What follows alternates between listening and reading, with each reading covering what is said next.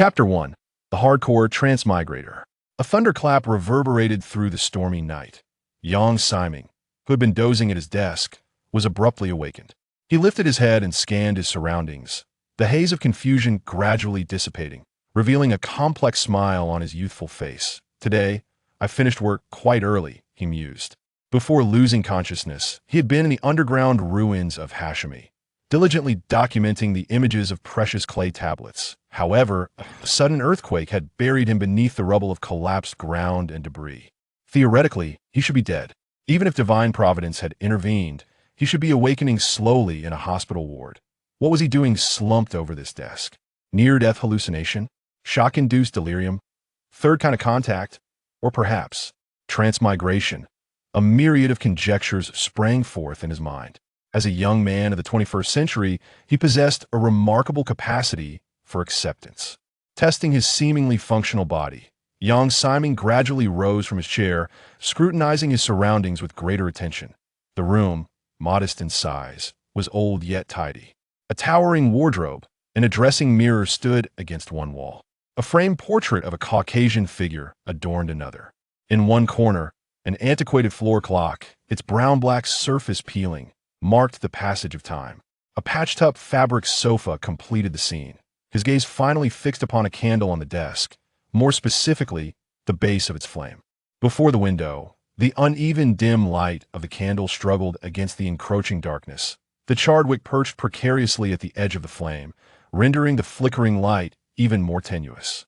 This was a candle of exceedingly crude craftsmanship, so crude that the man before it realized he had indeed traversed worlds, in stark contrast to the mass-produced items from modern factories. The candle before him was murky in color, irregular in shape, and emitted a faint glow accompanied by conspicuous black smoke.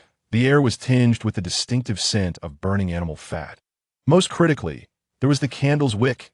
As he had observed at first glance, beneath the yellow flame lay a charred cotton thread that had burned but not completely consumed. This was not a modern, improved version of a candle wick twisted from 3 strands. Such knowledge was common sense that in human history on Earth. As early as the beginning of the 19th century, the tongue-twisting Frenchman Jean-Baptiste Bichat discovered the issue of incomplete combustion in single-wick candles and subsequently improved it by twisting 3 strands together almost concurrently. French chemist Michel discarded animal fats in favor of synthetic materials for candle production. From that moment onward, candles on Earth gradually abandoned the archaic, outdated structures. Perhaps some remote areas still utilized such primitive products. However, it was inconceivable to find such items in a typical convenience store. This candle must have been crafted using the ancient method of suspending a cotton wick on a stick and continuously soaking it in animal fat, a technique nearly extinct in the 21st century. Am I really catching the wave of transmigration? After a few moments of silence, Yang Siming decisively pulled the candle and its holder closer, inspecting it intently. It was authentic. Aside from indecipherable foreign script on the left side of the page, most of the content was submerged in ink stains. Upon awakening, he had found this notebook pressed beneath his hand. Extending his hands, he discovered that the pattern on his right palm was indeed stained with ink matching that of the notebook, large blotches of ink even spreading to the center of his palm, while a patch of untainted skin emerged at the edge of his hand. It was starkly different from the rough, yellowed hands he remembered. Tilting to the side, Yang Siming leaned over in his chair, allowing his reflection to be cast in the dressing mirror behind him. His slightly disheveled blonde hair fell to his shoulders, and his facial features, soft yet angular like the early winter sun, were complemented by a pair of deep gray eyes. Reminiscent of an Athena sculpture, their brilliance undimmed even in the dim light. Unable to contain himself, he quipped, "What a heartthrob! Such handsome features could easily garner over 20 WeChat contacts in just an hour on the street." This transmigration was undoubtedly top tier.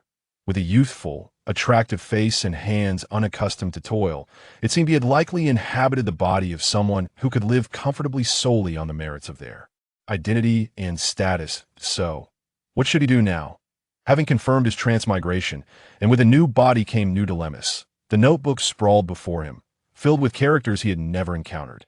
Likewise, he would likely find himself utterly ignorant of this world's language. Judging by his appearance and the decor of the room, The era could be roughly pinpointed to a time before the explosive growth of human societal productivity. Should the customs and traditions of this world align with the interior decor, it could lead to a fascinating exploration of local cultural peculiarities. However, facing his amnesia, he dreaded the thought of enduring bloodletting therapies, priestly exorcisms, or, worst of all, becoming part of a barbecue witch's feast. He would likely be ill-equipped to withstand such trials. Even if he wished to argue his case, the language barrier would render him powerless. With these thoughts swirling in his mind, he redirected his focus to the content of the notebook before him. How wonderful it would be if he could comprehend the text. Was this form of transmigration so irresponsible?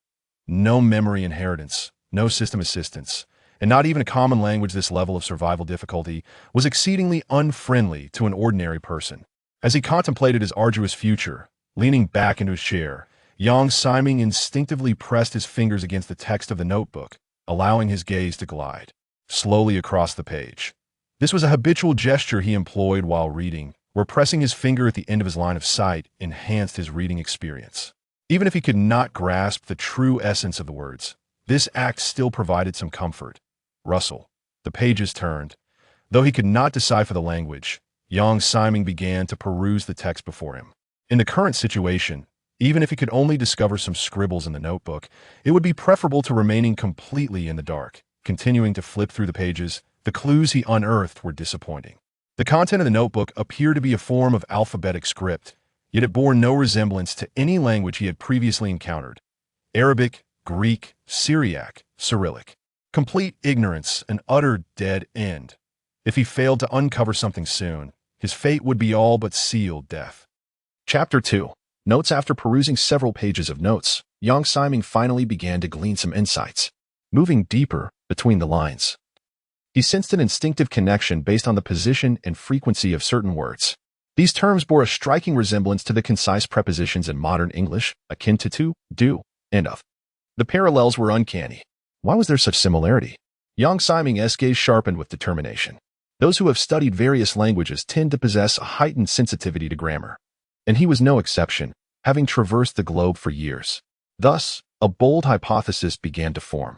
If he could traverse from Earth to this realm, could it be that the languages of this other world bore some connection to those of Earth? Suddenly, a booming thunderclap reverberated above the estate, interrupting Yang Siming's contemplation. He instinctively glanced out the window, captivated by the tempestuous scene outside. The night sky was alight with flashes of lightning, accompanied by the relentless roar of wind and rain. Though fierce winds did not whip up torrential downpours, the chaotic night breeze still carried rainwater in its wake. Yet, puzzlingly, not a single drop of rain graced the window before him. Anyone with a modicum of common sense would know that on a stormy night, rain is bound to splatter against the glass. How intriguing. The phenomenon contradicted his understanding of the world, yet aligned perfectly with the notion of crossing realms. Unable to contain himself, Yang Siming chuckled. This must be the work of some mysterious force. Perhaps this was indeed his path forward. With renewed vigor, he rose from his chair, unlatched the window, and thrust it open. The rain poured down in a disordered cascade, resembling a tangled fishing net returning from the sea. Simultaneously, a gust of moist air surged into the room. However, as this chaotic rain approached the house, it was abruptly halted by an invisible barrier 2 meters away. Something imperceptible was obstructing the raindrops from reaching the dwelling. This was the true reason for the absence of rain on the window. While one might stretch scientific explanations to account for such phenomena, perhaps attributing it to unique environmental conditions, the situation felt too far-fetched, especially given the context of his extraordinary journey. When faced with the entity known as reality speaking in declarative sentences, it was best to adapt swiftly. With a resounding clap, Yang Siming smacked his forehead, the chill of his palm bringing him back to lucidity. He felt exhilarated. He relished the prospect of engaging with the unknown. For nearly 3 decades prior to his crossing, Yang Siming had devoted himself to the profession of a librarian, more specifically, a cataloger of books. Although this may sound ordinary, his role diverged significantly from that of a typical librarian. Unlike standard librarians who do not spend over 300 days a year traversing the globe or mastering an array of peculiar skills, Yang Siming's duties were dictated by the nature of his workplace, the World Digital Library, a non-profit repository existing online. His primary task involved journeying across the world to preserve data on rare books, ultimately uploading this information for public access. Just before his untimely demise, buried beneath the ruins of an underground site in northern Hashemite, he had been cataloging precious ancient texts to provide researchers and enthusiasts worldwide with access to invaluable resources. Regrettably, his death on Earth had likely affected those dear friends he left behind. Sigh. What was the point in dwelling on such thoughts? To evade the encroachment of pessimism, he boldly extended his head out the window, gazing into the rain-soaked night. The villa stood silent, illuminated only by the flickering candlelight of a single window. From this meager source of light, he endeavored to absorb all that lay before him. Through the window, he confirmed his location on the second floor of the villa. Glancing about, he noted that the structure comprised 3 levels, with his room situated on the left side of the second floor, presumably a standard bedroom. His conjecture seemed accurate under reasonable conditions. The previous occupant of this body had led a rather decent life, at least not one fraught with concerns for daily sustenance. Not too shabby. Completing his survey of the surroundings, Yang Siming nodded in satisfaction. The house's structure was standard, and nothing immediately struck him as unusual. As a resident of this alternate world, he felt quite content. If only the soul of the original owner would manifest and serve as a source of integration. With the window opened, the outside wind flowed in, bringing with it a chill. It was rather cold. He swiftly crossed to the wardrobe and opened its doors. Clad in a set of white pajamas, presumably donned just before sleep, he rummaged through the wardrobe for a pair of trousers and a shirt suitable for his upcoming endeavors. This action revealed a new discovery. Alongside the ordinary garments, the wardrobe housed an extravagant ensemble of Western aristocratic attire, reminiscent of late 19th century European courtly fashion. In contrast to the aged furniture, this attire surely held considerable value. Having changed, Yang Siming conducted a final search of the room. Useful items were scarce. Aside from a locked drawer in the desk containing a few scattered metal coins, he found only a set of copper keys. After casually taking them, he realized there was little else of note in the room. Stepping out to explore, he thought it prudent to familiarize himself with the vast estate while darkness enveloped it. Understanding the internal layout of the house without encountering any inhabitants would undoubtedly serve him well. Another thunderclap echoed as Yang Siming pushed open the door, halting his actions. His hand froze in midair. Wait, he had overlooked a crucial detail. Chapter 3, The Glitch of Midnight Drama on this rainy night. A certain force seems to be intervening with the raindrops tapping against the window. What could be the reason for such interference? The deeper motivations remain unclear due to insufficient information. However, one thing is evident. This enigmatic power isolates the rain outside, effectively encircling the entire residence and achieving a certain level of separation. Simultaneously, the being or entity responsible for this phenomenon ought to be situated within the confines of the estate. As I carelessly wander through the halls, could I inadvertently draw their attention, or even provoke an unforeseen change? Moreover, if there exists a guardian of this power, could I possibly confront it? Standing in the eerily silent corridor, I turn around. Almost imperceptibly, whispers begin to murmur to myself. Although such behavior seems a bit beyond the realm of imagination, is not the act of traversing dimensions itself an extraordinary phenomenon? Let us then boldly speculate. Perhaps the text within this notebook is intertwined with the world I inhabited before, and there exists the possibility for me to decipher it successfully. To begin, I shall apply the most common Latin alphabet: A, B, C, D, E, F, G, H, I, J, K, L, M, N, O, P, Q, R, S, T, U, V, W, X, Y, Z. According to grammatical intervals and frequency of use, the most common letter is E, with a probability of 11,607, followed by A at 8, 4966, and so forth. Among two-letter combinations, S and O frequently appear. Indeed, Yang Siming is employing a cryptographic method to decode the contents of the notes, a form of textual encryption from Earth. What follows is even more astonishing. In perfect alignment with his prior instincts, this method proves effective. Utilizing the rules of Earth's Latin alphabet, he successfully applies them to the script of this otherworld. If Mr. Chomsky were present, he would certainly regard me as exceptionally fortunate. Unable to resist, Yang Siming recalls a linguist he once encountered. Among Earth's 7 billion inhabitants, he alone possesses the opportunity to translate the language of this alternate realm. Yet, even more astounding than this circumstance is the outcome of the translation. Could it be that this diary is inscribed in a form of English that diverges in shape? Suddenly, a thunderous roar interrupts Yang Siming's endeavors. Following this, a knock resounds on the door he had just closed, coming from the outside. In an instant, the muscles in his neck tense, and his eyes instinctively narrow. Just moments ago, when he glanced toward the corridor, a palpable darkness enveloped the space, devoid of any figures. How could there be a disturbance in such a brief span? Who, or what, could be knocking at the door now? Indeed, events begin to align with his suspicions. Yet it is the most undesirable scenario. How should he respond to the persistent knocking? Surely, he cannot simply approach and open the door. What if a creature clad in a white nurse's uniform, crowned with a metal triangle, awaited him on the other side, or a horrific figure with skin stripped away, exposing raw flesh? How could he possibly defend himself against such a surprise attack? Just as young Simon contemplates, something even more absurd unfolds. The door, serving as the last bastion of protection between him and the shadowy corridor, opens with a gentle turn of the handle following a soft click. I should have locked it. Young Simon laments internally as the scene beyond the door materializes once more before him. However, contrary to his imaginings of nightmarish monsters, he is greeted by a young woman clad in a black and white maid-s outfit, holding a candlestick. Her features are strikingly beautiful. Despite the flickering light of the old candle and the shadows that cascade around her, the rough maid-s attire cannot conceal her breathtaking allure. Her pale golden hair, reminiscent of daisies, cascades gracefully to her waist, and her delicate features are accentuated by a faint blush. The antiquated maid-s dress, rather than detracting from her beauty, enhances her charm. Moreover, beneath her elegantly arched brows, a pair of eyes shimmering like stars gazes intently at young Simon, reflecting his image within their depths. At a distance of mere meters, he can see the longing mirrored in her gaze. A youthful beauty, indeed. Young Simon is certain that even after years of navigating the internet in the 21st century, he has never encountered a beauty of such magnitude, not to mention the peculiar nature of this encounter. Then, the young woman speaks. Young master, the thunder outside is quite loud. Veronica.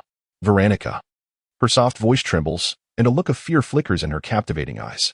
It seems she has been frightened by the thunder and seeks solace in her master's room. One hand clutches the candlestick, while the other wraps around her own figure in a gesture of vulnerability. Whether intentional or not, this act reveals her curvaceous form entirely. Any man with a sense of aesthetics would find it impossible to resist such temptation. Young Simon, feeling a sense of duty, responds, "Do not be overly frightened. If you do not mind, I can keep you company for a while." You, unknown entity. Initially, a glimmer of surprise dances in her eyes. Yet, soon after, his subsequent words freeze her expression in place. Maintaining her bewildered gaze, the girl hesitates for a moment before stammering, as if a fragile creature. "Why, young master? What are you saying? How could Veronica? If you wish to come in and talk, then rather than being frightened by the thunder, I believe it would be more reasonable to discover that my master is awake at this late hour and come to check on him." This time, young Simon interrupts her performance directly, his confidence surging as he articulates his deduction. "Your intention is to lure me out of this room, is it not?" As he speaks, the chill in her eyes intensifies under the weight of his assertive tone. The atmosphere thickens with a predatory tension, akin to a beast poised to strike. Yet, in stark contrast to the danger she presents, a smirk of disdain graces young Simon's lips. A beautiful maid coming to offer comfort in the dead of night? How utterly kitsch. In response, the girl identifying herself as Veronica lowers her head, allowing her expression to be shrouded in darkness. It is as though she has been struck at her core during their verbal duel, leaving her silenced. Chapter 4, Deciphering Errors? A mere mortal should not be able to see through my disguise. Completely shrouded in shadows, the one who could be referred to as Veronica finally spoke. She believed that her appearance was flawless. The fabric of her attire matched her standing, the tailoring reflected the quality of handcrafted textiles, and even the stains appeared intentionally aged. Not to mention, she exuded no trace of any mysterious power, nor did she possess any extraordinary beauty that could serve as an advantage. Yet, in reality, they had scarcely exchanged a breath of time when the man before her confidently asserted her identity, even going so far as to declare it emphatically. His hostile demeanor was unmistakable. Under normal circumstances, even if someone were to recognize her level of beauty, they would have no reason to make such a decisive judgment. Would they? Within the confines of the bedroom, young Simon's mindset had notably improved. Not for any other reason, but due to the content of the words spoken by the individual outside, who claimed to be Veronica. Though brief, her statement contained a wealth of information. She possessed neither the mind-reading abilities typical of fantasy novels, nor had she undergone any modern training in cold reading. Of course, a better mindset did not equate to complete relaxation of vigilance. rising gracefully from his chair, ensuring there was ample space for evasive maneuvers. Yang Siming spoke again. Although I am unaware of the reason, you certainly cannot enter this room. This much is certain, Miss Veronica. Repeating what has been said is quite intriguing, is it not? Upon hearing Yang Siming's somewhat provocative words, the girl guarding the door wore an even more sullen expression. Her demeanor darkened as if stained with ink. Coldly adjusting her attire, Veronica turned her gaze towards the man in the bedroom. As for whether I can enter this room. It seems you were quite concerned about that. Are you worried that I might step inside and directly take your life? Having previously encountered a calamity amidst archaeological ruins, waking up in such an utterly unfamiliar world, even with a sharp mind, the possibility of comprehending the underlying mysteries was non-existent. How tragic, Mr. Yang Siming. Her haughty tone carried a hint of disdain. Noticing the increasingly frigid atmosphere, Yang Siming raised an eyebrow. The way she spoke implied that she believed her strength surpassed his. If he were to feign weakness, the situation would undoubtedly worsen. Thus, he replied, furthermore, you are not displeased merely because I have seen through your disguise, are you? Yang Siming's sarcasm was sufficiently sharp. A dismissive scoff escaped her lips. She no longer maintained the fierce demeanor she had previously displayed. Instead, she simply sat down on the floor, her mage dress gathering dust as she knelt at the doorway. Her eyes, devoid of warmth, fixated on Yang Siming within the room, not even sparing a blink. Her pupils conveyed a clear message. I am here watching you. Everything else is secondary. It was futile to hope for information through dialogue. Yang Siming was acutely aware of how to navigate such a situation. Veronica's uncooperative attitude rendered verbal exchanges nearly pointless. Moreover, his understanding of her was limited. The other party even seemed to grasp the circumstances he faced before his transmigration. In a scenario where information was unequal and strength varied, prying open the mouth of this beautiful girl would be more challenging than breaking into a bank vault with bare hands. Of course, it was not to say that there were no gains at all. Firstly, she confirmed the restriction against entering the room, while also indicating that she was a non-human entity. These 2 points constituted a rather severe premise for him. A premise filled with challenges and laden with danger. In an alternate world, it was more fitting to use languages I could not comprehend. What significance did Earth's languages hold? Yang Siming cast one last probing statement. Yet Veronica remained unfazed, maintaining her posture, resembling a beautiful puppet seated on the ground. TSK, it was clear that she could not enter. Given the current situation, deciphering the notes in his possession might indeed be the optimal solution. As the rain poured outside, the atmosphere within the room gradually morphed into something eerie. The young and beautiful maid remained motionless at the doorway, her eyes fixed intently on the man inside, resembling a statue of Venus. The object of her gaze, however, remained unperturbed, wholly engrossed in the text before him. Within the silence lurked a palpable tension, a coldness that hinted at an impending confrontation. He even began to doubt his own understanding. Initially, words like Toanov were manageable, but as he progressed, the content became increasingly elusive. Obscure characters such as I Karangabar frequently appeared. Yet there was no mention of magic or spells. Rather than a scholarly tome of esoteric knowledge, it resembled a cryptic narrative chronicling ancient tales. From his position as a library staff member, he could confidently assert that the terminology was indeed perplexing. Boom. Another deafening clap of thunder resounded. Whether it was the thunder that shattered the silence or the maid who could no longer contain herself, she sprang from the ground, neglecting to brush the dust from her dress, and approached Yang Siming, who appeared bewildered as he contemplated the contents of the notes, offering a smile radiant enough to pierce the night. In that moment, the girl against the doorway, with her dazzling beauty, appeared anything but ordinary. Her previous indifference vanished without a trace. Mr. Yang, do you not feel you are squandering your time? Why not engage in an open and honest dialogue? Problems, after all, are best resolved through conversation. Upon witnessing Veronica's sudden display of goodwill, Yang Siming felt a jolt of alarm. His first instinct was not to converse, but to instinctively glance at the window before him. Being on the second floor, a leap down would not leave him grievously injured. A change in the demeanor of someone harboring ill intent typically signaled the advent of danger. Indeed, Yang Siming was not contemplating negotiation, but rather whether he could make a swift escape. However, once he exited the room, the challenges would drastically shift. Would this maid outside, unable to enter, pursue him with the agility of a normal human, or would she take the stairs and circle around before coming after him? He feared it would not be the latter. Should she catch up to him, the prospect of merely being injured would become a distant luxury. Moreover, contemplating further, Did Veronica's sudden willingness to speak signify a shift in the situation? To put it simply, as time progressed and the external environment changed, was she on the verge of being able to enter the room? Delaying his departure with conversation was a precarious gamble, not 5 meters away from the door. Noticing young Siming's cautious silence, Veronica's smile gradually morphed into one of resignation. This human was proving to be quite the challenge. Chapter 5. A trial awaits. The thunder rumbled ominously, and torrential rain poured down. Both parties stood in a stalemate, not more than 5 meters apart. Inside the door, those within yearned to escape, while those outside longed to enter. Yet, neither could accomplish their desire. For young Siming, this was a matter of life and death. First buried beneath ancient ruins by an earthquake, he now found himself ensnared in the unpredictable and improbable events of a time travel experience. Having traversed less than an hour into this new existence, he certainly did not wish to meet an untimely demise. Even a visit to a children's water park would demand more than such a fleeting duration. If death was indeed inevitable, he would prefer to perish within the ancient ruins. For at least, wait, ancient ruins. A flash of insight struck him. Young Siming suddenly recognized a crucial fact. The ambiguous phrases he had deciphered from his notes were based on modern vernacular. However, should they be connected to the ancient ruins, the implications would differ significantly. As a professional equipped with relevant knowledge, once a direction was established, the rest would swiftly follow. Firstly, the ruins that entombed him lay beneath the northern region of Hashimia. Situated in a plain of the Eurasian continent, specifically the land that birthed the ancient Babylonian civilization among the 4 great ancient cultures. His previous work had led him to a site dating back at least 500 years to the Sumerian era.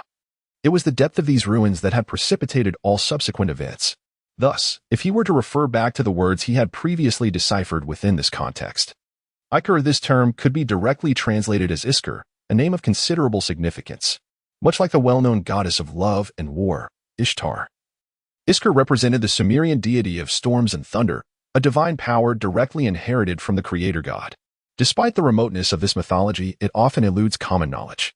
In the Babylonian and Assyrian regions, however, it was he who bore the name Adad, the storm god known as Baal. In Canaanite mythology, he was even regarded as the supreme deity governing the cosmos.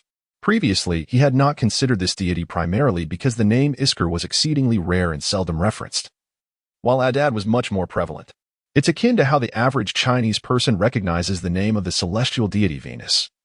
Yet scholars of mythology are aware of the more obscure truth that Venus was originally conceived as a beautiful goddess. Only under certain conditions did young Siming come to realize the implications of this true name. Adad, or Iskar.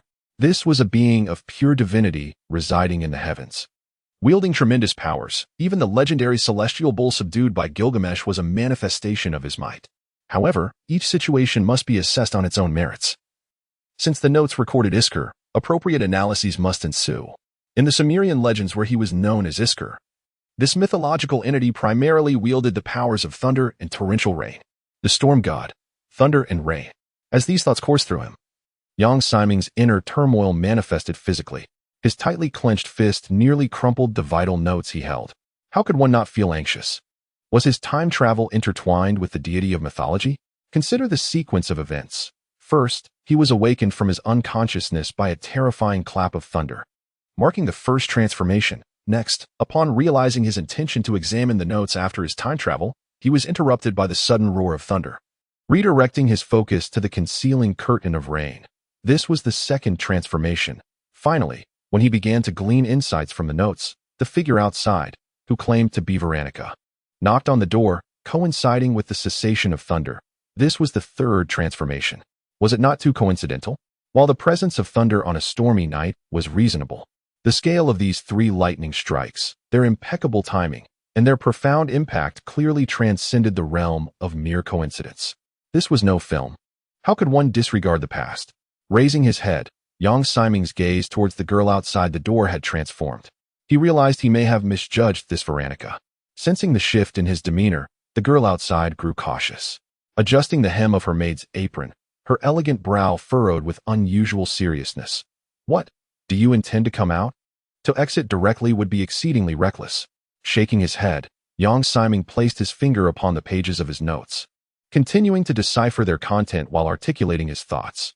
Firstly, the presence of thunder likely bears no malicious intent towards me. Otherwise, without the thunderous call, I would not have awakened from my stupor. If one wished to act against another, remaining unconscious would be far more advantageous. Secondly, we must consider your relationship with the thunder. Given your timing of appearance, it is reasonable to conclude that you bear no evident hostility towards this notebook, or the iskra recorded within it. After all, had you wished to prevent my understanding of its contents, you should have appeared during the second clap of thunder to divert my attention, thus minimizing my opportunity to decipher the notes. Upon hearing this, the girl outside displayed a look of relief, as if she had finally been understood. Then do come out. Since you recognize I harbor no ill will, I could swear to Iskra's grandeur that this matter is absolutely. Suddenly, young Simon interrupted Veronica, casting a profound gaze outside. Interrupting another's contemplation was hardly a courteous act, akin to her earlier intrusive entrance. If there was no malice, it also meant there was no need for her to disguise her identity for interaction, nor to impede my deciphering of the notes, which posed considerable risk in uncovering critical issues. So, why do you choose to appear, Lady Veronica? Veronica fell silent. The emergence of this question left the maid outside momentarily stunned. In that instant, her fingers froze, and the apron she had just lifted slackened and fell loosely. Noticing this, Veronica hastily smoothed the wrinkled fabric. At that moment, her gaze was complex, as if she beheld something extraordinary in Yang Simon. Mr. Yang, do you not think your thoughts are a bit far-fetched? You possess nothing of value. Enough. That is sufficient. Yang Simon suddenly interjected, his tone brimming with confidence as if he commanded the entirety of the situation. From our previous dialogue, I can ascertain your intellect surpasses the norm, accompanied by corresponding logical behavior. Thus, based on that premise, the result is this vague topic shifting, neither benevolent nor malevolent. As he spoke, Yang Simon had already vacated his chair, approaching the door with boldness. Let us hypothesize daringly, yet verify with caution. At this moment, the distance between the two was scarcely more than a mere threshold. Young Simon could almost discern the trembling lashes framing Veronica's luminous eyes. This was a kind of trial, or perhaps a test. Your role within it was not merely to observe. Rather, you functioned akin to an invigilator or verifier, intricately linked to the deity Iskal. Bang! If one could achieve such a feat, why not do so sooner? Young Simon's analysis reached its conclusion there. Just as he contemplated continuing his eloquent discourse, the maid suddenly burst into the room, her warm form entwining with his, as if they were long-lost lovers reunited. Ignoring the previous restrictions that barred her entry, she stepped inside. In the very moment young Simon was unable to push her away, a whisper, imbued with warmth, brushed against his ear, though still somewhat lacking. I suppose you can be deemed adequate. Chapter 6. The divine hammer of mist and rain when an impeccably beautiful woman, imbued with an air of ambiguity, suddenly envelopes a man in her presence. It is commonplace for most gentlemen to waver, even if they might ultimately resist temptation. Such is a natural physiological response inherent to mankind.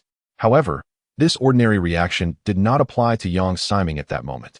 Everything transpired with breathtaking swiftness.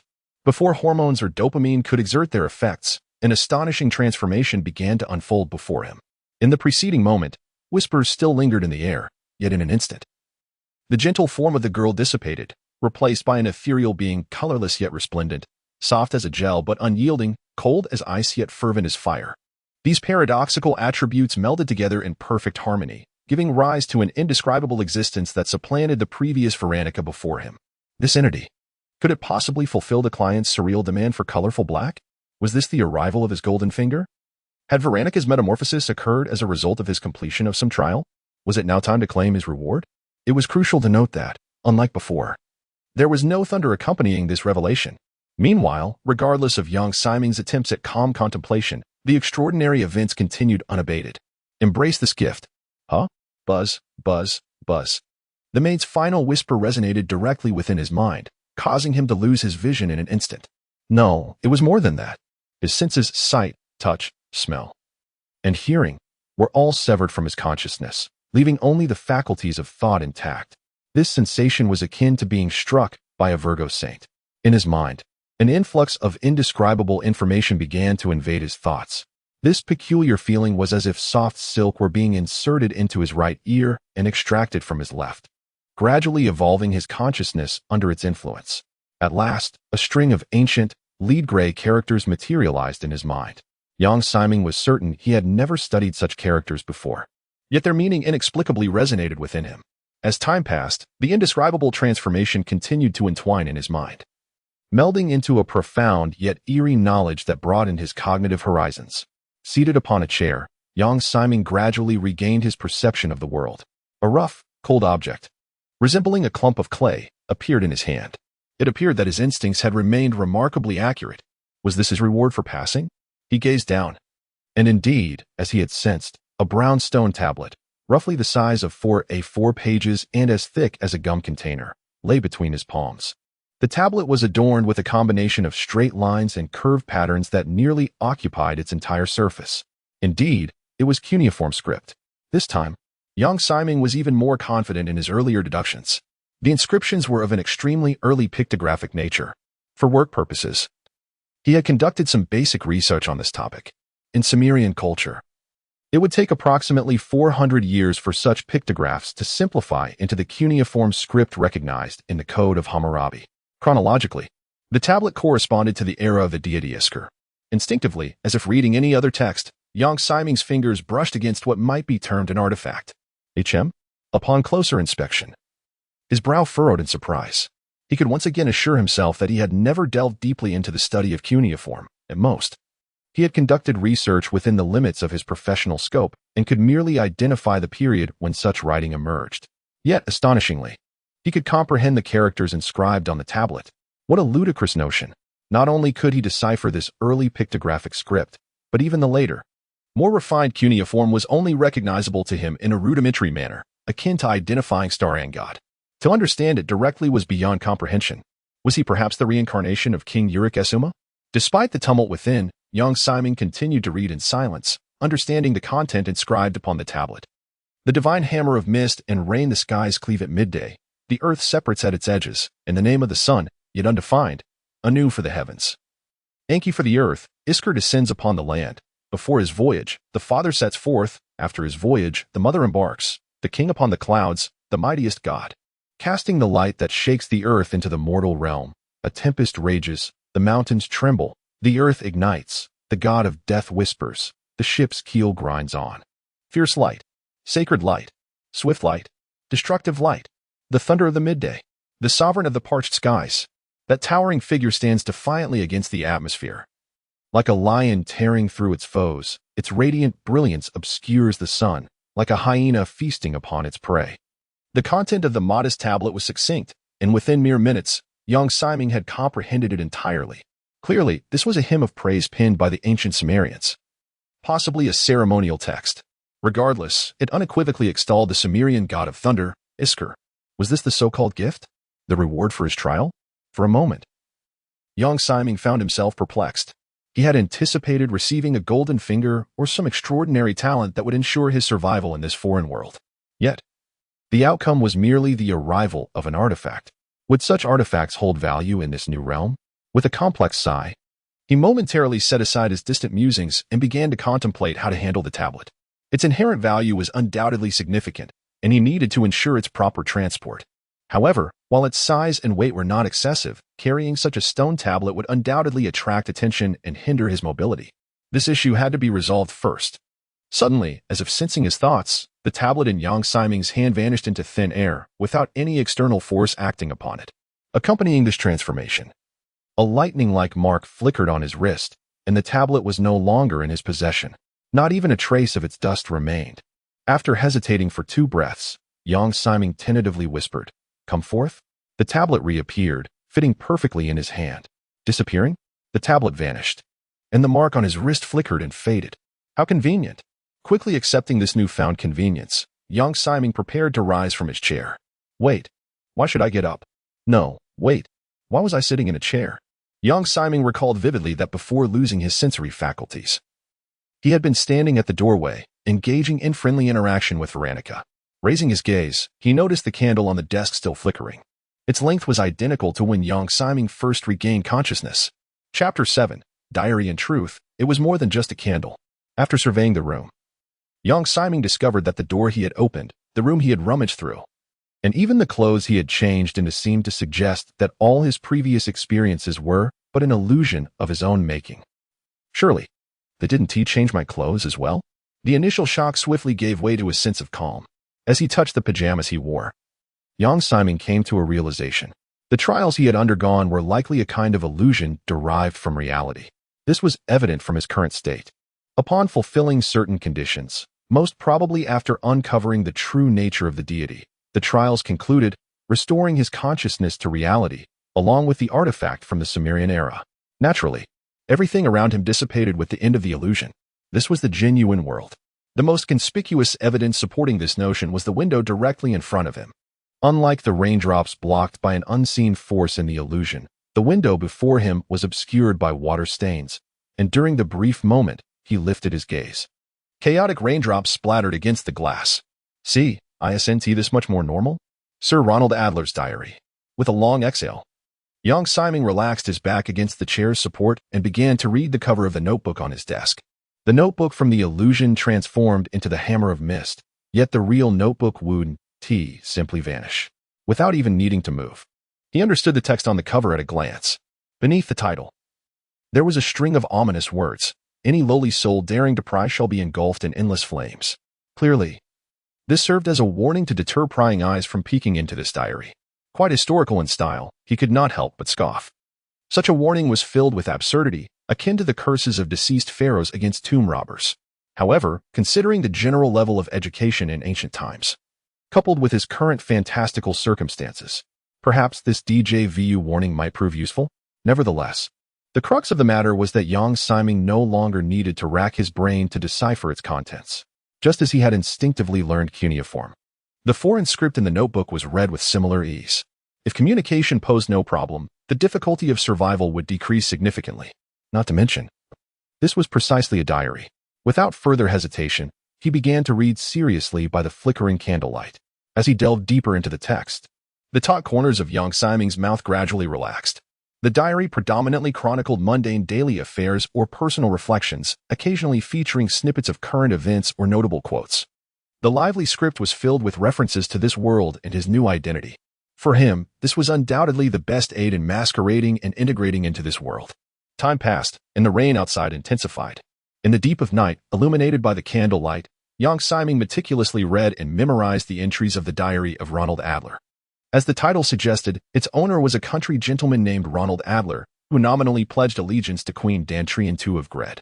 However, according to the diary's author, long before the establishment of this nation, the Adler family had resided for generations in a town on the edge of the Nushur forest, protecting their ancestral home as one of their family duties to ensure their name did not fall into disgrace. Gred? Dantrian II? Nushur forest. The emergence of these terms largely eliminated the possibility of encountering ancient Earth. With the memory of a knowledge worker, he was certain these were not names of countries or places found on Earth. As for significant interpersonal relations, Ronald's parents had passed away, leaving no distant relatives. Moreover, due to the family's decline, despite residing in a sizable mansion, only two maids named Marion and Veronica tended to their needs. Veronica? This name piqued young Simon's interest. Although the illusion he had just experienced was shaped by his surroundings, given the complete alignment of the illusion with reality, it made him wonder if this maid, Veronica, truly was as beautiful as he imagined. Never mind, he chose to suppress his physiological instincts and focus on more pressing matters. A girl of such remarkable beauty serving as a maid in a fallen noble household was indeed suspicious, but it was not his immediate concern. It was far more important to continue absorbing the invaluable content within. The reading resumed, yet the subsequent entries contained little of interest. The only points that captivated young Simon, or rather the current Ronald Adler, were twofold. First, through passing merchants, he learned that the nation of Gred was undergoing substantial transformations. In nearly all major cities and border towns, steam-powered vessels and trains were now in frequent use. Even in the capital, Springs, where the Queen resided, a novel contraption called streetlights was being constructed to illuminate the roads at night, allowing the great monarch to admire her splendid city. The widespread application of steam engines and the development of electrical devices were underway. Upon reading this, young Simon cast a thoughtful glance at the desk before him. The flickering candle revealed the true state of the nation. While country gentry still relied on antiquated handmade candles, the people of the capital had already embraced electric lights. Whether on Earth or in another world, the fundamental contradictions arising from a surge in productivity were certainly inescapable. Glancing at the date inscribed in the diary, though only a few months had passed, considering the speed at which merchants relayed messages while driving primitive carts for trade, This information was likely quite outdated. As civilization entered the industrial age, the pace of development was one of the most unpredictable phenomena. There were indeed examples in reality of both stagnant, lazy nations and those miraculously advancing at breakneck speed. Should he venture to the capital of this nation now, who knew what kind of city he might encounter? Originally expecting a medieval fantasy, what had it transformed into? A legendary adventure in the age of the Industrial Revolution? Shaking his head in bemusement, Yang Siming turned his attention to the latest entries in the notebook. Here, the ink-stained section marked the conclusion of the diary's content. Recently, Ronald had sensed an indescribable presence lurking in the shadows of the residence, a primal urge to flee stirring within him, yet he was reluctant to abandon his current lifestyle. Clapping his hands with vacant eyes, Yang Siming laid aside the now-finished diary, reclining into the chair. Indeed, it was all premeditated. Chapter 8. This is not a case of a flimsy conclusion how to describe this. It is akin to purchasing a brand new vehicle, only to be bombarded by insurance sales calls before even receiving the license plates. To assert that there is no correlation between these two events. Who would believe that?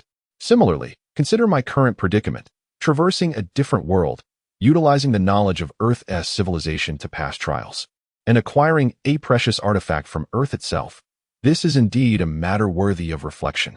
Not to mention that before this Ronald came into possession of this body, he had sensed something amiss in his surroundings. Just moments ago, I felt that the abrupt cessation of the trials in the illusion was rather sudden. Almost a case of a promising start fading into insignificance. Well, I must accept my identity. In any case, I need to change my attire once more. Muttering to himself, Yang Siming confidently approached the wardrobe, retrieving the already worn outfit from his memory, everything precisely as it had appeared in the illusion. Once dressed, he straightened the wrinkled collar. Facing the flickering candlelight reflected in the dressing mirror, Yang Siming nodded in satisfaction. Now, I am Ronald Adler. Oh, and I am a gentleman, no less. To be frank, he did not mind adopting a new name for himself. It was not merely the pressures of survival. In fact, he had ventured to the region of Umred in Maharashtra, India, during a previous assignment cataloging documents from the Peacock dynasty. At that time, the individual wielding power, speaking with a thick Indian accent, had compelled him to accept his name pronounced in Mandarin. Even later, when he encountered the peculiarities of the Scottish accent, he found it rather unproblematic. After stretching his limbs to ensure his body was functioning well, Ronald decisively lifted the candlestick from the table, pushed open the door, and strode purposefully into the hallway. This house, apart from himself, housed at most two maids. One was the recognizable Veronica, while the other, should he encounter her, would likely be another maid named Mary Ann, as noted in his records. If he could not navigate this situation, he might as well meet his demise within these walls. Wait. Just as he was about to leave the room, Ronald halted. In the darkness, time was slipping away. Carefully rising onto his toes, he stepped lightly upon the wooden floor, making no sound, resembling a candle-bearing ranger cautiously wandering through the villa. In less than an hour, the preliminary inspection had concluded amidst the stillness. The entire house was as he had confirmed in the illusion, comprising 3 levels. The ground floor was fully functional, featuring a reception room, a parlor, a dining room, a kitchen, and quarters for either servants or guests. There were 2 locked rooms that resembled storage spaces, but the key he possessed did not fit, hence he could not ascertain their contents. The second floor contained the bedrooms and study of the family, along with a dedicated music room. Though since the Adler family had dwindled to Ronald alone, it remained largely abandoned. Furthermore, on both the first and second floors, there were identically placed washrooms, connected by rudimentary plumbing that formed a somewhat adequate waste disposal system. As for the uppermost 3rd floor and basement, they consisted merely of an empty attic and a modest storeroom filled with miscellaneous items, lacking any potential for concealment of unsavory matters. Ultimately, nighttime was ill-suited for environmental reconnaissance. The flickering candlelight and surroundings severely hampered Ronald's investigative skills. Yet, even so, he had gathered sufficient information. A villa of this magnitude could not be constructed on the original owner's current economic standing. The walls and furnishings, although well-maintained, bore the marks of antiquity. The ancestral wealth had dissipated into ruin, further corroborated by the contents of the diary. The bookshelf in the study on the 2nd floor was relatively well-stocked, though mostly comprised of aged volumes. Whether the latest almanac or the oldest dictionary, all employed the same typeface as Ronald's diary. Utilizing the linguistic proficiency granted by the mysterious symbols, he even skimmed through the contents of some books. In truth, this so-called hour of exploration was predominantly spent in the study. The materials recorded within the tomes were largely mythological biographies and cultural accounts, devoid of any connections to mysticism or magic. The only potential link lay within a tattered collection of children's fairy tales. Ronald had great confidence in his investigative abilities, having resolved numerous issues with this skill set in the past. Yet, concerning the findings from this hour of exploration, aside from himself, no items or phenomena of a mysterious nature were present within the villa, and the maids Veronica and Marianne, who should have been resting, were nowhere to be found. This defied logic. Even in a state of decline, such servants attending to nobility should not simply vanish at night, especially on a stormy evening. The quarters for the servants bore clear signs of habitation. Having just endured a mysterious incident, Ronald's senses were heightened. Should this be a normal crossing? He could concoct an excuse, persuading himself that the maids might have urgent matters requiring their absence. Yet now, he must exercise caution. When reality becomes bizarre, it often signifies the presence of something extraordinary. Based on the clues he had gathered, if he were to let his imagination roam freely, the possibilities leading to this scenario were indeed numerous. More troubling was the fact that each of these hypotheses harbored ominous implications. With his thoughts still in disarray and the puzzle pieces insufficient to unveil the mystery, Ronald resolved in silence to step outside, regardless of the circumstances. He must seize the moment to gather more information, thereby augmenting his chances of survival. With this thought in mind, Ronald made his way to the villa's entrance. The porch held rain gear, a detail he had confirmed earlier, abandoning the metal-framed umbrella, ill-suited for a thunderstorm. Ronald donned a plastic rain cloak and quietly pushed open the villa's grand door. The plastic material, upon reflection, he murmured, wishing to commend this era blessed with plastic products. After all, within the current productivity and consumption structure, possessing a plastic rain cloak was indeed a rare stroke of fortune. However, in the next instant, his words faltered abruptly. The reason was straightforward. As he stepped outside the grand door of the villa, he beheld the distant lights of the town. On this stormy night, the town shimmered brilliantly, illuminated to an astonishing degree. In stark contrast, Ronald's expression was stiff, his eyes rigid, and his mouth twitched in disbelief. This was no mere triviality. Which individual with exceptional computational skills could inform me of the quantity of primitive candles required to illuminate an entire town, especially on a cursed rainy night? Chapter 9. No accompaniment, go. We must leave.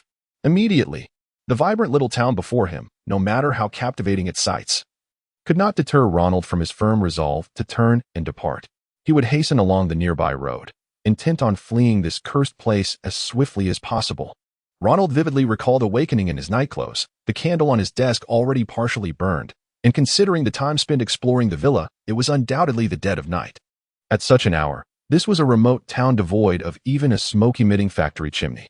Given the dire economic conditions, the living standards of the ordinary inhabitants were all too predictable. In the depths of night, an overwhelming number of candles lit up the entire town, casting an eerie glow. An utterly incomprehensible phenomenon.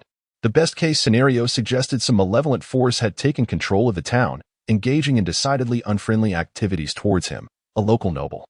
The worst-case scenario was that the entire town was compromised, including every blade of grass, every insect and flower, and indeed every individual. Reflecting on the missing maid from the villa and how he had come to inhabit this body, he chuckled. What had his earlier decision been? To continue exploring? Ridiculous. Ronald was no naive youth, brainwashed by Western superhero films, foolishly charging into such a momentous situation. If he possessed relevant information and understood the events at hand, he might consider it. But now, blinded by ignorance, he could only discern that something was amiss. What to do?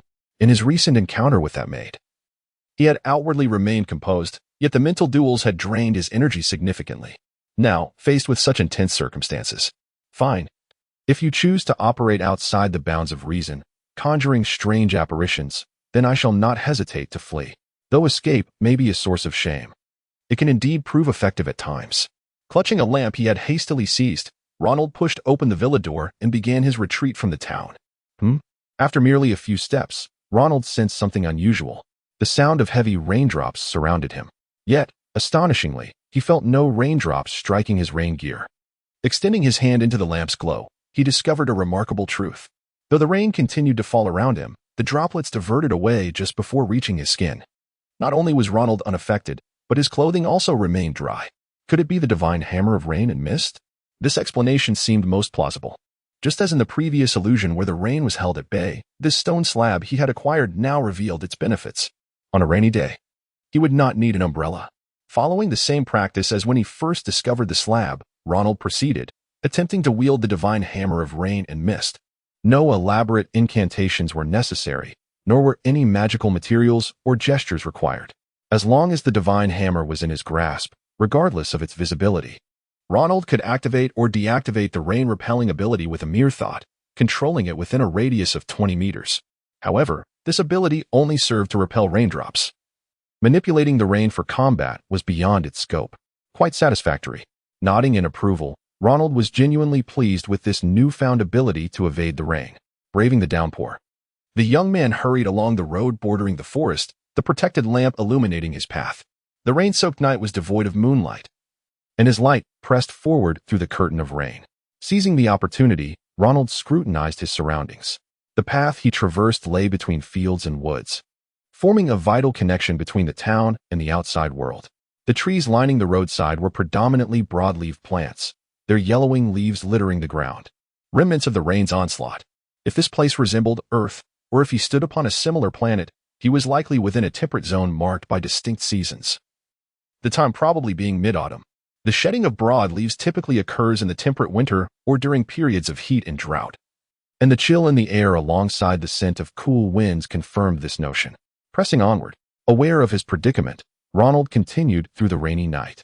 Perhaps some unseen force was watching over him, or perhaps fortune favored him this night. After approximately 4 kilometers, he spotted tire tracks on the muddy road to his left. It was a thunderstorm. Such weather often favored those who commit nefarious acts, as the heavy rain could wash away nearly 90% of any traces left on the ground, rendering pursuit nearly impossible.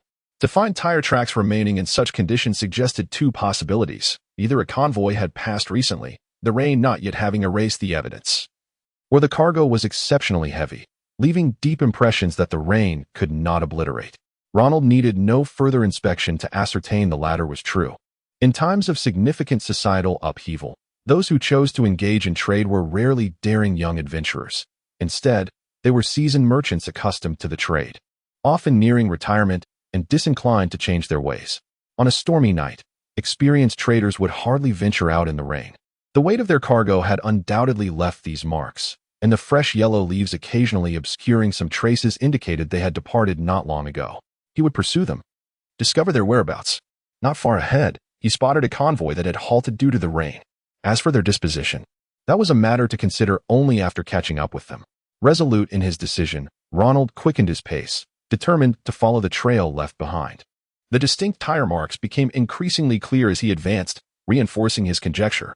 Meanwhile, the rain that had previously avoided Ronald began to pelt against his rain gear. He voluntarily deactivated his newfound ability. A quarter of an hour later, under the dark brown veil of rain, the tire marks veered off the road. Not far from the main thoroughfare, a convoy lay quietly at rest in a clearing, as if ensnared in the slumber of the rainy night. Yet, even from this distance, Ronald could discern a protected campfire, watched over by a few members of the convoy, one of whom was boiling water over the flames. Though the evening's commencement had been lackluster, the ensuing developments appeared promising. The presence of several humans guarding the night was precisely what he sought. Without a moment's hesitation, Ronald left the main road and made his way toward the convoy. His confidence stemmed from observing the convoy's composition. Within the camp, there were only 4 wagons laden with goods, each distinct in design and type of cargo, and even the night watchmen exhibited noticeable differences in their clothing and habits. Thus, the conclusion was evident. This was an ad hoc convoy, its members not a fixed ensemble. In such temporary teams, within a small society where interpersonal constraints prevail, it is unlikely for anyone to harbor malicious intent. The mutual checks and balances among individuals serve as their finest safeguard. It is truly delightful and harmonious. Chapter 10. How to negotiate soon. The night watchman of the caravan noticed Ronald's arrival. Of the 3 watchmen near the fire, 2 awakened the one who had been dozing, and the 3 stood up together. However, instead of approaching Ronald, they paused, their gazes fixed upon him. The trio remained rooted to the spot, exchanging a few words before engaging in a debate about something. Excellent. This was truly aligning with his intentions. Although the rain-drenched night muffled the conversations on the other side, Ronald could easily decipher their movements. Their simple body language and the mildness of their dispute suggested they were discussing their identities and how to respond to his presence. Such a straightforward matter should not require much deliberation, and with his eloquence, he should be able to handle them effortlessly. With a keen grasp of the local dialect, he softly attempted a few phrases. A confident smile graced his lips as he approached the trio.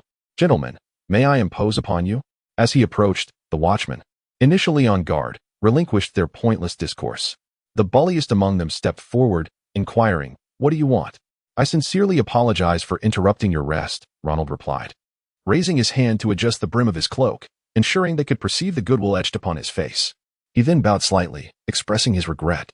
"I have come from the town behind us, seeking to travel to the neighboring town for personal matters. I recalled seeing a caravan pass through earlier today and hope to catch a ride with you on this rainy night. It is as simple as that, and I hope you can understand."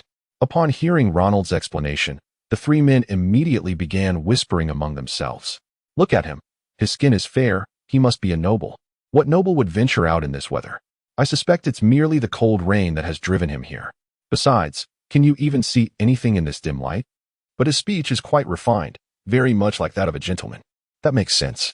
After a brief exchange of hushed words, the man who had initially questioned Ronald spoke again, this time with newfound conviction, bolstered by the support of his companions. "Sir, we are merely an impromptu gathering of travelers. We cannot accommodate the requests of someone whose origins are unclear, especially at this hour. After all, the town is not far, once dawn breaks. You can easily rent a carriage." Noticing Ronald's choice of words, the man adjusted his address, but this reaction was entirely expected, merely the thought process of an ordinary individual. This classic refusal tactic was exceedingly easy to counter. Lowering his gaze, Ronald infused his earnest tone with a hint of pleading. "Gentlemen, I..." Suddenly, a makeshift tent atop a wagon was parted, interrupting Ronald's dialogue. A voice emerged, breaking the tension. Ronald recognized the wagon that had left its wheel marks. After a moment, the individual inside the wagon noticed the number of watchmen had increased from 3 to 4, prompting an immediate reaction. "Mr. Nisos. This man claims to be from the nearby town and wishes to catch a ride with us." "Oh." The person inside was prompt in their response. Within seconds, they had donned their attire and stepped out of the tent, striding toward Ronald. Before Ronald stood a healthy man of no more than 35, with a well-groomed appearance characterized by slightly curled golden hair and a neatly trimmed beard. His attire, though simple, was tidy, suggesting he was an experienced merchant. Ronald quickly assessed the situation. The man had clearly taken care to present himself well and had emerged from the wagon with an alert demeanor, indicating a noteworthy level of vigilance. As Ronald appraised the merchant, the latter returned the scrutiny with his striking green eyes, freshly awakened from slumber.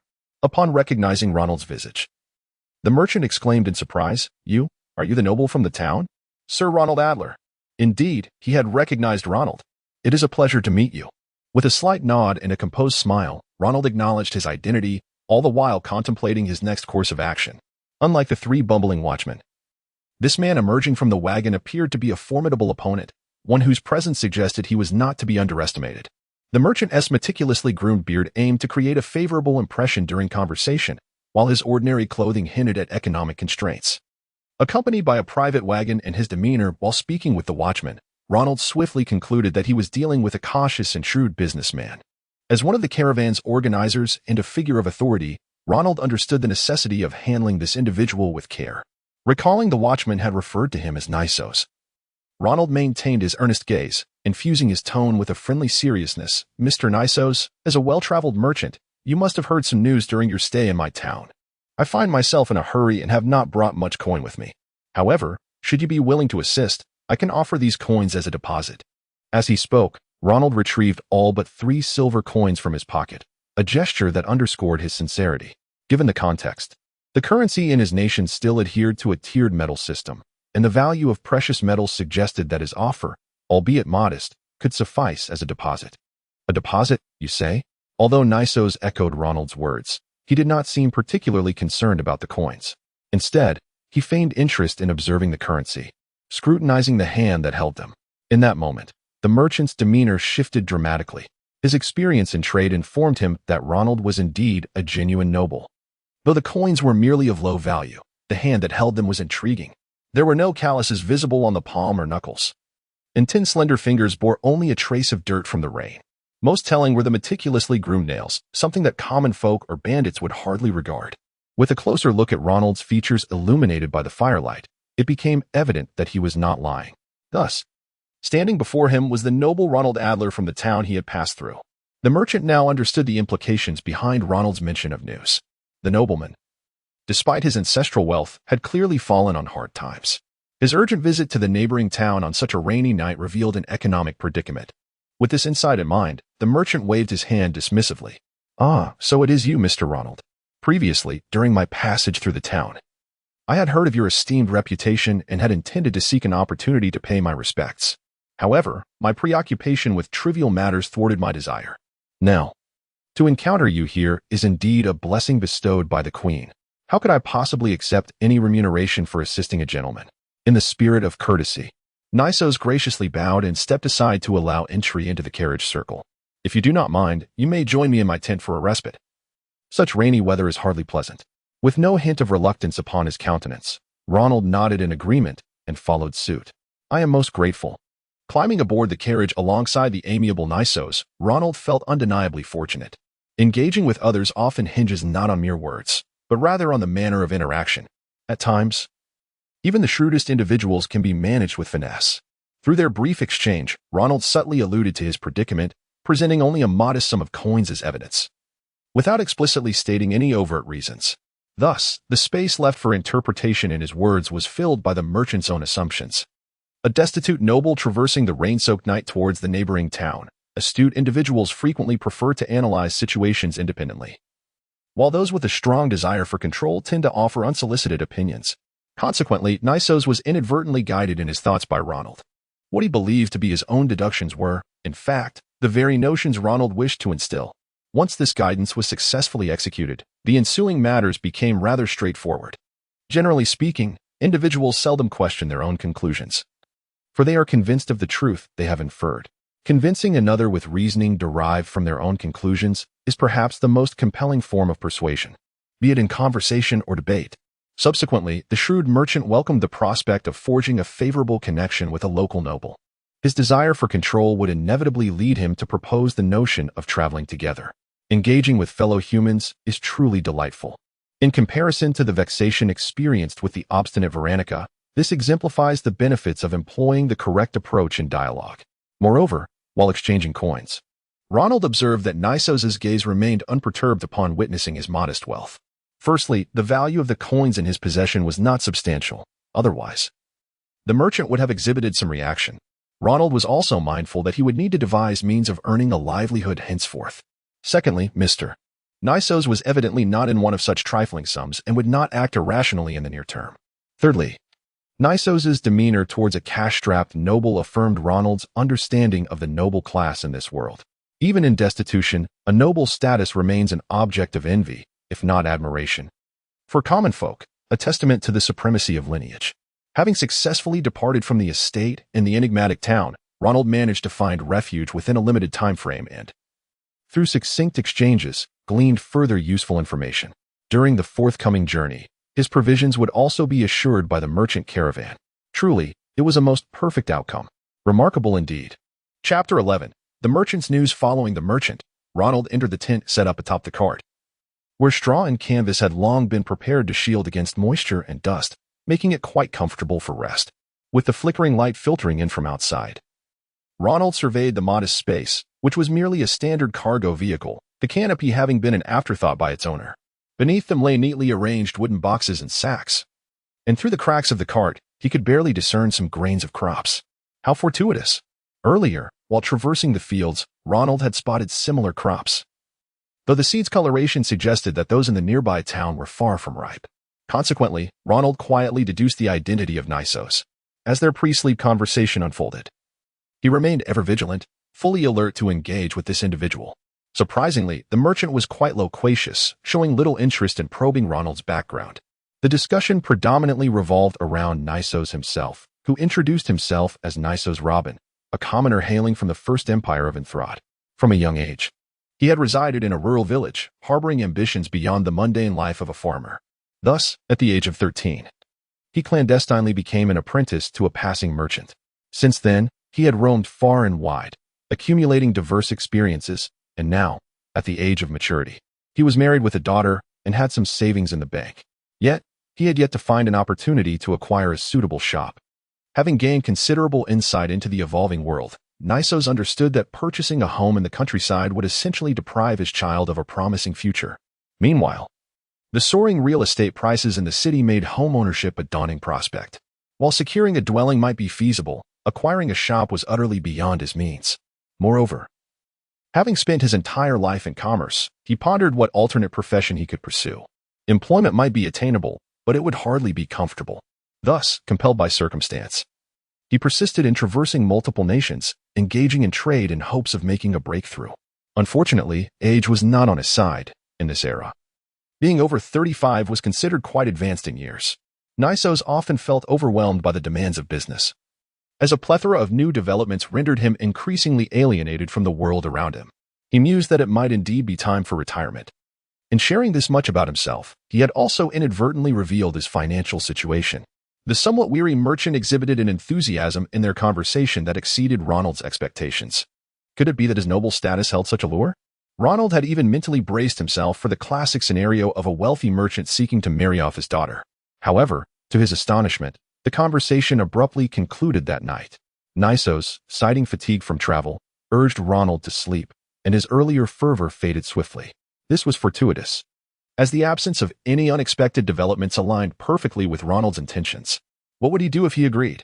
He certainly could not follow this man on his journey. Thus, both men, harboring their own ulterior motives, drifted into slumber on the cart, unaware of who was truly scheming against whom. With the rain having passed, Ronald and the merchant awoke together in the morning light within the cart, following a night of torrential downpours. The caravan wasted no time breaking camp and trudging through the muddy terrain once more. Although the conditions were far from ideal, no significant obstacles hindered their progress. Seizing the opportunity, Ronald enjoyed a day of rest on the cart. Engaging in light conversation with the members of the caravan, he began to assimilate into their ranks. The number of carts he had observed the previous night corresponded with the composition of this merchant group. Among the 4 carts, aside from Nisos, the others belonged to 3 different merchants, each accompanied by their respective guards, who alternated shifts for rest. The circumstances of the other 3 merchants differed from Nisos. All were adult males, one of whom, named Thompson, had a young apprentice by his side, likely no older than 14. Each merchant dealt in various goods. During their exchanges, Ronald leveraged his noble identity to glean more information about the outside world. As itinerant traders, these individuals were indeed well informed, far surpassing the knowledge he had acquired from his notes. Firstly, he learned that the merchant caravan was situated in a nation known as Grade, which had dominated this land for over 350 years. It was the southernmost part of the continent of Radakoya and undisputedly the foremost power in the world, excelling in economics, politics, culture, and science. Geographically, the small town Ronald had first arrived in lay within the confines of Grade, on the outskirts of the large urban area of Burnwich, an agricultural zone at the Empire's border, characterized by desolation. To the south was a coastal region lacking a proper harbor, fraught with reefs and cliffs. To the north and east lay the primitive and entirely undeveloped Yoai's forest. Lastly, the direction the merchant caravan was headed towards was noteworthy. The merchants had the acumen to exploit a perilous shortcut, an ancient road destroyed by an earthquake a century ago, which had fallen into disrepair. They dared to navigate the shortcut to bypass the Yoai's forest, aiming for swift entry into the realm to commence their commercial activities. Regrettably, this clandestine route would likely become unusable in the near future. About 40 years prior, Queen Dantirian I had sanctioned the steam engine's civilian use, marking Grade as the first nation to initiate the steam revolution, thereby solidifying its dominance. Other nations soon recognized the formidable power of such rapid advancement. Across the Yoai's forest lay Inthrod, which similarly embarked on this path. Unfortunately, Inthrod's king lacked the governing prowess of Dantirian I, and due to conflicts over resource distribution and various emerging issues, the nation had plunged into severe internal strife 6 years ago. Only recently had the largest military force within Inthrod managed to unify the domestic armed factions, evolving into what is now known as the Second Empire of Inthrod. Even the boldest merchants dared not engage in smuggling under the watchful eyes of a war-hungry military. Ultimately, the merchants' destination was clear. Upon entering Grade, their primary objective was Burnwich, the most modern and prosperous city in the eastern region of Grade. Chapter 12. The vanishing ember on the third day of joining the merchant caravan. Ronald had managed to integrate himself quite well with the group. For these traders, a nobleman who did not hold himself aloof, even in a state of decline, was a valuable companion. However, due to the challenging road conditions and the stamina of the horses, their pace was not as rapid as the unfolding circumstances might suggest. Ronald estimated that over the course of these 3 days, marked by frequent stops, they had advanced approximately 120 kilometers, a commendable distance in ancient times, yet a rather sluggish achievement by modern standards. Furthermore, according to the merchants, before reaching Brunwich, they intended to halt at several larger towns in the vicinity to trade goods and maximize their profits. The next destination was a coastal town they would reach in about 3 or 4 days, which happened to be a neighbor to Ronald's Southone estate. As previously mentioned, Ronald would part ways with the caravan there. Days passed swiftly in this manner, under the sole illumination of a single star. As the sun ascended in the east and descended in the west, the angle of sunlight gradually shifted, signaling the approach of afternoon's end. Seated alongside Ronald, the merchant Nisos naturally initiated conversation while managing the reins. "Mr. Ronald, it is getting late. Perhaps we should consider making camp." As a nobleman, it was prudent for Ronald to feign ignorance regarding outdoor travel, as such knowledge would contradict his social persona. With a wry smile, he shook his head. "I do not venture out often, so I truly have no suggestions." No sooner had he spoken than Thompson, the merchant at the helm, called out loudly, gesturing towards the mountains ahead, "Gentlemen, we could take a detour up Black Mountain. 3 years ago, I passed this way, and there is a small town halfway up where we could easily spend the night." Instantly, other merchants in the caravan began to shout in response. "Thompson, you fool. If you had this information sooner, I could have sold some of the fruits I still have from the last town. I thought I would have to wait a week, and now I've already consumed half of them." Despite the complaints of his companions, Thompson remained unfazed, laughing heartily as he ruffled his apprentice's hair. "Well, I did come here 3 years ago. Remembering it is already a feat. Besides, a good merchant seizes every opportunity to profit. Instead of complaining, you should think about how to sell your fruits.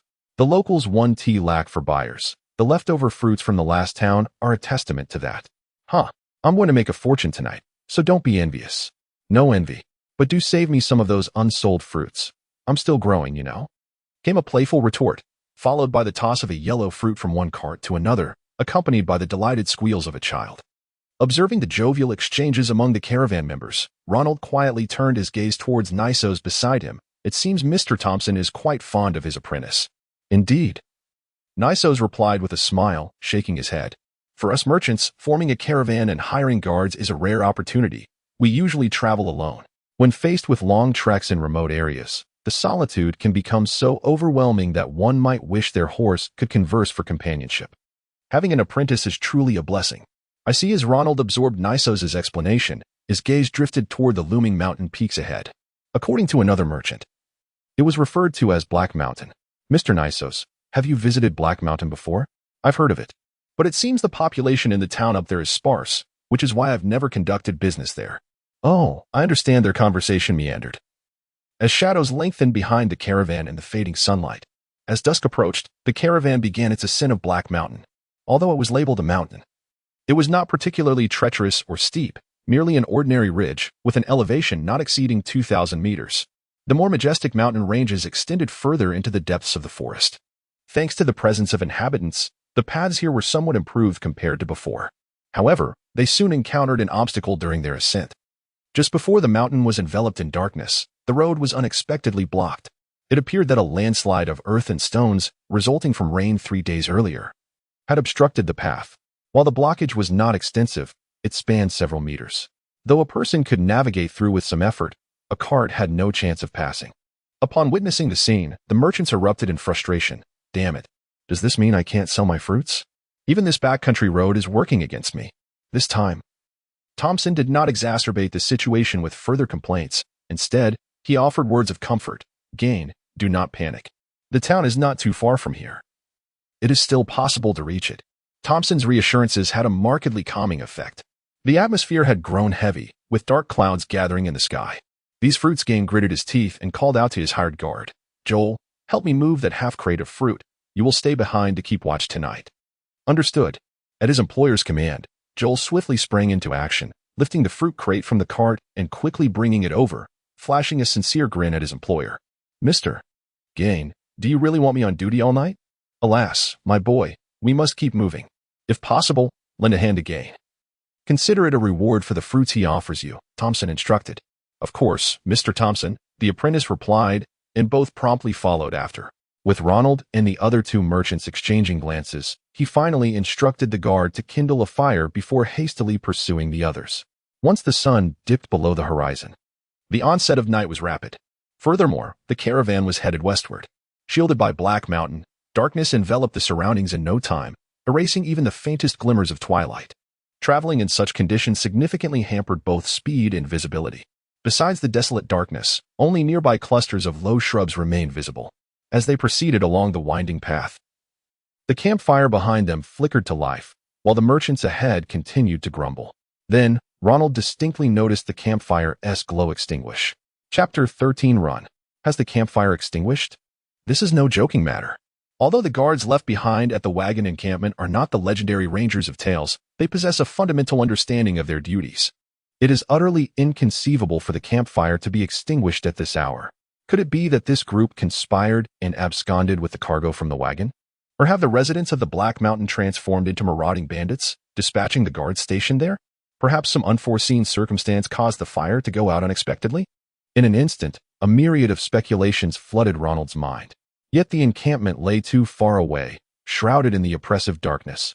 Not even a silhouette could be discerned, rendering immediate verification impossible. As Ronald's pupils constricted and an unease stirred within him, a faint sound of metal snapping emanated from Nesos's hand. Noticing the situation behind him, the traveling merchant's expression remained inscrutable, yet his suddenly tensed fingers had crushed the lantern's pull ring with ease. Indeed, he too had noticed. Walking side by side, Ronald, who was alert, had no reason to be oblivious to this fact.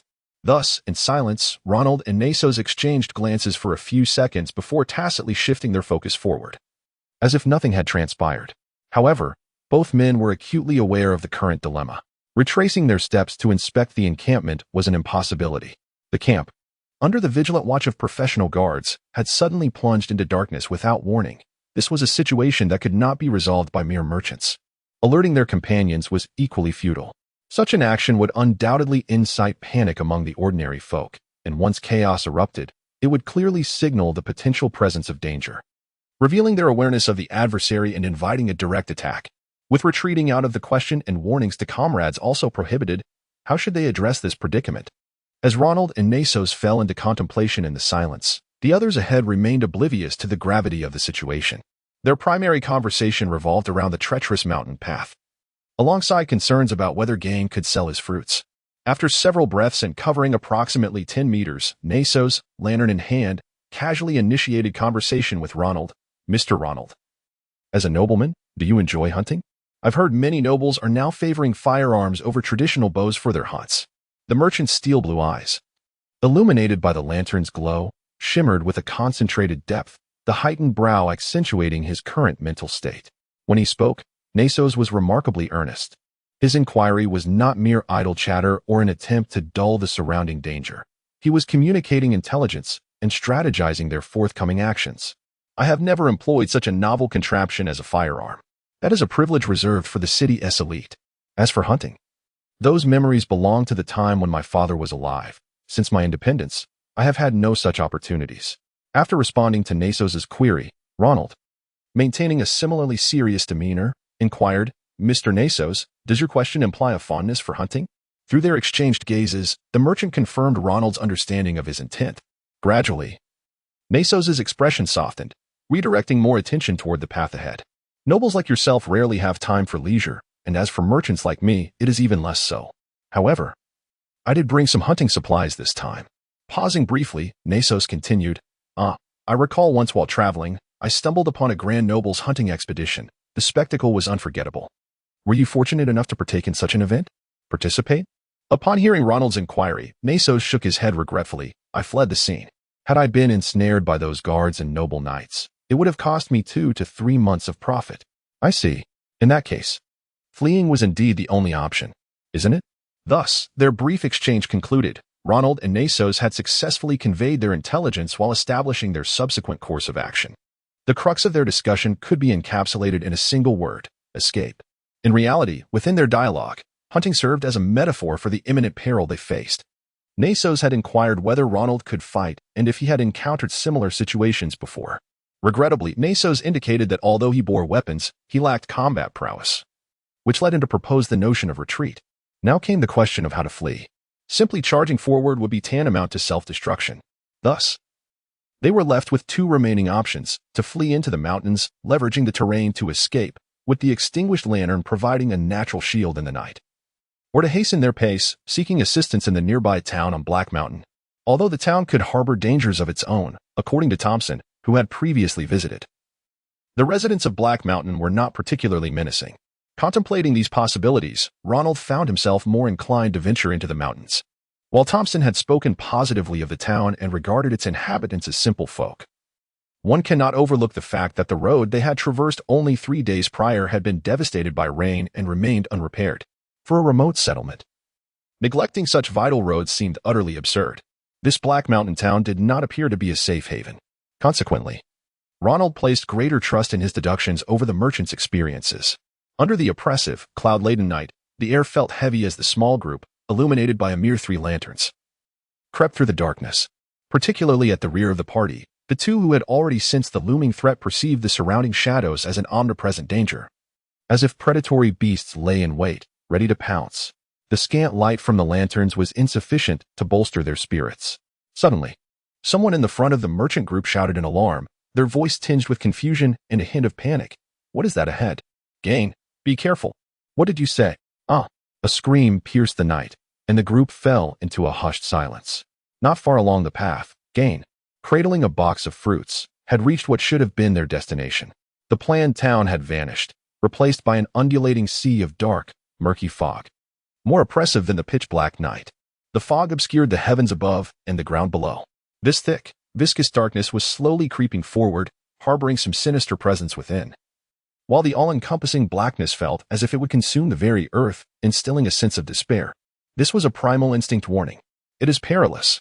With a thud, Gain's fruit box fell to the ground, spilling yellow fruits everywhere. Run. Chapter 14. On the run, faced with the darkness less than 10 meters away, the merchant, stricken with fear, cried out like a bird with broken wings. As the fruit crates he held in his hands fell to the ground, he collapsed, helpless as an infant yet to learn to walk. It was no wonder he felt this way. Over the past decade, Gain had encountered robbers, met soldiers, and experienced the exploitation of cruel lords. However, he had never faced anything that defied description. A chaotic, sentient darkness seemed to consume everything in its path, a filthy, desolate abyss that was incomprehensible to any rational being. Such an entity might only exist in the mythic tales recounted by the village elders in his childhood. It was the epitome of the irrational, the illogical, the inhuman. "Ah, help me, save." In his moment of despair, Gain turned his head with all his remaining strength, casting a fearful glance back at his companions. Silence ensued. The 2 other merchants, equally paralyzed with terror, shared the same expression of hopelessness as the young apprentice. Like Gain, who lay closest to the encroaching darkness, they were rooted in shock, unable to move an inch. Yet, deep within Gain's pupils, a flicker of light remained. It was a lantern, rapidly receding into the distance, along with 3 figures fleeing towards the only source of illumination, Nasis, holding the lantern, with Ronald and Thompson sprinting behind him into the depths of the Black Mountain. Meanwhile, from the direction they had come, the culprit responsible for extinguishing the campfire had already emerged, a swirling mass of black fog, advancing ominously. "Finished, Doug." The last gasp of despair escaped Gain's lips before the encroaching darkness engulfed him entirely, along with his companions and the light, vanishing into the impenetrable mist. If only we could explain this now. On the other side, the 3 fleeing up the mountain were desperately trying to escape. Unlike Thompson, who struggled merely to keep pace, Ronald had the presence of mind to inquire of Nasis beside him. "Mr. Ronald, what are you saying?" "We must focus on surviving. As a mere merchant, I hardly comprehend what that thing is." "Then let us flee." Ronald was certain he had not misinterpreted Nasis' words. Why, then, was this merchant, who had encountered similar perils before, reluctant to share information? It was illogical. Seeking a way out together would be the most prudent course of action. Unreasonable. Before Ronald could further probe Nasis, Thompson, who had been lagging behind, suddenly stumbled. The 30-something man, with graying hair at the temples, fell heavily to the ground. Narses continued forward, seemingly indifferent to waiting for him to rise. Ugh, don't fall again. Frowning, Ronald shook his head and pulled Thompson up, quickening his pace to catch up with Narses. That delay cost him the chance to ask again. Struggling to follow Narses, the three formed a line in the pitch-black night, advancing into the mountain. However, they found it exceedingly difficult to escape the oppressive black fog trailing behind them. Although visibility was poor, the dense darkness loomed ominously, and a mere glance back revealed an overwhelming sense of entrapment. This state persisted for about a quarter of an hour before a new development emerged. Ronald distinctly felt the encroaching black fog advance slow. If it had initially moved at the pace of a jogging adult, it now resembled that of an ordinary person strolling leisurely. Was this good news? Reflexively, Ronald glanced at his wrist, where a cuneiform tablet from the Two Rivers region, linked to divine powers, lay concealed. He was certain it possessed some form of strength, yet, due to his ignorance regarding such matters, he could only utilize its passive ability to shield against rain. Otherwise, he might have been able to wield its power for some purpose. Enough shaking his head. Ronald dispelled the notion of entrusting his life to an unknown artifact. He trusted his own reasoning more than an enigmatic tablet. There was neither the time nor the environment to delve into the hammer of rain and mist. Then, raising his voice, Ronald called out to Narses ahead, "Narses, the black fog behind us is slowing down." Upon hearing Ronald's shout, Narses halted momentarily, the lantern he held coming to a standstill as well. He turned to regard the darkness behind them and nodded in acknowledgement. Indeed, it was slowing down but showed no signs of ceasing. "We must continue forward, ah!" Just as they were about to engage in further discussion, a mournful cry pierced the air ahead. While Ronald and Narses froze in shock, Thompson, in a frenzy, stumbled ahead, collapsing and wailing, his arms pounding the ground as if the earth were scalding his hands. The sudden commotion immediately drew Ronald and Narses' attention. After exchanging glances, they cautiously approached Thompson. Before long, the source of Thompson's distress came into view. Beyond the thicket, a sizable manor loomed darkly on the desolate ground. Scarcely 100 meters away, the flickering light from its first-floor windows confirmed the presence of people residing within. It was likely that in this dark hour of despair, Thompson had glimpsed a glimmer of hope, leading to his emotional breakdown. Narses handed the lantern to Ronald and then supported the kneeling Thompson. "Thompson, this is not your fault. I have seen how you care for your apprentice. This is not your responsibility." Upon hearing such comforting words, Thompson clung tightly to Narses' arm, tears streaming down his face in grief. Narses merely watched in silence, unaffected by his disheveled appearance. He offered no further words of solace, while Thompson continued to weep uncontrollably. I abandoned that child. When I took Mige away, I promised I would make him a remarkable merchant. I truly promised." In the depths of his fear, this once optimistic merchant's mind, though still clouded, began to grapple with the reality of what he had faced and what he had lost, his apprentice, whom he had nurtured like a child, left behind in his moment of panic. This was the true cause of his profound despair. Chapter 15. The whisper of the night wind. Let us proceed. There are no alternatives left. Ronald, observing the weeping Thompson, returned the lantern to Narses and began to deliberate the subsequent actions with the merchant. Despite the eerie ambience permeating the house, entering it had become their only remaining option. The rationale was simple. Upon reaching this desolate expanse, the distant landscape began to reveal itself to them. The tumultuous black mist had effectively encircled the entire Black Mountain. Only a creature with wings, like the Yow Sparrow, could hope to traverse the chasm it created. Before them stood the only area atop the mountain that had yet to be consumed by this malevolent fog. It represented Ronald and his companion's final avenue of escape, unless one were to consider recklessly plunging into the black mist as a viable choice. Without delay, the two men, intent on wasting no time, prepared to approach the entrance of the house. Narses' earlier words of comfort had had some effect. At least Thompson had ceased his lamentations.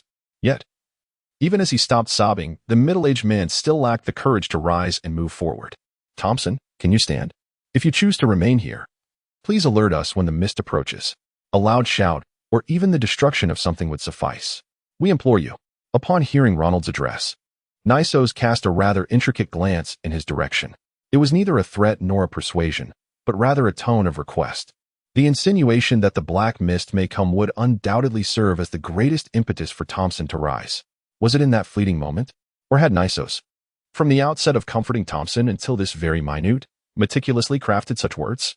Coupling this with his earlier keen observation of the extinguished camp, Surely this man could not be an expert in negotiation or psychological studies. Just as Nisos' thoughts raced, Thompson's reaction confirmed the reasonableness of his astonishment. Though fear still flickered in his eyes, Thompson truly stood up. I can manage. Faced with Ronald's inquiries and suggestions, the merchant dared not linger in place to confront the inevitable encroachment of the black mist alone. The innate human instinct for survival compelled him to force himself to rise and stagger forward. The journey was further hindered by the darkness and insufficient illumination. As they approached, the three men realized that the house was quite expansive. By Ronald's previous experiences, it resembled a multi-family dwelling, with a sizable garden surrounding the main structure. This is increasingly suspicious. How could such an estate exist on the outskirts of a sparsely populated town? It is as absurd as constructing a castle within a slum. From economic and environmental perspectives, it was inconceivable for a structure of this magnitude to be sustained in a remote village. Thompson, did you not visit here before? Ronald inquired quietly, edging closer to the middle-aged merchant. 3 years ago, was there such a grand household on Black Mountain?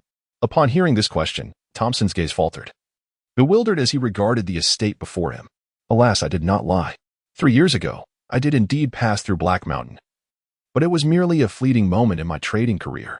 Who would remember such trifles? Realizing that Thompson's expression indicated he would not yield further information, Ronald promptly abandoned the attempt to pressure him. One thing, however, was undeniably clear. This estate, situated in the heart of Black Mountain and the very center of the Black Mist, was anything but ordinary. Why else would the mist not ease its grip until it drew near the estate?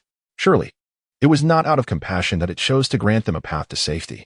Prudence dictated that, in such moments, the counsel of experienced individuals was often invaluable.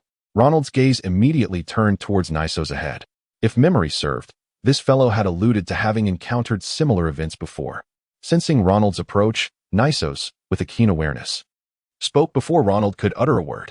I understand what you wish to inquire. However, we have no time to linger here with explanations. Simply observe my lead and trust me. We are inextricably linked in this endeavor. Ronald silently regarded Nisos. When issuing commands, the middle-aged man had scarcely cast an extraneous glance in his direction. His entire focus was riveted upon the estate ahead. That terrifying concentration suggested that the menacing black mist was no longer of concern, as if only the mansion mattered. Suddenly, a chill wind swept through the trio, sending shivers down their spines. If one strained to listen, they could discern a haunting, guttural sound woven into the wind, akin to a tattered bellows being torn asunder.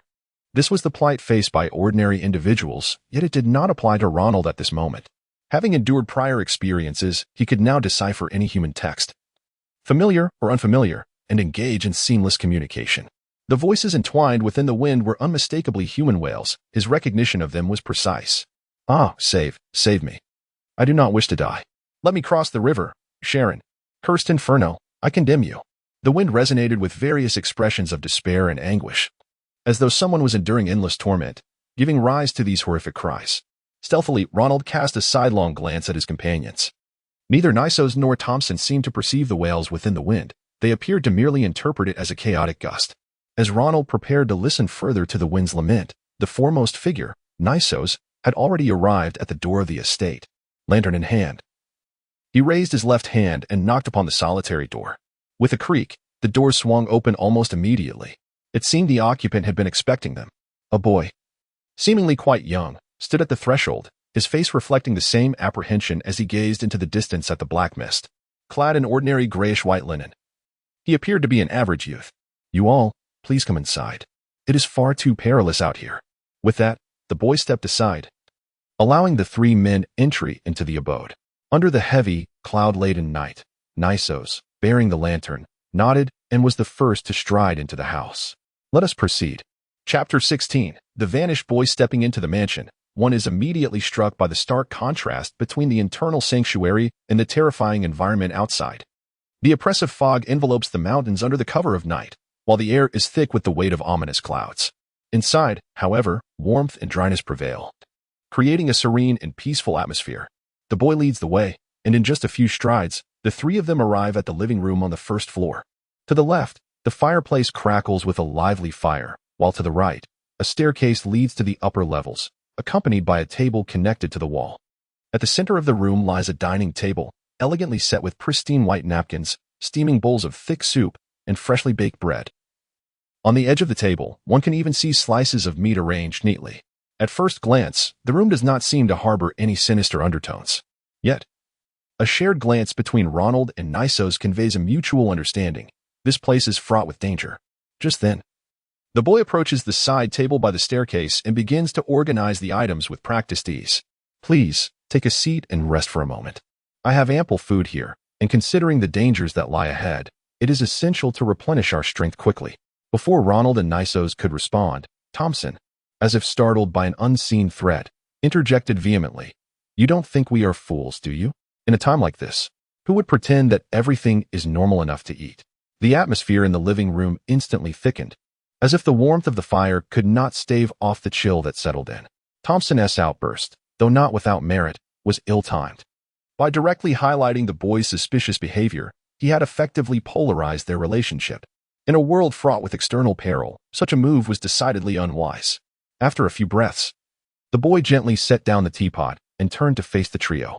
His youthful face was marked by confusion, devoid of any embarrassment. Sir, what are you insinuating? In times of crisis, only through sincere cooperation can we hope to overcome enough. Thompson interrupted, his tone brimming with authority. The middle-aged businessman, having temporarily distanced himself from the threat, took a step forward, positioning himself protectively in front of Ronald and Nisos. Speak your intentions. Otherwise, I assure you, I will not let you go unpunished. Such performative bravado, the series of shocking encounters had evidently pushed this man to the brink of emotional collapse. His aggressive stance was, in a sense, a subconscious attempt at self-preservation. In response, Ronald and Nisos exchanged a knowing glance, understanding the need for subtlety.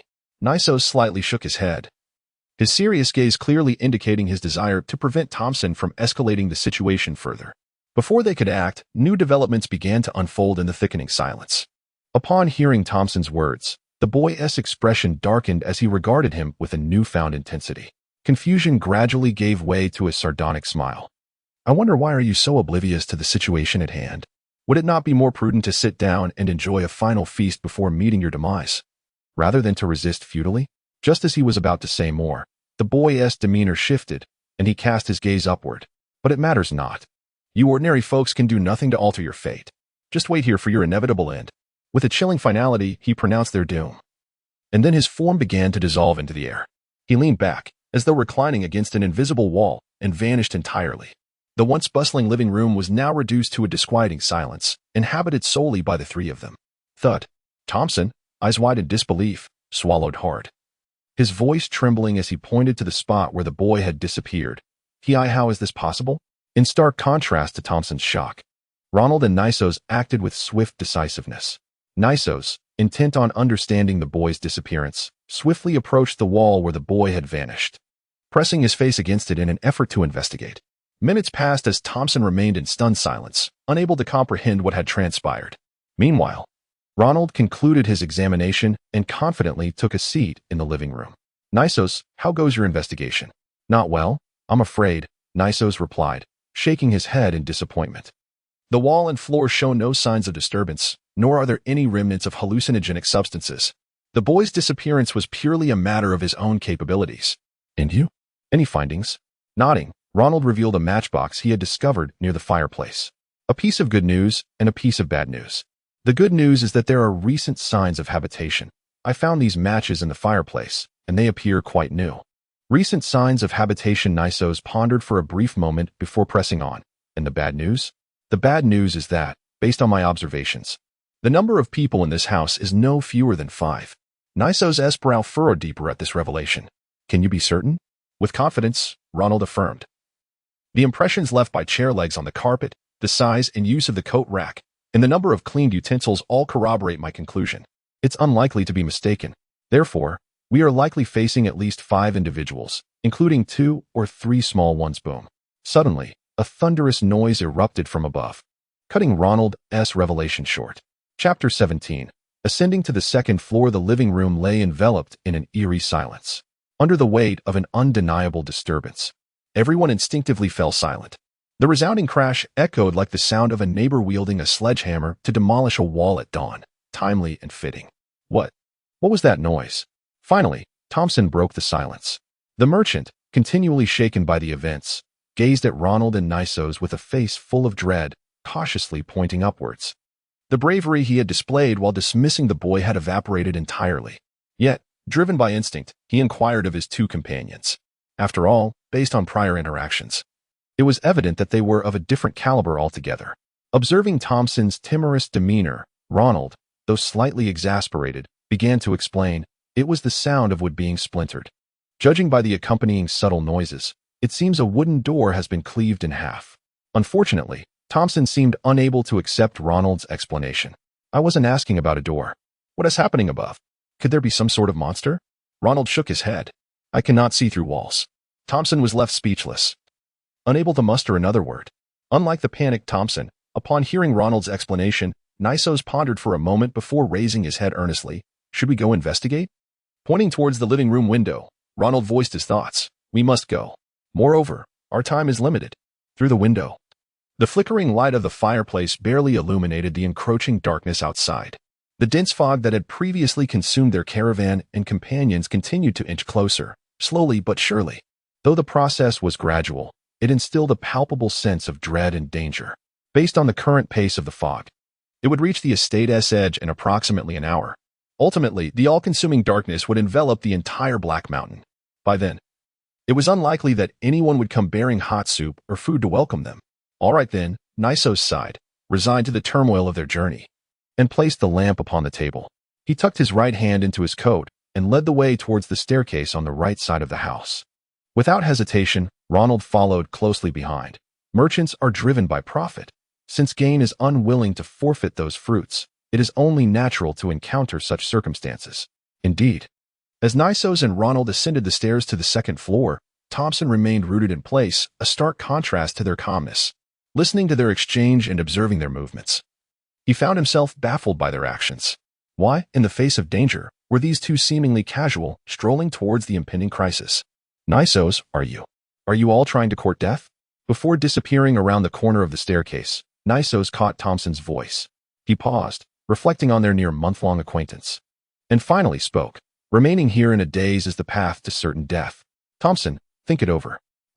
Watching the two ascend the stairs, Thompson stood momentarily stunned. He instinctively glanced at the window Ronald had previously indicated, the oppressive night pressing down upon him, making it difficult to breathe. Wait for me. With a clenched jaw, driven by the threat of the fog outside, Thompson summoned his courage and pursued them. Unlike the illuminated first floor, the ascent to the second floor plunged them into shadow.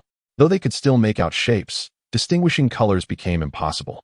In the dim corners, even the outlines of the rooms were swallowed by darkness. At that moment, Ronald heard Thompson's footsteps behind him and promptly cautioned the middle-aged merchant. Shh, keep your voice down and be cautious. Understood. Lowering their steps, the trio proceeded cautiously down the corridor of the second floor. Nisos led the way, with Ronald on guard in the middle and Thompson bringing up the rear. Given the earlier commotion, their objective was clear, to investigate the source of the sounds.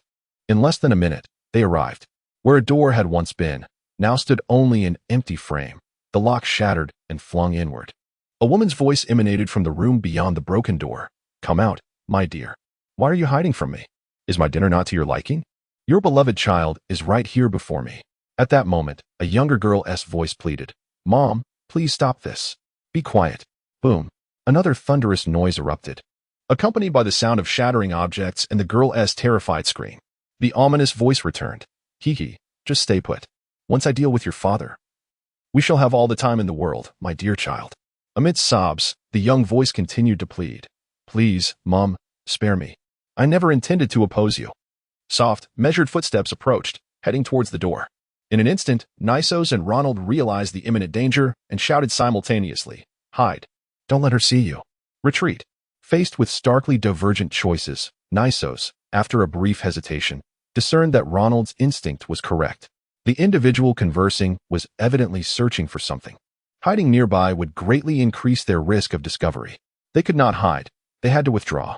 Engaging in combat was not a prudent course of action given the evident destructiveness of the voice they had just heard. Regrettably, just as they reached the stairs, the woman's voice rang out. Who was there? Run outside and hide. Now, stealth was no longer an option. Yet Ronald, stationed in the middle of their group, suddenly halted. Wait, something is amiss. Chapter 18. The importance of dominating the dialogue. Have you lost your mind? At the sound of Ronald's voice, Thompson instinctively prepared to deny it. The two halted in their tracks, appearing entirely disinclined to continue their escape.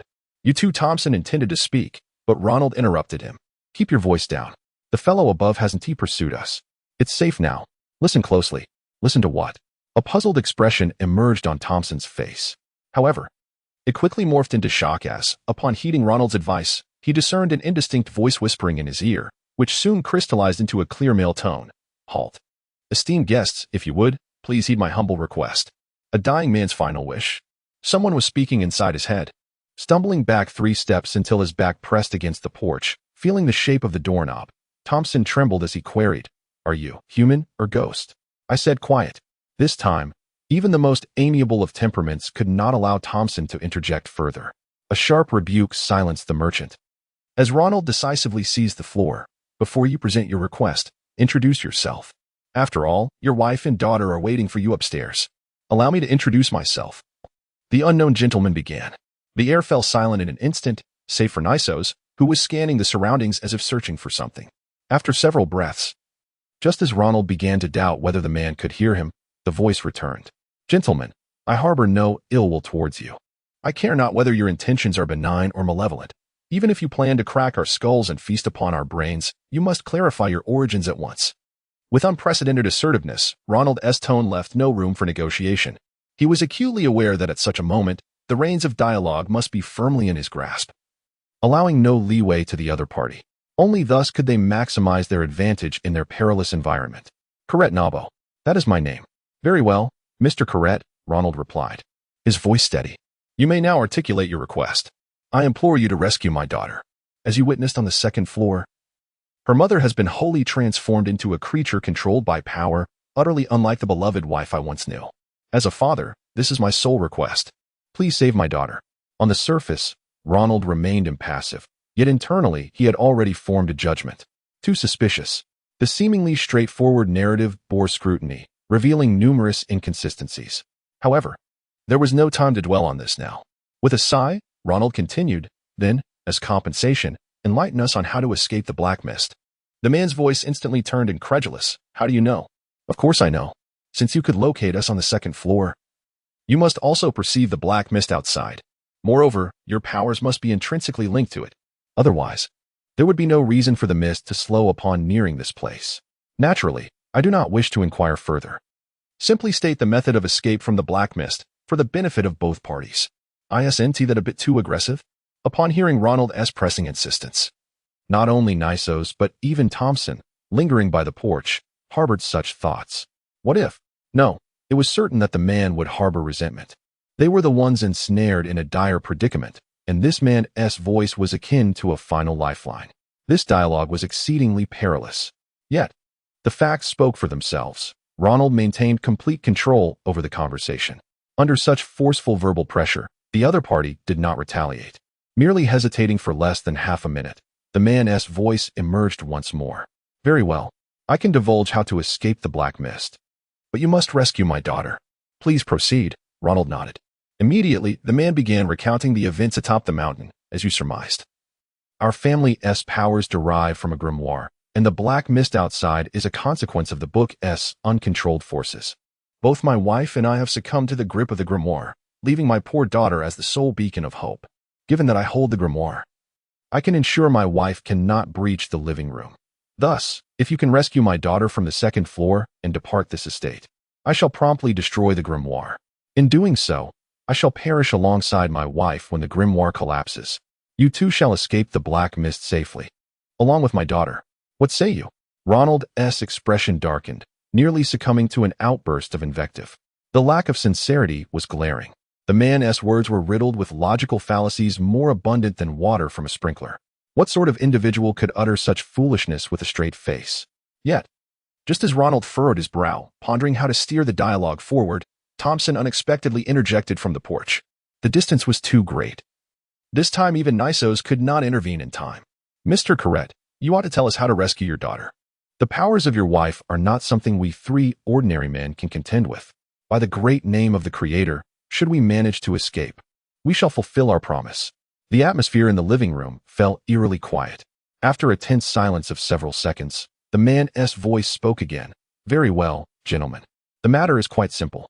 My daughter is currently pinned to the floor on the second level. All you need to do is locate the corresponding spot on the first floor and remove the already damaged flooring to save her. There is a ladder and tools in the storage room by the garden. Surely, you can manage that? Of course. Under the nearly petrified gazes of Ronald and Nisos, Thompson nodded without hesitation. We can do it. In a matter of moments, the dominance Ronald had established over the conversation had dissipated entirely. The situation had grown precarious. Chapter 19. Indignation. The parley with the man concluded. An unnerving silence descended upon the drawing room. Ronald and Nestor remained rooted to the spot, taciturn, while only Thompson, who had just negotiated with the man, wore an expression of elation, buoyed by the prospect of survival. He even entertained the notion of sharing the good news with his companions. Gentlemen, Enough, Thompson. Nestor interjected, cutting off the merchant's words. You are, after all, unfamiliar with such matters, and I shall not reproach your imprudence.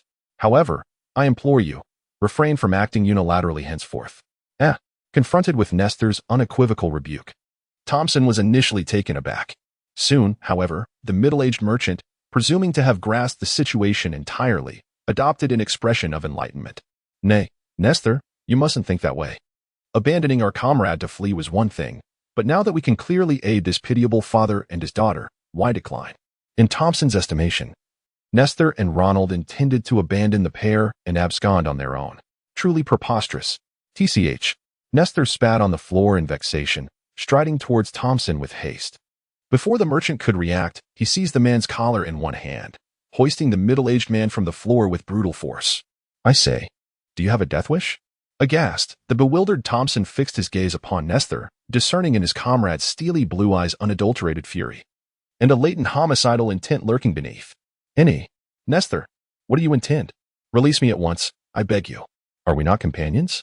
Observing the middle-aged man's continued obliviousness to his transgression, Nestor felt his blood surge. Who would? At that moment, Ronald approached and placed a hand on Nestor's shoulder. Enough. Venting your anger on him now serves no purpose. Best conserve your strength and contemplate our next course of action. Thud. Complying with Ronald's counsel, Nestor relinquished his grip, allowing the merchant to collapse to the floor, and snarled through gritted teeth. What else is there to do? Since the imbecile assented to the man's demands, let him rescue the person himself. At this juncture, Nestor's ire intensified. Pointing at Thompson on the floor, he continued, lamenting to Ronald at his side. You negotiated with the man for so long, yet this dolt failed to notice that throughout the entire exchange, you never acquiesced to any of his requests. Even the livestock at the Mario estate would not so obliviously deliver themselves to the butcher's block. Upon hearing these words, Thompson was dumbfounded. All the statements directly acceding to the man's demands had been his own. Had he truly erred? I did not intend to, I assure you. Furthermore, the man hardly seemed malevolent. Enough. Nestor interrupted Thompson's defense. Did you not witness the woman's corrupted state? According to the man's words, as the direct possessor of the grimoire, why should he be considered normal? Is his request so worthy of your trust? 3 consecutive inquiries, fraught with indignation, silenced Thompson completely. It was also due to these words that Ronald cast a profound glance at Nestor. Though his words were not entirely precise, he clearly possessed a wealth of knowledge. After a moment of contemplation, Ronald inquired, thus, we must now proceed according to the demands set forth in the conversation? Not necessarily. Nestor demurred. But to err on the side of caution, his mode of discourse may conceal a latent pact. Though its effects may not be potent, it would undoubtedly be a nuisance. Having elucidated his reasoning to Ronald, Nestor then shot a malevolent glare at Thompson. Troublemaker. I apologize. This time, Thompson acknowledged his mistake, refraining from further self-justification. What should we do now? Suddenly, the merchant, scrambling to his feet, experienced a jolt of realization, his eyes betraying a dawning terror. Might our conversation be overheard by that man? Alas. Ronald sighed. This fellow possessed neither the wisdom to avoid blundering earlier, nor the utter lack of intelligence to be beyond redemption. With a languid wave of his hand, he proceeded to explain, rest assured, the man lacks the capacity to monitor us perpetually. Otherwise, he could have contacted us upon entering the mansion. Despite Ronald's explanation, Thompson remained apprehensive.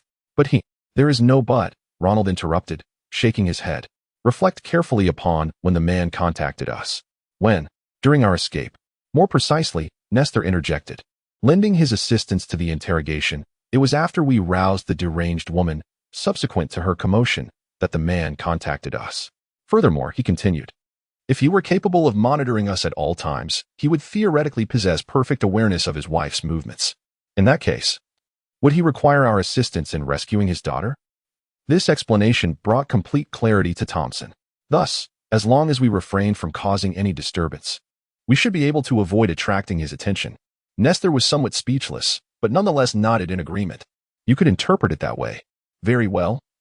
Let us proceed without delay. At this juncture, Ronald gestured towards the night sky visible through the window. The combined time spent exploring the second floor and parleying with the man had elapsed for over a quarter of an hour. Under the relentless encroachment of the inky fog, the environs surrounding Black Mountain had become devoid of any discernible features, and the surging darkness stood but a step away from the outermost gardens of the mansion. Let us depart. Upon beholding the pitch-black expanse outside the window, Nestor immediately understood Ronald's intent. Raising his lantern, he strode towards the exit. Resuming his position at the forefront of the group, close behind, Thompson followed suit. Ronald, bringing up the rear, cast a pensive glance around the drawing room. Selecting several pieces of firewood from beside the hearth, he then proceeded to join the others. Chapter 20. The rescue operation. The storage room by the garden was quite easy to locate. Nestled against the estate itself, a modestly sized annex stood quietly, with well-laid gravel paths leading to both the garden and the main building. However, the only hindrance was that the door to the storage room was firmly locked. Ronald and his companions had no key. Upon observing this predicament, Thompson, a member of the group, immediately voiced his frustration. This is... Bang! Before he could finish, the middle-aged merchant's words were abruptly cut off. Faced with such an obstacle, Niso stepped forward and delivered a swift kick, shattering the wooden door lock as if it had reached the end of its service life. Creak! The unpleasant sound of friction echoed between the floorboards and the ground. Wordlessly, Nisos pushed the door open and entered, leaving the middle-aged merchant in stunned silence behind him. Upon entering, the size of the storage room was no different from what they had seen outside. 2 vertical shelves occupied either side of the walls, and at the back, an entrance to a cellar was partially covered. The latter mentioned by the man stood in the corner, while a toolbox lay scattered with axes and saws. The space was straightforward, and everything was immediately apparent. Nisos glanced around and promptly instructed, Thompson, go fetch the ladder. Ronald and I will grab the tools. Everyone move quickly. All right. Perhaps to atone for his earlier mistake, or perhaps intimidated by Nisos, Thompson complied. Ronald and Nisos each picked up tools from the toolbox, axes, hammers, and saws, sufficient for demolishing the floor. After ensuring both companions showed no signs of fatigue, Ronald asked, shall we proceed without delay? Absolutely. Leaving the living room, the surroundings immediately dimmed. To minimize the likelihood of being discovered, the trio refrained from bringing lamps, advancing in darkness on the ground floor. As they did not need to navigate stairs, the layout of the first floor was distinctly different from that of the second. To reach the corresponding room they had broken into on the second floor, they first circumvented the staircase on the side of the living room, then traversed a circular corridor. They stopped upon reaching a locked room after passing a washroom. Nisos halted, extending a hand to signal the 2 behind him to stop, and then lowered his voice. This is the location. Ronald, I'm going in. Understood. Without further ado, Ronald began to be vigilant of their surroundings. Thompson proved unreliable. This task was solely his responsibility. The corridor was enveloped in an eerie silence, broken only by Nisos, who had mysteriously produced a hairpin and was now fiddling with the door lock. Click! Within mere seconds, accompanied by a subtle sound, Nisos seized the doorknob and gently twisted it. The door opened. This fellow was remarkably skilled at lockpicking, although it was merely a standard lock. His ability to swiftly unlock it with just a hairpin spoke volumes about his proficiency. Ronald turned, casting a complex glance at Nisos before stepping into the room. Tick-tock. This was an ordinary bedroom, an unremarkable bed, a commonplace wardrobe, and standard windows. Yet, near the window's edge, an unusual tick-tock sound of droplets falling echoed through the air. A keen sense of smell would even detect a faint metallic scent of blood. It was blood. Dark red liquid dripped from a shattered ceiling, coursing down a cracked beam and spreading across the floorboards. It was the same as before. Indeed, Ronald and Nisos exchanged glances, silently reaching a consensus.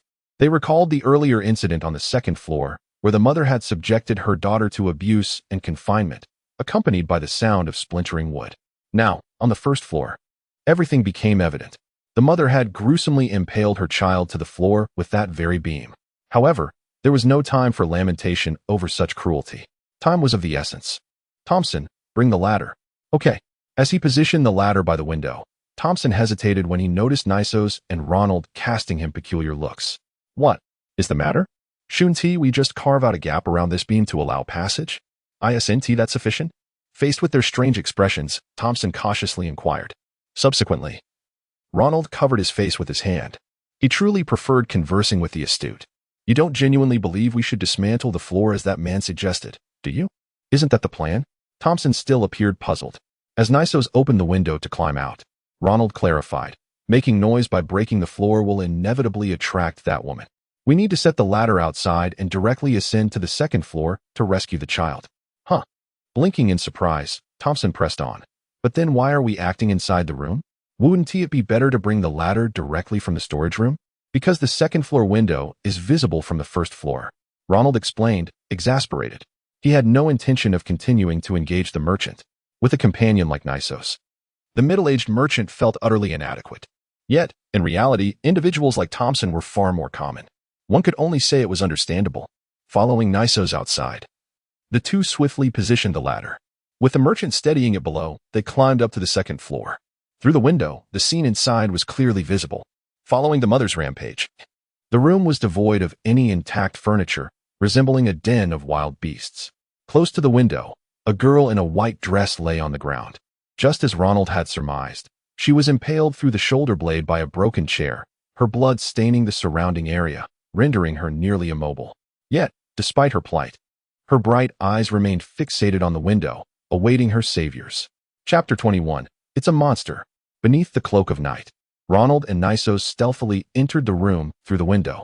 Observing the scene, the little girl pinned to the ground remained silent, her breath quickening. As if no one had entered at all, she lay still, acutely aware of her predicament. Remaining silent was her greatest ally in evading danger. Despite the excruciating pain of her wound and the blood that flowed from the wooden stake piercing her, she bore it with remarkable fortitude. Witnessing this, Ronald furrowed his brow. I'll keep watch at the door. Nisos, you save her. Understood. Nisos agreed with Ronald's plan, squatting beside the girl. He wedged a tool between his thigh and abdomen, placing a wooden handle by her mouth. Bite down on this. It will hurt. With a slight nod, the girl obediently bit the wood. Confirming that she was ready with a glance, Nisos began his work.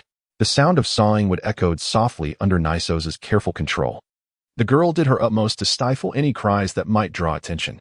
However, in the stillness of the night, even the faintest noise could be heard. They could only hope that the mother was far away. As Ronald stood guard at the door, his thoughts were tumultuous. The ominous black mist surrounding the dark hill, the eerie mansion, the vanished boy, the unnaturally powerful mother, the man with hardly a truthful word, and now this girl, wise beyond her years.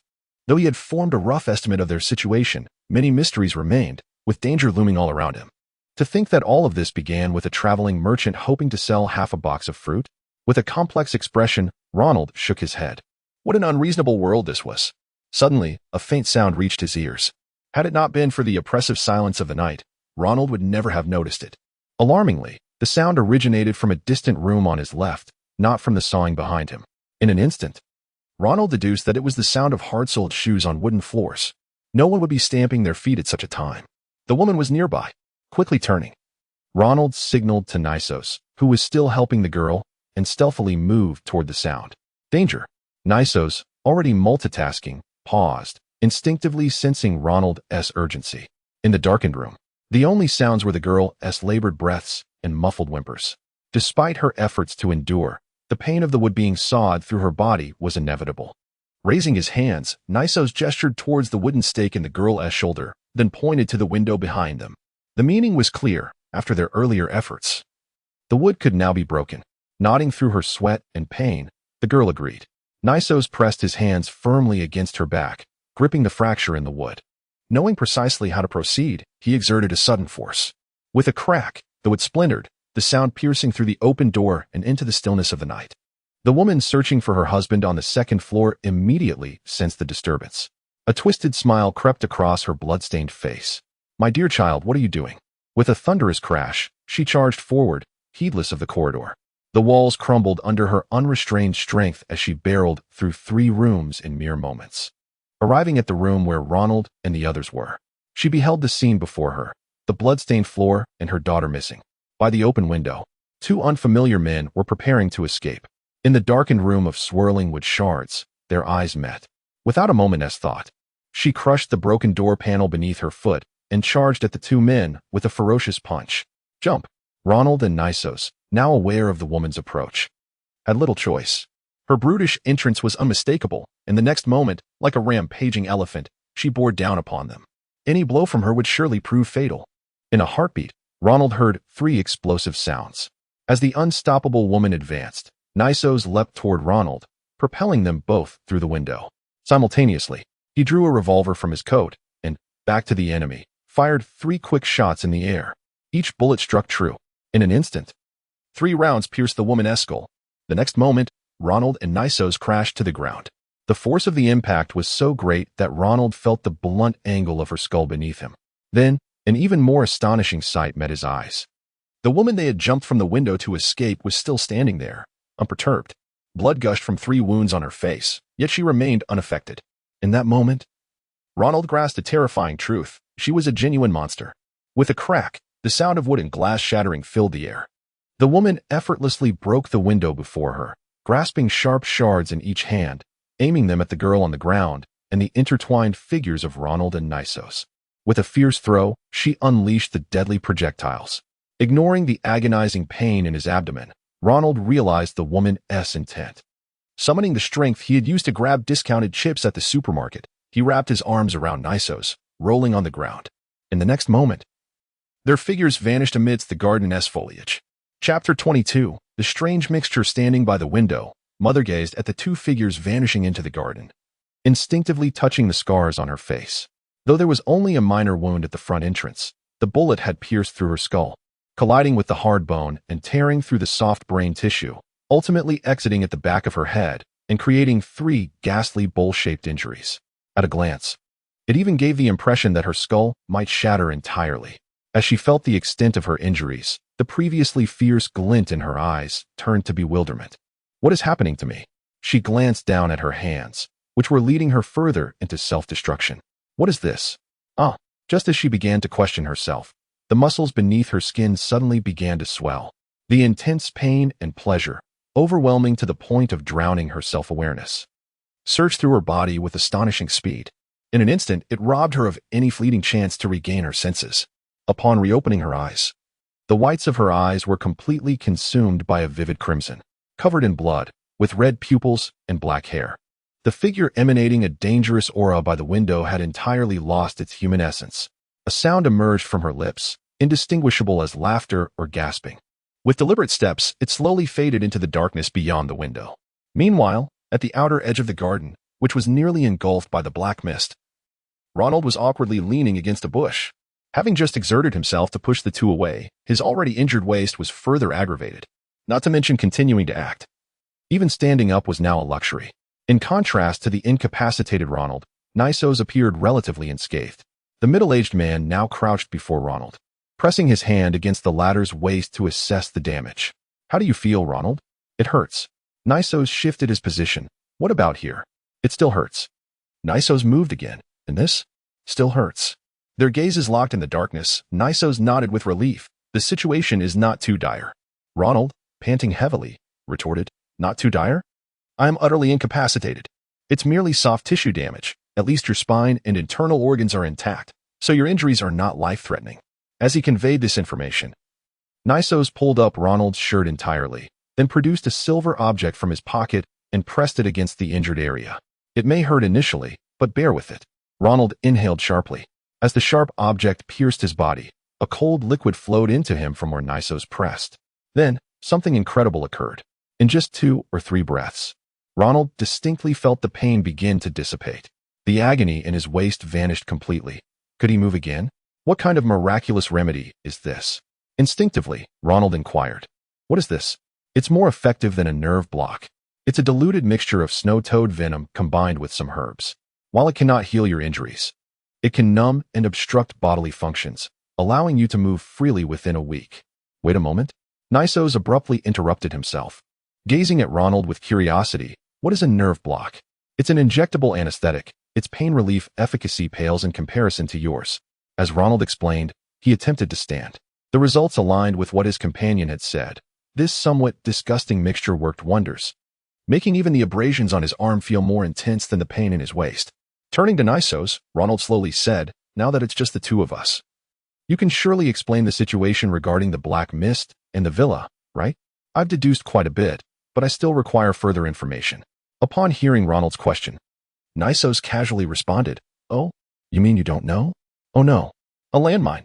Nisos' seemingly indifferent inquiry thrust Ronald into an immediate state of tension. The question appeared unremarkable and devoid of emotion, yet it concealed perilous implications. The ability to discern this was not due to the present moment, but rather rooted in the past. Do you recall the events following the discovery of the black mist? At that time, in seeking answers, Ronald had approached Nisos for information. Nisos had chosen to feign ignorance. Why was direct communication impossible despite their prior discussions? The answer was straightforward. A third party existed between them. Thompson. To prevent this bewildered, ordinary person from learning certain truths, Nisos had chosen to act oblivious. Considering the environment the three were in at that moment, the conclusion was evident. The information regarding the black mist and the villa was something Nisos would rather choose death than disclose to an ordinary person. Its significance was apparent. What seemed like a casual inquiry was, in fact, a test of Ronald's integrity. It was not mere indifference. Nisos actively concealed his true feelings. It was akin to a police officer negotiating with a suspect. If innocent, that would be fine. However, this was the very companion who had just administered medication to him and shared a bond of life and death. The possibility of him turning against Ronald in an instant loomed large. As thoughts raced and the tension within him simmered, Ronald spoke up. It's not that I don't know. My knowledge in this regard is rather coincidental. After all, the deceased cannot continue to speak. Understanding the implications, the middle-aged man halted abruptly, pivoting to face Ronald. His steely blue eyes scrutinizing him with an unwavering intensity, not a moment of leniency in their gaze. Examination, doubt, speculation, judgment. Every reaction from the man before Ronald confirmed his suspicions. For Nisos, this was of utmost importance. Over a minute passed, a myriad of complex emotions slowly dissipating from those pressure-laden eyes. With a sigh, tinged with regret and relief, Nisos shook his head. He then shifted his gaze forward, speaking with a tone fraught with complexity.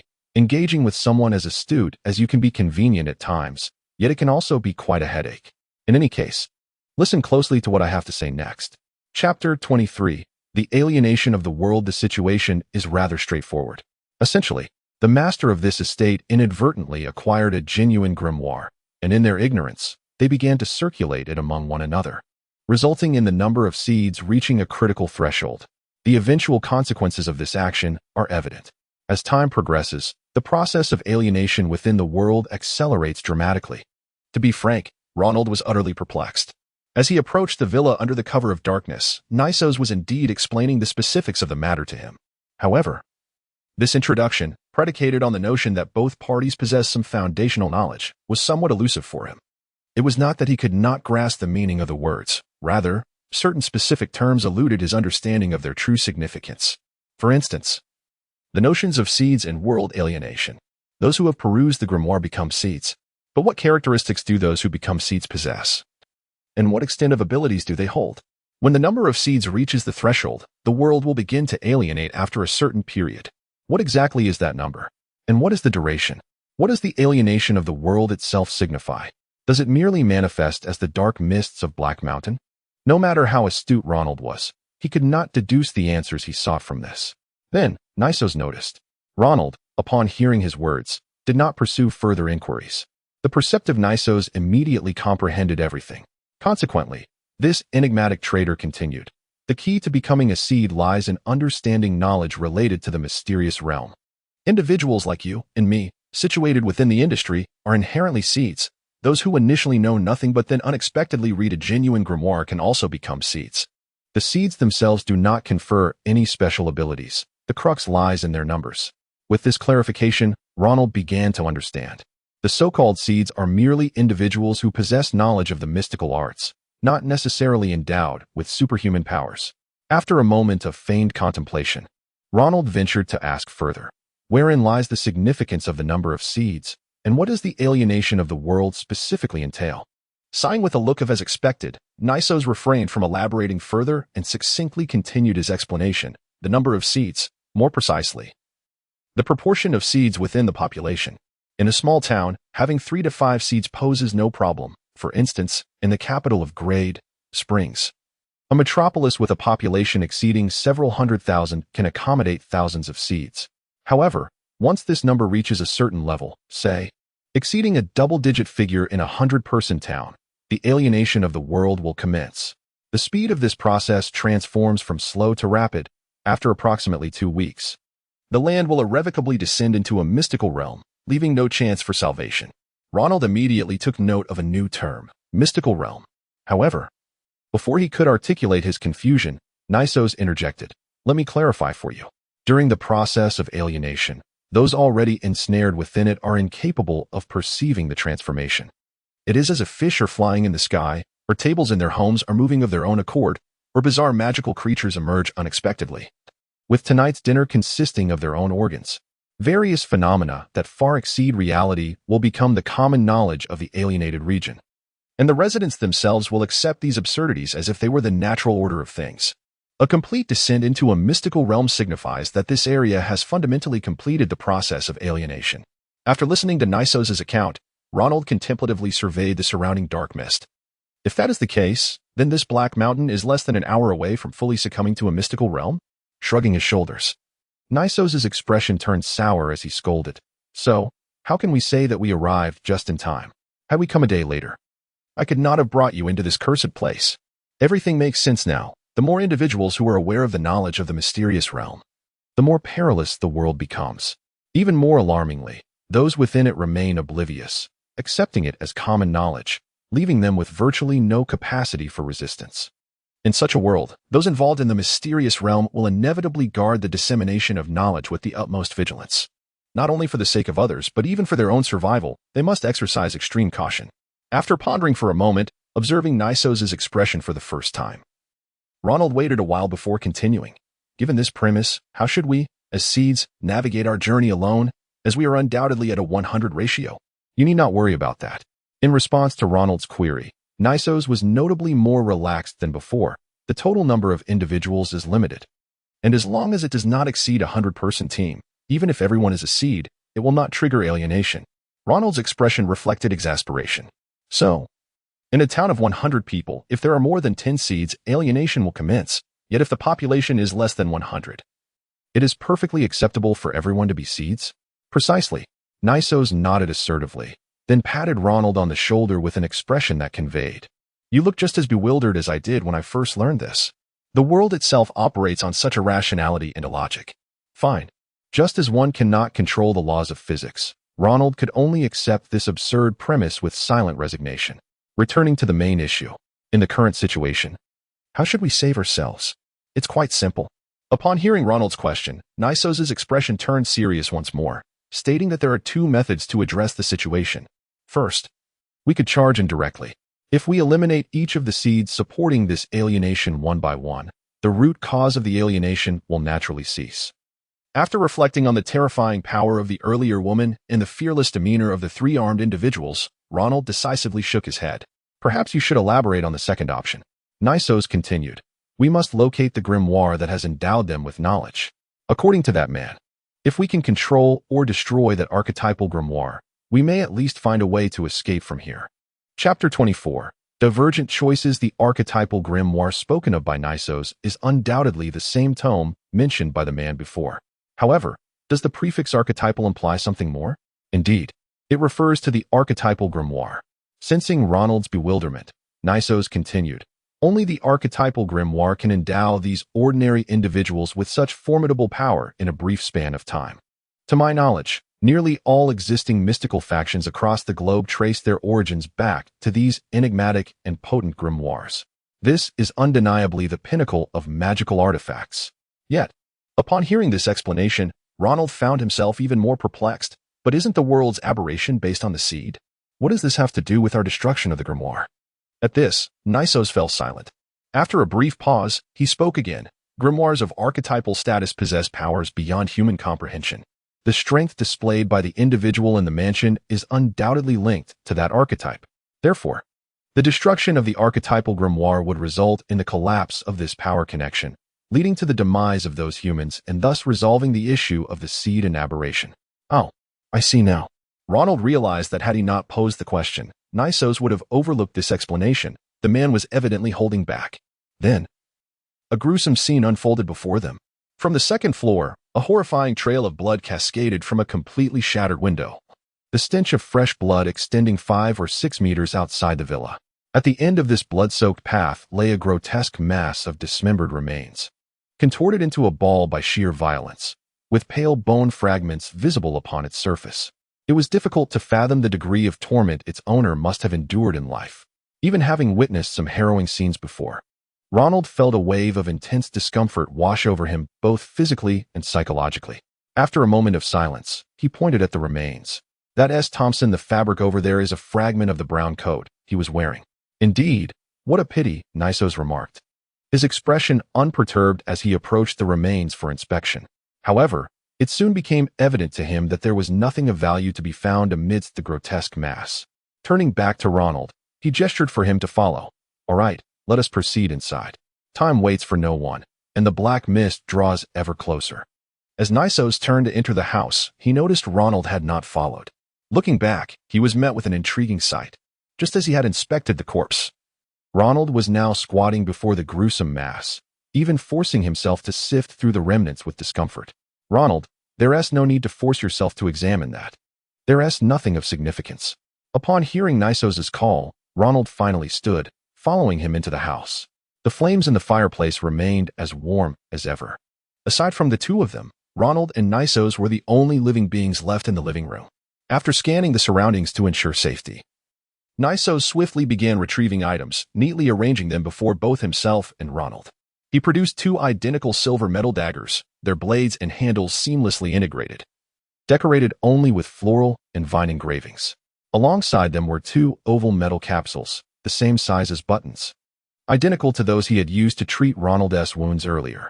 Lastly, there was a pendant resembling an amulet. Gazing at the items laid before him, Ronald felt an odd sense of déjà vu, as though they were akin to the initial equipment set from a novice village. Picking up his share, still warm with the other's body heat, he glanced at Nisos with a complex expression.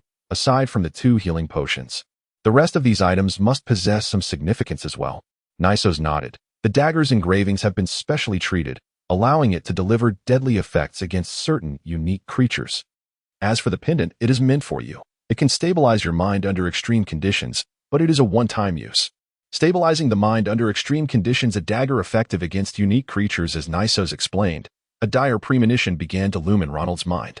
Watching his companion load his revolver, he cautiously inquired, Nisos, you don't intend to kill all the seeds in the villa, do you? It was not unreasonable for Ronald to speculate so, given the murderous aura emanating from Nisos. Without hesitation, Nisos nodded affirmatively. Indeed, I believe it is prudent to eliminate all the seeds. You are quite ruthless. Ronald recognized his own limitations. The terrifying power of the woman from before was far beyond what an ordinary person like him could confront. Even with the aid of the dagger, he felt he could not contribute in battle. Nisos, I am not a super soldier capable of taking on 10 foes. Rather than seeking combat, I think let us proceed as you wish. Before Ronald could finish his thought, Nisos interrupted, I never intended to rely on others in battle. Providing you these items is merely to preserve a faint possibility. After all, I cannot guarantee that my judgments will always be correct. With that, Nisos completed his preparations, pulling at the waist of his coat, which instantly made him appear more slender and youthful, no longer resembling a middle-aged man. With one hand holding a lantern and the other grasping his pistol, he declared, My friend, may we still witness the dawn together tomorrow. With these parting words, Nisos vanished around the corner of the second floor. Of course, my friend. Until tomorrow. After extracting 2 burning logs from the fireplace, Ronald, with resolute determination, strode towards the porch, the direction leading outside the villa.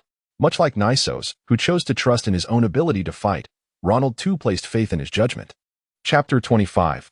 Every move, full of flaws even as the ominous black mist loomed closer, casting a dark shadow at his feet. And the chilling sound of the wind echoed in his ears, There was not a trace of hesitation or fear in Ronald's eyes. Following the same path he had taken before with the ladder, he arrived at the utility room nestled between the garden and the mansion. Taking a deep breath, Ronald glanced at the black mist almost enveloping him. This was a one-way street. Once he stepped inside, the mist would swiftly engulf the entire garden, with the entrance of the utility room being the first to succumb. Once the entrance was shrouded in darkness, he lacked the strength to demolish the walls. Everything aligned. I cannot be mistaken. Muttering as if to convince himself, Ronald stepped into the utility room. Upon entering this cramped space, the first thing he did was retrieve the firewood he had brought during his last visit from the corner and began to ignite it with the torch in his hand. The flames gradually spread across the wood, transforming it into a source of light, confirming that the crucial illumination was assured. He took 2 steps to the end of the utility room. Beneath his feet lay the concealed entrance to the cellar, since the entrance sloped down against the wall. The manor's cellar was, in fact, directly beneath the main body of the mansion.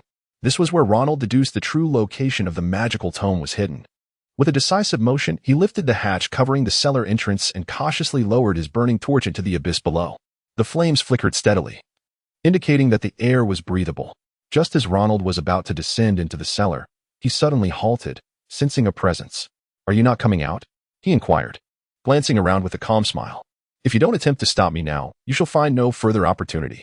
Seconds ticked by, and just as Ronald began to doubt his judgment, a translucent figure abruptly emerged from the wall. It was the boy who had first greeted them, only to vanish into nothingness later. At that moment, the boy's expression was grim as he emerged from the wall facing Ronald, seemingly ready to fight to the death. However, in reality, he merely struck a pose of confrontation, remaining motionless just inside the wall, as if an insurmountable chasm lay between him and Ronald. Ronald couldn't help but chuckle softly. Right on target. Completely unfazed by the adversary before him, he stepped boldly into the cellar entrance. Following closely behind was the boy, whose face reflected alarm yet maintained a cautious distance from Ronald. The path leading to the cellar beneath the mansion was surprisingly easy to navigate. Unlike a typical cellar, which might simply have a ladder for access, the mansion's owner had constructed a complete staircase underground, an unusual feature for an ordinary cellar. As they descended, the boy trailing behind could no longer contain himself. "Hey, listen to me. The entire Black Mountain is doomed. If you wish to survive, you must." Before the boy could finish, Ronald interjected, "Spare me the theatrics. If you had chosen to remain hidden, it might have been better, but now it is far too late. You lot are not only confined within this mansion, but also harbor a fear of fire." Under the illumination of Ronald's torch, the boy's expression grew increasingly grim. "How did you deduce?" "Any reasonable person could see it," Ronald replied, not even slowing his descent. "Do you recall our entrance into the mansion?" The main door swung open to the left, and any host would instinctively step aside to allow guests into a more spacious area. Yet you chose to awkwardly position yourself to avoid my companion's lamp. What absurdity is that? Moreover, during our time in the room, you never approached the fireplace, instead lingering in the far right corner, away from the light. How could that not raise suspicions? The boy's face contorted with confusion. "You're being unreasonable. How can you accuse me of this?" "Not just that," Ronald continued, relishing the opportunity to expose his adversary's errors, especially when the boy was incapable of retorting. While his actions bore a striking resemblance to a villain cornering the protagonist, Ronald wore a smirk laden with mockery as he remarked, "Your father, indeed, possesses a certain skill. He weaves lies, and yet unwittingly revealed to me that the woman cannot enter the parlor. Pray tell, why should that woman be barred from the parlor? Merely because he claims to possess that tome of magic?" Upon hearing this, the boy's face twisted with indignation. "Why not? No one has disclosed the tome's true whereabouts to you. So why do you assume that my father lacks it?" "Because his excuse is utterly foolish. To save his daughter while simultaneously destroying the tome and his wife, leading us to escape Black Mountain." What nonsense. If he had the capability, he could have simply destroyed the tome and his wife himself, without needing our assistance. How rare it is to encounter a middleman profiting from such a situation. The boy's expression froze. He had not realized the flaw in his father's words until now. With Ronald's relentless mockery, doubt began to creep into his mind. Could it be that he was the fool? Observing the boy deep in thought, Ronald turned and continued his descent. "So, given this fundamental logical flaw, refrain from embarrassing yourself further. And as I previously mentioned, the parlor is the only safe haven? Your earlier awkward reactions easily draw attention to the issue of fire, especially since only the parlor has a lit fireplace. Were the candelabras in the second-floor corridor meant for theatrics? Your mother appeared to be searching for someone, yet all the candelabras upstairs were extinguished. Does she truly enjoy searching in the dark? I find it hard to believe her mind is so addled. Having delivered his scathing remarks, Ronald left the boy utterly bewildered. How could he have exposed himself so thoroughly? Aware that he could neither leave the mansion nor approach the light, what chance did he have? To deal with the man before him? Chapter 26. It is better for the villain to remain silent. After several turns down the staircase, having descended at least 10 meters, the path suddenly opened up. Ronald's intuition had proven correct. Beneath the manor, a space spanning over 100 square meters lay concealed. In stark contrast to the ominous black mist above that devoured the unwary, this place bore a closer resemblance to what Nisos had previously referred to as the magical realm. The walls of the basement were grotesquely adorned with writhing tendrils formed from a viscous black liquid, intermingled with the stench of decaying flesh, reminiscent of a bizarre world conjured by Lovecraft. Ronald harbored no doubt that entanglement with these appendages would lead to unspeakable horrors. Yet, even amidst this grotesquerie, something more captivating drew his attention. At the very center of the basement, among several fallen human figures, lay a man clad in a crimson robe, his features obscured, clutching a tome of dark magic. A grim certainty washed over Ronald. This was indeed a grimoire. The probability was exceedingly high. At first glance, Ronald was convinced of its significance. Surrounding the man in red was a perfect circle of gray dust, isolating him from the 4 individuals outside this barrier. Among the outsiders stood 4 figures, 2 adults and 2 children. Ronald recognized 3 of them: the mother with her prodigious strength, the daughter in a white dress, and the boy who trailed closely behind him. The remaining figure was an adult man whom Ronald had never encountered before. Based on previous encounters, this must be the father, who had communicated solely through voice with Ronald and his companions. Observing the scene before him, Ronald furrowed his brow. This was a stark departure from all he had previously experienced. Not to mention the boy lying on the ground. He had been following Ronald just moments ago. Glancing back, the grim-faced boy remained steadfast at the edge of the torchlight, his gaze fixed on Ronald, unchanged in its hostility. Please do not tell him that we have acquired a few new friends. Cautiously avoiding the writhing tendrils, Ronald deftly approached the fallen figures to examine them. All 4 bodies displayed signs of death. Their hearts had ceased to beat, their pulses were absent, their pupils dilated, and their bodies were cold. They were lifeless. In the silence, Ronald turned his attention to the last figure yet to be examined, the man in the center of the basement, clutching the grimoire, shrouded in red. To unravel the mystery, he would need to investigate this individual. "Hey, Ronald," the boy called out suddenly, his tone laced with malice. "You have yet to disclose something to me. No one informed you of this basement's existence tonight. How did you ascertain that it concealed secrets? Inquiring about the enemy's secrets. As if you ordinary folks could uncover anything. You might as well await your demise. With your intellect. What emboldened you to utter such words upon departing the parlor for the first time? My heavens, I am going to kill you." The boy was enraged. Ronald's subtle derision of his intellect had clearly breached the limits of the boy's patience. Releasing his pent-up fury, he lunged at Ronald. Buzz. Initially, the attack was executed with a semblance of normalcy.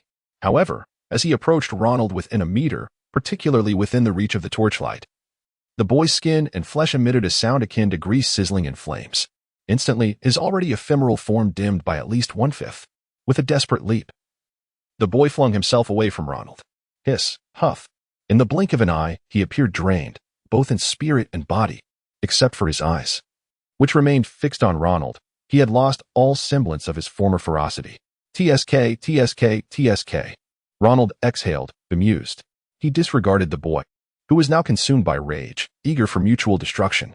Instead, he crouched before the gray circle surrounding the man in red and plunged Nisos' dagger into it.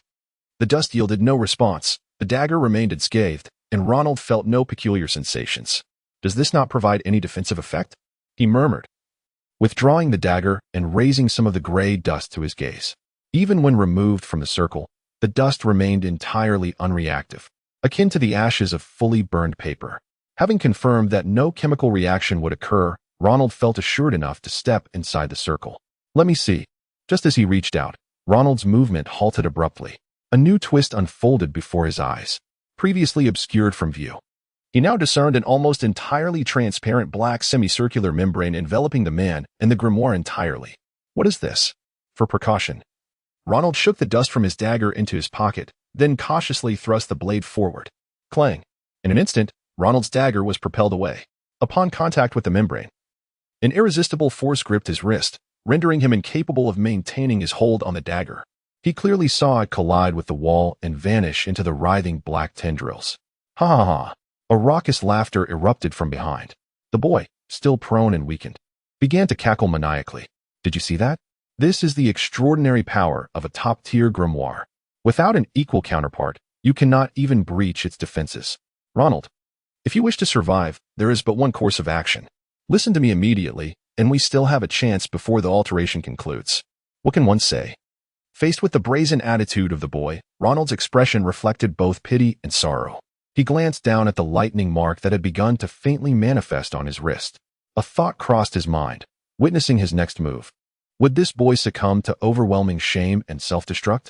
Chapter 27 Comedy. This. You. How is it possible? The boy, who lay on the ground, was filled with confusion and astonishment as he watched Ronald's actions. Right before him, Ronald suddenly produced a clay tablet in his hand.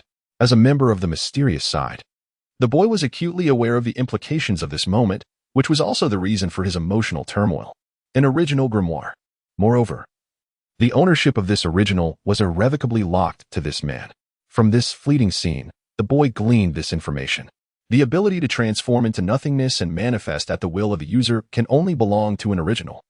The only individuals capable of wielding such power over an original must possess complete ownership of the grimoire.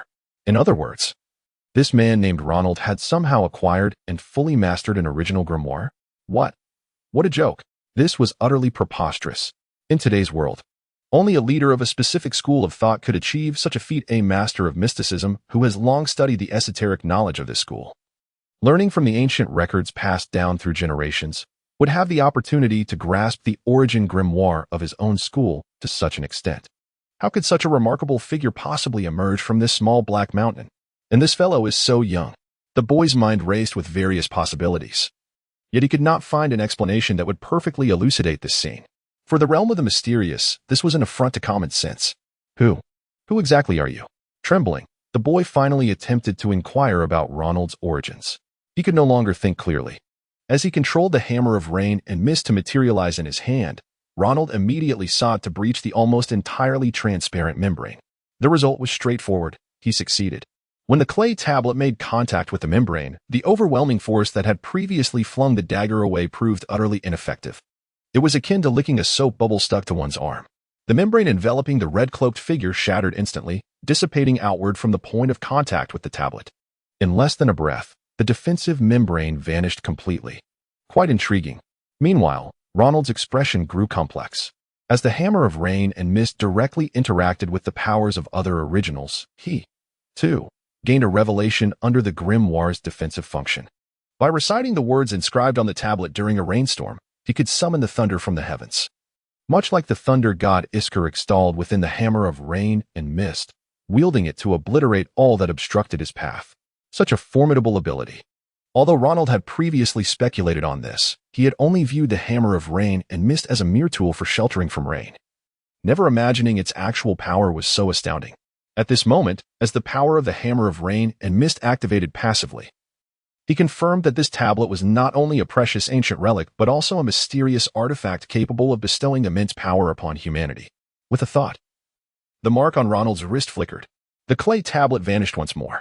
Now, it was time to examine this red-cloaked figure. As he reached out to inspect, Ronald discovered that this individual was indistinguishable from the four corpses outside the circle.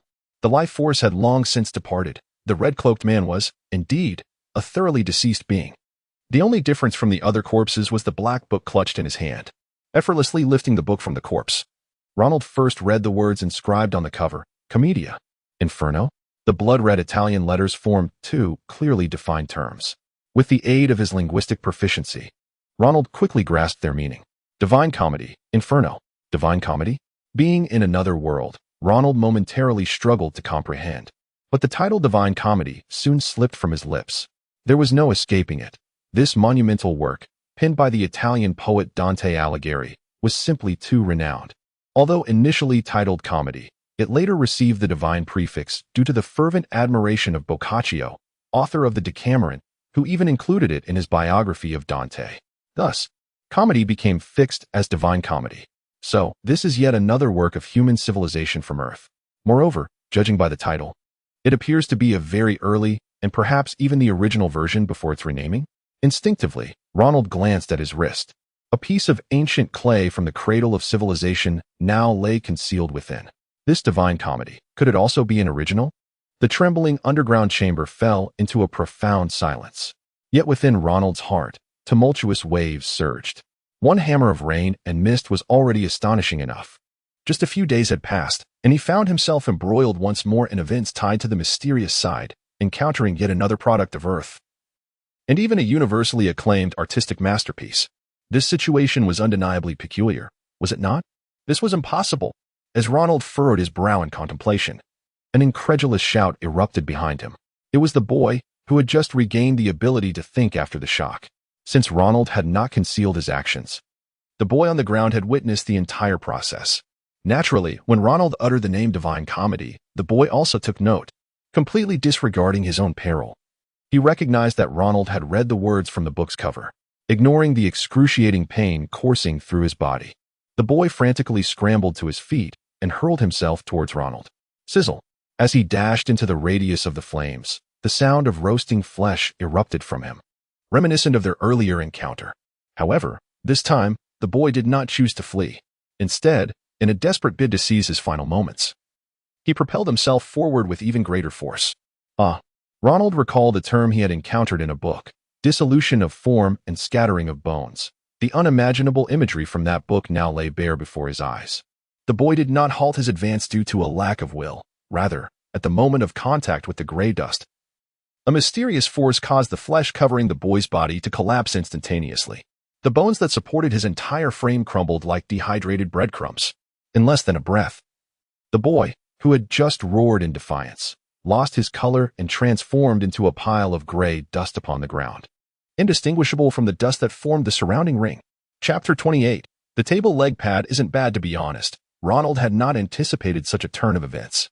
He had even braced himself to execute an invincible roll as soon as his opponent lunged at him. Yet, the boy had simply turned to ashes before his very eyes. It was truly beyond words. With a heavy sigh and a shake of his head, Ronald began to scrutinize the Divine Comedy in his hands. The black covers were seamlessly integrated, encasing yellowed pages that were bound together. Merely holding it evoked a palpable weight. This was the weight of history. However, despite grasping such a significant treasure, Ronald's brow furrowed. Something was amiss. Was it not a tad too light? As a modern adult with some familiarity with cultural works, Ronald had certainly perused world-renowned masterpieces like the Divine Comedy. This lengthy poem, crafted over more than a decade, was astonishing in both structure and content. Inferno, Purgatorio, and Paradiso, each comprising 33 cantos, culminating in a total of 100 cantos, with a grand total of 14,233 meticulously crafted lines. Even in the final line of each poem, Dante employed the word stars as a rhyming foot, creating a harmonious echo. This unique poetic structure, along with its symmetrical layout, drew inspiration from the mystical significance of the numbers 3 and 10 in medieval Europe. But now the question arose. The tome in Ronald's hands weighed less than a kilogram. This was not the weight one would expect from the entirety of the Divine Comedy. He promptly opened the book and quickly flipped through its pages. Within mere moments, he discovered the truth. The copy in the hands of the red-cloaked figure contained only the prelude and the 33 cantos of Inferno. There was no trace of Purgatorio or Paradiso whatsoever. So, it was merely Inferno? Faced with this revelation, Ronald found himself at a loss for words.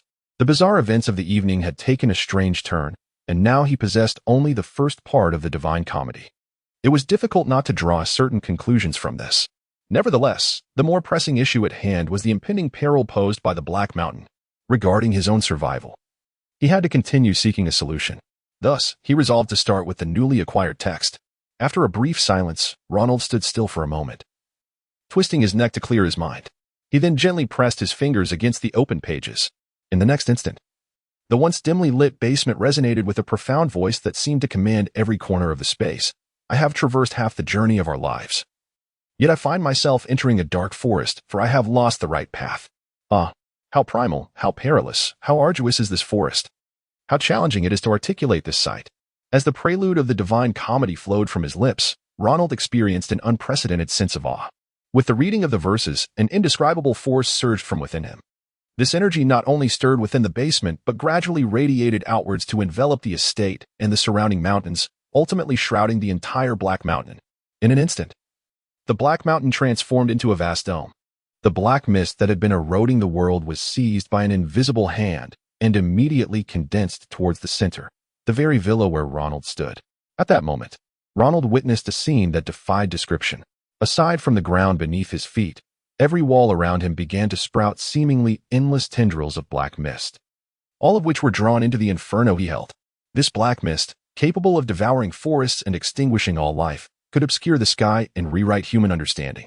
It was as if newly hatched larvae were effortlessly ushered forth by the magical tome in Ronald's grasp. Previously, under the relentless pursuit of the black mist, Ronald had fled in desperation, fully aware of its terrifying nature. Yet now, this fearsome entity was powerless against the onslaught. With even the tendrils on the basement walls being torn apart and ultimately consumed by the tome, there was no room for refusal. In just 3 seconds, the formidable power of the tome obliterated the sprawling black mist, leaving no trace behind. With a soft sound, the inferno automatically closed. Now lying quietly in Ronald's hands, it resembled a mundane diary, devoid of any response. Swallowing hard, Ronald murmured in astonishment, "The spirit thin abyss. This is the ability that the divine comedy just unleashed, much like the god's hammer of mist and rain." As long as he recited the contents of the tome under suitable circumstances, it would activate its immense power. The inferno in Ronald's possession held exceedingly intricate powers. Firstly, the prelude written before Inferno was responsible for activating the overall capabilities of the tome. Once activated, the first ability represented the initial entry into hell, namely, the spirit-thin abyss of the first circle of 9 circles of hell. Its power emanated from the liminal space between the human realm and hell, symbolizing the gateway to foreign domains. Consequently, the spirit-thin abyss could effectively absorb all aberrations from the real world and process them completely. This ability had virtually no restrictions on activation. The only caveat was that after absorbing an aberration, a buffer period was required for the tome to thoroughly process it before it could be activated again. As the new master of the Divine Comedy, Ronald could distinctly sense that after completely dealing with the previously transformed Black Mountain, the spirit-thin abyss's ability had entered a digestion phase lasting 4 months. Only upon the complete dissolution of the Black Mountain's aberration could this ability be reactivated. Although the time required was lengthy, considering the previous terrifying degree of aberration, it was undoubtedly a formidable capability. However, the subsequent matters posed some complications. Unlike the god's hammer of mist and rain, which could be activated directly without cost, the other powers of Inferno required the absorption of 8 distinct concepts: lust, gluttony, greed, wrath, heresy, violence, deceit, and treachery. These 8 human behaviors or emotions corresponded to the 8 deadly sins of hell. Was this not tantamount to being of little use? Unable to contain himself, Ronald scoffed. With the spirit-thin abyss's ability in cooldown and the other 8 powers inaccessible, the tome in his possession now seemed barely capable of propping up a table leg. Fortunately, Ronald was not one to dwell on such matters. He quickly shook his head in relief. But at least the aberration of the Black Mountain has been lifted, and the danger to life has been averted. Suddenly, a series of thuds echoed from the staircase leading above. With pupils constricting, Ronald swiftly darted to the corner of the basement. In the aftermath of the vanishing tendrils on the wall, he spotted the dagger gifted by Nisos lying there. Although the dagger was now battered and broken, it was still far more effective than his own frail body. Chapter 29. Do I resemble you? In the desolate and silent basement, only the torch that Ronald had previously planted flickered, casting its warm yellow glow upon 5 lifeless bodies, creating shadows of varying shapes on the ground. The sound of footsteps echoed from the entrance, growing increasingly distinct and steadily approaching the basement. Ronald sensed something amiss at the sound. But what reached him from the basement stairs was a series of heavy thuds, as if someone were playfully leaping down the stairs like a rabbit. What was descending? Gripping the deformed dagger tightly in his hand, Ronald braced himself for a fierce confrontation with an adversary. After dispersing the black mist, he found himself unable to escape a direct battle. Finally, the sound reached the entrance of the basement, and as Ronald gazed toward it, his initial tension morphed into astonishment. Before his eyes, a figure, clad in blood-soaked attire, leaped down the stairs, 1 foot and 1 arm drawn closely to its body, while in its bloodied hands, It held two severed heads that refused to close their eyes. "Ah, Ronald, you're still alive?" The middle-aged merchant, wiping his face with his tattered sleeve, wore a smile that suggested coincidence. "I thought you had met the same fate as Thompson." The figure, who had previously declared, "I plan to slaughter all the seeds," and boldly infiltrated the second floor of the mansion, was none other than Nisos. The two heads he held belonged to the frenzied mother and the deceitful father. With the three still bleeding bullet holes on the mother's face as confirmation, Ronald was certain of his identification. In other words, Nisos had slain both of them. However, it was evident that he had endured a harrowing battle. One arm and leg were completely drawn in, and his clothing, in tatters, bore witness to the ferocity of his previous struggle. Pressing his back against the basement wall, he let out a sigh of relief. What a nightmare. I was just contemplating that the seeds in the villa had yet to be eliminated, and in this state, I thought it was all over. But in the blink of an eye, the black mist surged toward this place. Upon descending, I found not only the bodies on the ground, but you still standing here. Had I known this, I wouldn't have bothered bringing two heads. After expressing his relief, Nisos paused, his tone shifting to a complex one. "Ronald, what exactly transpired down here? The external aberration has now completely dissipated. Do you understand what this signifies?" Gazing at Nisos, whose demeanor had grown serious, Ronald remained rooted in place, carefully scrutinizing his companion. Before cautiously replying, "When we parted earlier, you..." Before Ronald could finish his inquiry, Nisos interjected, "I provided you with a dagger, the one you're currently clutching. By the way, wasn't there also a potion and a talisman? Hurry, hand them over. Hopping on one leg is unbearable." As he passed by Nisos, he promptly retrieved the metal capsule containing the potion. "Where shall I inject it?" Nisos explained, "Near the artery in the leg. I'll guide you." However, before Nisos could finish, Ronald pressed the needle into his groin. As the icy liquid surged into his body, Nisos couldn't help but scoff. "Huh? I wasn't aware that within the noble circles of greed, there were those so knowledgeable about human anatomy. Quite the coincidence. For I too was unaware of any merchant capable of vanquishing such terrifying monsters in a one-on-two scenario." Their lighthearted banter about each other's dubious identities filled the basement with a stillness. After a moment, feeling the mobility returning to his leg, Nisos suddenly spoke. "To be honest, your arrival startled me. I had presumed that you had met the same fate as Thompson. I even thought I had suffered a mild concussion in the previous battle, which made me see things." Sitting on the floor beside Nisos, Ronald gestured toward the heads Nisos had discarded. "In truth, I never expected you to survive. I witnessed firsthand the formidable power of that woman." "Hey, Ronald, what is the matter? Where did the black mist go? What halted the world's aberration?"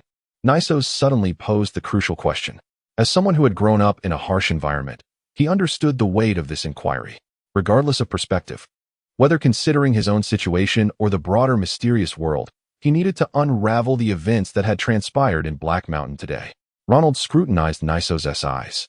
As he posed the question, his companion's steel-blue gaze was strikingly clear and earnest, allowing for no grain of doubt. "Did you see the man in red? When I descended, the corpse was clutching a black-covered grimoire, and the black mist was absorbed by it." Nisos turned his gaze accordingly, and indeed, the red-clad corpse's hand seemed to grasp something. However, now, the hand lay empty. Furrowing his brow, Nisos continued, "What about the book?" In response to his companion's inquiry, Ronald promptly opened his coat, revealing his attire which bore no signs of carrying any extraneous items. "Do I appear to be someone who possesses a grimoire?" In an instant, with a speed that left Ronald no time to react, Nisos extracted the book titled Diary of Ronald Adler from his cloak. The merchant instinctively read aloud, "Diary of Sir Ronald Adler. Any scoundrel daring to pry shall find their soul engulfed in endless flames." The two exchanged awkward glances, and the air in the basement grew thick with tension. Chapter 30. Wilderness Star Chasing. Suppressing his embarrassment, Nisos quickly flipped through the contents of the diary. "I mean no offense. I shall examine the body." With the remaining strength in his arms, he began to probe the corpse.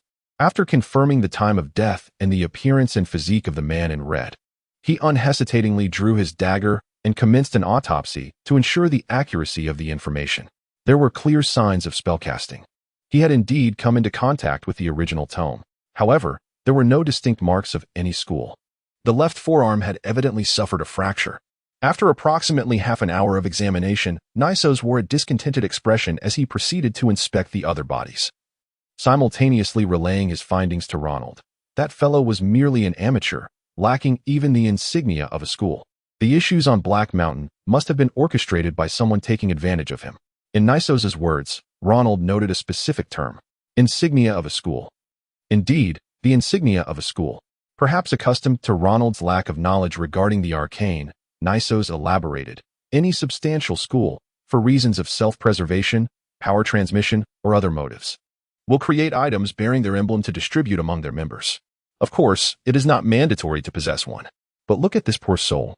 While explaining, Nisos cast a sidelong glance at the corpse on the ground. This man in red clearly had contact with an original-level grimoire, yet he exhibits only a faint magical response. No prominent figure from any school could be so weak. He is evidently a hapless pawn used by others. Observing Nisos speak so fluently, Ronald continued, "So, does that mean we have no chance of obtaining that original tome?" Upon hearing this question, a palpable sense of frustration flickered in Nisos's eyes. Yet, this fleeting emotion quickly morphed into self-deprecating jest. After all, it is an original tome. To think that we too could acquire such a treasure is truly a delusion. Forget about these improbable matters. As he walked towards Ronald, he casually inquired, "By the way, Ronald, since you have previously encountered matters of the arcane, you must know which school you belong to, right?" "Which school do I belong to?" At Nisos's question, a flurry of information flashed through Ronald's mind. Given that the mysticism of this otherworld originated from grimoires, the resulting schools were undoubtedly numerous as stars in the sky. This was not a test from Nisos regarding his identity. Without much thought, a name slipped from his lips. "I am of the Copenhagen school." "Huh? Copenhagen? That sounds like a personal name." Naturally, Nisos was unaware of this school. He mumbled a few bewildered remarks before the merchant promptly abandoned the topic. "All right, let us head upstairs. The villa above is unoccupied. We can change out of these tattered clothes and still have time to rest before dawn." "Sounds good," Ronald nodded in agreement. Nisos was drenched in blood, his own attire in tatters. As his companion had rightly stated, after such a tumultuous evening, anyone would be in need of repose. The following day, as the sun began to rise, Ronald and his companion stepped out of the villa. The Black Mountain before them bore no resemblance to the one they had seen the previous night. The entire mountain surface was now a barren and desolate wasteland. As nightfall enveloped the landscape, a thick black mist had devoured all vitality from the earth. This region stretched from the distant peaks in the west to the dry riverbeds in the east, bordered by deeper mountains to the north and a flat expanse of wilderness to the south, a scene of utter desolation and silence. It was a forsaken land devoid of human presence, utterly lacking any signs of life. The azure sky was empty of birds, the gray earth lay still, and the most unbearable aspect was the oppressive silence that hung heavily in the air. No matter how intently one listened, the vast wasteland offered no sound. There was only silence, deep, haunting, and soul-crushing silence. Witnessing this scene under the sun, Ronald could not help but feel a sense of awe. It was truly terrifying. Beside him, Nisos nodded in agreement, his expression tinged with understanding. Indeed, this is the peril inherent in the pursuit of arcane knowledge. However, Ronald, we face an urgent issue that requires resolution. Gazing at Nisos's somewhat mischievous smile, Ronald inquired, "You mean traveling?" "Precisely," Nisos replied, the merchant's satisfaction evident. "This cursed place is utterly devoid of civilization. Even if we had a carriage, it would take us 3 or 4 days to reach the nearest village." Ugh, Ronald sighed, realizing their predicament had become even more dire than the previous night. The black mist had claimed everything, including the merchant caravan, the wagon, its cargo, and all their essential supplies. Traversing this desolate land felt akin to a survival challenge in a foreign realm. Observing Nisos's smug expression, Ronald boldly asked, "But judging by your demeanor, you must have some preparations in place, right?" Nisos's pride swelled at Ronald's inquiry. "Well, it's not exactly preparation. Young man, if you're daring enough, how about I take you stargazing?" "Stargazing?" Ronald was genuinely perplexed. Daring enough? Stargazing? In a moment like this, I cannot connect the dots. Not wishing to keep Ronald in suspense, Nisos revealed, "Listen closely. Approximately 2 days from here, there is a border railway connecting Grade and Enthroat. The most renowned actress and singer of Grade, the exquisite beauty Miss Alida Boycom, known as the Angel's Gem, will be traveling on this train to Barunwich. Our task is to traverse the wilderness within 2 days and reach the railway." Looking at Nisos with a mixture of incredulity and admiration, Ronald quipped, "Not only do you know about the railway, but you also have the schedule of a theater actress memorized. You truly are well informed." "Well, a merchant must always be prepared. Nisos replied with a grin. Now, let us be on our way. Chapter 31. Traversing the wilderness, approaching the tree stumps. The grass on the southern side of the trunks and large boulders grows tall and lush, while the autumn grass in the south withers and yellows at a slower pace. Indeed, this is a result of sunlight exposure. The bark on the southern side is generally smoother, while the northern side tends to be rougher. This phenomenon is particularly evident in poplar trees. Precisely, moss, which thrives in damp conditions and shuns sunlight, typically only flourishes on the shaded sides of rocks. Correct. Due to varying sunlight exposure on the mountain stones, one face is the brightest and shiniest, while the sides that experience sunrise and sunset are less luminous. And the final side almost lacks any sheen. You inquired about this yesterday. Let us discuss what you just mentioned. Anthills in a given area are predominantly constructed in one direction relative to tree roots to maximize sunlight exposure. Thus, one side is built gently while the other is rather steep. Please, spare me. After 2 consecutive days of arduous wilderness trekking, Ronald never anticipated that the most taxing aspect would be his discourse with Nisos. Their communication unfolded in a consistent pattern over those 2 days. Thanks to Ronald's extensive prior experiences with solitary activities, he possessed a wealth of invaluable outdoor knowledge distilled by experts, all of which proved indispensable. Eventually, it reached a point where, upon Ronald displaying a moment of contemplation over a natural phenomenon, Nisos would invariably approach with a barrage of inquiries. The merchant's curiosity about this knowledge was astonishingly insatiable. However, the 2-day trek was not merely a stage for Ronald to showcase his knowledge. In terms of food procurement and combat, Nisos exhibited formidable capabilities as well. Fishing in the river, dispatching wild beasts, and scaling heights with agility, any action requiring physical coordination and swift reflexes revealed his prowess, rivaling that of elite athletes. Initially, for safety reasons, they refrained from taking any consumables from the house as they departed. Yet, under such circumstances, Ronald remarkably did not experience hunger over those 2 days. Maintaining such a level of hunting efficiency, Nisos still managed to do so with only one arm functioning. Thus, to be fair, Ronald considered that, barring rainfall, should he unexpectedly encounter an adversary of Nisos's caliber, the outcome could only be death. There existed no other possibility. On the following evening, the sun hung low in the sky, a third of the way down. In no more than 2 hours, it would descend beyond the peaks that replaced the horizon. Ronald, how far do you think we've traveled? Reflecting on the pace of their journey over the past 2 days and the changing scenery, Ronald offered a somewhat vague estimate. The straight-line distance to Black Mountain is approximately 40 kilometers. But do not underestimate those 40 kilometers. Aside from the initial departure from the desolate Black Mountain, the entirety of their journey had traversed uninhabited territory. To cover such a distance in 2 days through undeveloped land is indeed a remarkable achievement. This exceptional accomplishment is entirely attributed to Ronald's extensive knowledge and Nisos's robust physical prowess. If an ordinary person were to venture into such a locale, 2 full days of wilderness adventure could be deemed quite perilous, even life-threatening. 40 kilometers, you say? Up ahead, as the pathfinder, Nisos's tone betrayed a hint of confusion. What about the train tracks? The route I calculated should lead us there. Theoretically, we should have arrived by now. After all, it is mountainous terrain, Ronald reassured him. Before the sun sets, find a high vantage point, and I can assure you that our traveled distance and direction will not be erroneous. All right. After advancing about 100 meters, Nisos initiated a casual conversation amidst their haste. Hey, Ronald. You aren't just making things up, are you? Making up what? You know. All that stuff about wilderness survival and direction finding. Do you think I long for death in these woods to engage in such frivolous chatter? As he followed closely behind his companion, inhaling the damp air of the forest, Ronald inadvertently caught sight of a towering shadow out of the corner of his eye. Peering through the gaps in the treetops above, it appeared to be an exceptionally upright tree. Nisos, look over there. Huh. Upon hearing Ronald's call, Nisos immediately turned his gaze in that direction. Soon, the merchant's voice grew exuberant. Goodness, let us go take a look. After traversing several dozen meters through the thicket, Ronald and Nisos arrived at their destination. Before them stood a colossal tree. Based on Ronald's observations, it appeared to be a type of hardwood, standing over 20 meters tall. Its base had a diameter exceeding 5 meters, a true behemoth. Moreover, it served as the ideal lookout point for the 2 men. I'll climb up for a better view. You hold on to my things for me. Faced with such a splendid natural vantage, Nisos could hardly resist. He stripped off his coat and handed Ronald the unnecessary items, then promptly began to ascend the tree. Observing Nisos's agile climb, Ronald cautioned, Be careful. You only have one hand. For me, there is plenty that can be accomplished with one hand. Indeed, as the merchant claimed, despite having only one functioning arm. Nisos skillfully utilized his knife and remarkable leg strength to ascend effortlessly. His nimble movements resembled a child swinging joyfully in a garden. Within a minute, Nisos reached the apex of the giant tree and began surveying the surroundings.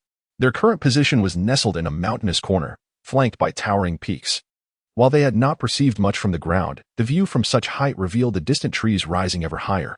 It was evident that deeper in that direction lay the expansive grade and intruder borders, intersected by the expansive Yaz forest. Consequently, the border train tracks should weave through that very expanse. Forest, train tracks, he murmured, contemplating his desires. At last, at the edge of the towering trees to his right, Nisos discerned a faint gap in the canopy. Though subtle, it certainly existed. In this forsaken area, the woods would not overlook any available space for growth. Indeed, that's the spot. This is where we need to go. Looking down at his companion below, Nisos called out, Ronald, I've spotted it. It's not far, and we can reach it before nightfall. Chapter 32. The train delay. Nisos, are you certain about the time? Probably. Beneath a night sky that bore no resemblance to the one in his memories, Ronald cast a skeptical gaze upon his companion, who was smiling awkwardly in front of him.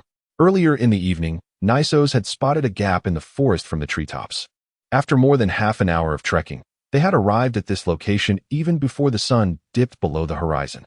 Indeed, a well-constructed railway lay before them. As they progressed along the path flanking the railway, they stumbled upon a temporary camp set up by a railway maintenance worker. And then, nothing followed. From the moment the sun descended the hillside until the stars adorned the night sky, not a single steam train, or even a mere shadow, had graced their waiting eyes.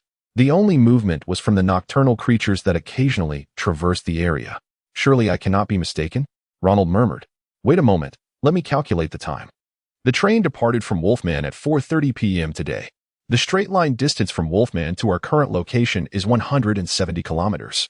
Therefore, after approximately 2 hours and 48 minutes, even if we account for 3 hours, the train should have arrived by now.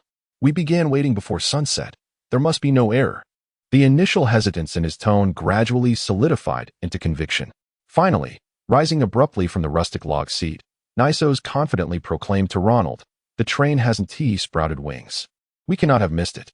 With an expressionless gaze fixed upon Nisos, Ronald pointed to the starry expanse and posed a simple yet profound question. Where is the train? Where has it gone? Nisos, who had just radiated confidence, suddenly found his face clouded with dismay.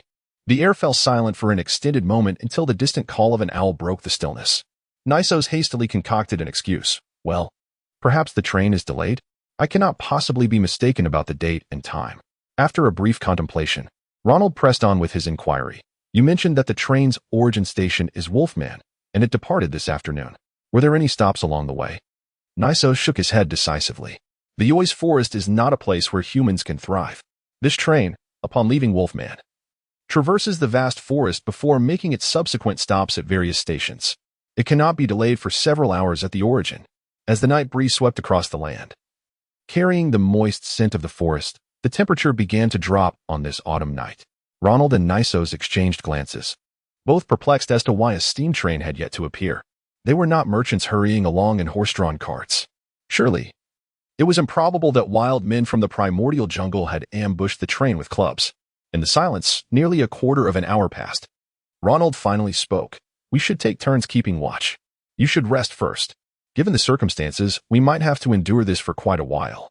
You've been leading the way and hunting all day, which must have drained your energy. If anything stirs, I will rouse you. All right. Upon hearing Ronald's suggestion, Nisos did not hesitate to retreat into the campsite left by the railway maintenance crew. If anything happens, be sure to wake me. Rest quickly. Soon. Under the starry night sky, only Ronald remained seated. The stool beneath him was a tree stump cut directly from the forest, providing an uncomfortable seat. Yet, despite this discomfort, he found his thoughts drifting elsewhere. It had been nearly a week since his arrival in this world. From the trials of the illusion to the encounter with the merchant caravan that crashed into the Black Mountain. In just 5 short days, he had experienced remarkable insights and encountered secrets beyond comprehension. Overall, his journey had been a stark contrast to his previous life.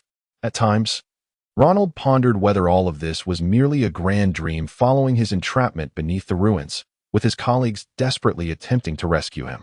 Yet, such fantasies could not convince him. The cold wind brushing against the night sky, Nisos resting in the campsite behind him, and the two arcane tomes hidden within his possession all served as reminders of his stark reality. This was indeed the truth. With a long exhale, Ronald rubbed his chilled hands together and added more firewood to the campfire. He raised his gaze, and unlike the overcast skies of previous days, the stars now sparkled brightly in the distance. They shone brilliantly, yet he could not find the familiar constellations. Here, he gazed up at the night sky that countless humans from another realm had admired for centuries. Back in his homeland, who looked up to that magnificent universe. A profound solitude in being a stranger in a foreign land washed over him. O stars, are you the origin of this world's human civilization as well? As a writer, Ronald had always been captivated by a certain notion, a romantic yet plausible theory, that human civilization originated from the celestial bodies high above. Not some absurd extraterrestrial origin, but rather a reference to the foundation and essence of civilization, writing. Writing, which bears knowledge, preserves culture, and forms the very structure of civilization. During his travels, he had learned that the earliest written records unearthed through archaeology on Earth originated from the ancient civilizations of the two river valleys. And in the findings, why these two words? Because 6,000 years ago, the supernova of the sailboat constellation X erupted. This was the most monumental astronomical event remembered in human history, far surpassing any observable phenomena today. In that ancient era, the blinding light released by the suddenly erupting supernova could reach Earth, illuminating the daytime sky with brightness rivaling the sun and obscuring the moon's glow at night. What did such an extraordinary natural phenomenon signify for the people of that time? Confusion, bewilderment, fear, and reverence, an unknown deeply etched in their minds. Ultimately, humanity's bewilderment and veneration for the supernova evolved into myths and religions. To commemorate the greatness of that star, the words star and deity were created. Would the civilization of this world follow a similar path? Suddenly, Ronald was jolted from his reverie by a faint sound emanating from a distance. Though it was mingled with the night breeze, he distinctly recognized a subtle noise coming from the train track, cleared through the forest. The train is coming. Nisos, wake up quickly. Chapter 33. I witnessed the boundless expanse of anatomy. Is the train approaching? Much like the evening Ronald discovered the merchant caravan. Even in slumber, Nisos reacted with remarkable swiftness. As Ronald's calls pierced the night, within mere breaths, he emerged from the camp, standing beside Ronald. He clapped his cheeks, shaking off the remnants of sleep, and gazed along the railway into the depths of the forest. Although freshly awakened, he discerned the sounds carried by the wind. Indeed, the train was coming. Feeling a weight lift from his heart at the distant noise, Nisos's tone brightened significantly from before. In that case, Ronald, let us prepare to board. Casting a glance at Nisos, who was eager to approach the tracks, Ronald paused in contemplation before finally asking, Nisos, I never inquired earlier. But this is not a train station. How do you intend to board? What else could I do? With an expression that suggested, surely you must know, Nisos explained, of course. We shall leap aboard. It typically travels at a mere 60 kilometers per hour. Any person should be able to jump on. 60 kilometers per hour. Ronald quickly calculated in his mind. That translates to approximately 16 to 17 meters per second. Even an Olympic sprinter could not achieve such a speed. To grasp a moving train with bare hands, perhaps a seasoned athlete might have a slim chance of success? Ronald shook his head against the autumn wind. Hey, Nisos, you cannot be serious. I absolutely cannot grasp a train in motion. Huh? Nisos was visibly taken aback. Is that really impossible? Of course it is. As the terrain facilitated the sound's propagation, the unmistakable roar of the steam locomotive grew clearer with its approach. The train was nearly upon them. Standing at the camp's edge, the two exchanged glances, yet it was Nisos who ultimately made the decision. Turning his back to Ronald, the merchant's voice took on a tense tone. Ronald, come. Climb onto my back. Ronald's expression darkened considerably, his brows furrowing uncontrollably. Nisos, please do not tell me you intend to carry me onto a speeding train? Instantly, the merchant's tone escalated. Do you think just anyone can perch upon my back? But what choice do we have? I cannot leap aboard alone and leave you. A defenseless youth, in the wilderness. A bear could easily regard you as winter provisions. Did I not mention this to you? Hence, you should understand. As the two argued, a brilliant beam of light burst through the towering trees, and the ground began to tremble slightly. The train, once only a distant sound, now loomed directly before them. As the locomotive came into view, Nisos's urgency intensified. I say, at such a moment, do not hesitate. Trust me, it will be fine. I truly have my doubts about your assurances. Ronald reluctantly acquiesced to the plan. After all, Nisos had already demonstrated remarkable physical prowess, and placing his trust in his companion was the most prudent choice. Reality was what it was, and as Nisos had articulated, Ronald lacked the confidence to escape the primal jungle alone. With his hands clasped firmly on Nisos's shoulders, Ronald pressed his face against the merchant's back, wrapping his legs around him to maintain friction. Thus, the two men awkwardly clung together at the camp's edge. Feeling Ronald's stillness, Nisos gauged his companion's weight with one hand before inquiring, "Are you ready? If we fall, it will be on me. Let us go."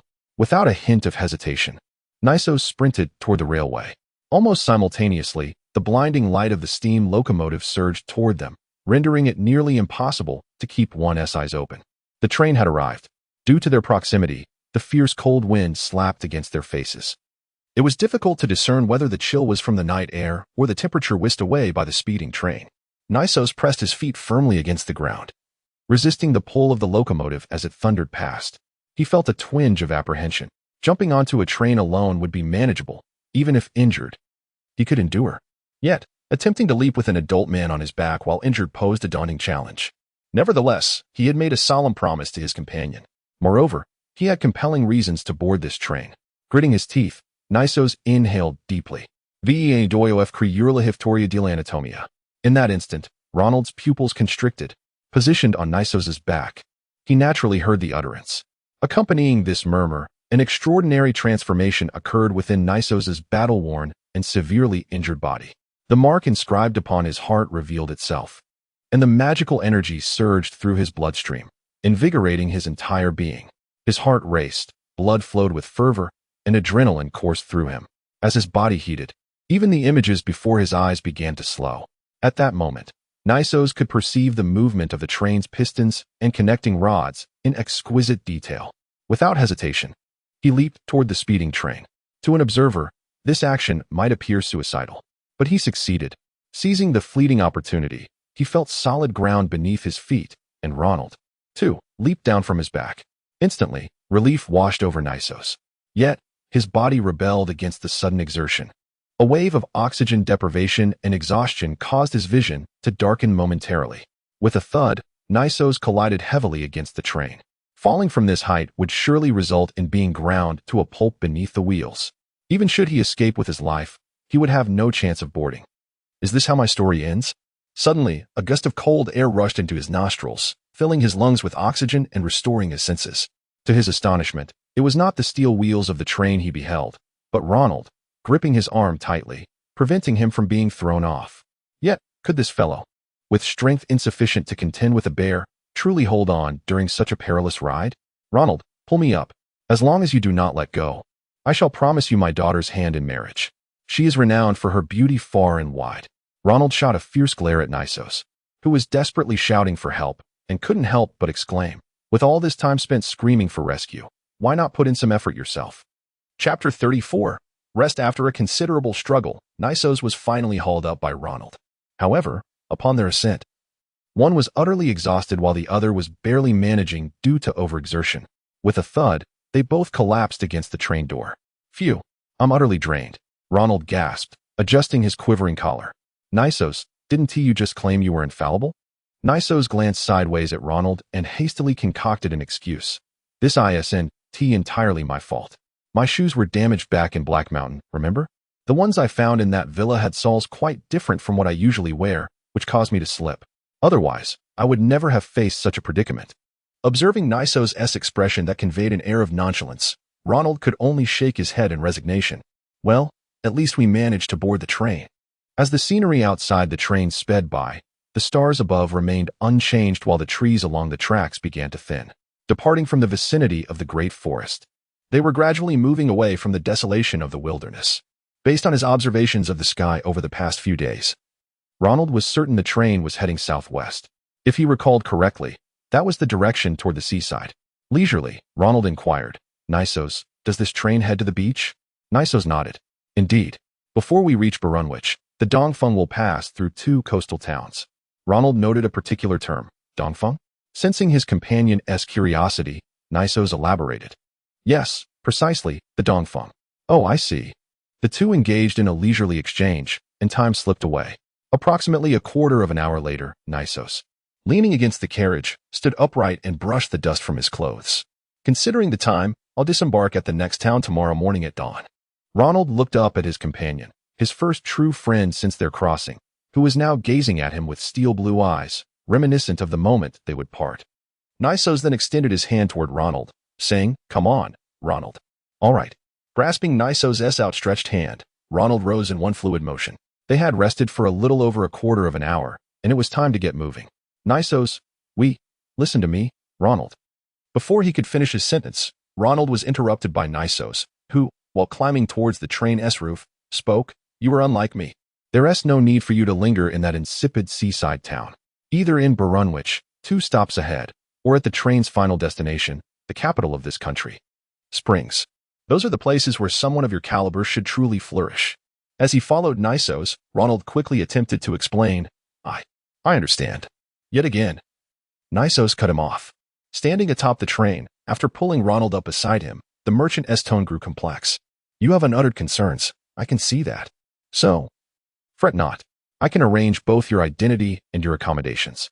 Consider it a personal investment on my part. Is that acceptable?" Ronald fell silent, given his companion's perceptiveness. It was only natural for him to discern that something was amiss. Thus, he found himself uncertain about whether this investment was genuinely as Nisos described or if it concealed deeper implications. The lack of sufficient information made it impossible to judge. Steadying himself on the train's roof and letting the cold wind flutter the edges of his coat, Ronald realized he could easily fabricate an excuse to decline. His mind could conjure numerous reasons. Nisos, perceptive to Ronald's silence, chuckled. A clever fellow like you tends to overthink. Let us move on. We're heading to the front carriage. Front carriage? You've made preparations ahead of time? Ronald queried. Indeed, Nisos replied candidly. When this train departed, I reserved a private compartment. We just need to proceed without alarming anyone. How intriguing. At the time of departure, you were still preoccupied with wilderness survival. How could you possibly have purchased a ticket? Ronald pondered. Moreover, even if it were a reserved ticket, it implied Nisos had other companions who procured it before their journey began. Thus, it was evident he was eager to board this train. Yet, this raised a new conundrum. Had the incident at Black Mountain not occurred, they would have adhered to their original plan to travel to that seaside town. Given the speed of the merchant caravan, Nisos would not have had the time to catch up. What could possibly explain this? While Ronald contemplated these matters behind Nisos, his companion led the way without suspicion. He counted the carriages and announced, "This is it. The 3rd compartment near the front is our destination." Good. Descending from the roof of the train, Nisos approached the locked door of the compartment, confirming that the night watchman was absent. He proceeded to manipulate the iron lock. With a click, reminiscent of their earlier escapades in Black Mountain, Nisos swiftly unlocked the door despite the train's more sophisticated mechanisms. Gently pulling the door open, they stealthily slipped inside. The interior was adorned splendidly. Polished wooden fixtures graced every corner, complemented by gleaming metal accents. The corridor on the right side was lined with a red and yellow carpet, befitting the era in which they found themselves. This was undoubtedly one of the finest compartments on the train, leading Ronald to the door of the 3rd compartment. Nisos traced his fingers lightly across the surface before opening the door and stepping inside. The two sat facing one another, sinking into the cushioned benches as they gazed at the rushing night scenery outside. Both understood that tonight, at long last, they could rest. Chapter 35, The Merchant Clang. When Ronald opened his eyes from the bench in the carriage, the sun had yet to rise. Opposite him, the merchant was still resting. However, unlike the previous night, when he had slept fully clothed, Nisos was now wrapped in a coat. Observing his companion, Ronald recalled a phrase, "I see the boundless anatomy." This phrase, translated directly, resonated with him, for he recognized it. Due to his profession, he was indeed expected to know it. In the vast collection of the World Digital Library, there existed a tome titled On the Fabric of the Human Body, authored by Andreas Vesalius, a man from a family of doctors in Brussels, born under Habsburg rule. A luminary of the 16th century in Europe, Vesalius is celebrated alongside Copernicus as one of the paragons of the scientific revolution during the Renaissance. His most renowned achievement was the establishment of modern human anatomy. In the opening lines of his monumental work, the very first sentence listed in the table of contents reads, "I see the boundless anatomy." Last night. At the moment when Nasos exhibited superhuman capabilities, Ronald had heard this very phrase slip from his lips. Based on the experiences he had encountered since his arrival in this world, he boldly conjectured that the fabric of the human body also existed here, perhaps as an original grimoire. The esoteric side school of Nasos was likely developed from this very work. With the power of the Stormhammer, he could command rain and lightning, while the Divine Comedy, Inferno awakened abilities corresponding to the 9 circles of hell. Thus, it stood to reason that the fabric of the human body would bestow powers intrinsically linked to the human form. This was undoubtedly the source of Nasos's astonishing prowess. What mysterious connections existed between the two worlds that could give rise to such extraordinary phenomena? It was becoming increasingly intriguing. Unconsciously, Ronald let out a faint exclamation. At that moment, Nasos stirred. With a turn of his wrapped body, he sat upright. "Ah, Ronald, you are awake," he said, intertwining his fingers and stretching. As he relaxed, he greeted Ronald. Observing his companion's somewhat languid demeanor, Ronald's gaze drifted to Nasos's hands. At that moment, as Nasos stretched, there was no indication that one of his arms was immobile. "Nasos, is your hand all right?" he inquired. "Well, at least I can move it normally." Nasos replied simply, nodding in acknowledgement.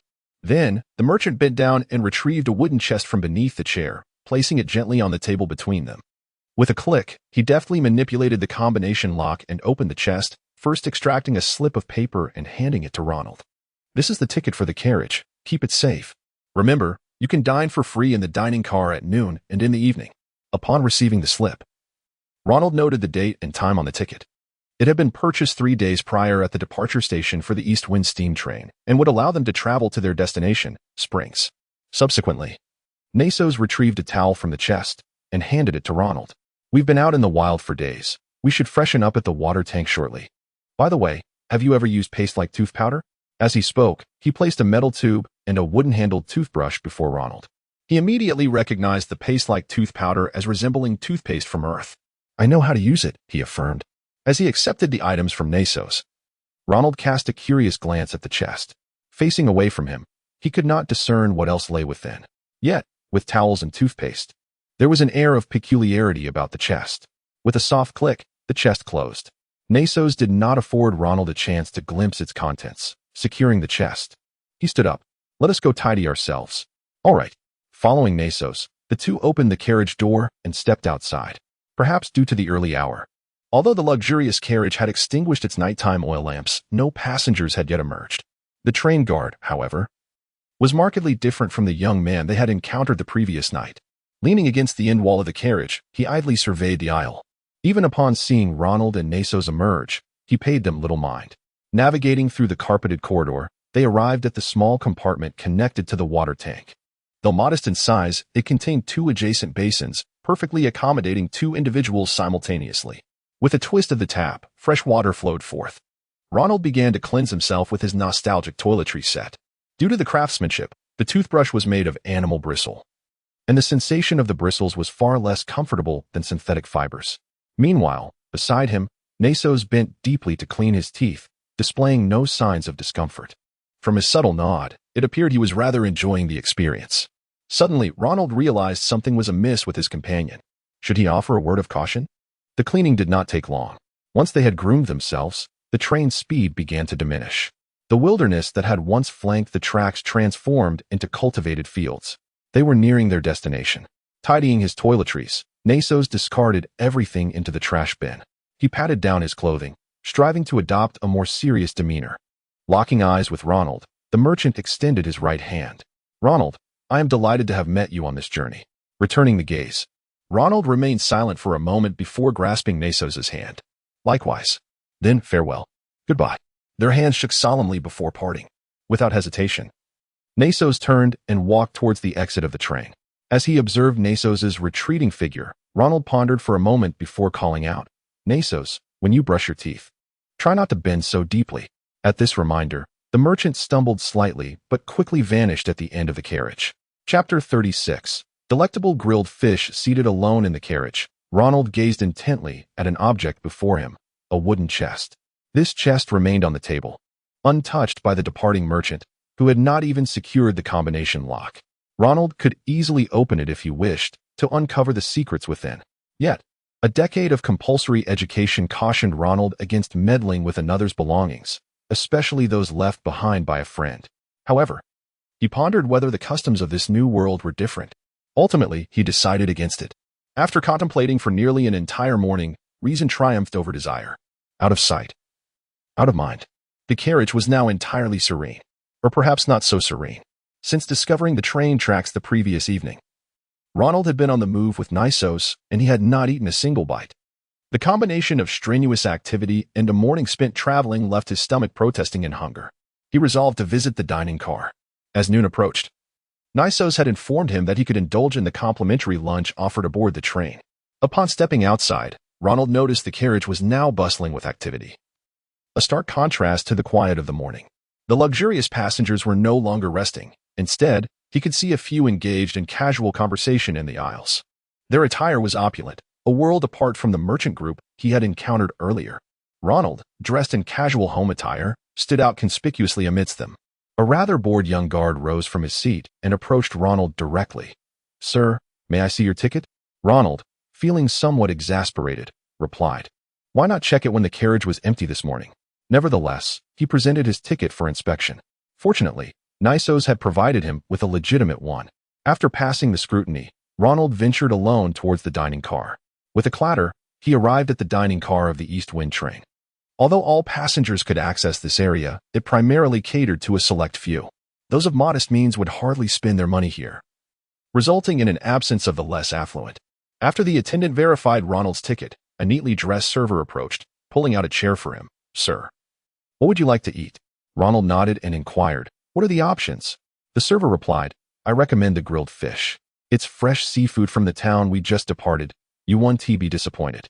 As for beverages, Ronald had long cultivated a habit of abstaining from alcohol, a form of self-discipline. Surprised by Ronald's preference, the server paused momentarily. It was his first encounter with an adult patron who abstained from drinking. Most guests would at least request a glass of water. However, the server quickly regained his composure and continued his recommendations. "Well, sir, we also offer water and juice." "Just water, please," Ronald replied. "Certainly, please hold on." As the attendant departed, Ronald leaned back in his chair, gazing out at the passing scenery. Though he had declined Nisos's hospitality the night before, he had resolved in his heart he would disembark in Barunwich. The capital, Springs, was too distant, and as the nation's capital, it was not an ideal destination for him. Instead, he would find refuge in this large eastern city, which boasted world-class infrastructure and communication. Here, he could swiftly discover a suitable way to sustain himself. "Young man, quite a rarity, aren't you?" Suddenly, a deep, resonant voice came from behind Ronald. An elderly gentleman with a full head of white hair smiled warmly at him. "I've traveled extensively, and I seldom encounter a young man who refrains from alcohol." Responding to the friendly overture, Ronald nodded. "I simply dislike the numbing effect of alcohol. It is wiser to remain alert." "Indeed," the elderly gentleman agreed, nodding approvingly. He lifted his glass of water and took a sip, acknowledging the merit of maintaining clarity of mind. "By the way, young man, are you also headed to Barunwich?" Ronald confirmed, "Indeed. The world is advancing rapidly. I have no intention of remaining homebound for a lifetime." Precisely. Young people should embrace such ambition. Our nation is progressing swiftly under Her Majesty's leadership. There is no reason to hesitate at this juncture." Praising Ronald's outlook, the elderly gentleman continued, "Young man, you." Just then, a hurriedly dressed young lady rushed into the dining car, her attire lavish and her expression flustered. Without hesitation, she approached the elderly gentleman and whispered urgently in his ear, I see." After a brief moment of contemplation, the elderly gentleman grasped his cane, rose from his seat, and took the young girl's hand. Leaning slightly towards Ronald, his tone became more urgent. "Sir, I must take my leave." "Excuse me." "Of course," Ronald responded. Soon, the pair departed the dining car, leaving behind an empty table with a considerable amount of uneaten food. After observing the vacant spot, Ronald shrugged and resumed his quiet wait for his meal. Shortly thereafter, the freshly prepared dish was presented before him, just as the attendant had promised. The seafood served was exceptionally fresh. The chef's skill rendered the fish skin crisp and delectable, while the flesh remained tender and flavorful. Enhanced by a sprinkle of salt, a culinary delight worth savoring. Ronald nodded in satisfaction. At least aboard the train, he would not suffer from hunger. This thought, however, was swiftly met with reality later that evening. As the train approached the next town and was nearing Barunwich, it suddenly decelerated, ultimately coming to a halt on the tracks. Chapter 37. The Gown. During the Industrial Revolution, Ronald had never before ridden on a steam locomotive. However, I can assure you that this journey, which is quite novel for the youth of the 21st century, is far from an enjoyable outing. The slow pace, the tedious hours spent in transit, and the prolonged wait for supplies after the train's arrival all severely impede the progress of the journey. Not to mention the unforeseen incident Ronald encountered as the sky began to darken. With arms crossed, Ronald raised an eyebrow while seated. Something feels amiss. According to the train schedule he had previously inquired about, the Dongfeng train was expected to arrive in Barunwich in approximately 2 hours. This was indisputable information. So why had the train come to a halt at this moment? If it were due to railway congestion, the train had stopped too early. If it were a locomotive malfunction, there had been no prior indication. Thus, both scenarios could be dismissed. But aside from these two possibilities, what other reason could cause a moving train to stop 2 hours away from the platform? This is a steam train, not a child's bicycle that stops and goes at whim. Even if someone were lying on the tracks ahead, the engineer would likely not notice and would proceed without slowing down. Therefore, the current situation could only be, quickly, hold your positions. We will move back. Do not overlook any disturbances. Ronald's contemplation was abruptly interrupted by voices from outside. Leaning sideways to peer through the window beside him, he could see several figures stationed along the railway, evidently on guard against something. Hey, why have we stopped? Young man, come here for a moment. Someone in the adjacent carriage immediately pulled open a window, calling out to those on alert. The vigilant individuals, however, paid no heed to the irritable passengers, remaining seated and silently absorbing the growing unease. Soon, anxious whispers began to emerge from nearby seats. What's happening? Why has the train stopped? My dear, just wait a moment. I'll go check. My goodness, why did we suddenly halt? After such a long delay, do they dare prolong it further? I have important business to attend to in Barunwich. Is the conductor prepared to take responsibility? A cacophony of frustrated voices filled the air, accompanied by the incessant sounds of doors opening and closing. Clearly, the sudden stop of the train had left all passengers dissatisfied, as evidenced by the genuine anger and panic resonating in their tones. Yet, amidst the chaos, Ronald sat calmly within the carriage, feeling an unsettling sense that something was amiss. It was not the scene before him. Rather, it was a nagging realization that he might have forgotten something exceedingly important. Why do I suddenly feel as if I am about to be caught in the crossfire? Muttering softly, Ronald began to reflect on the events that transpired since he boarded the train. In truth, there were not many occurrences to recount. Sneaking aboard, he had sent off Nisos to the dining car.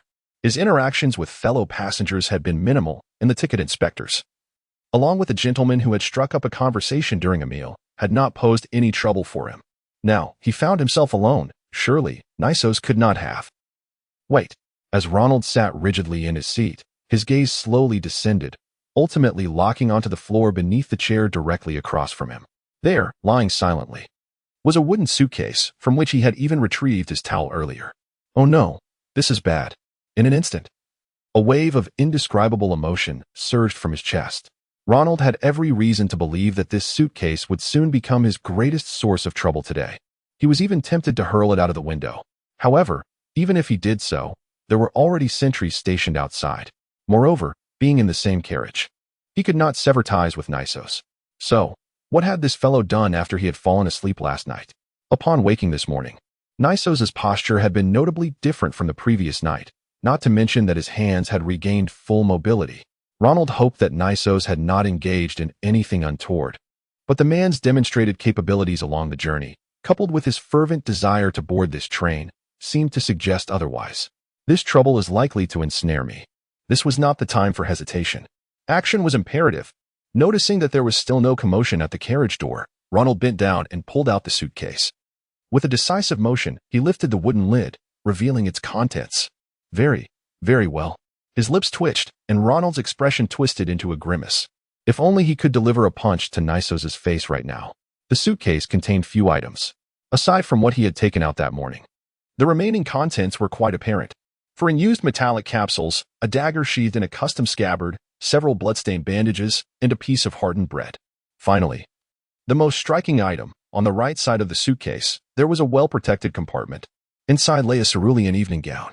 The fabric was soft yet resilient, with a glossy surface that reflected light without needing any treatment. The elegantly simple yet luxurious patterns adorned the exposed back, enhancing the gown's edges. Ronald could assert, with confidence, that this was the most valuable piece of clothing he had encountered since his arrival in this world. Forget the ostentatious passengers in their opulent carriages outside. Even if he were to retrieve the formal attire from his ancestral home, it would scarcely compare to this gown. What have you done, you rascal? Knock, knock. Knock. Open up. Inspection. Before Ronald could continue lamenting the predicament Nisos had placed upon him, a rapid knocking echoed from the carriage door, accompanied by a harsh command from a man outside. Moments later, another man shouted in panic, "What are you doing?" "I'm a legal resident of Barunways." A dignified yet calm voice resonated from outside. "Routine inspection. Please proceed yet." In this stroke of misfortune, Ronald's compartment was the third in the carriage, thus granting the inspectors some time before they arrived. Seizing this opportunity, he prepared himself to confront the impending trouble. Suddenly, a chilling, formless breeze swept through the enclosed carriage. On Ronald's wrist, hidden within his sleeve, the funnel-shaped mark representing the divine melody flickered faintly. The sin of violence from the ninth circle of hell. It has been activated. Chapter 38. The Search. Bang, bang, bang. The door. After a thorough inspection of 2 compartments in the luxurious carriage, the young guard arrived at the entrance of the third compartment and began to pound on the door with a rough motion. Unlike the passenger who had hesitated before opening the door earlier, this time, the occupant quickly unlocked the compartment. "Hello." A young man appeared before the guard. He possessed a clean yet gentle visage, marked by sharp angles. His slightly tousled blonde hair was not unappealing, and at this moment, he smiled politely while nodding at the guard. Observing the young man, the guard couldn't help but think, what splendid eyes.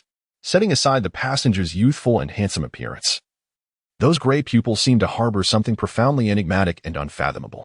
Young, attractive, and exuding charm, this man would undoubtedly become the target of many women at any social gathering. Just as the guard stood there, momentarily entranced, a heavy hand landed firmly on his shoulder. A deep, authoritative voice followed. "Colosso, you and the others continue your inspection." The middle-aged man strode into the compartment without room for refusal. This man bore a resolute expression, his lips tightly pressed together. Standing over 6 feet tall, his solid yet not cumbersome muscles filled out the coat he wore. Anyone who beheld him would instantly recognize one truth: he was undoubtedly formidable. Standing in the empty space of the compartment, the middle-aged man showed no inclination to sit down and converse. He faced Ronald, observing as Ronald's smile faded, replaced by a calm demeanor. The middle-aged man, with a stern countenance, spoke. "Sir, please present your ticket." Ronald obediently handed over his ticket. "Here." Receiving the ticket with his calloused right hand, the middle-aged man began to scrutinize the thin slip of paper, which contained only a few lines of simple information. Without any change in expression, he continued, "Sir, may I ask you a few questions?" Ronald furrowed his brow at the middle-aged man's inquiry. Trouble was brewing. If it had been that young guard from earlier, he would have been confident in evading scrutiny. But this man was different. Rather than that, "I am more curious about what transpired on the train, as it is quite uncommon for soldiers to intervene in such matters." HM. Upon hearing Ronald directly reveal his identity, the man's expression shifted. The coldness on his square face deepened, and he crossed his arms over his chest. "Sir, I do not recall informing you of my identity." "Who told you?" Acknowledging his military identity, the middle-aged man posed his question with an almost accusatory tone. The blunt revelation of his identity had already placed Ronald on high alert. If there were any missteps, he would certainly be in trouble. After contemplating for 2 seconds while maintaining a calm facade, Ronald replied, "Isn't it quite obvious? The Dongfeng train operates between the border town and Springs, serving an essential transportation role. Whether for affluent merchants or military and political figures, there are ample reasons for them to utilize such a convenient means of travel. Moreover, to halt the train in the wilderness and deploy personnel to secure it, only military personnel could accomplish such a feat. Not to mention your imposing physique and the calluses on your hands, coupled with your commanding manner of speech. It is clear you are a seasoned soldier. To claim I am oblivious to that would be self-deception." While Ronald's words seemed sound, he could not shake the feeling that something remained unexamined. Before the middle-aged man could ponder further, Ronald pressed on. "I am Ronald Adler. Military gentleman, that is my name. By the way, I am also a loyal noble sworn to Her Majesty the Queen. If anything has occurred or is currently transpiring on this train, I suggest you share some of the details. By the Queen's name, I assure you, I am steadfast in my commitment to uphold the integrity of Greed. After hearing Ronald's statement, the middle-aged man's demeanor gradually softened. He scrutinized Ronald with a serious gaze before turning to leave. Mr. Ronald, indeed. Some events have unfolded on this train that none of us wish to witness, and we are currently investigating the matter. Therefore, it would be best if you adhere to your assurance. Do not engage in any actions that might lead to misunderstandings. With that, the middle-aged man closed the compartment door behind him, his heavy footsteps receding into the distance. With a sigh, Ronald sank into a chair, feeling as though all his strength had drained away. The seemingly brief exchange had indeed required considerable mental effort. First and foremost, the soldier's intrusion was intended to search the compartments and passengers. Ronald needed to thwart this operation, for within Nisos's chest lay items that were best kept hidden. If the conversation shifted to weighty topics, it would naturally divert the soldier's attention. The soldier's inquiries would follow, leading Ronald to provide a series of elaborate explanations. Seizing the opportunity, Ronald promptly disclosed his identity and his position at the forefront of the situation. When individuals ponder, they subconsciously accept external information as a condition and incorporate it into their reasoning. Given that Ronald's identity posed no issues and that he offered no deception, the soldier would inevitably default to his friendly signals during his contemplation. Unbeknownst to him, the purpose of the search had already been satisfied when the ticket was initially checked. Once the task was completed, adhering to the military's efficient habits, the middle-aged soldier bluntly issued his warning and exited the compartment. Thus, Ronald skillfully navigated the situation, avoiding a more thorough search. The subsequent question was evident. The chest remained. Chapter 39. The crime of assault. Has the issue been resolved? Indeed, it has. At the very least, that burly soldier did not discover the suitcase hidden beneath the chair, allowing Ronald to temporarily evade impending trouble. However, the predicament is far from over. If the situation aboard the train were resolved, it would be a different matter, but if these soldiers fail to address the issue, as long as Ronald remains on the train alongside this wooden suitcase, trouble is bound to come knocking. After all, without a clear resolution, the soldier will inevitably fixate on the peculiar Ronald, making him a prime suspect. When a thorough investigation ensues, it will not be easily brushed aside with mere words. Sighing in resignation as he sat in his seat, gazing out at the monotonous scenery beyond the window, Ronald harbored little optimism regarding the matter. An incident severe enough to compel soldiers to halt the train would likely have involved meticulous planning from the perpetrator, who might have already fled. The likelihood of the situation resolving itself effortlessly is nearly non-existent. Thus, it is prudent for him to prepare in advance. Leaning back against the chair, Ronald extended his right hand. Out it came, a resounding snap, and the black-covered tome materialized within his grasp. He promptly opened the Divine Comedy, Inferno. The hasty collection of the crime of assault had been far too rushed. He was unwilling to risk exposure by directly retrieving the grimoire. Now that the searchers had departed, it was time to validate his newfound abilities. His fingers gently pressed upon the text that materialized on the parchment. Ronald began to recite. At this moment, gaze into the abyss. The river of blood lies before you. It seethes, boiling with the torment of those who inflict violence upon others. Blind greed and frenzied wrath drive them to commit such sins in their fleeting lives, only to be immersed in sorrow, eternally tormented in the scalding waters of blood. As the verses unfolded, the air within the carriage warped and coalesced in a surreal manner. Peculiar phenomena gradually emerged. Soon, a faint black mist coiled around Ronald's fingertips. Ethereal and intangible, rendering its depths inscrutable. With a gentle closing of the pages, the book vanished from Ronald's hand. The fingers shrouded in black mist slowly rose before him. And under the gaze of his gray pupils, the hidden images within the black mist lay bare. It revealed a boiling river of blood. Interesting. Given that he was surrounded by a throng of passengers on the train, Ronald had no intention of making himself conspicuous. Therefore, in activating his ability, he opted for the minimal scale of usage. Unlike the hammer of rain and mist, which automatically evaded rain and summoned the tome to control thunder, the Divine Comedy, Inferno, required reading from the text to unleash its power, aside from collecting the corresponding crime. Just like the crime of assault at present, it could envelop an entire block if amplified or remain confined to the tips of his fingers if minimized. As long as he recited the verses, the black mist symbolizing assault would manifest beside him, subject to his command. As for the ability pertaining to the crime of assault, it was straightforward. Upon contact with the violent offender, the black mist would erode the target based on the severity of their sin, inflicting both spiritual and physical torment through the river of blood. More critically, if the offender's sin were egregious enough to result in death from the assault, another ability from the infernal realm would activate. The tome would forcibly extract the soul of the deceased sinner, subsequently ensnaring it within the river of blood, subjecting it to an eternity of boiling torment. Furthermore, when Ronald faced others in the future, those sinners would reappear in spectral form, compelled by Ronald to assist in his endeavors against enemies. Never mind. After silently contemplating the black mist for a few seconds, Ronald waved his hand, allowing it to conceal itself beneath the table's shadow. Although the power symbolizing assault is indeed formidable, it is not applicable to his current situation. After all, there is no one before him inflicting violence. In terms of results, the Divine Comedy, Inferno, offers him little assistance at this moment. To extricate himself from the looming trouble, he must devise his own solutions. Knock, knock, knock. Is this a convenient time? Just as Ronald was deep in thought, a voice called from the compartment door.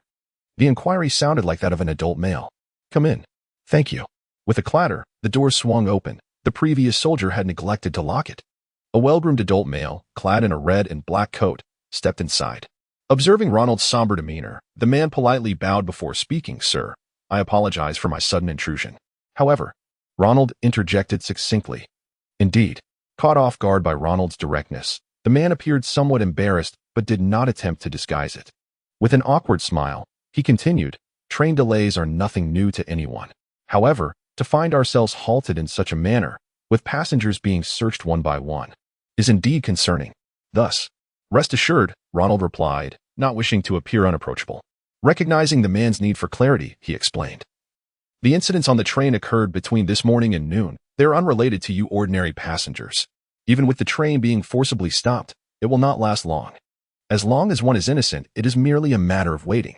After considering Ronald's explanation, the man spoke again. Sir, thank you for your clarification. To express my gratitude, please accept this. He nodded politely to Ronald and prepared to leave. Observing the man as he exited through the door, Ronald contemplated for a moment before retrieving the box from the table. The smooth wooden exterior was adorned with an intricately designed script that instantly evoked a sense of fondness. Whittley Cane Shop, established in Brynwich 140 years ago, specializes in cane craftsmanship. With a click, he unfastened the box's clasp, revealing an elegantly designed metal floral clasp nestled within. It seemed this was the token of appreciation from the man. Chapter 40. The professional. As Ronald idly toyed with the small creation in his hand, his thoughts began to drift. He felt distinctly different from the ordinary passengers around him. Their backgrounds were clear-cut, their identities and appearances devoid of any suspicion. For them, the forced halt of the train would merely become a topic of conversation in future social gatherings, or perhaps just a novel experience.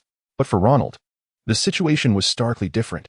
He hailed from a remote and underprivileged region, with a family that had fallen so low that they could scarcely afford even the cheapest of servants. His current identity felt like a mere facade. To be frank, Ronald found himself at a loss.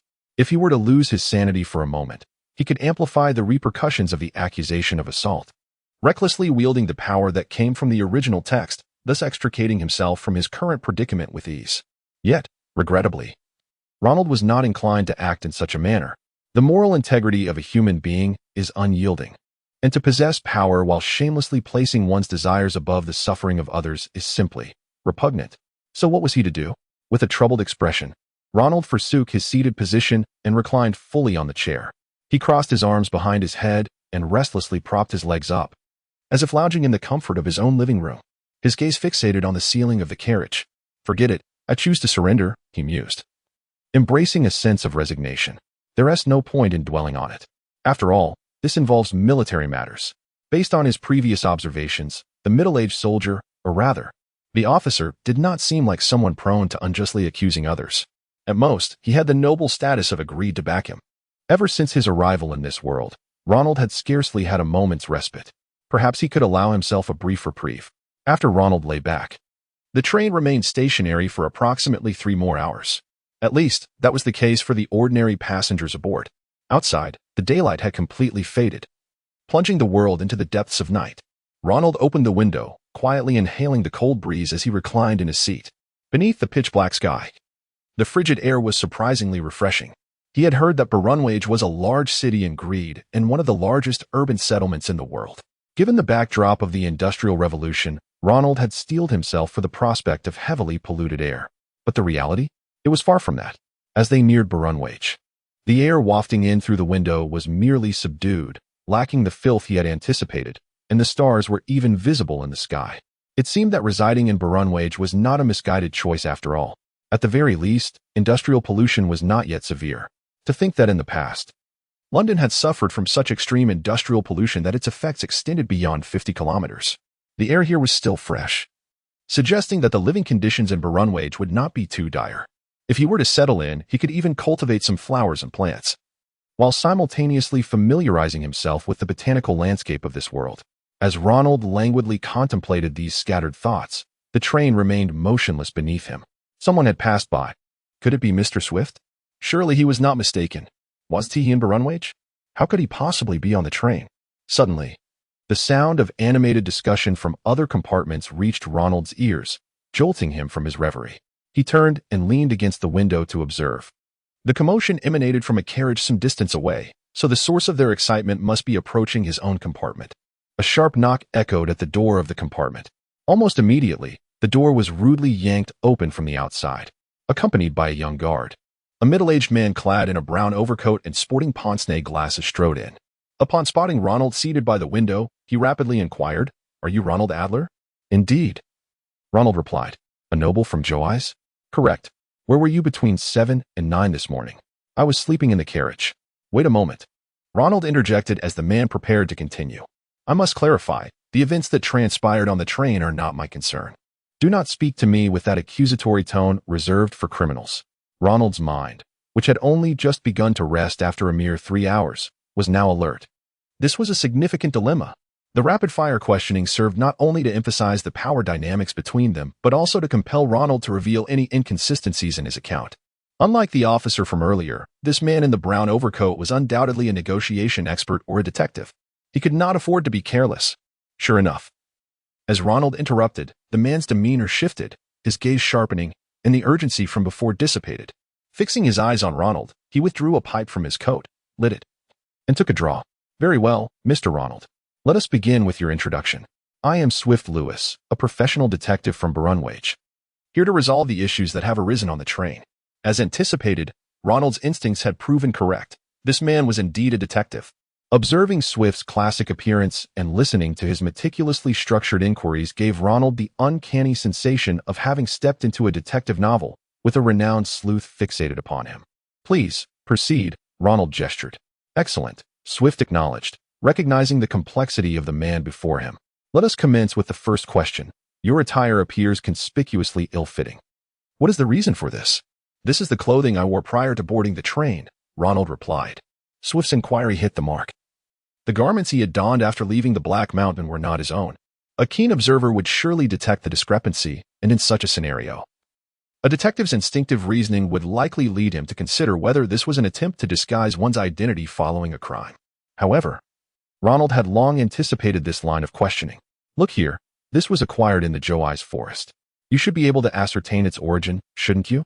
Chapter 41. "This is my duty." The detective, unreservedly, leaned forward to examine Ronald closely and swiftly confirmed the marks on his person. He nodded in acknowledgement, stating, "Indeed.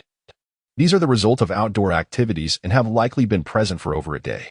However, this does not substantiate that you were wearing this clothing at the time of the incident. After all, if one were prepared, it could easily be fabricated." "Mr. Swift," Ronald's tone elevated as he retorted, "I have already stated, do not treat innocent passengers as suspects. According to your reasoning, is there anyone on that entire train who would be without suspicion? Perhaps the unborn child of a pregnant woman? Very well, I apologize. Yet this is the nature of my profession." Upon hearing Ronald's rebuttal, Swift fell silent for a few seconds before opting to apologize, then continued. "Let us proceed to the next question. I have heard that in this compartment, besides yourself, there was another passenger. Do you know his whereabouts?" The most crucial inquiry had arrived. Yet Ronald was different. This individual, Nisos, who concealed his true name while disguising his gender and appearance, operated under a merchant's identity that likely existed in reality, albeit fraught with complications. If Ronald wished to avoid trouble, he must distance himself from this character. This was indeed a challenging task. The ticket he possessed was for the entire compartment, signifying that Ronald, as the ticket holder, had exclusive rights to the space. Others could not enter without permission. The facts were evident. Nisos had spent considerable time on the train with him, thus establishing an inevitable connection. Deliberately stroking his chin in contemplation, Ronald began. The passenger is named Nisos. He claims to be a merchant. Swift, perceptive as ever, immediately detected the nuances in Ronald's wording and regarded him with a scrutinizing gaze. Are you implying that this Mr. Nisos claims to be a merchant? Indeed, Ronald affirmed with a nod. That Mr. Nisos and I merely crossed paths. I had not heard of his name before, and thus, I cannot claim to understand his profession. Hence, I can only regard his self-introduction as a claim. A sharp gaze clashed within the stillness of the compartment. Swift fixated on Ronald's eyes, seemingly searching for something within. However, confronted with Ronald's steadfast gray pupils, he eventually relented after a few seconds of intense scrutiny. Retrieving a small notebook and a charcoal pencil from his coat pocket, Swift began to jot down notes. Very well, let us discuss more about this merchant gentleman. Did you purchase your tickets together? Not at all. Ronald denied with a shake of his head. To be precise, after I revealed my noble status, Mr. Nisos, having purchased a ticket, extended his goodwill towards me and invited me to travel together. In fact, before we disembarked, he even gifted me his ticket without charge. It was evident that Swift's pencil had ceased its motion. His wrist, halted in contemplation, held the notebook as he pondered Ronald's statement. After a brief pause of 4 or 5 seconds, he resumed. When did this Mr. Nisos disembark? This morning, when we passed the first town. Prior to that, I even washed my face alongside Nisos. The guards on the train can attest to that. Swift continued his inquiries, and then you parted ways? Ronald nodded. With a gentle push of his fingertip, Swift closed the notebook he had used to record clues. Sucking thoughtfully on his pipe, he furrowed his brow and continued, Mr. Ronald. From our previous discussion, it is clear you are an astute individual. So Swift remained puzzled. Why then? Because rather than weaving lies to shield myself, I prefer that you, as the detective, receive the most accurate information, allowing the truth to be unveiled for all. As a nobleman loyal to Her Majesty, it is my duty. Upon concluding Ronald's statement, Swift lowered his gaze in contemplation for a moment before extending his right hand. Thank you very much. Henceforth, I would appreciate it if Mr. Ronald could remain in the compartment and refrain from wandering. Ronald grasped Swift's hand firmly and shook it with vigor. At your service. With the brief inquiry concluded, Swift promptly turned and exited the train compartment. Behind him, the young guard assisted in closing the compartment door. As the door clicked shut, the light from the train's corridor was effectively severed. The confined space, not particularly spacious, succumbed once more to the silence of the night. With only starlight filtering through the window to cast a pale glow upon the seat before Ronald. Leaning against the train's wall, Ronald beckoned towards the table before him. The dark mist arising from the sin of violence slithered out and concealed itself within the folds of his clothing. Having completed the second inquiry, Ronald exhaled a long, relieved breath. Yet this was not a moment of relaxation, but rather a gesture of heightened vigilance towards the current predicament. The direction from which Swift had approached was from the direction of the second-class car. Disregarding the interrogation skills displayed by Swift, merely observing the commotion that accompanied his presence on the train revealed that this detective must hold considerable repute in Barunwich. Individuals of substantial means would not typically travel in the second-class compartments. Moreover, he had not previously encountered any disturbance caused by Swift's arrival. Thus, a simple conclusion could be drawn. During the more than 3 hours that the East Wind train had halted, someone aboard had informed Barunwich, 100 kilometers away, prompting this detective to accept the case and rush over. First, military personnel halted the train, then invited a renowned detective from 100 kilometers away to hasten to the rural railway. What monumental event had transpired aboard this steam train, the East Wind? Chapter 42. A chance encounter in the dining car as anticipated. A quarter of an hour after Detective Swift's departure, the door to the compartment was rapped upon once more. However, unlike the previous 2 searches, the figures that appeared before Ronald were merely 2 young soldiers. They glanced about the dimly lit room. Where Ronald sat concealed in a corner, the silver starlight cascading through the window, casting a luminous glow before him. Yet, upon first sight, a subtle pressure lingered in the air. The taller of the 2 soldiers stepped forward after exchanging glances with his companion. Is this Mr. Ronald? He inquired. Ronald nodded in affirmation. Yes, it is I. Upon receiving confirmation of his identity, the soldier continued politely, We apologize for the inconvenience. Mr. Swift wishes for you to accompany us. Meanwhile, the shorter soldier added, "By the way, do you intend to disembark at Barunwich?" Ronald nodded once more. "Indeed. That is my intention." The soldier suggested, "In that case, we recommend you take your belongings, as the train is about to depart." At their suggestion, Ronald glanced down at himself. Aside from the attire he had acquired in Black Mountain, he possessed only a few coins and the diary of Ronald Adler cradled in his arms. If one were to count, the toiletries gifted by Nisos in the corner could also be included. And then, there was nothing else. The term alone perfectly encapsulated his current predicament. With a sigh of resignation concerning his impoverished state, Ronald sprang to his feet. "Let us be off. I have nothing to retrieve." "Very well," responded the soldiers, promptly switching positions, one leading the way while the other followed closely behind. As they traversed the corridor, the warm yellow glow of the lamps illuminated the train's passageway. On one side, the passengers in the luxurious compartments had largely chosen to keep their doors securely locked. It seemed that the lengthy 3-hour halt had imparted a certain understanding of self-preservation upon them. Avoid any unnecessary actions. As they proceeded, Ronald cast a fleeting smile at this brief respite afforded to him.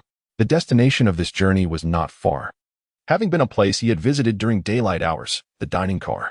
However, unlike the time he had come to dine, the dining car was now heavily guarded, every window and door under strict military oversight. The soldier beside Ronald then gestured, "Mr. Ronald, please take a seat here. If you feel parched, we can provide you with fresh water."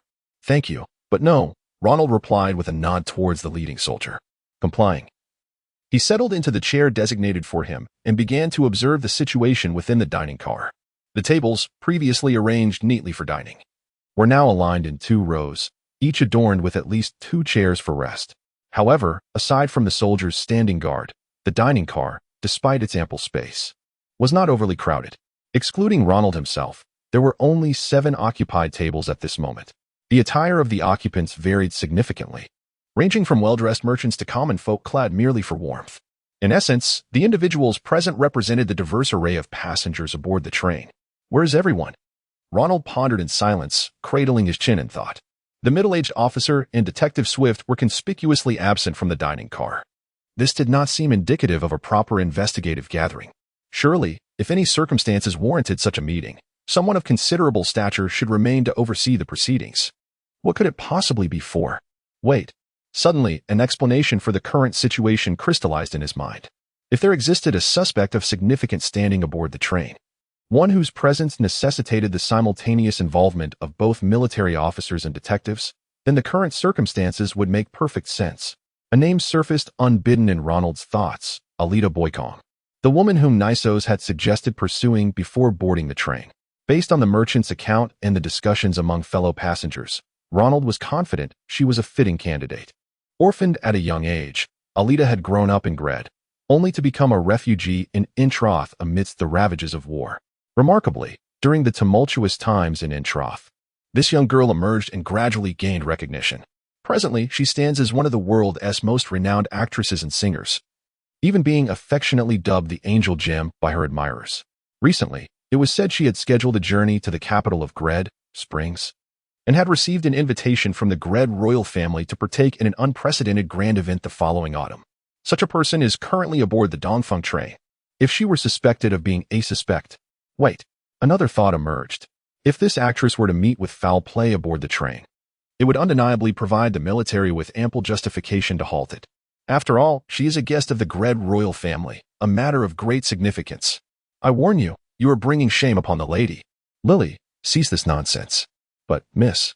Suddenly, the sounds behind Ronald interrupted his analysis. The door of the dining car swung open, revealing 2 young girls, one tall and one small, accompanied by a middle-aged officer and Detective Swift. In an instant, the already hushed car descended into an even deeper silence, as if the very act of breathing had vanished from the room.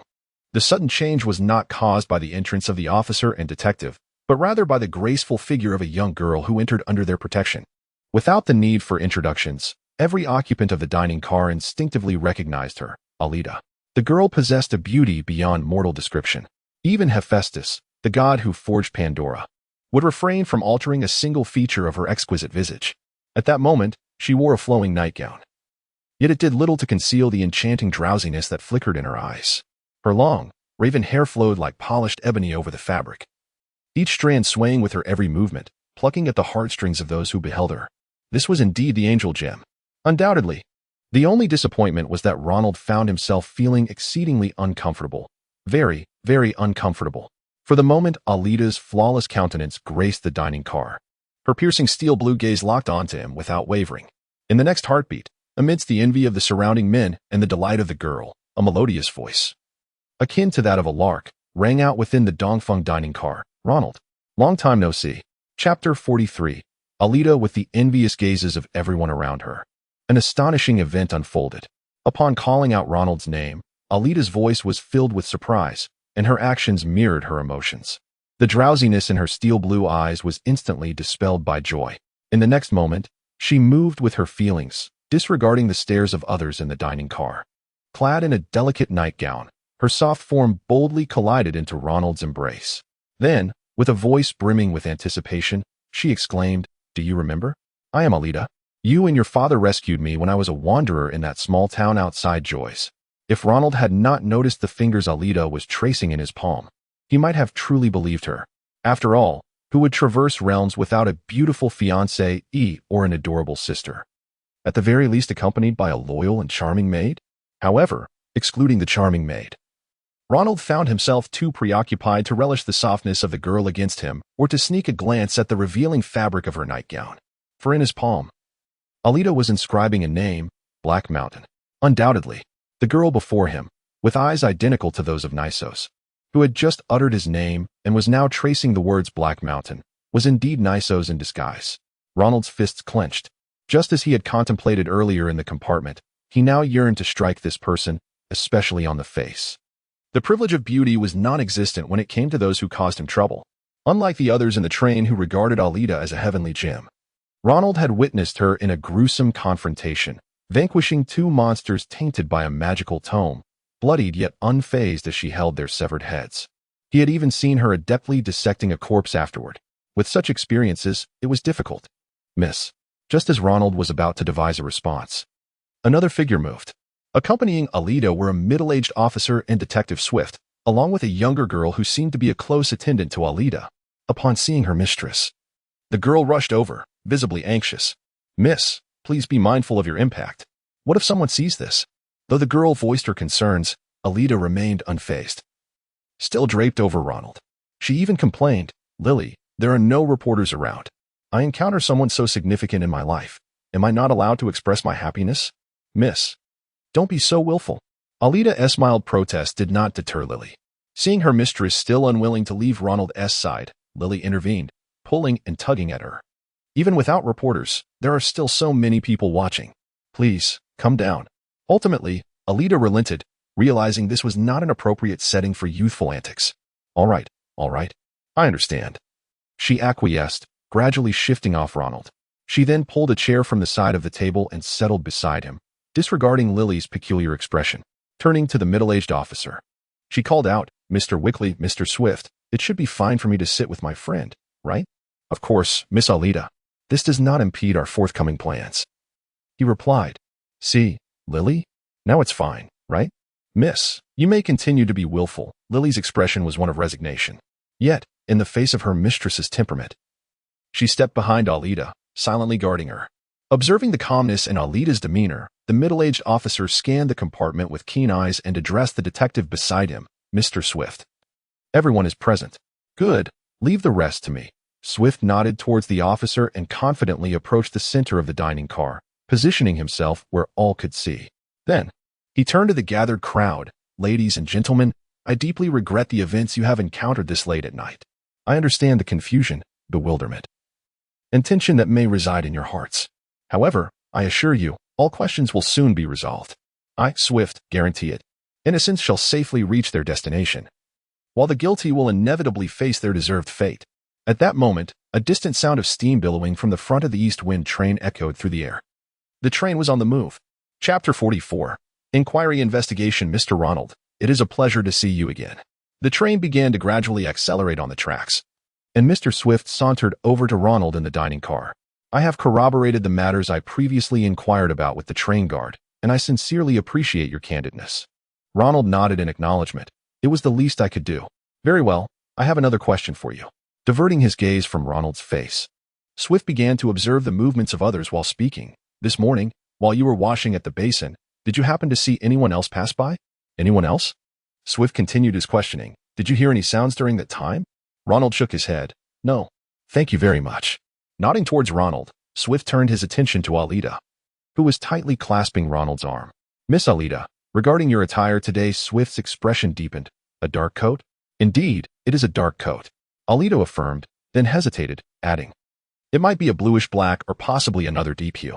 Due to the hour being rather early, the carriage was quite dim. However, although I could not see it clearly, I can assure you from my experience that it was certainly not a garment of fine quality. Swift pondered for a moment before continuing. Did you take note of the person's shoes or their height? I'm afraid not. After a few moments of contemplation, Alida released Ronald's arm, stood up, and gestured towards the train's wall. I did not see his shoes clearly, but regarding height, he was approximately at this position in the carriage. Alida indicated a point near the upper part of the carriage window. Thank you. Expressing gratitude towards Alida, Swift turned his gaze to the remaining individuals. This time, his scrutiny sharpened even further. Next, Mr. Cole, do you have any questions? Upon being called out by Swift, a man dressed in merchant attire rose immediately, his tone somewhat anxious as he explained, I only just awoke at noon today. Others can attest to this. We played together for quite a long time last night. As he spoke, the merchant pointed towards a table behind him. The two men seated there nodded in unison, affirming, indeed, we were playing cards all night. We only got up quite late this morning. I am not inquiring about that. With a hint of exasperation, Swift shook his head and continued, I have already confirmed that you played late into the night. What I wish to ask is, at approximately what time did you hear sounds coming from the roof of the carriage? Around midnight? 3 or 4 o'clock, perhaps? Ronald and Alida, who were behind Swift, stiffened at this response. The others and the detective were unaware, but they both knew that the sounds heard by those 3 card players were most likely caused by them. Such misleading information could surely thwart Swift's investigation. However, the detective displayed no reaction. Perhaps he had encountered numerous such situations during his investigative career. Swift did not linger on the merchant. He turned to scrutinize the remaining 5 tables. From this point on, the attire of the individuals became less substantial. At the first table sat 2 men, one robust and one average, both dressed in the standard garb of office workers. The second table hosted a young couple, the boyfriend firmly holding his girlfriend's hand while being observed by Swift. The last 3 tables presented a more complex scene. Several scantily clad men and women of various ages huddled around the tables, clearly hailing from the poorest section of the carriage. Among them, only a young girl gazed longingly at Alida's radiant appearance. The others scarcely dared to meet Swift's gaze. Confronting these individuals, Swift proceeded to question them in order. Starting with the 2 men, Gentlemen, Mr. Swift, we have already explained ourselves. Before the detective could finish, the leaner man grew agitated. Although we did not board at the same station, this was the itinerary arranged by our company. Upon reaching Barunways, you may certainly inquire with our company representatives. Moreover, did those 3 not also admit that someone walked on the roof last night, before Lammer even boarded? Swift chose to disregard the excitable man entirely. Calmly retrieving a small notebook from his pocket, he opened it and extracted an ink pen to jot down notes. Sir, please contain your agitation. I can clearly inform you that a discreet guest aboard the East Wind encountered an unfortunate incident this morning. Furthermore, this is a premeditated murder with a specific target. Should I fail to obtain the answers I seek, rest assured that not only your company, but even the individuals behind me will not allow you to depart the East Wind lightly. In an instant, the impoverished individuals seated at the last table stirred uneasily. Swift's threatening words had the most profound effect on them.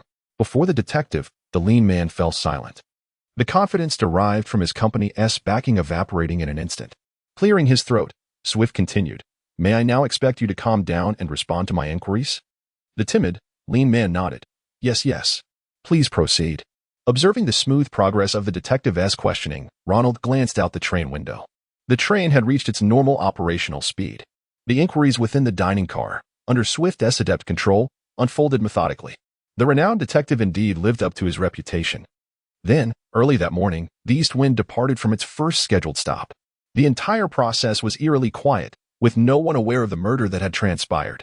It was not until the evening that the train attendants detected the unmistakable scent of blood permeating the compartment, bringing the incident to light. There was no doubt that this was a meticulously planned assassination. Currently, The only witness aboard the train was Alida, who fortuitously glimpsed the silhouette of the fleeing assailant. The man appeared to stand between 5'7" and 5'8", leaving no discernible traces behind as he departed properly through the carriage door. Ultimately, the most perplexing aspect remained. Aside from Alida's sighting of the man's retreating figure, no other attendants had witnessed his presence early in the morning. As few ventured from their compartments, the guards were quite certain of this. In truth, it was Ronald and Nisos who had been washing up at that time. Moreover, according to the train staff's tally, there had been no missing passengers aboard the East Wind, and the station had not reported any suspicious individuals' movements. This indicated that the assailant had neither jumped from the train nor stealthily infiltrated to commit the crime. Instead, at this moment, he disguised himself as an innocent traveler aboard the train. The rhythmic clattering of wheels echoed as the silhouette of Greenwich emerged from the darkness ahead. Swift's gaze was fixated on the more robust of the two company employees. "Sir, I suggest you confess," he stated, taking a deliberate puff from his pipe. His eyes sharp and his tone unwavering. "Every clue points toward you as the perpetrator. The truth is glaringly evident, and there is no escape for you now, Mr. Swift. Both Lamer and I are law-abiding citizens of the Empire. Even if we wish to, neither of us possesses the capability to massacre all the passengers in this compartment." The man protested vehemently. "Moreover, we have always maintained this appearance. Our luggage does not contain the dark coat described by Miss Alida. How could you possibly accuse ordinary individuals like us?" As he fervently defended himself, the expression on his face was one of near despair, and anyone observing him would likely be convinced of his genuine distress.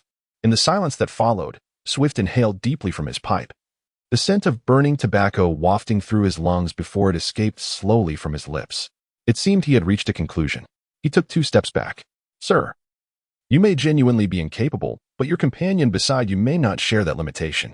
Due to its early construction, the Dongfeng train's carriage had exceedingly poor soundproofing. Even the 3 individuals who had been playing cards late into the night could hear the sounds atop the train." The employee looked puzzled. "But what does that have to do with us? That incident occurred at night and is unrelated to this case." After a brief silence, Swift explained, "This morning, Mr. Ronald did not notice any noise while washing up.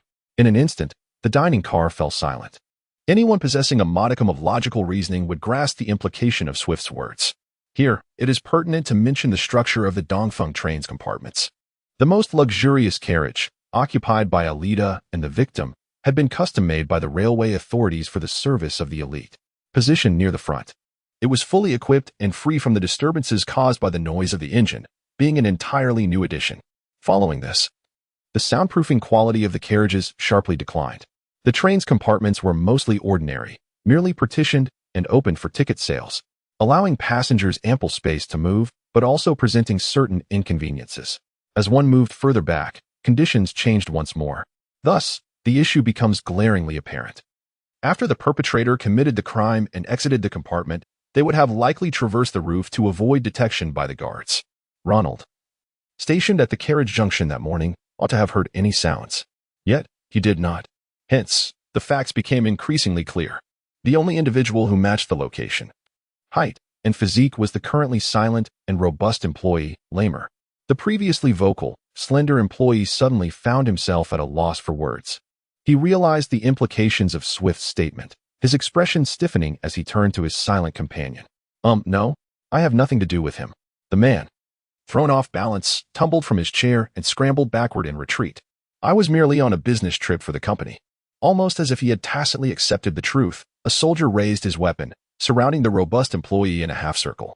"Kneel down immediately. Do not entertain any thoughts of resistance." At that moment, Ronald suddenly felt a chilling breeze brush against his wrist. Just as the dining car was on the brink of erupting into chaos, a new crime emerged from the small, panicked employee who was now crouched on the ground. Anger. Chapter 46. I am innocent.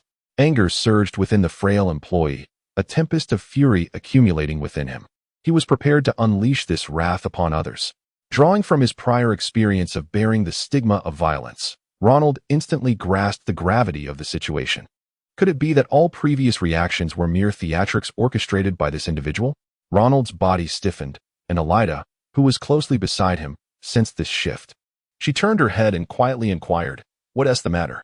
Could it be that Swift's deductions are flawed?" Swift's deductions were indeed sound.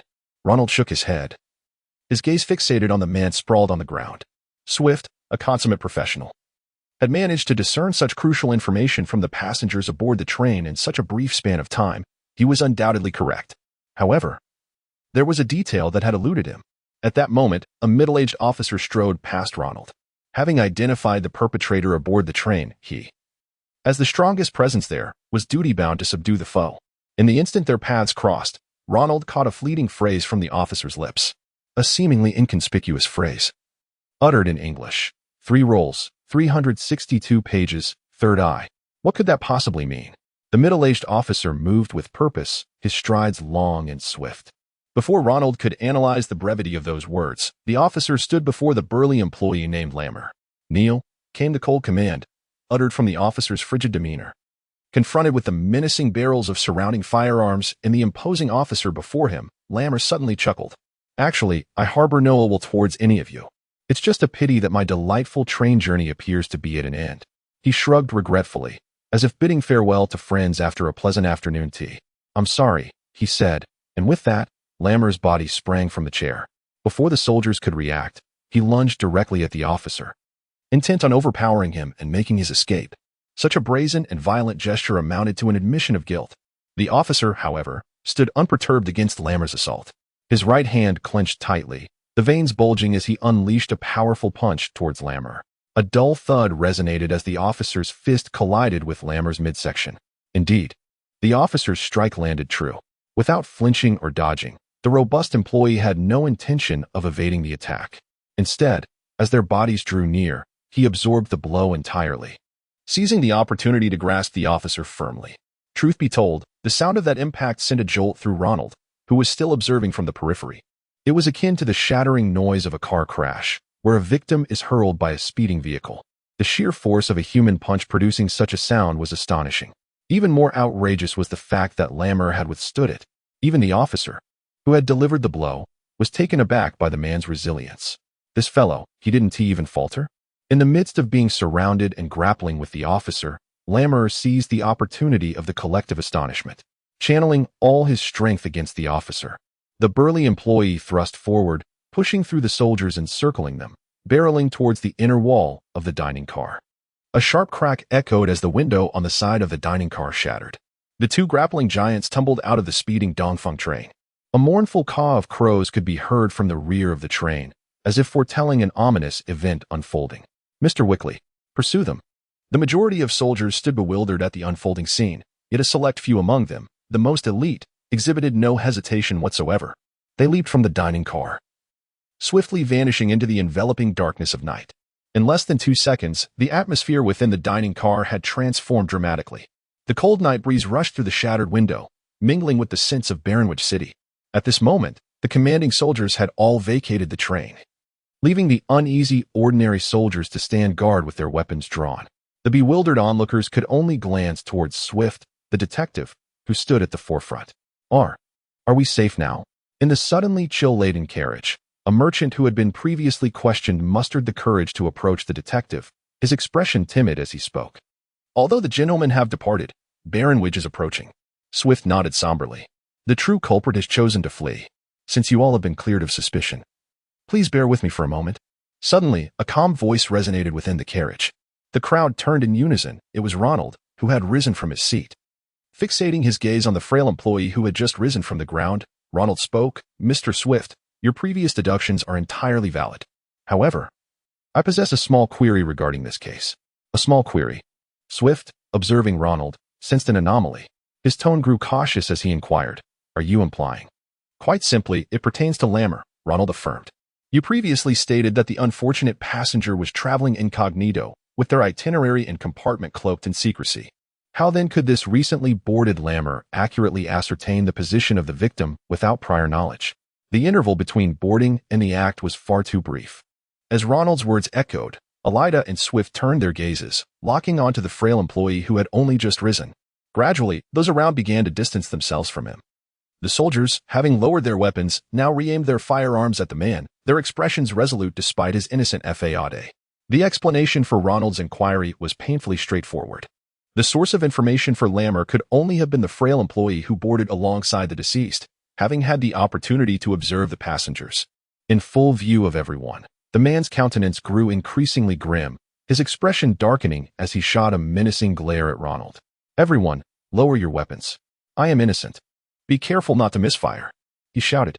Chapter 47. Deceleration in the frigid night breeze. The Dongfeng train continued its relentless journey along the tracks. The previously frail staff member lay prostrate on the ground, encircled and immobilized under the threat of firearms. Any attempt to move would surely be met with ruthless repercussions from the tense soldiers surrounding him. Observing the situation within the dining car, Alida suddenly raised an eyebrow and promptly stood from her seat. Leaning close to Ronald's ear, she softly murmured, "Ronald, something's amiss with the speed." "Something's amiss with the speed?" Ronald echoed, perplexed. He turned his gaze to the outside. In the darkness, there were scarcely any nearby reference points, and distant objects were of no use. Feeling the train still advancing beneath him, Ronald shook his head. "Elaborate." Alida succinctly explained, "The train is decelerating." If there were no misunderstandings in their conversation, Alida's implication was clear. The train was indeed slowing down. But the Dongfeng had only been traveling for just over an hour. The news of the fugitives' escape had yet to circulate. There was no reason for the train to decrease its speed. Something extraordinary must be occurring ahead. Without uttering a word, Ronald retreated toward the window, wetting his index finger and placing it to his lips. The sensation of the wind became more pronounced. The pitch-black night remained ominously dark, yet the chill wafting through the train's window carried with it the scent of the city, gradually intensifying. Indeed, the train's pace was decreasing. "Damn it, we've derailed." Almost simultaneously with Ronald's realization, a muffled cry echoed from the front of the train. "Someone, help. This damned thing has broken off. Impossible. How could this happen? We must." There was no time for hesitation. Without a moment's doubt, Ronald strode decisively toward the front of the car. Yet after just a couple of steps, he halted. "Alida, why aren't you coming?" Having heard the man's voice, Ronald had prepared to advance toward the front compartments, eager to confront the source of the trouble. However, he noticed that the Alida beside him was not quite the same as in the past week. Today, she did not follow. Her steel blue eyes regarded him with a subtle hint of regret. The latter part of his sentence caught in his throat. Ronald swallowed hard and turned, his slender figure continuing onward. Alida, indeed, understood the weight of her role.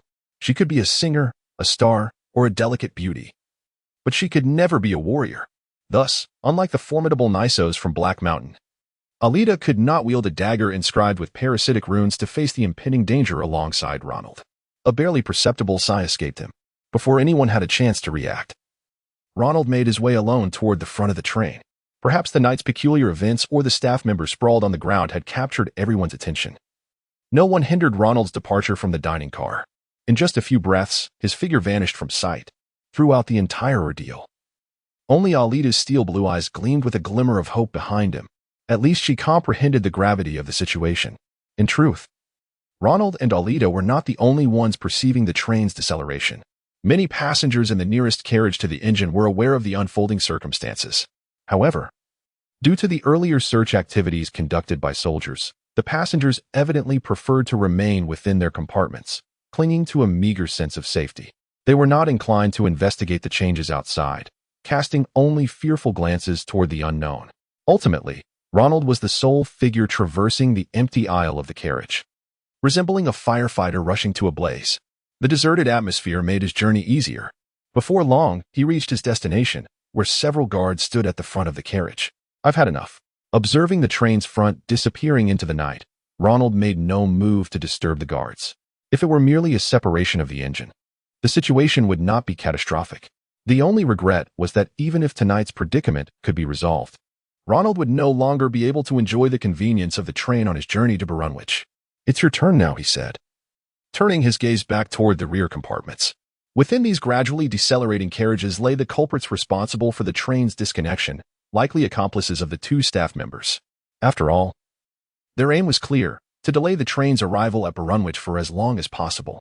In this manner, regardless of how the officers fared in their confrontation, they could exploit the hundreds of passengers aboard the Dongfeng to create chaos and achieve their ulterior motives. Though still in the wilderness, they were not far from Barunwich. Those not wishing to waste time would undoubtedly disembark and proceed on foot, providing a natural cover amidst the crowd. With a tinge of dissatisfaction, Ronald waved dismissively as he made his way back toward the rear compartments. Meanwhile, the dark mist concealed beneath his clothing surged forth in an instant. Though the amount of black fog emanating from the crime of violence was not substantial, it coalesced into a form resembling a glove, wrapping tightly around Ronald's hands. To the untrained eye, it would merely appear as a pair of black gloves. Come on, let us see where you're hiding. Moments later, an intriguing discovery unfolded before Ronald's eyes. As previously mentioned, most passengers within the car had taken refuge in their compartments, too fearful to show themselves. The occupants at the front, due to their positioning, could sense the train's deceleration. They were expressing complaints and anxiety, with some growing increasingly frantic. Under the illumination of the corridor lights, unlike the other passengers, within the third compartment stood several men steadfastly guarding the door. A classic case of hiding in plain sight. Ronald scoffed. For anyone with even a modicum of perception could discern the implications of the scene before him. He stepped forward, extending his hand with clear intent. Chapter 48. An easy resolution. The door handle, worn by years of use, bore the patina of countless passengers, and rust speckled the edges of the metal. This was a door, a sliding barrier, that had weathered the test of time. As Ronald's hand barely grazed the handle, a splintering sound erupted from within. Before he could proceed, those inside took action first. After all, through the cabin door, it was not only Ronald who could see inside. Those within could also observe the outside. In the blink of an eye, a gleaming silver dagger pierced through the cabin door, its sharp tip lunging towards Ronald's palm without leaving a trace of splinters or wood shavings. This strike, however, was destined for failure. Despite the blade's keen edge, it could not penetrate the black mist that embodied the sin of violence. Ronald chuckled softly. Did they truly think him a fool? He had blatantly recognized their treachery, and with one of them brazenly approaching, how could he not take the necessary precautions? An attack through the door was futile. Anyone with a semblance of common sense would evade such an obvious ploy. In that moment, had he chosen to kick with his current form, it might have yielded a different flavor of confrontation.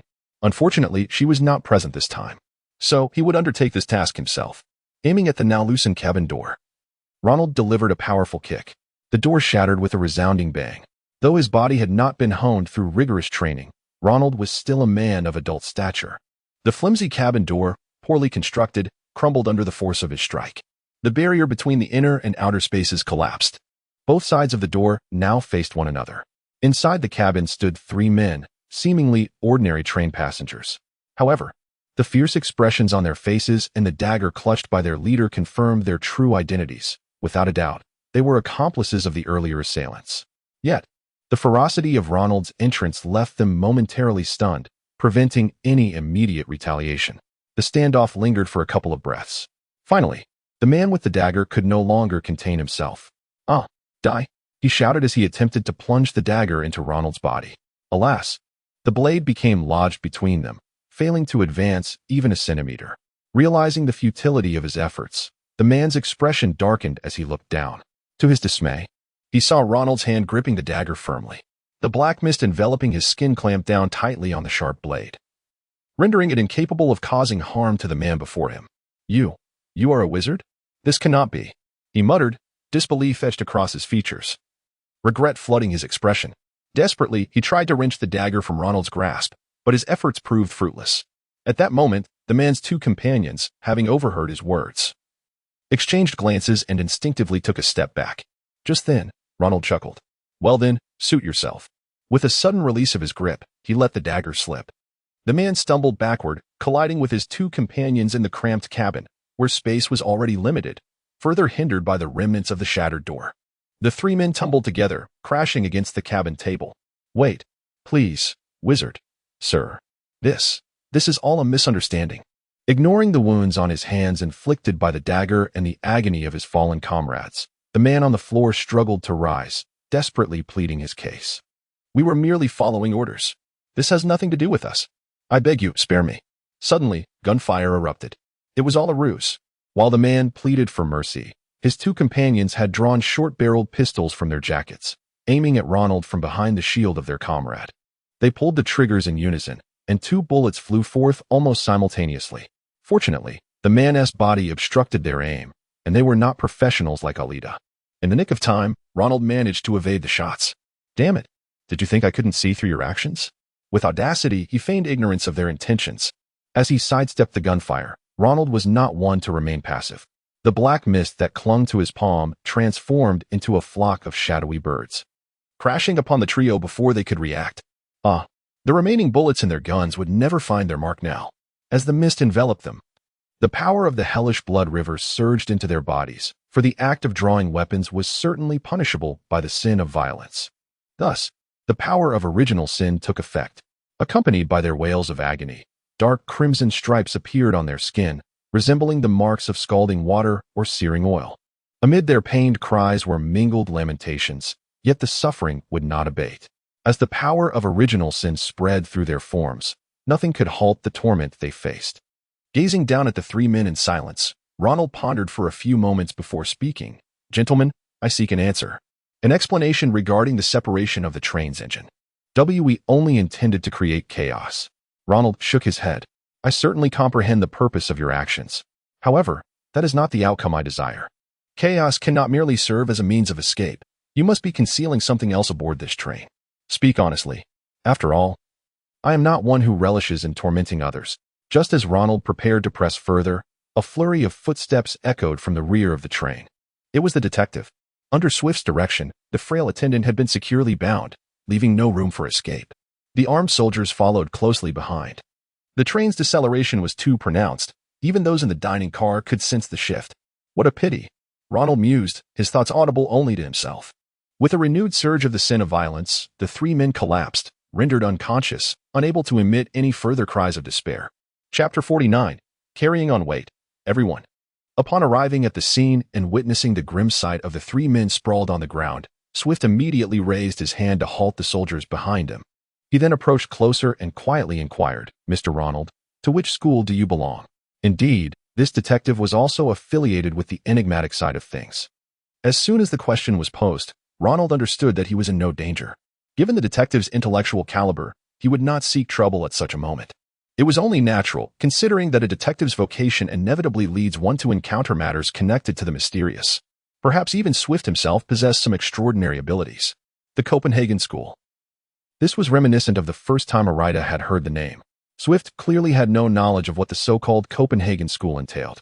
The confusion in his eyes lingered for a brief moment, but the detective soon abandoned the inquiry into Ronald's affiliations, recognizing that knowing the identity of the individual before him was sufficient. Pointing at the three men on the ground, Swift continued his questioning. With a resigned shrug, Ronald explained, "I noticed the train slowing down and heard some commotion, so I came to investigate the front. Now you see for yourself. The connection between the engine and the carriages has been severed by these ruffians, who even hid themselves within the compartment. When I discovered them, one of them brandished a dagger, ready to fight for his life. Unfortunately for them, their skills were lacking. At least in a one-on-three situation. They were no match for me." Well then, Swift quickly accepted this conclusion. Ronald's earlier conduct had nearly confirmed his innocence regarding these men. And in a life-and-death struggle, mercy was hardly a realistic expectation. Reflecting on the incident aboard the train, even if these three were to be killed on the spot, Ronald would not face any repercussions. Approaching the trio, Swift crouched down to examine their bodies. Hiss. Like an electric shock, the detective's fingers recoiled instantly. The moment he made contact, an exaggerated heat radiated from the men's skin, causing Swift's fingers to turn crimson from the burn. My goodness. Feeling this overwhelming force, Swift could not help but glance back at Ronald. This young man, who had previously garnered little notoriety and did not appear to be a seasoned scholar, possessed such formidable abilities? To be frank, it was his first encounter with something so extraordinary. Noticing Ronald standing there with an innocent demeanor, Swift shook his head slightly. He retrieved a pair of black leather gloves from his coat pocket, donned them, and resumed his examination. The three men were still breathing. At least their lives were assured. However, observing the singed skin and muscle, it was evident that they had endured a terrible ordeal. Particularly, the expressions of agony etched on their faces had yet to fade. Moreover, Swift noted a peculiar detail. The only areas that were scalding hot were the places they had been burned. Other parts of their bodies were unscathed. The stark contrast in temperature suggested that this was the reason the three men managed to survive. Such a terrifying sorcery. Swift harbored no sympathy for his adversaries. While marveling at Ronald's formidable skills, he confirmed that apart from some brand new weapons, he could find nothing else on the three men. Standing upright, he called out to those behind him, "Come, take care of them." Yes, the soldiers, still distant from the train, had yet to make their appearance. And the cawing of crows gradually faded as the carriage moved away. It seemed that for the time being, those engaged in battle would be unable to relay any messages. As the person wielding the most authority aboard the East Wind, Swift stood at the front of the slowing train and raised his hands to address the onlookers. Gentlemen, a few brave warriors, please escort these criminals to the dining car for strict supervision. The rest of you, kindly inform the passengers about the necessity to disembark and proceed on foot, as it appears we will need to walk to Barunwich before dawn. Of course, if anyone insists on remaining on the train, I have no objections, but they must be prepared to face the consequences. With his words delivered, Swift solemnly bowed to everyone present. Lastly, I would like to express my profound gratitude for everyone's efforts this evening. Your hard work has not gone unnoticed. Now, let us spring into action. Following Swift's command, the remaining soldiers began knocking on the doors of each compartment, notifying the passengers of the need to disembark. Meanwhile, having bid farewell to the train's chaos, the young girl leaned against the man, her eyes sparkling like two crescent moons. Hey, Ronald, did those 3 fellows have anything on them? Ronald shook his head. Just 3 lackeys. They know nothing. TSK. Arida chose not to press further. Still leaning against him, she whispered close to Ronald. Well, it is what it is. After all, you and I have safely and discreetly entered Barunwich, haven't we? Her tone emphasized the phrase discreetly, underscoring its significance for both her and Ronald. Gazing out at the somber night sky beyond the carriage, Barunwich appeared from this vantage point like a slumbering hillside, distant yet within reach. Hey. Suddenly, Ronald spoke up. Weren't you supposed to introduce me to a job? Arida? Now would be a good time to elaborate. Of course. The young actress tilted her charming head, her face brimming with delight as she continued. But from here on out, you'll have to carry me to Barunwich. Barunwich is at least 10 kilometers away from here, isn't it? In the ensuing silence, Ronald stiffly turned his head. This is retribution for how we boarded the train, I assent it? You expect me to carry you all the way to Barunwich? A man like this wouldn't win a girl's favor. Arida complained. Chapter 50. The first day at work in the eastern part of the empire lies Barunwich, the largest urban center, sprawling over an impressive area of 200 square kilometers, with nearly 300 square kilometers dedicated solely to the urban landscape. Even before Ronald's journey through time, this city was considered a significant metropolitan area, boasting a resident population exceeding 300,000. Given the era in which this world exists, the implications of such a populace are abundantly clear. Contrary to Ronald's initial expectations, however, Barunwich is not a wholly industrialized city. The presence of the natural barrier, the Yoai's forest, has historically isolated this city from its neighboring nations, placing it securely in the heart of the empire. Over a century of peace has transformed Barunwich into a favored retreat for the greedy and nobility, leading to a development ethos centered around leisure and vacation culture. In recent years, the mayor of Barunwich has meticulously delineated industrial zones, thereby shifting the city's focus towards artistic entertainment and a plethora of intriguing novelties. Consequently, the local culture has naturally inherited this disposition. Most residential areas in Barunwich consist of single-family homes, and even young tenants renting accommodations have the privilege of tending to their own balcony gardens. Take, for instance, the dwelling Ronald has rented. He secured a second-floor room in a private boarding house for 12 DEP and 6 NAL per day, slightly above the average price, offering a private balcony and washroom, totaling 40 square meters of personal space. Generally, boarding houses in Barunwich that provide breakfast charge around 7 DEP and 6 NAL daily. Ronald's boarding house typically costs an additional 3 DEP, amounting to 10 DEP and 6 NAL each day. Of course, the most economical options are not included in this discussion. Budget accommodations can be found starting at 4 DEP. This brings us to Gred's monetary policy.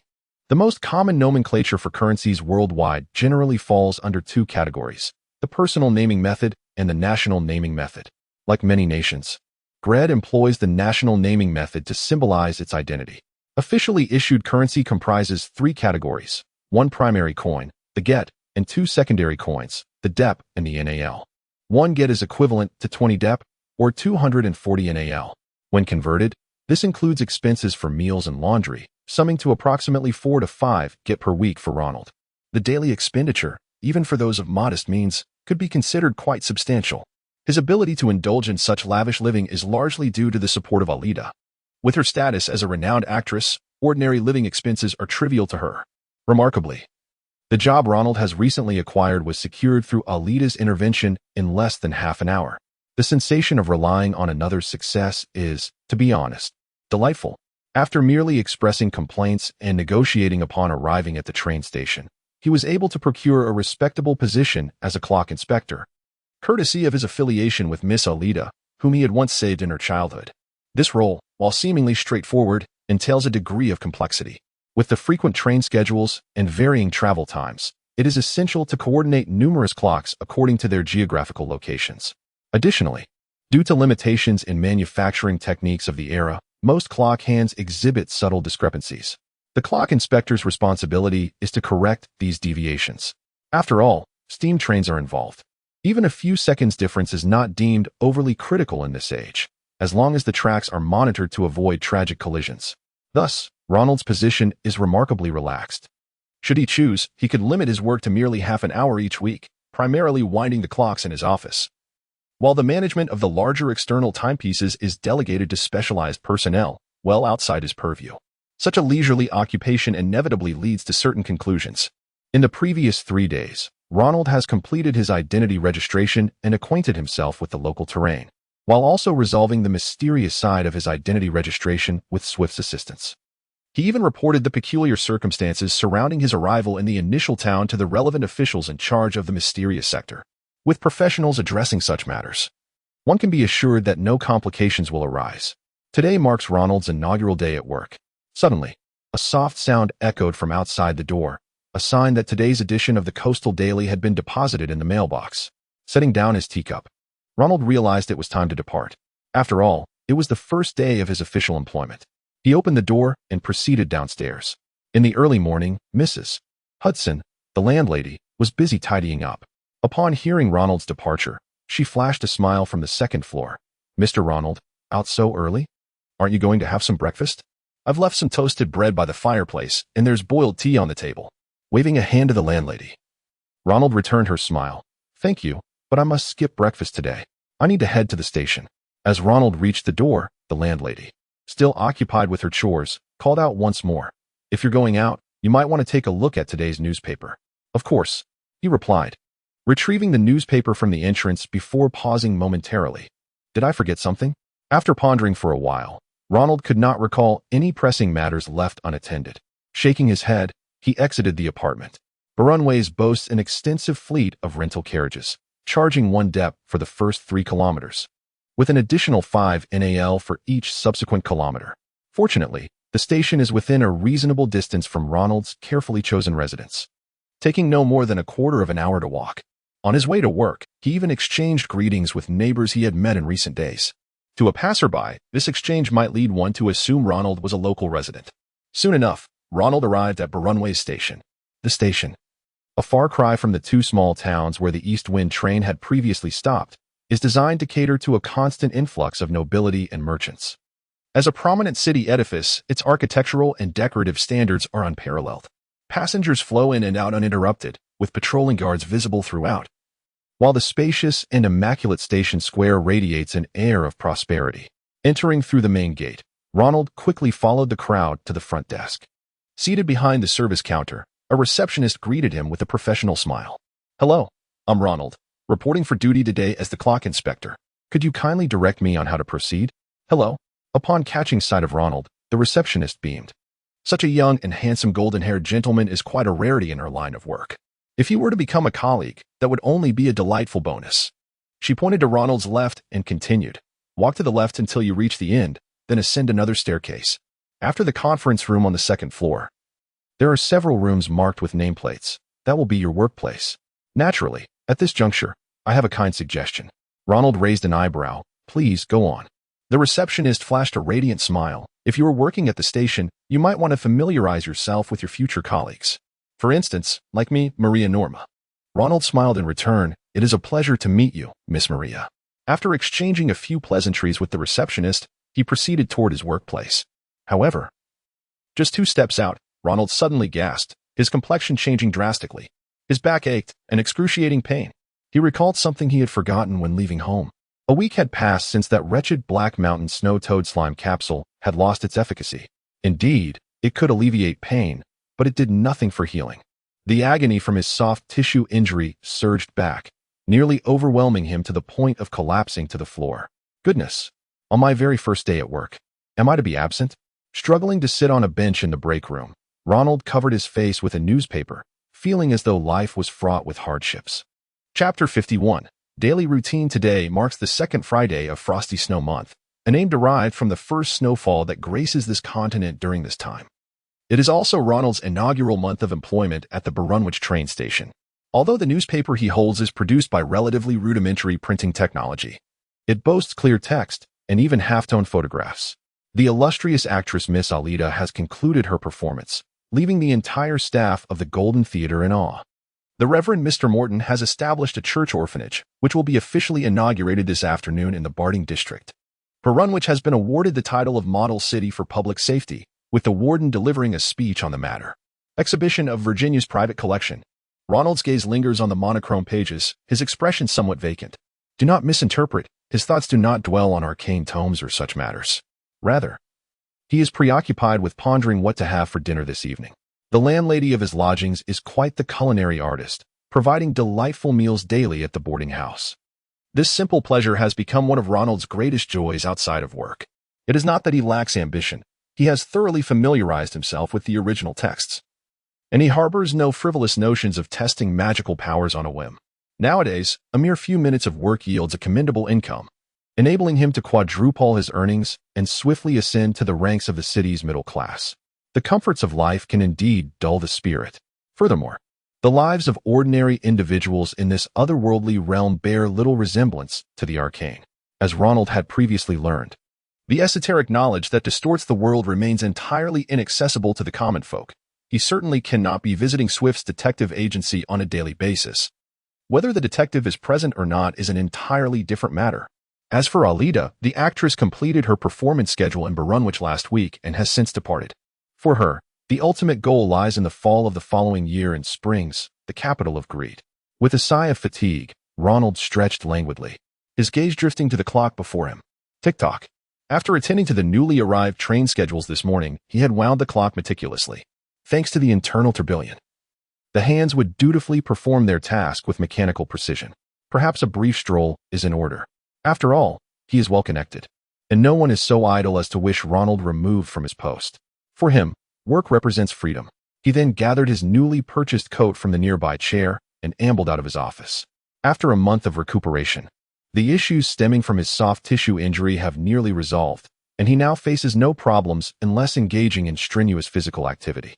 A gust of cold wind swept into the second floor of the station's office building. Feeling the temperature drop, Ronald instinctively tightened his coat.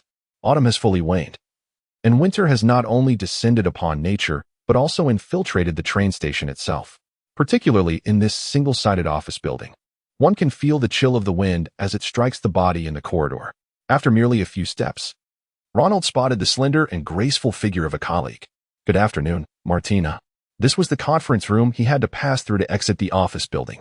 At present, high-ranking officials from the train station were convening inside, seemingly discussing the maintenance of the railway with winter approaching, as the atmosphere resonated with animated discourse. As a member of the boss's secretarial team, Miss Martinez stood at the conference room door, compelled to remain there, awaiting any possible summons from her superior.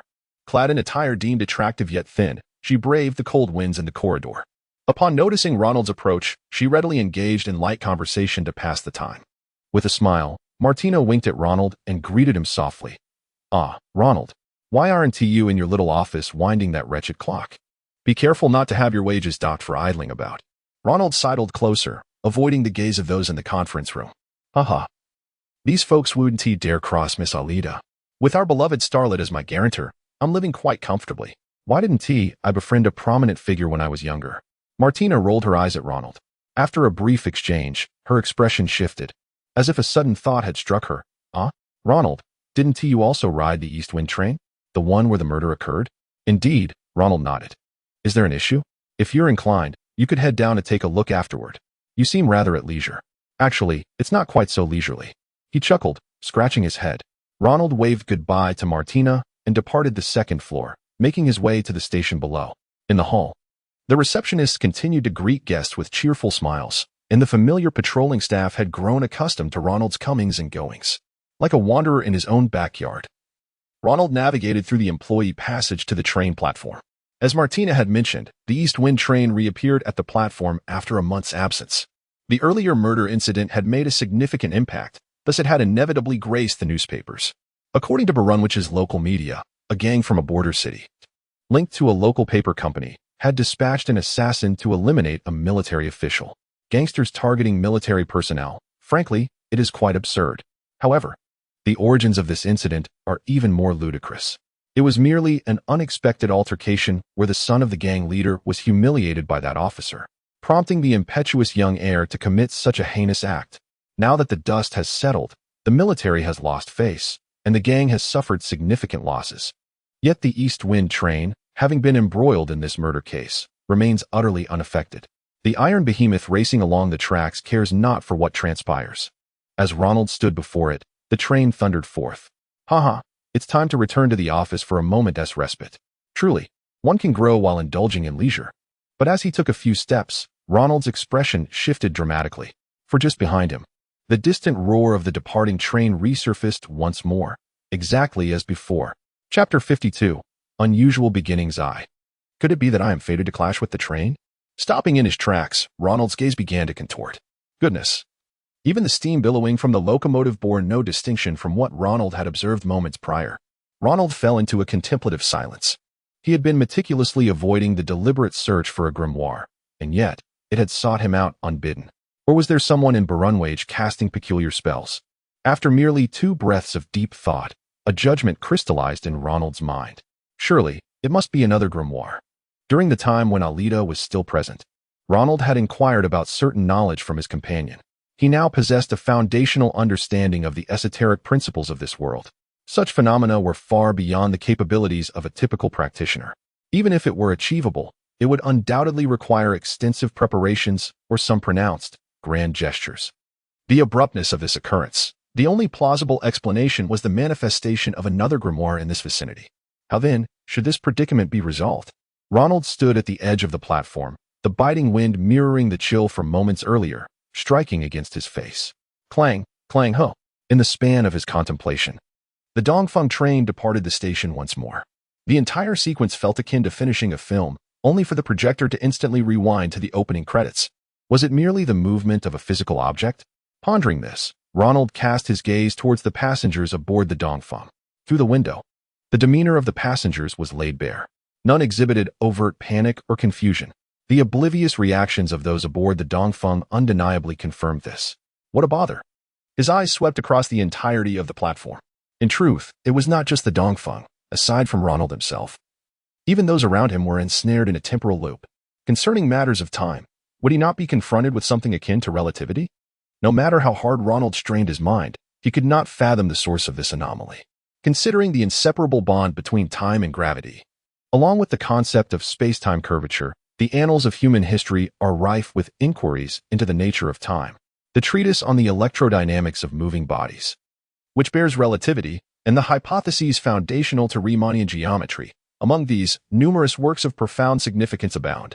Expanding further into ancient mythology, one could enumerate a host of deities associated with time. Kronos from Greek mythology, the Norns of Norse lore, and Zervan from Persian tales. None of these entities were to be trifled with. From what tomes of magic could spells pertaining to time reversal be derived? It was beyond his imagination, utterly unfathomable. Ultimately, his immediate objective was to vacate the platform. Adjusting his attire with practiced ease, Ronald took a step outward. Even more bewildering occurrences unfolded before him. This time, the thunderous sound of the train abruptly vanished into the distance, never to return. After distancing himself from the station platform, he astonishingly beheld the Dongfeng departing. It left with an utterly normal, smooth acceleration. Had the spell faltered? Or was the grimoire outright destroyed? The patterns that had just manifested crumbled in an instant, leaving Ronald utterly bewildered. The station exhibited no anomalies or sudden incidents. Yet, the truth lay starkly before him. In a fleeting moment, the most disconcerting hypothesis invaded Ronald's thoughts. In a world of aberration, those within are oblivious. Alida had distinctly relayed this principle to him. Had he truly grown so indolent after a month of languid work? Had he been inexplicably consumed by an altered reality? Did the state-run Gred Mystery Events Investigation Bureau fail to detect the abnormalities here? This was simply outrageous. In that instant, Ronald found himself at a loss for how to proceed. Navigating such a peculiar environment, any misstep could yield dire consequences. Alas, standing idly was not an option. He inhaled deeply, releasing his tension as he executed 10 standard deep breaths. Provided one is not in an extreme environment like a polar plateau, the optimal response to danger or troublesome situations is not to rely solely on willpower to maintain cognitive clarity. This approach is rather esoteric, sometimes effective, other times not. The truly effective and reliable action is deep breathing. Maximizing oxygen intake allows it to flow through the alveoli, transported by red blood cells throughout the body. An increase in blood oxygen saturation enhances the functionality of all organs and systems, including the brain. Greater emotional stability, more efficient thought processes, and clearer perception result from this practice. Sensing a gradual revitalization within himself, Ronald made his first decision, to attempt an exit. He was not far from the platform. Following the direction of the tracks, he aimed to ascertain whether he could directly escape this enigmatic temporal zone. If he could extricate himself from danger, it would be most fortuitous. Clack, clack. With a serious expression, Ronald began to walk steadily towards the opposite side of the platform. However, after just a few steps, an even more perplexing scene unfolded. Having traversed a mere 10 meters, the Dongfeng reappeared on the platform as if conjured from thin air. The passengers, the steam from the locomotive, the station staff departing the train. Silently observing this unfolding tableau, Ronald let his right hand fall to his side, his pace gradually quickening. When he had departed the office earlier, he had donned his coat. This coat was a deliberate purchase, characterized by its notably loose cuffs, so loose that even when he summoned a grimoire, it would remain concealed from view. Chapter 53.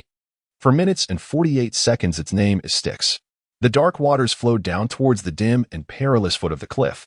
I paused, focusing intently on the scene before me, witnessing a mire teeming with people, caked in mud, their naked forms appearing as if their wrath remained unquenched.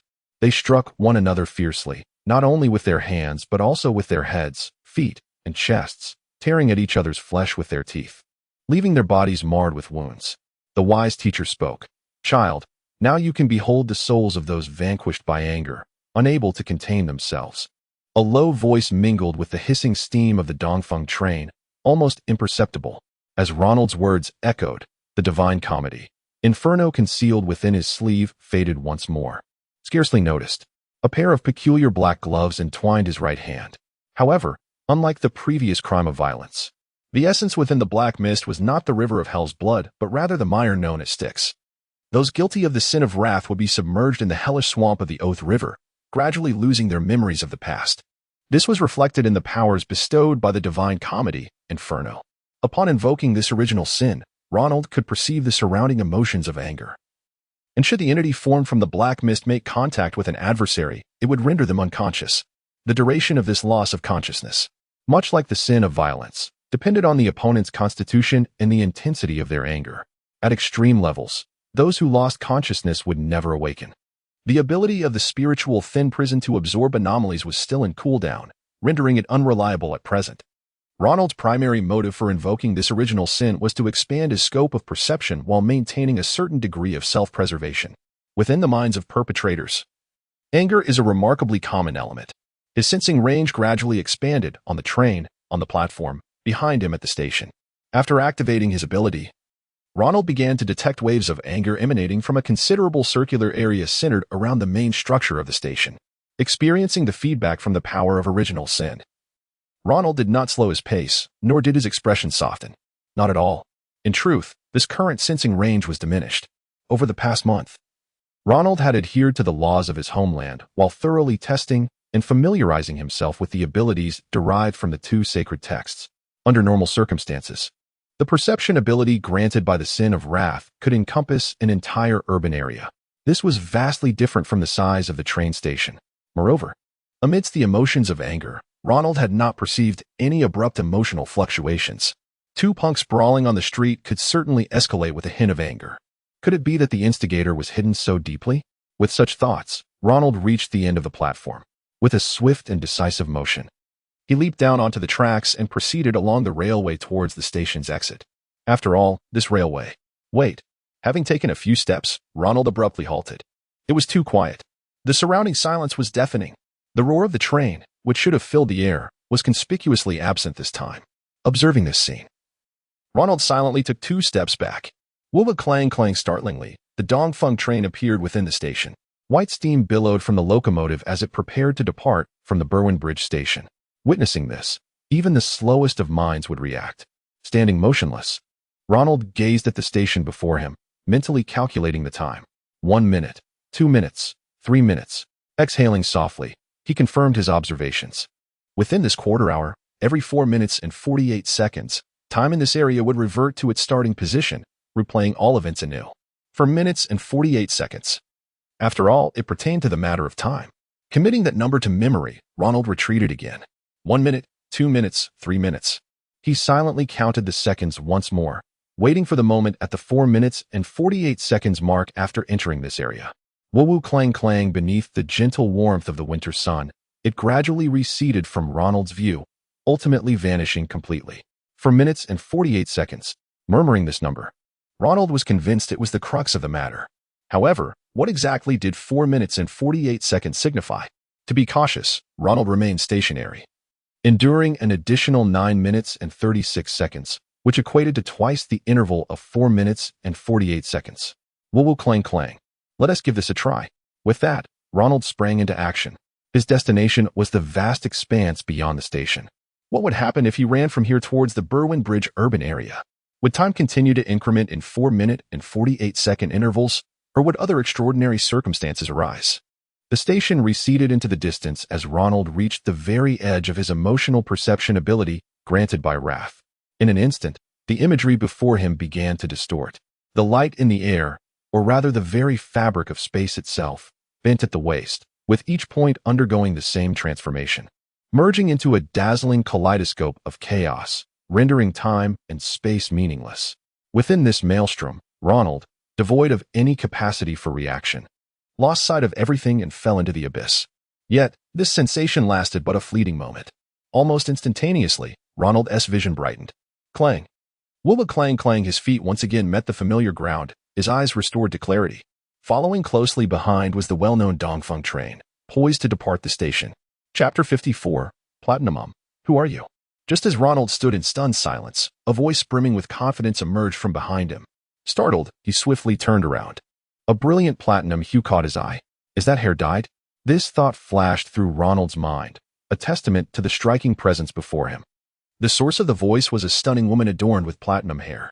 Under the gently warming winter sunlight, her intricately woven locks were elegantly styled, exuding a youthful modesty that sparkled with an allure surpassing the stars above. Coupled with her slender waist and strikingly handsome features, she was a vision of beauty that could rival even the most renowned actresses. Suddenly, a glint of cold steel flashed before Ronald. Before he could fully process the chaotic thoughts in his mind, the young woman acted with remarkable swiftness. At her side, a seemingly inconspicuous ceremonial sword, a trinket befitting nobility, was drawn with astonishing speed. In an instant, the unassuming ornament transformed into a weapon, slicing through the air in a perfect 130-degree arc, dangerously close to Ronald. Gasping in shock, Ronald instinctively retreated 2 steps, acutely aware of the chilling aura emanating from the blade. This girl was formidable. The precision of her technique and the speed of her attack were enough to reveal her exceptional capabilities. Observing the tension etched on Ronald's face, the girl furrowed her brows, lowering her voice. What's wrong? Are you merely an ordinary person? In that moment, Ronald realized her intent. Her swift strike had been a test, and she seemed dissatisfied with the outcome. Ordinary hardly described him. He was merely a hapless soul caught in a dire situation. As she scrutinized his hand shrouded in dark mist, her expression softened after a few moments. Very well, I apologize for the earlier test. Some matters cannot be discussed with the average individual. With a speed almost imperceptible to the naked eye, she sheathed her sword. This time, Ronald managed to catch a glimpse of the trajectory the weapon carved through the air. But it was still overwhelmingly swift. Without delay, she extended her right hand toward him, her eyes devoid of malice. I hope for your understanding. Of course. Looking into her sincere gaze and accepting her outstretched hand, he introduced himself. I am Ronald Adler, a staff member at the Berwyn station. Patricia G. Nicholas, she replied, giving a nod before adding, you may simply call me by my name. With their names exchanged, Patricia wasted no time in getting to the point. Ronald, could you explain how you suddenly appeared before me? I am quite certain you were not on this platform before. Upon hearing this, Patricia murmured, the entire station? Ronald quickly corrected her. To be precise, it is a circular area that envelopes the station completely. I'll give it a try. At Ronald's clarification, Patricia's eyes brightened, and she stepped toward the edge of the platform. To ensure that they would not encounter any unforeseen consequences due to differing time zones, Ronald followed closely behind. Observing the man beside her, Patricia initiated, "Let us move in the direction of the station." When time doubles from 4 minutes and 48 seconds to 9 minutes and 36 seconds, have you carefully confirmed the boundaries and trajectory of this area? Ronald shook his head. I have not had the chance. Patricia decisively stated, then let us test it now. Without hesitation, they proceeded. No, no, no. Next position. Thus, the two unaffected by time darted about the station. After considerable time spent, the delineation between 4 minutes and 48 seconds and 9 minutes and 36 seconds was determined. It formed a straight line extending diagonally from the station's core to the edge of the time distortion zone. Then Ronald's stomach growled. Having lingered in the time distortion area for too long, he realized that under normal circumstances, he should have been enjoying a delightful dinner prepared by his landlady, followed by a leisurely stroll through the picturesque streets of Berwyn. Are you hungry? Upon hearing the noise from Ronald, Patricia cast a concerned glance his way. Given the situation here, we aren't pressed for time. You must know where to find food at the station, right? Of course. Ronald nodded and hurried to a vendor on the platform selling bread and drinks, ordering 2 portions without paying. Timing it perfectly, he grabbed the food and turned to leave. The vendor, recognizing Ronald, called out, "Hey, Mr. Ronald, you haven't paid yet." With a swift motion, Ronald, unaffected by the reset, approached Patricia, offering her the extra portion. You should eat as well. This is quite the physical endeavor. He was exceedingly generous toward his newfound companion. Chapter 55. Do not mock personal habits. Patricia first glanced at Ronald, then at the vendor. Without much contemplation, the young girl accepted the food. Sitting on the bench at the platform, the two began to eat. The inexpensive fare sold at the train station was certainly inferior to that of a professional restaurant, and it paled in comparison to the culinary skills of Ronald's landlady. The packaging was rudimentary, and the taste left much to be desired. They quickly finished their meal, their gazes shifting towards the far end of the platform. The next step in examining the scope of the temporal distortion was to commence from this very spot. All right. Let us begin, Ronald declared, brushing off his sleeves as he stood up. He then proceeded towards the tracks of the station. Let us start by testing from this side of the platform. Observing Ronald's retreating figure, Patricia rose from the bench as well. After a moment's thought, she discarded her trash into a bin a few meters away before following suit. Employing the same method as before, the duo resumed their collaboration. The patterns of time remained unchanged. However, using the line marked at 14 minutes and 24 seconds as a reference, they spent nearly 3 hours to accurately determine this new straight line. The results were in. The division of this temporal distortion manifested as a structure that narrowed inwardly and widened outwardly, resembling a classic sector of a circle. Considering the overall impact range of the distortion was circular, yet every situation harbors dualities. Having successfully confirmed the area of temporal distortion, the ensuing complications became evident. Within the interval from 4 minutes and 48 seconds to 9 minutes and 36 seconds, it was feasible to ascertain a point approximately every 5 minutes. Conversely, from 9 minutes and 36 seconds to 14 minutes and 24 seconds, each measurement took nearly 10 minutes. If they continued in this manner, the time expended by the two would escalate dramatically, although not as terrifying as the exponential increase of a chessboard doubling algorithm. It would eventually devolve into a protracted struggle against time. Patricia, I believe we cannot afford to squander time in this manner, Ronald remarked promptly after marking the last point on the line. If we persist, we will only expend more time and energy on repetitive labor. We cannot sustain this. Upon hearing Ronald's words, Patricia swiftly contemplated the situation. The uncertainty in her eyes stabilized, and she cautiously proposed, then let us alter our strategy. From here, we shall employ a 3-point testing method. We will test 3 points on the straight line, from near to far. Given that the previous 2 lines were both straight, we can ascertain the results with relative confidence. That seems the only viable option. Ronald nodded in agreement with Patricia's suggestion. He understood her concerns, yet reality necessitated compromise. With only the 2 of them present, extended testing was not a feasible option. Even though food and water were abundant at the station, they could not afford the luxury of time. Should the temporal synchronization within the station differ from the outside world, they could vanish for a day or even 2.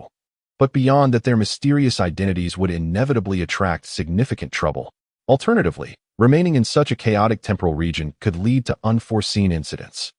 The 3-point testing method was already at its limit. Confirming their next course of action, the two proceeded, though not swiftly. Even with this approach, the time taken for each point began to rise gradually. After merely determining 3 temporal trajectories, fatigue began to weigh heavily on their spirits. Next is 28 minutes and 48 seconds, Ronald murmured, glancing back at the platform. This figure was merely 6 times 4 minutes and 48 seconds. Up to this point, they had delineated 4 temporal zones, yet it had consumed a full 3 hours. The angles of the 4 sectors summed to a mere 60 degrees. Even disregarding their breaks and additional downtime, completing the testing of all temporal zones at the station would require over 3 days.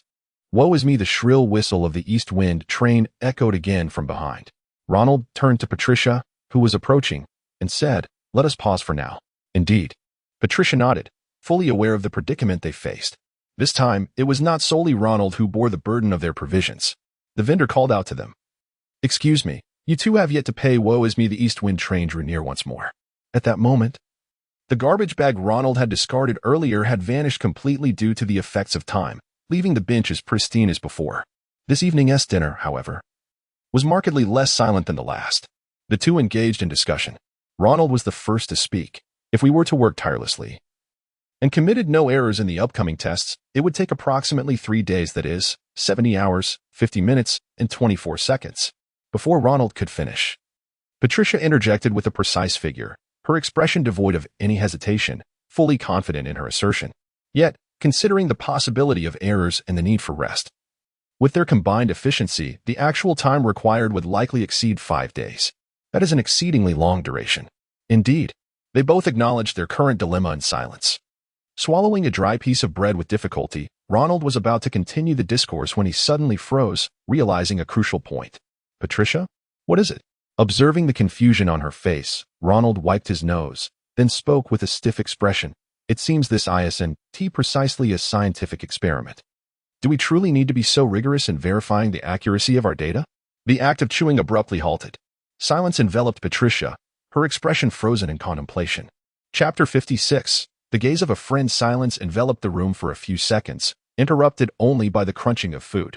After swallowing the dry bread, Patricia's serious expression revealed a hint of embarrassment. "Due to personal habits, I am rather sensitive to numerical matters." "I can tell," Ronald nodded in acknowledgement. It was evident that someone capable of swiftly calculating 70 hours, 50 minutes, and 24 seconds would hardly be indifferent to numbers. Yet, at this juncture, both found themselves unable to shatter the tension that hung in the air. To be frank, even a simpleton would not be as stubbornly fixated as they were. Their current predicament resembled that of 2 tactical theorists abruptly thrust onto a battlefield, only to begin analyzing the commander's strategies in real time, a most absurd circumstance. It was not until they had finished their respective meals that they rose from their chairs in silence, stiffly disposing of their trash in the bin. Ronald gently shook his head as he gazed at the refuse before him. Choosing to forget the earlier awkwardness, he straightforwardly began to analyze. Given that the currently known time zones are all sector-shaped and astonishingly uniform in area, the innermost point where they converge should also be the same location. This likely serves as the source of the temporal chaos. Indeed, Patricia affirmed with a nod as she turned to walk towards the station. The total angle of the 4 areas we examined amounts to 60 degrees, indicating that there are 24 such divisions of time. At this point, Patricia fell silent, her gaze seemingly lost in contemplation. Following her lead, Ronald too began to grasp the significance of this number. 24. In relation to time, it effortlessly conjured thoughts of the 24 hours in a day. Could this segmentation possess some esoteric significance? I see it now. Just as Ronald's thoughts began to crystallize, Patricia spoke up suddenly, her eyes radiating certainty. These 24 regions symbolize the 24 hours of a day. For minutes and 48 seconds, 9 minutes and 36 seconds, 14 minutes and 24 seconds. 4 minutes and 48 seconds equals 288 seconds. If we break these times down into multiples of 288 seconds and sum them in an increasing sequence until we reach the 24th multiple of 1 hour, 55 minutes, and 12 seconds, 6,912 seconds, the total time amounts to 86,400 seconds. That is precisely the duration of a complete day. Ronald was left speechless. This girl, could she possibly be an exceptionally talented mathematician in this world? Such calculations, while not overly complex, would still require a considerable amount of time for an ordinary person. Not to mention that Patricia had arrived at the answer in less than 3 seconds while simultaneously uncovering the underlying pattern.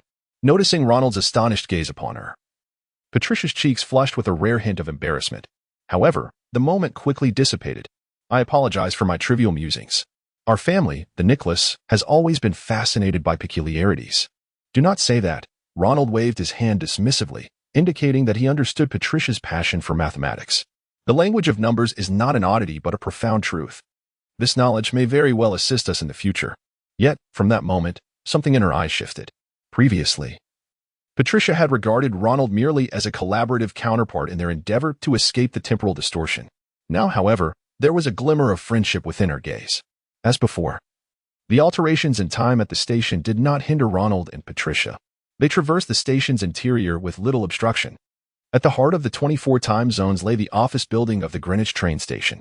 From this vantage point, Ronald could even see the corridor outside the meeting room on the second floor.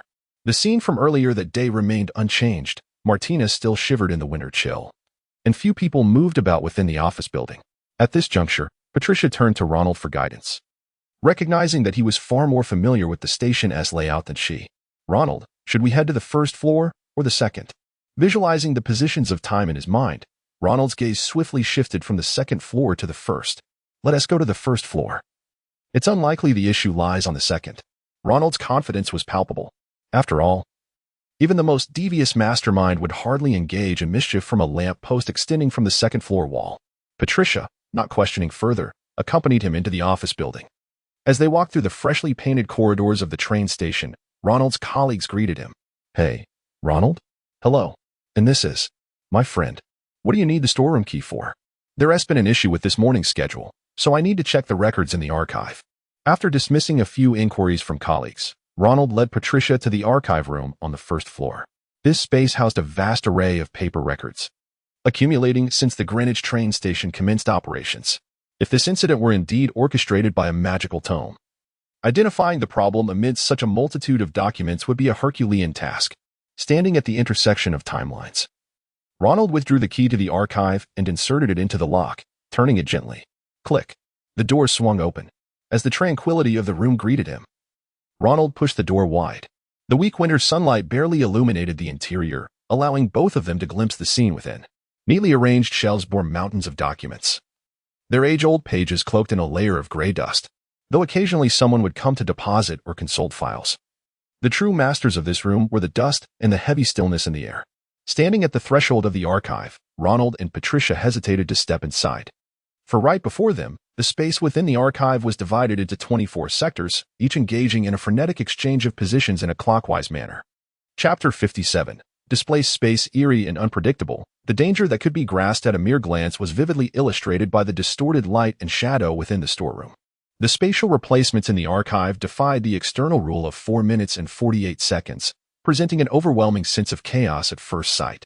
The transformations occurred at an astonishing pace, with the fan-shaped spaces exchanging positions nearly every second. Some documents and objects were cleaved in two due to the intertwining of time and space, continuing their movement in the manner dictated by their neat cuts, not falling to the ground despite the shift in their centers of gravity. The constantly disordered and reconfigured space was rife with incongruity, a phenomenon utterly incomprehensible. Outside, the train station exhibited a clear distortion of time. But what about here? Was it time that had been severed, or space? Ronald, what do you think? Faced with such an uncanny scene, Patricia turned to the man beside her. My discipline offers little assistance in this situation. And you? Regrettably, Ronald shook his head. His abilities from the thin abyss still and cool down, leaving him powerless. My expertise pertains to the realms of sin and punishment, rather than the causal relationships of time or space. The air outside the archive grew increasingly oppressive. Even the winter sunlight seemed to gradually lose its meager warmth. Passers-by from the station would occasionally greet Ronald, yet none possessed the awareness of the strangeness lurking so near. So, how do we address the situation in the archive? Confronted with this unprecedentedly bizarre scenario, Ronald and Patricia finally halted. Though they understood that to resolve this incident, they must enter the archive, the ever-shifting visuals rendered it daunting for any rational human to step inside. The palpable danger, easily comprehended, served as an effective deterrent against their advance. In the silence, several seconds elapsed. Suddenly, Patricia exhaled deeply. I'll go in first. With a determined glance back at her companion, the young woman unsheathed the decorative sword from her waist, its silver gleam poised defensively before her chest, indicating her readiness for combat. My physical prowess exceeds yours significantly. If any unforeseen events arise, I might not have time to react. Ronald, keep a watchful eye from outside. If anything unusual occurs, you must alert me. I stake my life on it. Ronald nodded in agreement. He was no proponent of machismo. Patricia's earlier test of her own abilities had made it abundantly clear that their physical capabilities differed greatly, their combat strengths not on the same level. Thus, it was logical for the one with the advantage to lead the exploration, while he would assist with keen observation. Without a trace of hesitation, Patricia stepped forward, her slender foot encased in hard-cased boots crossing into the archive. In an instant, her platinum figure vanished inside. What Ronald witnessed next was utterly peculiar. Upon entering the storeroom, Patricia initially encountered no issues. However, as she shifted and advanced, she inevitably brushed against the edges of the alternating spaces. That small portion of her body was then perfectly severed. Ronald observed with clarity. Although the incision was minimal, the young woman's bones and flesh were exposed to the air after the spatial displacement. Yet, in the following moment, as Patricia moved away from that position, her body simultaneously departed the boundary of the spatial distortion. The portion of her that had been separated was now at the opposite end of the room. Throughout this entire process, Patricia appeared completely unfazed, continuing her exploration as if nothing had transpired. Patricia, can you hear me? Witnessing such an extraordinary scene, Ronald promptly issued a warning. You inadvertently approached the edge of the spatial distortion, and then, how should I describe it? It was akin to a magician sawing a person in half, only for them to emerge whole again. In the haste of his description, Patricia comprehended the situation. She abruptly halted, her gaze fixated on the nearest spatial distortion, cautiously extending her sword towards it. It was as though she were inserting a chopstick into clear spring water. At that moment, the sword was neatly severed and reappeared in another part of the room.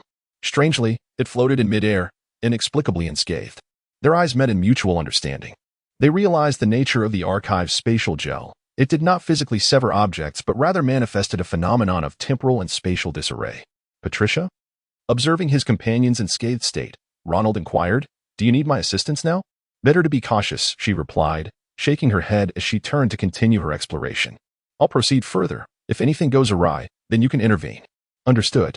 Ronald accepted her suggestion, remaining steadfast in place. As Patricia acclimated to the sensation of interwoven time and space, she began to comprehend the events unfolding around her and how to maneuver within them. One moment, she would be on the left side of the room, and the next, she would stride into the rift, materializing elsewhere. This process was gradual, not instantaneous. Although the images were indecent for safety's sake, Ronald maintained his gaze. Finally, after 15 minutes, Patricia made a significant discovery.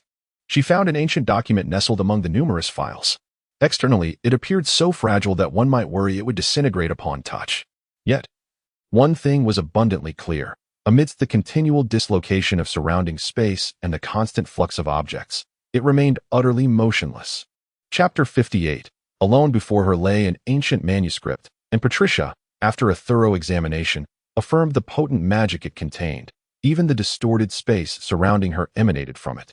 This was a tome of canonical significance. A sigh of relief escaped Patricia's lips, her taut nerves unwinding.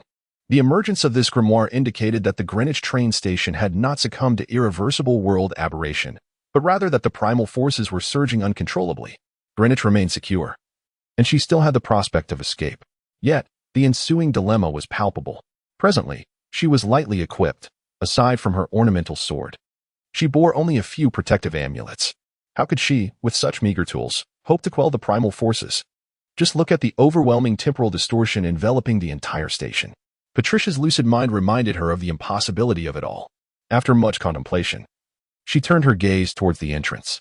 The fractured visuals traversed the equally indistinct room. At this moment, Patricia could only perceive a vague tableau. The space incessantly shifted, restructuring the entire archive room, creating a sensation entirely different for those outside versus those within. Ensuring her orientation was correct, Patricia called out, There is a grimoire here. Its power is surging. Ronald, do you have a way to halt this phenomenon? Standing at the threshold, Ronald observed Patricia's actions. This scene was undeniably terrifying. As the spatial distortion within the room bore a fan-like configuration, The closer one approached the center, the shorter the intervals of the distortions became. Upon reaching the room's core, where Patricia stood, the platinum ends of her hair revealed the internal structure of her skull, and her garments clung tightly to her muscular form. Any observer would hardly believe that a living being stood there. Those with even a slight weakness and fortitude might have already doubled over in retching. No amount of eloquence could adequately convey the surreal spectacle before them. Fortunately, this space did not distort sound. Ronald still heard the fragmented words emanating from the disjointed figure. He fell silent for 2 seconds. Faced with such a scene, hesitation was entirely understandable.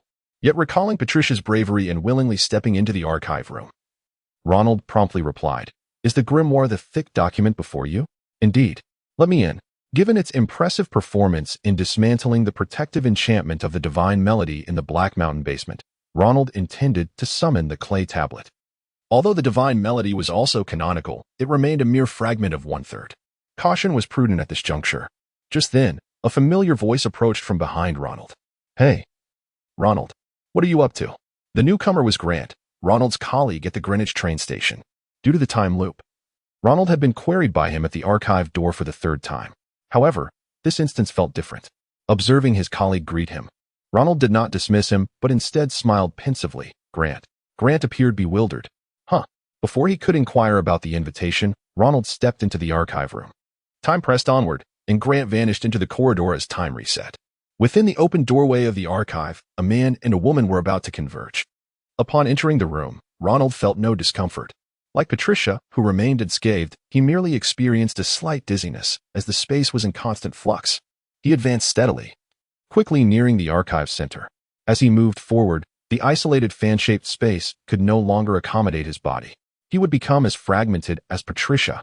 Taking a deep breath, Ronald steadied his gaze and reached out towards the spatial interval beside him, akin to the sword that traversed dimensions earlier. His hand pierced through the distortion, emerging in another part of the room, yet he retained control over it. With a sudden fist clench, he felt the nimbleness of his fingers and clarity of sensation. Then, bang. Ronald, you bumped into me. My apologies. I'll step left, you step right. Let's each take a couple of steps. The divided perspectives were utterly chaotic. Amid the 24 shifting spaces, discerning their relative positions became exceedingly challenging. As expected, Ronald and Patricia collided. After yielding to each other, Ronald finally approached the grimoire. Its yellowed cover exuded a sense of history, thick layers of dust narrating its prolonged stay. The stack of pages, bound with twine to prevent scattering, raised questions. What kind of canon was this? It did not appear to document ancient myths. Rather, it seemed more like a collection of data. Could it be a thesis of some kind? Contemplating this, Ronald flicked his wrist, and a mark flashed upon his right hand. The hammer of mist materialized in his grasp. Employing canonical power to address canonical matters seemed the most prudent course of action. Crack! An unexpected turn of events unfolded. Just as Ronald intended to replicate his previous actions in the Black Mountain, a sound akin to solid fragmentation resonated through the surrounding air. In the next instant, the already fluctuating space began to accelerate wildly. The two individuals caught within felt an overwhelming sense of pressure bearing down upon them from all directions. Before long, the scene before them warped into a swirling mass, and their minds could no longer comprehend the visual chaos. Yet Ronald recognized this scenario. Blurred sounds filled the air. Suddenly, everything brightened. Sunlight pierced through the billowing white steam, striking Ronald's face as he once again heard the shriek of the East Wind train departing the platform. Isolated on the platform, he saw no other figures. The food cart, which had once offered complimentary lunches, lay abandoned on the ground, while the vendor who had sold food was nowhere to be found. Chapter 59 Reflection. Human beings are inherently social creatures. Therefore, when one finds oneself alone, a certain sense of strangeness invariably arises, the intensity of which varies according to individual differences. Gradually moving from bustling urban areas to desolate suburbs often instills an undeniable feeling of peril. A decrease in numbers frequently signals an increase in danger. A primal alarm system inherited from our ancestors during communal hunts. The situation Ronald faced was even more dire. And now, there was nothing. The empty platform bore no trace of any human figure, and the girl who had been beside him was conspicuously absent. The familiarity born from multiple experiences clashed violently with the unfamiliarity of the current scene.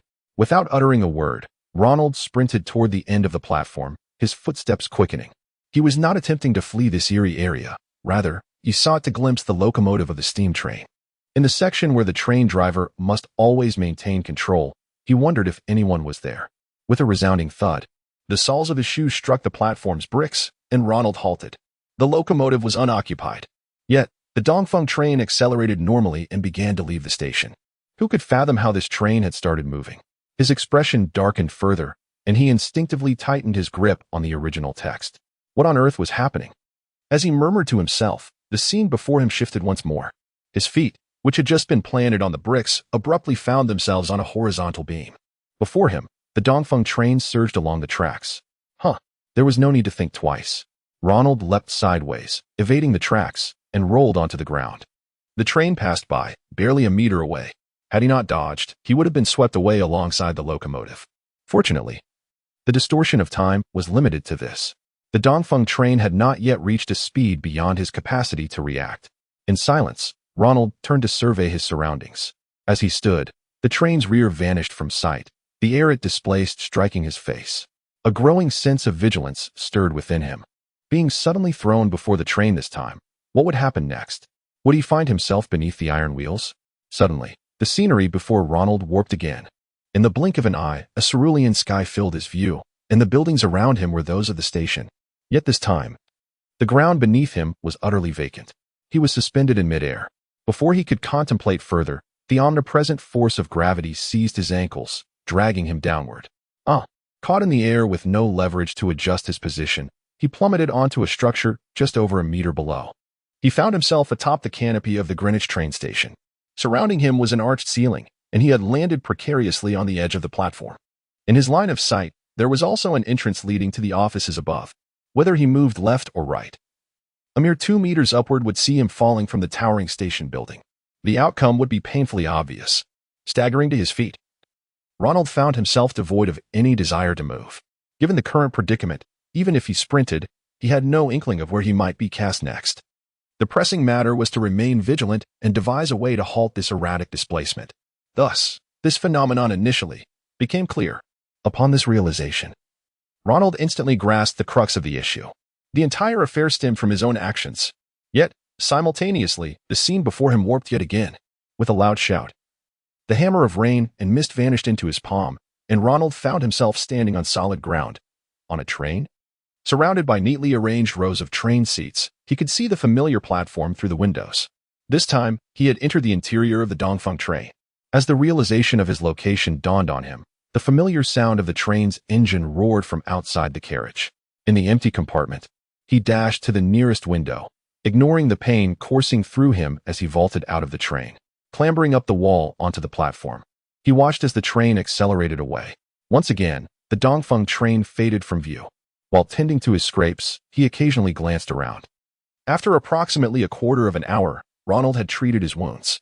As he had anticipated, he was not abruptly transported away this time.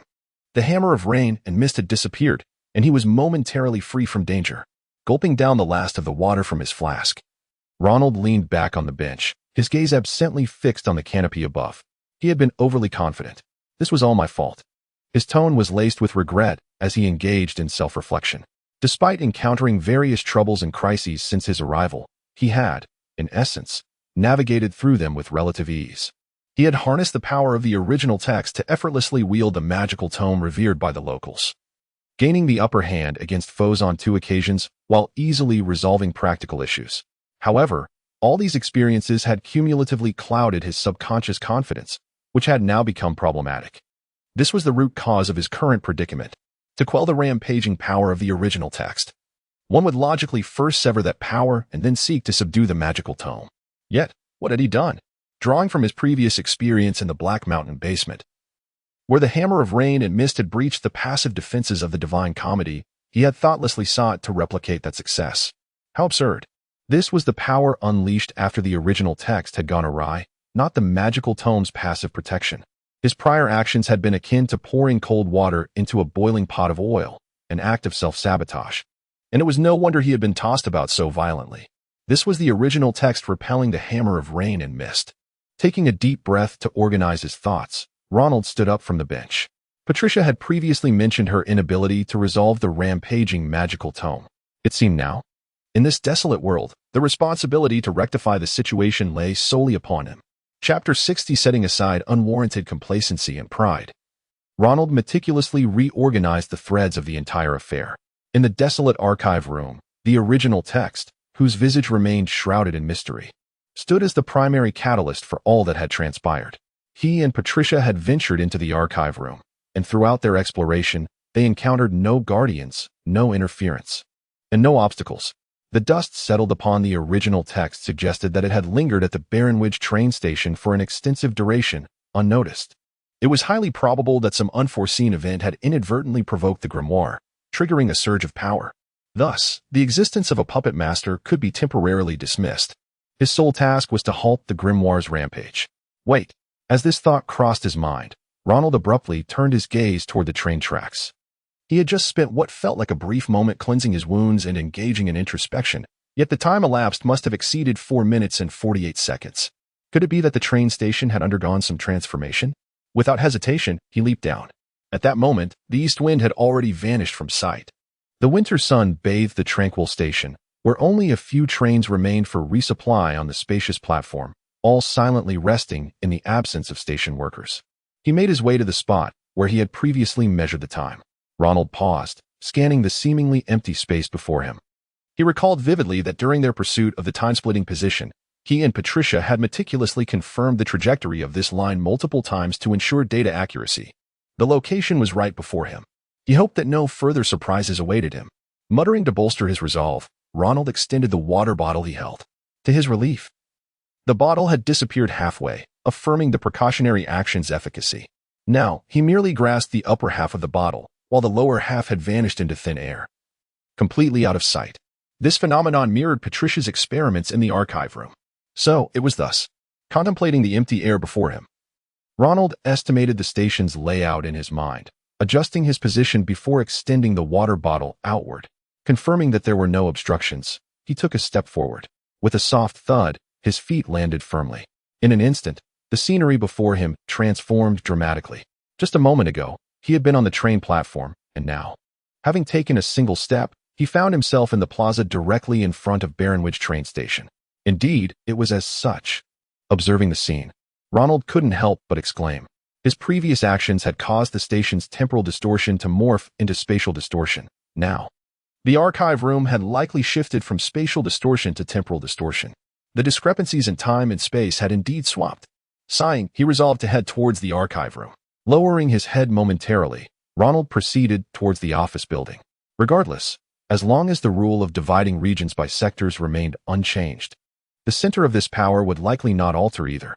He would simply continue onward. The familiar path he traversed daily now felt distinctly different. The office building and archive remained unchanged in appearance. Sunlight streamed down at an angle from above the station, casting elongated shadows on the buildings and ground. While the surrounding stillness was eerily profound, there was no one present. More accurately, the deserted train station bore no trace of even a single sparrow, reminiscent of the opening scene of a horror film. Meanwhile, the door to the archive on the first floor stood ajar. It seemed that after being cast out by the power of the grimoire, no change of any magnitude had occurred here. However, compared to the worst-case scenario, the current situation was, in fact, bearable. The space surrounding the archive, divided into 24 sections, did not feel as cramped as a conventional room. Sparing Ronald from the discomfort of physical disconnection as he approached the archive door unscathed. Positioning himself outside the corridor, he glanced inside. In that fleeting moment, a platinum figure met his gaze. Unlike his own disheveled state, Patricia stood within the room, solitary yet whole. Due to the distortion of space transforming into time, she had shed her previously fragmented appearance and now stood as a complete human being. Before the grimoire laid out before her, the girl remained furrowed with concern, unable to decipher the original text's power. At that moment, Ronald's approaching footsteps resonated from outside. Patricia promptly turned to the door. "Ronald, why did you suddenly vanish?" She stepped forward, and upon seeing Ronald unharmed, he felt a wave of relief wash over him. Yet he was quick to inquire, "Have you made any new discoveries?" In a fluid motion, she transitioned from facing Ronald to confronting the grimoire. "Huh?"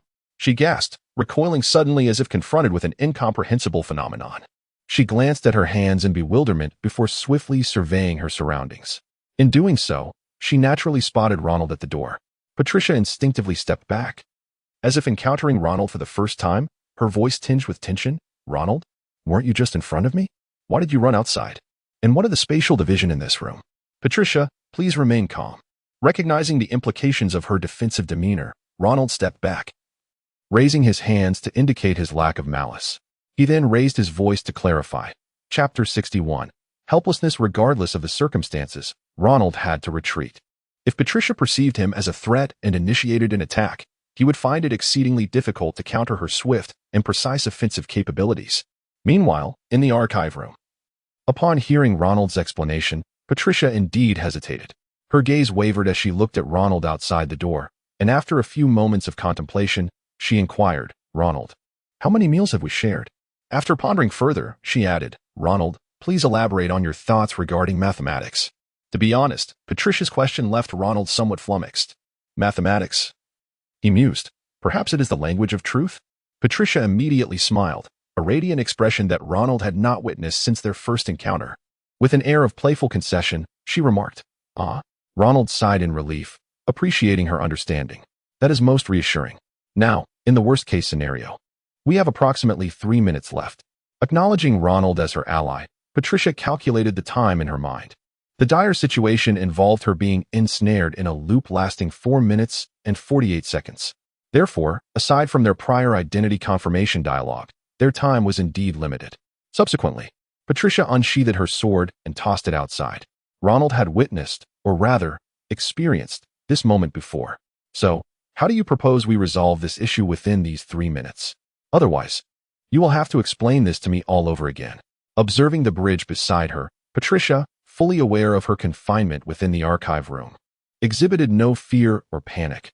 She calmly inquired of Ronald outside the door. The earlier surge of the original text was potent, and in close proximity, she had been drawn into its tumult. "If you are to address the problem, please proceed with caution. Should you also be ensnared, we would have to rely on the Bureau for assistance." The term Bureau was one Ronald had previously heard from Alida. Its full name was the Gred Mystery Incident Investigation Bureau, a department directly managed by the Queen, responsible for overseeing the investigation of mysterious occurrences within Gred. In the realm of the arcane, it was arguably the largest official organization globally. Any faction could apply for membership, provided their background was clean and they were citizens of Gred. Furthermore, as a superpower, Gred offered its main operatives ample opportunities to confront various frontline incidents. Hence, agents of the Bureau were typically among the most skilled professionals. In situations akin to the one at the Greenwich train station, their personnel would inevitably be the ones to handle it, barring external interference. The mere thought of this incident being linked to the original text made Ronald uneasy. Other matters seemed manageable, but should their connection to Alida or the essence of his own soul be exposed, the image conjured was rather daunting. Ronald then glanced at his ample sleeves, where the black mist manifesting the sin of wrath resided. If there were a straightforward means to address the situation without summoning his true form, he resolved to test this option first. With his gaze steady, Ronald addressed his companion in the archive room. "Patricia, please step aside. I shall attempt this." "Very well," Patricia replied without hesitation, moving aside. She observed as Ronald lifted his sleeve towards the archive room. The girl furrowed her brow slightly. The mist, transforming into a glove-like form, partially detached from Ronald's palm and drifted toward the archive room. Compared to when it clung to Ronald's hand, this uncontrolled black mist instilled in her a disquieting sensation, as it seemed to harbor a profoundly negative emotional force. It was undoubtedly a threat to her safety. In their silence, the wrath essence approached the threshold of the archive room and gently wafted inside. Upon contact, the predicament arose. Even if it was not the original text itself, such a power of similar caliber was repelled by the archive's original text. Since Ronald had only released a minimal amount for testing, in the blink of an eye, the wisp of black mist dissipated under the influence of this temporal distortion. This does not appear to be effective. The air fell silent for several seconds before Patricia spoke up from within the archive room. "Ronald, are you unable to manage it?" Ronald cast a resentful glance at Patricia, who appeared perplexed. Truth be told, Ronald certainly could contend with this entity. After all, his abilities and this creature were of the same origin. However, unlike the Asgardian deities, he lacked a resilient physique. Should he be carelessly tossed about, he might very well meet his demise. "Let me ponder this further." With a wave of his hand towards the archive room, Ronald leaned against the corridor's edge to contemplate. Meanwhile, Patricia, already ensnared, was unable to subdue the original text's surge of power. The scene was one of utter helplessness. As Ronald deliberated, Patricia quietly pondered the issue within the archive room. Now, a sudden gasp echoed as the precise moment of 4 minutes and 48 seconds arrived. Before Ronald's eyes, Patricia's figure flickered within the room, once again assuming the stance before the grimoire. Observing Patricia's identical backward leap, Ronald rubbed his throbbing temples and repeated the scene. Chapter 62. Consider this my invitation. In less than half an hour, the agitation within him began to fester. It was not that he was incapable of controlling his emotions. Ordinarily, this span of time could be effortlessly traversed, even through mere contemplation. Moreover, the looming pressure of the original text's volatility weighed heavily upon his heart. Observing Ronald outside the archive, Patricia discerned her companion's troubled expression. With her keen intuition, she recalled previous events and immediately understood what was amiss. "Ronald, are you all right? If you're worried about me, there's no need. I'm fine. I can still hold on. It's only been less than half an hour. Far less than the duration we previously experienced with the time distortion." "All right." After a few seconds of silence, the girl nodded, her gaze towards Ronald imbued with complexity. For her, trapped in a time loop, every experience was a first. Yet Ronald's situation was altogether different. Neither knew what to say, and the atmosphere fell into silence. Negative emotions silently permeated the desolate office building, with each breath becoming increasingly laborious. Just then, as the situation reached an impasse, Ronald, suppressing his impatience, was suddenly struck by a bold idea. Patricia could not dismantle the defenses that quelled the original text's tumult. He himself could not enter the room, and the wrath's end was also not easy to breach. Their positions could not be exchanged. However, this did not imply that the power of the original text could not manifest within the archive. He still had one avenue left, a perilous one. With a hesitant tone, he spoke. "Patricia, I believe I have a plan. However, it requires taking a risk, both of us together. So tell me what to do."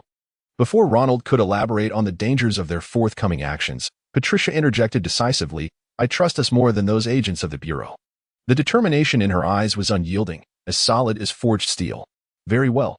Meeting her gaze, Ronald continued, "Next, you must approach the original text and do everything in your power to amplify your greed for it. If successful, I will harness that emotion to halt the original text's rampage." Patricia showed no hesitation and turned to stride towards the original text behind her. Her platinum silhouette left behind a single command: "Hurry." As she stood before the seemingly tranquil yet volatile original text, her mind raced. The grimoire, capable of stirring colossal waves in the external world, lay within reach, making it impossible not to feel an allure. If she could present this treasure to Her Majesty the Queen, both she and her loved ones would receive considerable rewards. The current constraints of their environment presented an opportunity to break free. If she were to keep it for herself and sell it to a certain faction, the profits would be dizzying, enough to invest in colonial stocks and ensure a lifetime of prosperity. Should she choose to study it privately, her exceptional abilities could at least unravel a fraction of its powers. And this original text possessed the ability to manipulate time and space. Who among the members of the mysterious faction could be unaware of what that entailed? Desire. Undeniable desire. To possess the grimoire before her, standing closest to the original text. Patricia suddenly sensed an oddity, a shift that would have gone unnoticed without complete concentration. The greed she had kindled seemed to leak towards some ethereal void. What was this? Was Ronald's intention to incite her greed for this purpose? At that moment, a long, melodic voice resonated from behind her. She could hear it, the purest form of magical language. It contained the sins of the universe. Oh heavens, who is forcefully imposing these new burdens before me?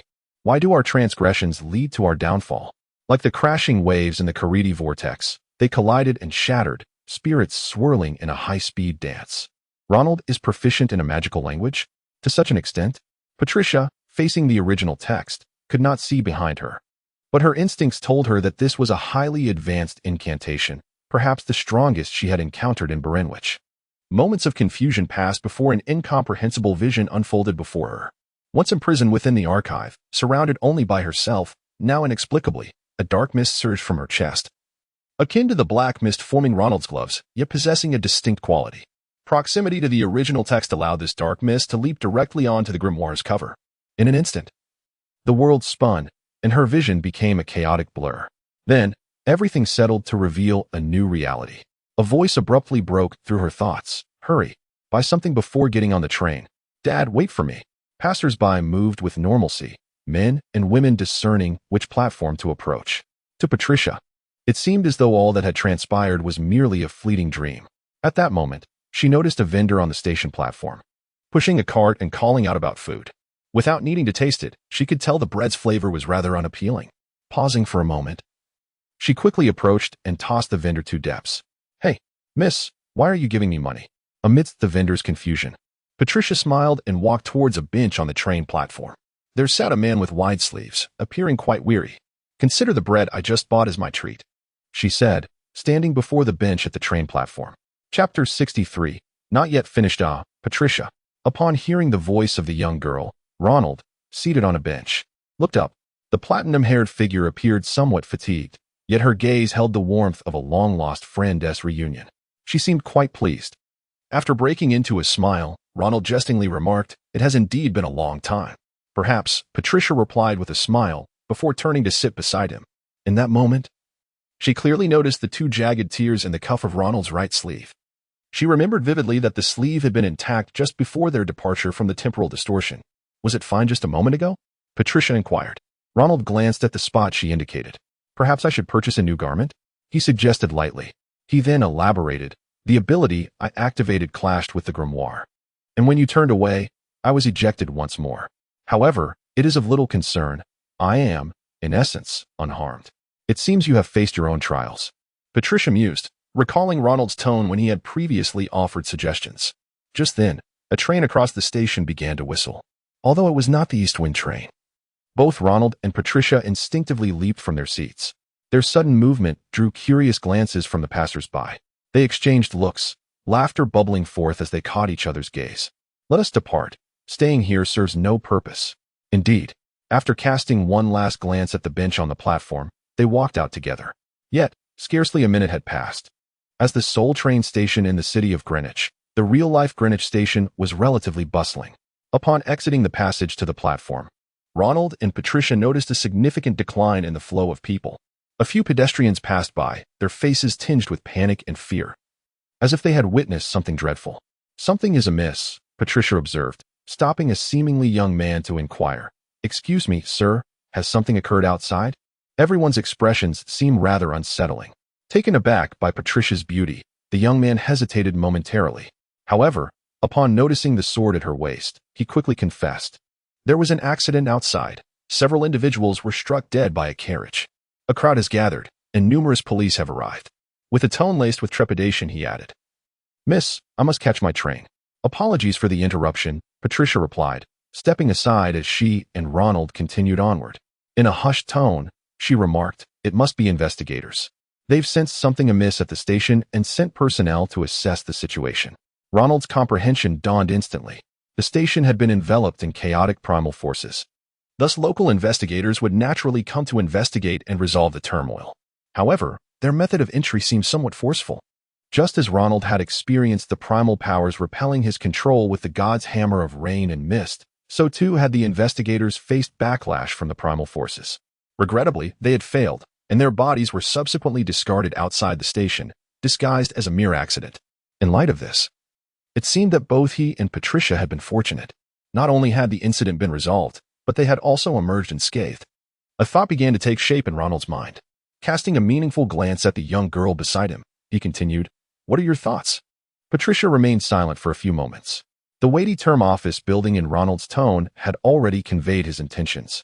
After a few breaths, the girl suddenly extended her hand with a smile. "I've just arrived in Greenwich today. Let us first find a place to stay in the city." "Mr. Ronald, it is a pleasure to meet you."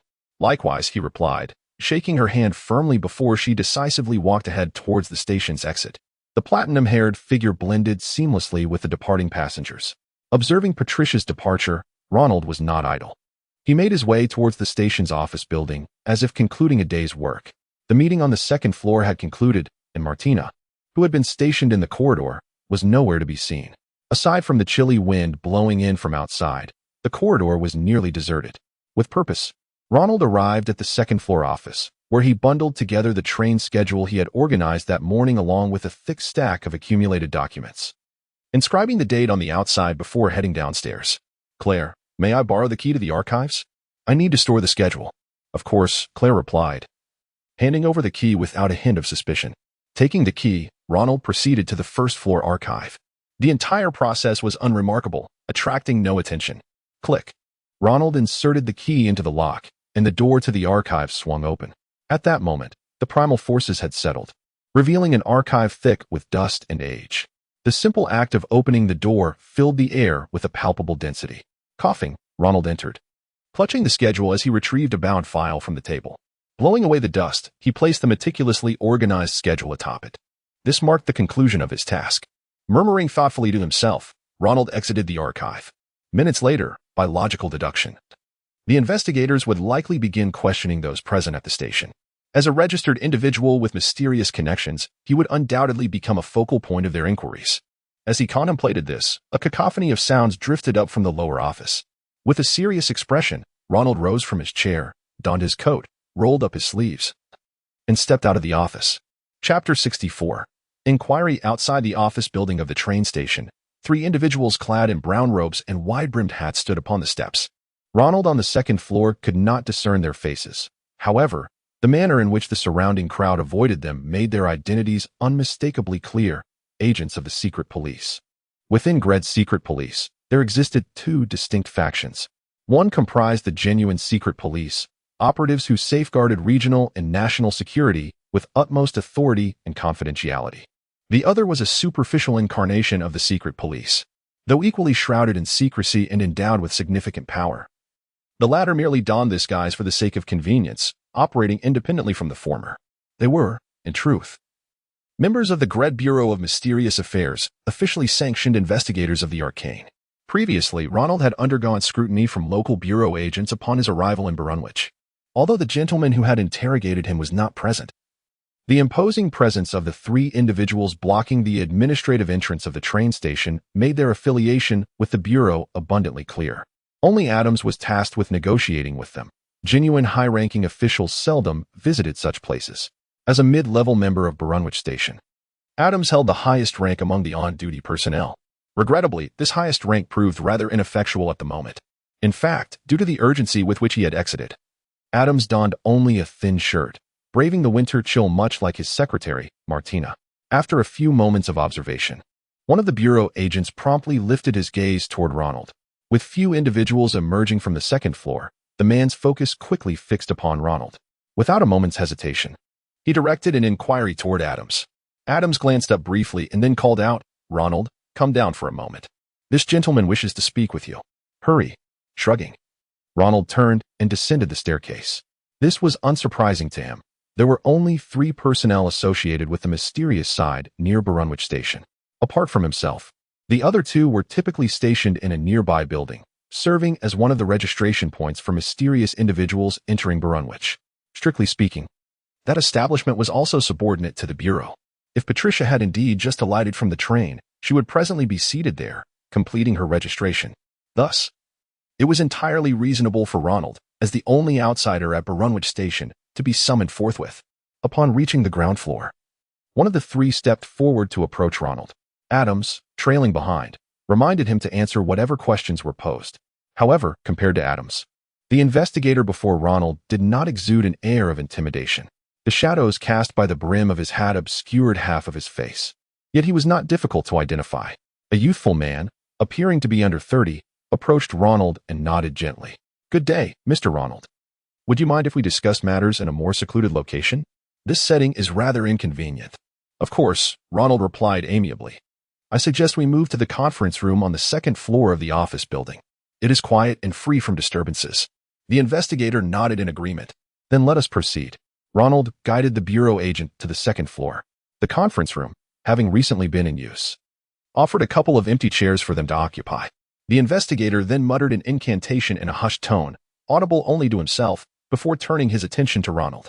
"We may begin now." "Certainly," Ronald replied. Though unaware of the origin of the investigator's ability, he recognized the implications of the spell. Prior to entering Brunwich, Alida had provided him with essential knowledge regarding the enigmatic side. Members of the Gred Bureau of Mysterious Affairs received 2 primary things upon joining the organization: a school insignia and a spell for lie detection. This ability did not function as a machine for discerning causal hierarchies. Rather, It assessed physiological responses to determine whether the interlocutor was being deceitful. A well-trained individual could potentially deceive the system entirely. Naturally, Ronald had not undergone such training, so he resolved to engage in the conversation with honesty, albeit with slight finesse. Initially, the investigator posed a seemingly unrelated question. When did you arrive at the train station today?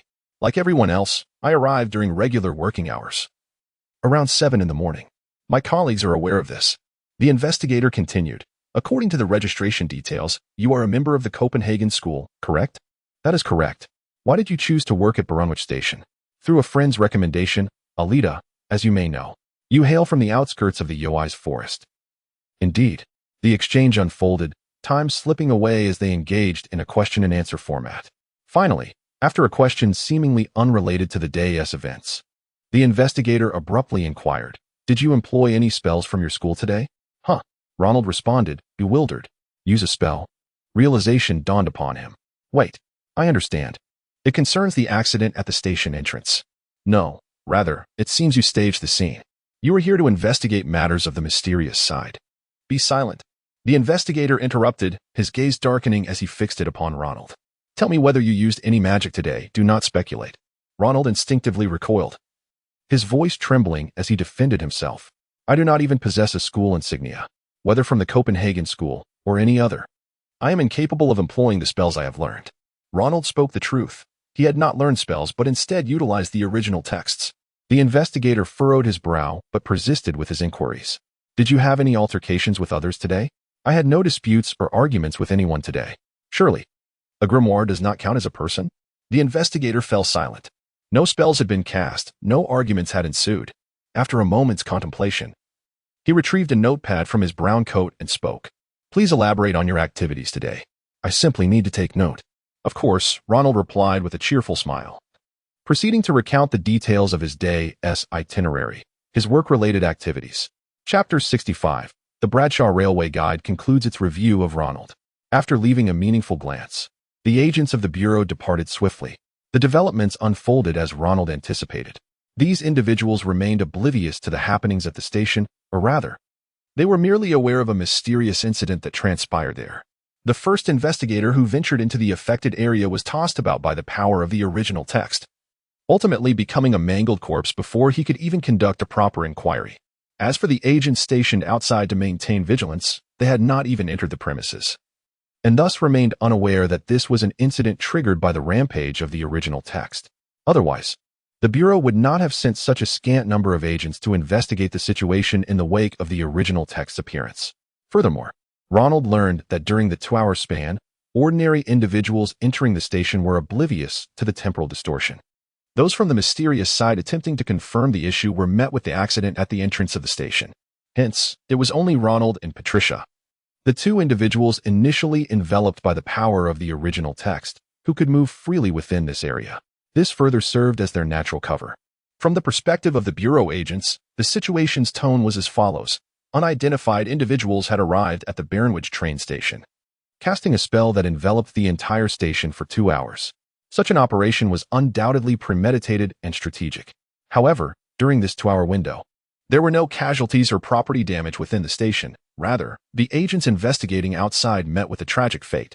It was highly probable that the assailants had arrived at Barronwood by train, swiftly setting everything in motion using spells during the train stop. Ultimately, it was assumed that the perpetrators had already departed on a train. The most plausible conclusion emerged. This was an operation targeting the Bureau, likely a demonstration by some emerging mystical faction. Given the Bureau's stature as a formidable organization in the mysterious realm, it was not uncommon for cultists, whose minds had been warped by esoteric knowledge, to provoke challenges against government authority every few years. Under such circumstances, even if the Bureau continued its investigations into local practitioners of the mystical arts, Ronald felt no apprehension. As long as he could firmly assert that he had not instigated the incident and had not attacked anyone, he would remain safe. For Ronald, the matter seemed to have reached its conclusion. However, this should not be attributed to any inadequacy in the Bureau agent's capabilities. As Alida previously mentioned, the original text was an exceedingly rare and difficult to identify entity. Without knowledge of its existence, even professionals might misidentify these various forms if their abilities had not been activated. He considered himself fortunate to have benefited from this situation. The original text he had acquired was both peculiar and enlightening. It indeed pertained to time and space, yet it bore no resemblance to what Ronald had previously envisioned. It was neither a hymn of praise to deities nor a well-structured research paper. Instead, it was an original text intricately linked to the train station. The Bradshaw Railway Guide, published in 1839 and ceasing in 1961, was the world's first series of railway travel guides, containing precise train schedules and travel destination descriptions. Its rampage had precipitated a temporal and spatial chaos on a station-wide scale. Upon acquiring this original text, Ronald perused it and gained the right to utilize it, simultaneously reshaping his understanding of original texts. Unlike the Divine Comedy or the Hammer of the Rain Mist, the Bradshaw Railway Guide offered two distinctly different abilities when utilized under normal circumstances. The holder could discern the name of their location if it was near a railway and ascertain the current time. Impervious to any time-related abilities. Two intriguing capabilities indeed. At first glance, this appeared to be a rather trivial original text. However, the stipulation of being impervious to any time-related abilities warranted further contemplation, especially considering it was a travel guide. Previous works such as the Divine Comedy, the Hammer of the Rain Mist, and even Alita's scholarly text on human anatomy were profoundly influential throughout human history. Yet, what significance did a travel guide hold? Was it merely due to its status as the first travel guide in the world that it could be deemed an original text? Would he eventually encounter something akin to the world's first comic weekly? If that were the case, the amusement would be substantial. As the pleasant hours of the workday gradually elapsed, Ronald wound the clock before him. After ensuring everything was in order, he donned his coat, rolled up the newspaper he had brought in the morning, and stepped out of the office. The station operated ceaselessly, and in about 15 minutes, the person who would relieve him of duty would arrive. Sighing, he acknowledged the end of his shift. Fastening the buttons on his chest, Ronald made his way outside the station. At the entrance, he noticed an individual clad in a thick fur coat seated by the garden's edge.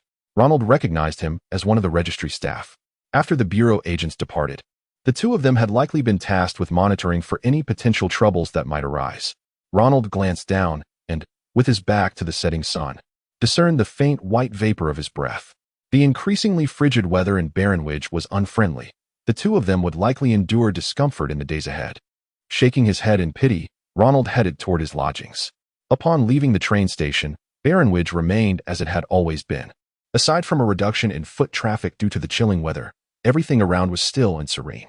Mrs. Hudson. I left the newspaper I took this morning on the table, he called out. Ah, Mr. Ronald, came the landlady's voice from upstairs. In a few days, new tenants will be moving in, so I'm tidying up the rooms above and one tea be coming down. I've left your dinner in your room. If you'd like porridge, there is some by the fireplace. As he ascended, Ronald casually inquired, is it convenient for you to clean alone? Or would you like me to assist? The landlady's voice immediately responded, no trouble at all. You just attend to your own matters. Very well. He quietly enjoyed a delicious dinner as the day drew to a close. Chapter 66. Instant unemployment. Ronald's hand trembled slightly as it held the piece of paper. Approaching noon. He sat in the living room chair outside his bedroom, staring blankly at the document before him. He had lost his job. There was no ambiguity. It was the literal meaning of unemployment. In his grasp was a sheet of paper adorned with neatly typed words. Special Investigation Notice. Dear Sir Ronald Adler, we welcome you to Barrenwich. Since the onset of late autumn and the arrival of winter, your performance at the Barrenwich train station has been exemplary. And your professional knowledge is commendable, all of which we have duly acknowledged. To ensure the affairs of Barrenwich are managed appropriately throughout the winter. Following amicable discussions with the management team of the Barrenwich train station, we extend to you an invitation to join our department as a consulting advisor. The details for your reporting are as follows. 1. Reporting date. The transfer process is effective immediately upon receipt of this notice. Please complete it by the 19th of Frost month, LR 417. 2. Reporting location. 21A, Long Beach Street, Barrenwich. 3. Important notes. When reporting, please bring proof of identity bearing the mark of the Copenhagen School. Do not leave Barrenwich prior to your reporting. This is a formal notification. Barrenwich Special Investigation Department 12th of Frost month, LR 417. Was it really that abrupt? Although aware that there would undoubtedly be further investigations concerning the train station, Ronald never anticipated the severity with which the investigation bureau would act. The job he had secured through Alita's connections was now gone. Despite the notice stating he was to join the investigation bureau, it was, in essence, a declaration of his departure. The position of consulting advisor was merely a guise to involve him in investigating the very matters he had previously been a part of. Whether he would be implicated or not was uncertain. Should the investigation bureau abandon their inquiry or seal the case files, he would find himself unemployed once more. Was there a problem within the investigation bureau? Or was this a display of authority against an outsider? Contemplating this, Ronald reached into his pocket, where he kept his first month's salary earned from the train station. Given that the cost of living in this era was not exorbitant, factoring in some additional expenses, he could sustain himself in a boarding apartment for a full 6 months. Upon reflection, it seemed I might actually be quite well off. No. Is this really the moment to be pondering accommodation issues? With a sharp shake of his head, Ronald slapped his cheeks and rose to open the window. The cold winter wind rushed into the room, stinging his face and instantly dispelling his gloomy thoughts. A clear mind reminded Ronald that things might not be as dire as they appeared. If the investigation bureau harbored any malicious intent towards him, he would not have received a transfer notice this morning, but rather a visit from several coat-clad professionals at his door. What he needed to do now was to move swiftly. From the conclusion of yesterday's inquiries to the moment the envelope was deposited in the mailbox this morning, less than 20 hours had elapsed. In reference to the work processes of this society, his transfer notice must have been decided upon by a mid-level official in the investigation bureau after reviewing the investigation records between yesterday afternoon and evening. After some cursory scrutiny, the notice was dispatched to the mailbox this morning. Another indication supporting this notion was the full week allotted for reporting, should circumstances change. The official in the investigation bureau could easily make adjustments. Thus, it became imperative for him to act quickly. Before the decision-maker had another brilliant idea or the investigation bureau conducted further scrutiny, he needed to complete his reporting and become an insider within the bureau. This was the best option to minimize trouble. Immediately departing, Ronald opened the drawer of his living room desk. He retrieved a black wooden token, intricately carved, and tucked it into his coat before stepping outside. Hearing commotion from the second floor, the landlady, who was preparing lunch, called from the kitchen, "Mr. Ronald, are you heading out? Lunchtime is approaching. I will prepare dinner for you," with a firm click. Ronald shut the apartment door behind him and stood on the street of the residential area. Instead of heading directly to 21 Long Beach Street, he followed the route he took daily to work and arrived at the tailor shop less than a kilometer away.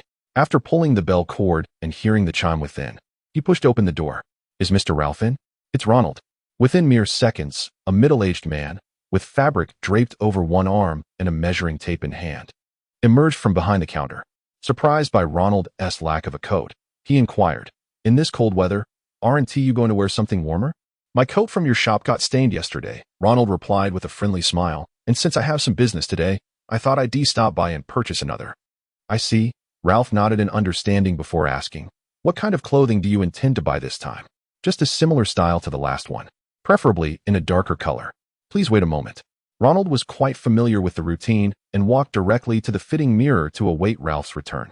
In under a minute, Ralph approached the front of the shop, this time carrying a deep brown overcoat. "Try this on." "Certainly." Taking the coat, Ronald slipped it on and gazed at his reflection. Remarkably, due to his previous experience with purchases, Ralph had selected the perfect size. The color of the coat was almost identical to what the investigation bureau personnel wore. With just a wide-brimmed hat, he could easily pass for an investigator.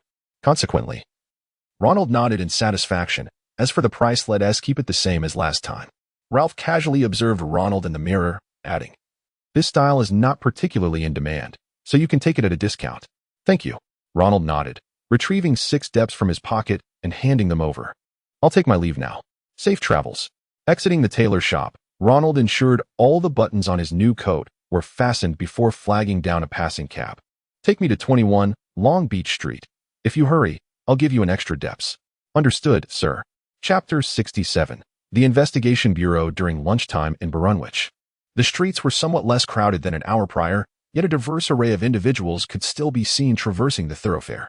Patrolling officers, laborers delivering goods, and leisurely pedestrians engaged in their own pursuits contributed to the usual orderly rhythm of the street. At that moment, a horse-drawn cab approached from the northeast along Long Beach Street. This cab was a 2-wheeled, double-seated carriage with a canopy, the driver seated at the rear, while passengers entered through the front door of the carriage. Throughout Barunwich, there were over 500 such cabs serving the public. Now, this particular carriage had come to a halt at 21 Long Beach Street. As the vehicle came to a standstill, the driver announced, "Sir, we've arrived at 21 Long Beach Street." "Thank you," Ronald replied. At the driver's prompt, Ronald alighted from the carriage, counted the fare, and handed it over. "Thank you for your generosity." The driver nodded in acknowledgement, securing the payment and snapping the reins. The well-trained horses then pulled the carriage away from the spot. Turning around, Ronald's gaze fell upon the building before him. Long Beach Street, a significant thoroughfare in the southwest of Brunwich, housed the headquarters of law enforcement agencies and the grid chain of post offices among other vital establishments. The location indicated on the envelope was a 3-story structure directly adjacent to the police station. The building bore no unnecessary embellishments or renovations. One side was completely enveloped by climbing vines reminiscent of ivy, hinting at its historical significance. Adjacent to this building, the police station bustled with activity.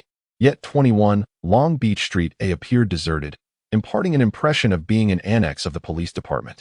Reciting the street number, Ronald confirmed its accuracy at the entrance before pushing the door open. Upon entering, the essence of the mysterious office became immediately apparent. The lobby on the first floor lacked any heating apparatus, yet after stepping in a few meters, the chill of winter outside began to dissipate. The source of warmth. Ronald glanced towards the heat, which emanated from a small pocket suspended above the lobby, so subtle that one might overlook it entirely. At that moment, a young woman dressed in casual home attire approached Ronald, inquiring, "Sir, how may I assist you?" "Ah," Ronald responded, noticing her warm smile as he produced the letter. "I received this at home this morning, so I hurried over."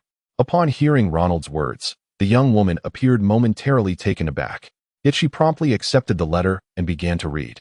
The contents were straightforward, and after a quick glance, she regarded Ronald with an unusual expression. "You came to report on the day you received the notification from the Investigation Bureau. I must admit, this is the first time I have encountered such a case." Nevertheless, Ronald's letter was in order, the concealed mark from the Bureau intact, and she proceeded according to protocol. Leading the way, the young woman directed Ronald to the empty reception desk. "Come, let's begin the registration process. Just fill in some basic information." "No problem." Ronald nodded and followed her. The registration process at the Investigation Bureau was quite simple: name, age, affiliation. These basic details were recorded in a visitor log. "Mr. Ronald, you may proceed directly to the personnel office on the second floor. I won't accompany you further," she stated. "All right," Ronald replied, taking the envelope and making his way upstairs. The Bureau's office structure was straightforward. Corridors flanked by staircases led to the upper floors. Upon reaching the second floor, Ronald surveyed his surroundings. The decor remained unpretentious, with wooden floors devoid of carpeting. The lamps lining the corridors were of the most ordinary variety. Even the windows at the ends of the hall bore signs of rust on their latches. Ronald pondered the lack of care the Bureau personnel exhibited towards their own office. Shaking his head slightly, he scrutinized the doors of the various offices. Most bore signs indicating their functions. With the personnel office located to the left near the end of the corridor, he approached at a measured pace and knocked on the door. "Is anyone there?" "Please come in," a woman's voice called from within. As he stepped inside, the scene before him elicited a frown from Ronald. Something felt amiss. Joining the mysterious side was not akin to a beauty pageant. The lobby had been unusually quiet with only the young woman present. And the absence of personnel at the reception desk was forgivable, but to find only one lady at the personnel office managing documents was concerning, given that this was the core office overseeing the mysterious side of Brunwich. The lady at the personnel office noticed Ronald's expression, yet she seemed uninterested in offering explanations. Opting instead to inquire directly, "Sir, what brings you here?" Ronald handed her the letter, stating, "I received this notification this morning." After a swift glance at the document, the lady's demeanor shifted. With a knowing gaze, she asked, "Sir Ronald Adler?" Ronald nodded affirmatively. "Indeed. Let us proceed to the conference room for further discussion." "Very well," he replied. As she led the way, they arrived at a conference room on the same second floor. Upon entering, a distinct atmosphere enveloped them. This room had evidently undergone recent renovations. It was more fitting to call it a lounge than a conference room. Furnished with nearly new leather sofas on either side and an exquisite wooden tea table at the center. The windows were immaculate, free of any dust. "Please take a seat." She gestured, and Ronald settled into one of the sofas. After a brief moment of perusing the materials before her, she turned her attention to Ronald. "Mr. Ronald, You arrived in Barunwich aboard the East Wind a month ago, is that correct? Yes, Ronald confirmed with a nod. The lady maintained her composure and continued. During your registration upon entering the city, you reported a mysterious incident that occurred in the Village of Joys, which prompted your departure from your hometown. Ronald interjected. To be precise, the entire town that night. The details are clearly outlined in the documentation. There is no need to reiterate. He was interrupted by the lady, whose serious gaze fixed upon him as she continued. Chapter 68. Investigation results. Upon hearing the words of the other party, Ronald immediately became vigilant. He had not forgotten that fateful night at the onset of his journey. Noticing the seriousness in Ronald's expression, the lady from the Investigation Bureau refrained from further explanation. Instead, she swiftly extracted a page from the documents in her hand and handed it to him. Take a look. Thank you. Accepting the file, Ronald began to read. It resembled a log of observations. October 29th, the town remains unscathed. There are no records of mysterious individuals entering the local church. Signs of ritualistic arrangements were found surrounding the Adler Manor, with an estimated occurrence time of 2 weeks prior based on the state of the remnants.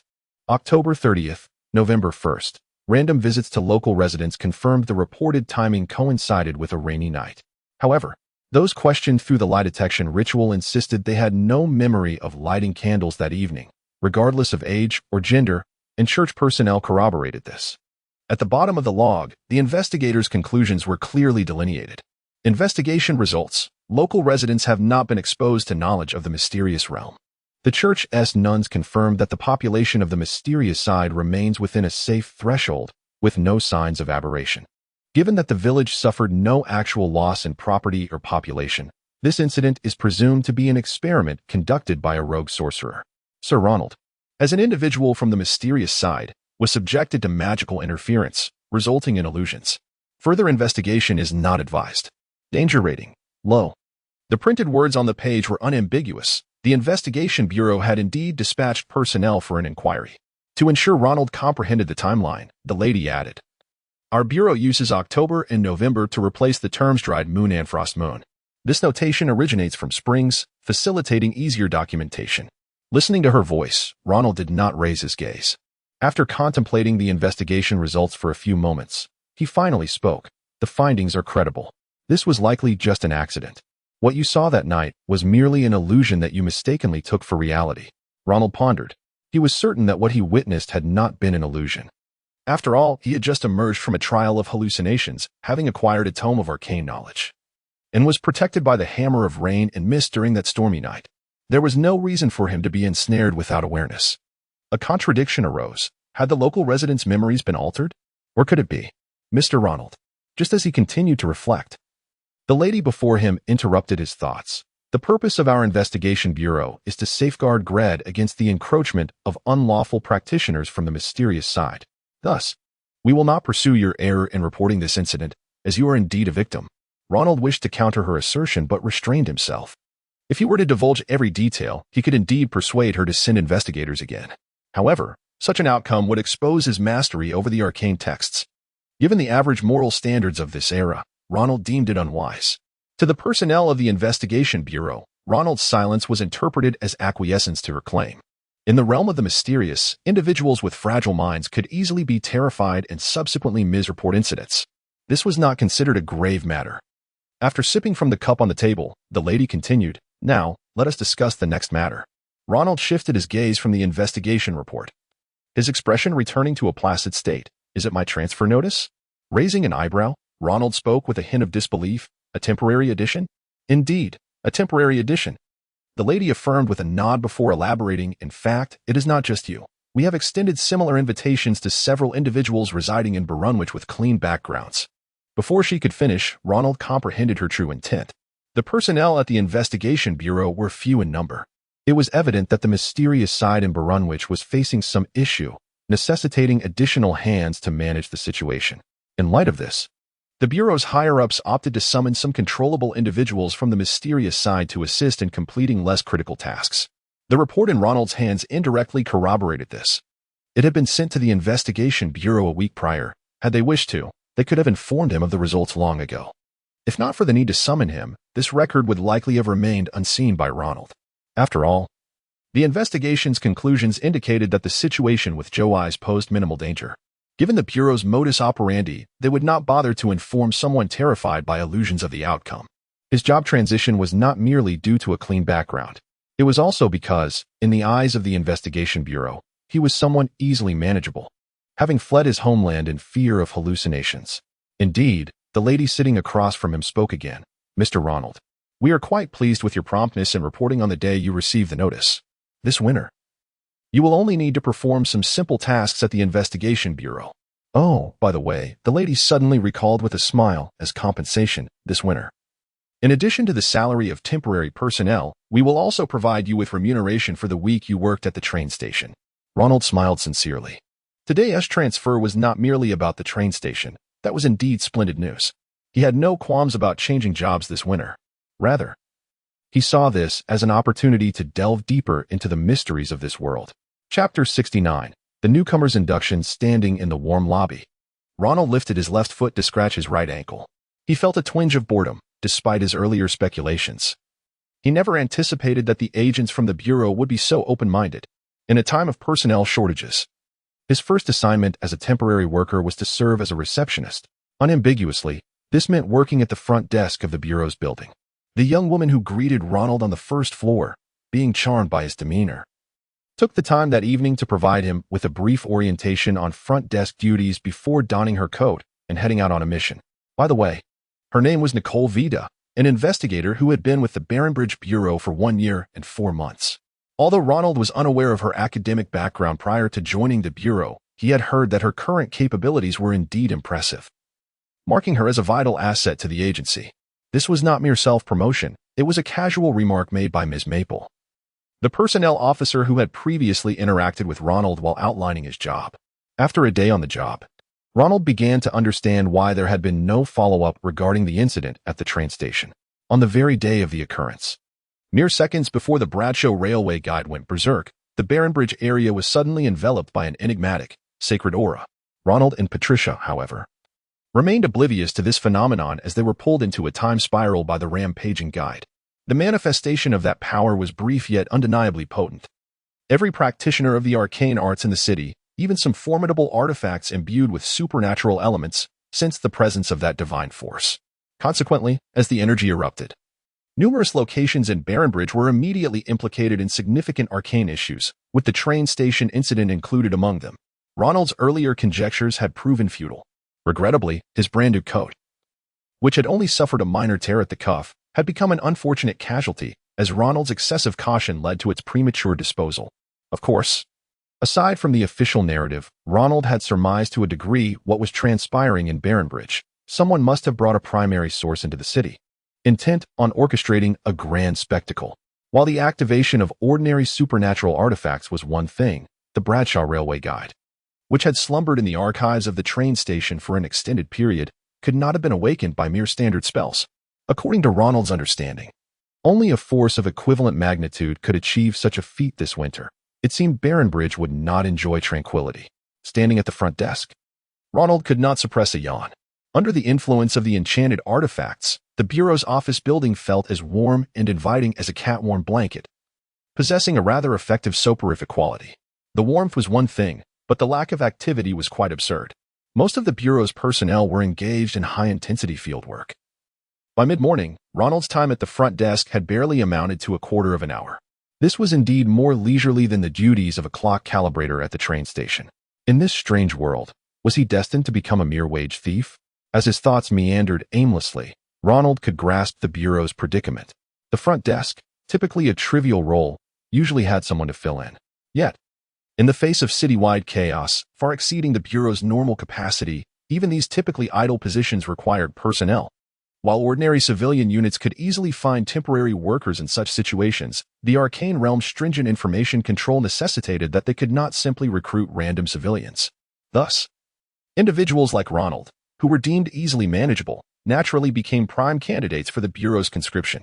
With adequate compensation, supernatural practitioners generally had little to complain about. Finding work was a straightforward endeavor for them. Suddenly, Ronald heard the hurried sound of hard-soled shoes clattering against the wooden floor. Glancing toward the staircase, he spotted a pair of long legs and high boots descending from the second floor, moving with a sense of urgency, as if rushing to destiny. It was Ms. Maple, The head of the personnel department, upon seeing Ronald, called out from a distance without even reaching the front desk. "Hey, Ronald, your approval has come through. Come here. Wait for me." Momentarily stunned at the front desk, Ronald quickly called out and hurried after her. Following Ms. Maple, Ronald weaved through to the back of the first floor, and together they entered a storeroom. In the corner of the storeroom, Ms.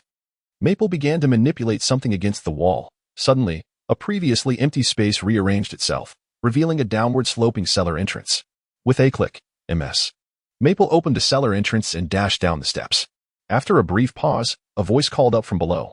"Ronald, hurry up." Ronald, somewhat bemused, followed her down. Upon reaching the bottom, he discovered that the cellar was a realm unto itself. There were no oil lamps or electric lights illuminating the space. Instead, a green luminescent stone was embedded in the center of the ceiling. The stone emitted a dim green glow that suffused the entire basement with an air of gloom and terror. Thick metal plates surrounded the area, enclosing the space entirely. Apart from a central table, the room was filled with locked boxes and sealed shelves, creating an atmosphere that would require no set design to begin filming a horror movie. At that moment, Ronald observed Ms. Maple standing by a shelf, deftly unlocking a drawer with a key. He watched closely as she retrieved an album, skillfully extracting a photograph the size of a book page. With a snap, she closed the album and, while walking toward the table, tossed a small wooden box to Ronald. "Come here. I will give you your induction insignia." "All right." Catching the wooden box, Ronald opened it with one hand. Inside lay a metal pendant intricately engraved with complex patterns, through which a string of recognizable English letters spelling Earth was inscribed at its center. "Is this the Bureau's insignia?" Ronald inquired with curiosity. "Indeed," Ms. Maple affirmed with a nod, carefully laying the photograph flat on the table. "Come over. I shall impart the knowledge of the Bureau's induction insignia to you." Chapter 70. Learning the incantation. Ronald gazed at the metallic pendant in his hand. According to his understanding, the intricate patterns enveloping the core incantation served as a conduit for the powers of the Academy. As for the phrase from Volume 11, page 260, Section 6 in English, it immediately reminded him of the brief incantation murmured by the middle-aged officer before he took action, following the murder case on the train just a month prior. Volume 3, page 362, Section 3.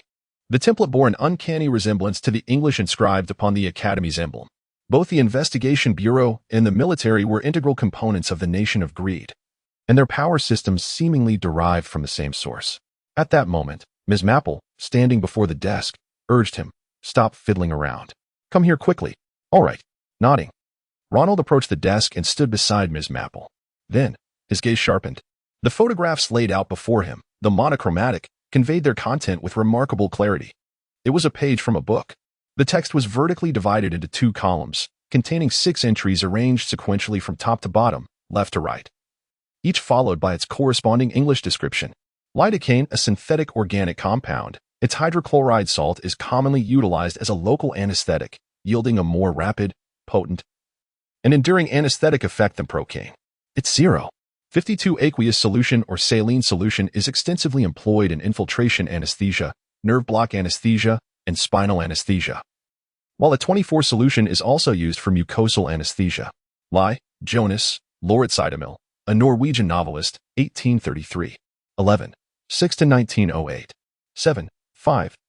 Known for reflecting the natural beauty of Norway, folk life, and the spirit of society in his writings. He authored the first novel Dream, Den Fremsentellerbilder fra Nordland, 1870. Lie. Marius, Sophus, a Norwegian mathematician, 1842. 12. 17 to 1899. 2.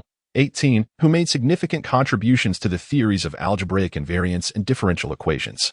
In 1869, he went to Berlin, where he met Felix Klein, see this entry, later collaborating with him on several papers. Lie. Trigov, Havden, the first Secretary General of the United Nations, 1946 to 1952. He resigned primarily due to Soviet animosity toward his support for UN military intervention in the Korean War. He studied at the University of Christiania, Oslo, and later became a lawyer, being a significant member of the Norwegian Labour Party. Following Germany's occupation of Norway in April 1940. Lie algebra for a fixed commutative ring R. An R module that satisfies the following 2 conditions is called a Poisson bracket for all elements x, y, z in the Lie algebra, x, x, 0, and x, y, z, y, z, x. z, x, y, 0. The latter condition is known as the Jacobi identity. Lie algebras are particularly significant in the theory of Lie groups. See this entry. The aforementioned 5 entries adhered to the alphabetical ordering typical of English dictionaries. The final entry followed suit. Lie detector, a polygraph. Ronald fell silent, although the entry regarding the polygraph was incomplete. The correlation with the 6th entry and the book's margin bearing the page number, 260, illuminated his understanding of the Academy's nature. It was no wonder that Alida had once remarked, "The Queen of Greed is a monster." In a direct confrontation, no one from the mysterious side could possibly rival her. It was absurd to think one could overpower her. The manner in which this dictionary documented its entries in English mirrored the traditional British encyclopedic style. Surely, the original texts held by the Greed monarchy were derived from the Encyclopedia Britannica. In an instant, a desire ignited within Ronald. It was improbable for individuals from another world to fully decrypt an encyclopedia, especially one as complex as this alphabetical tome. If he could obtain this original text, Ronald? Just then, Ms. Maple beside him tapped his shoulder, her tone imbued with evident pride. "Are you astonished? Her Majesty permits all members of the Investigation Bureau to access this incantation. This is a photograph of that original text. Now, let's communicate the Academy's emblem. Repeat after me." Ronald bowed his head in acknowledgement. "All right." Consequently, a male and female voice echoed through the basement, reciting a string of English. Volume 11, page 260.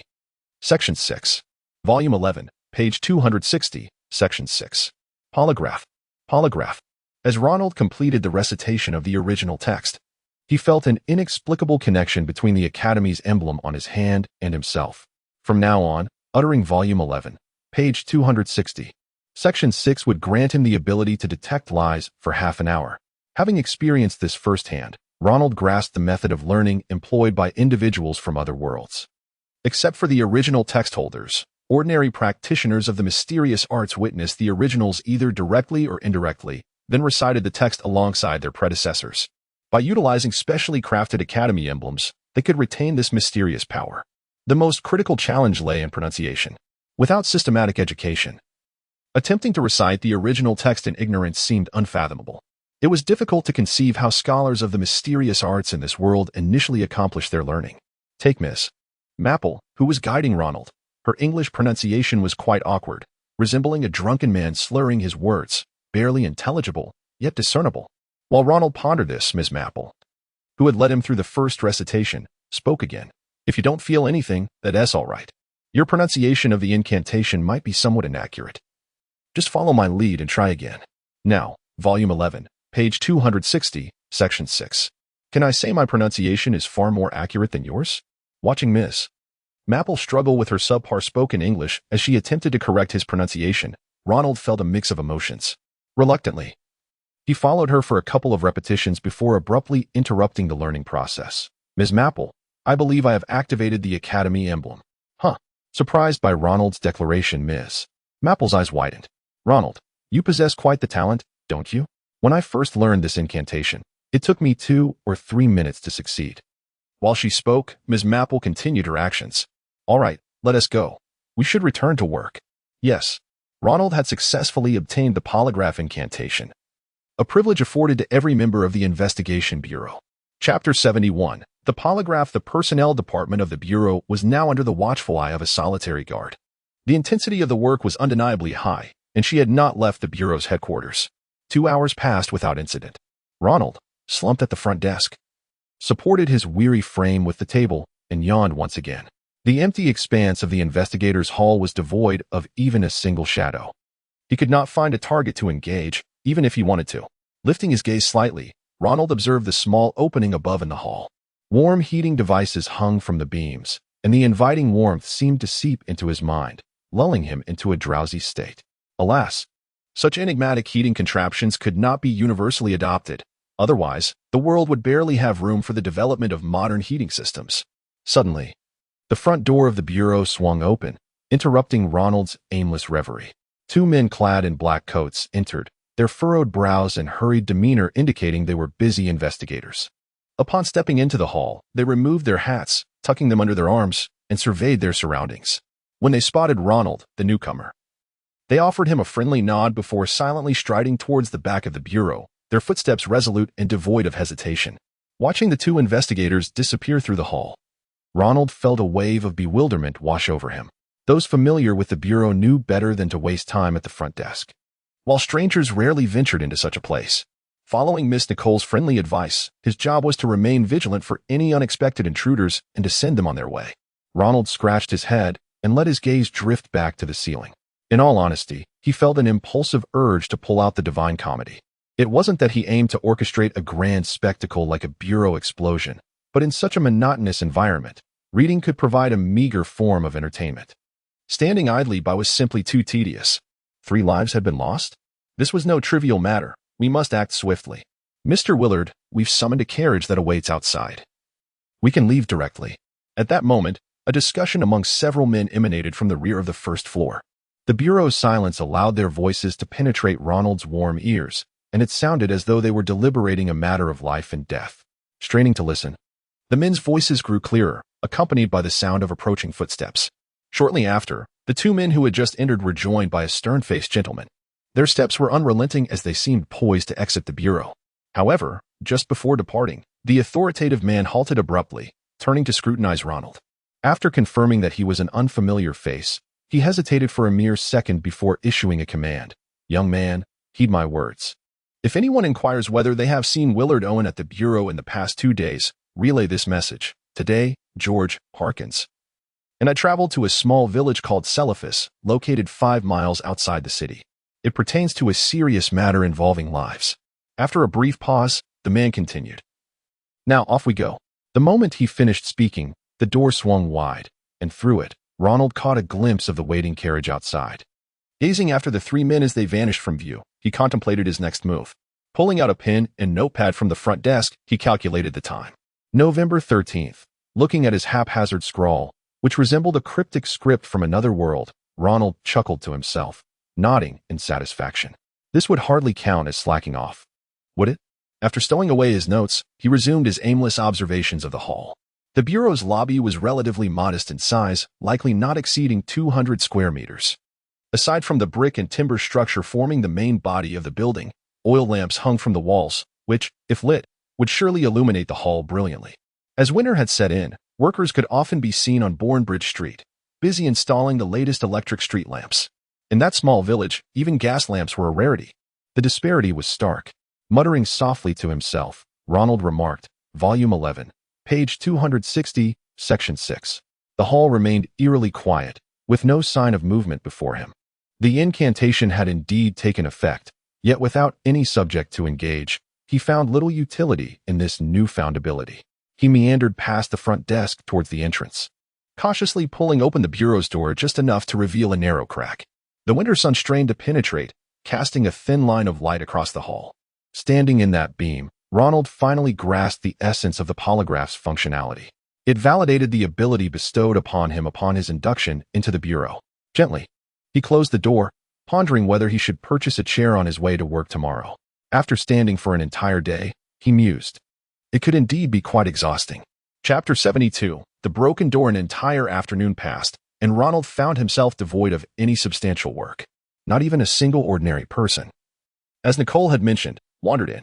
It was not until the light outside began to dim, signaling the approach of evening, that a new commotion stirred before Ronald.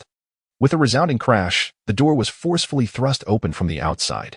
Just as Ronald was about to chastise the audacity of someone daring to cause a ruckus at the investigation bureau, Nicole's figure appeared in the doorway. Unlike this morning when she left, Nicole now bore a rather sizable object, swathed in checkered fabric, resembling a rectangular shape. Unfazed by her somewhat brutish entrance, she continued into the building. Suddenly, a sharp sound echoed from the doorframe as the object she carried collided with the open door. The outcome was disastrous. Screws popped from the top of the door, and the hinges connecting the door to its frame fell to the ground with a delightful clatter. As anticipated, Nicole froze at the entrance of the bureau. After a moment, she slowly lifted her head, her gaze meeting Ronald's from behind the reception desk. With an awkward smile, the investigator greeted him. Good evening, Ronald. Have you eaten? I haven't tea yet. I plan to grab something after work. Observing her demeanor, Ronald engaged in small talk while hastily rushing to prop the door back in its frame. With his assistance, at least the hinges below would remain intact. Please hold it steady, he implored, watching Ronald's actions. Nicole playfully winked at him before placing the object behind the reception desk and dashing toward the depths of the bureau. In less than 3 minutes, Nicole reappeared in the hall, now wielding a hammer and a handful of nails, evidently retrieved from the bureau's storeroom. Approaching the entrance, she bent down to retrieve the fallen hinge, gesturing towards the splintered wood of the door. The wood where the nails were originally driven had cracked, a direct consequence of her earlier rough handling. It seemed a repositioning was in order.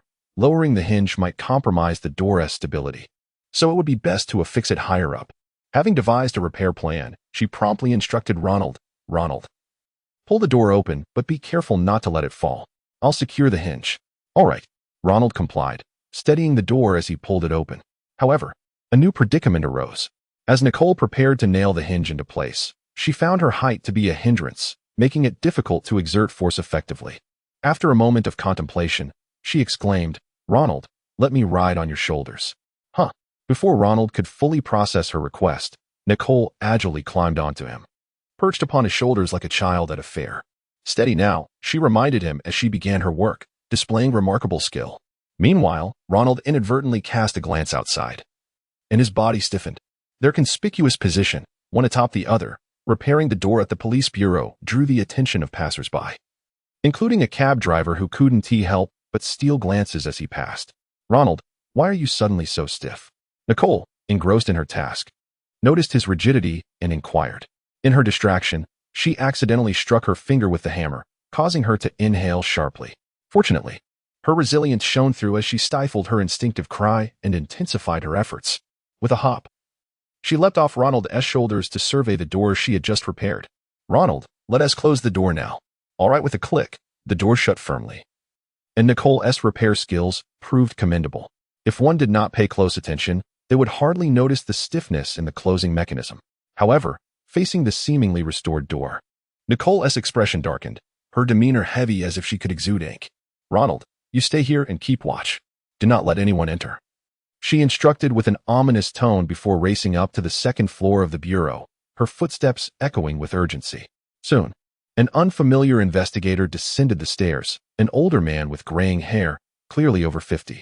Nicole had brought him to the entrance, and his clouded eyes reflected a palpable tension as he quickly assessed the recently repaired door and frame. Nicole, are you certain it was only a moment ago? He queried. I assure you. After a few contemplative breaths, the elder investigator's gaze sharpened, and he commanded, All right, you two stand guard outside and prevent any disturbances. I'll restamp the door. Yes. They promptly complied as Nicole led Ronald outside the bureau. Without regard for the dust on the steps, she plopped down, beckoning Ronald to join her. Come, sit down. Relax a bit. Okay.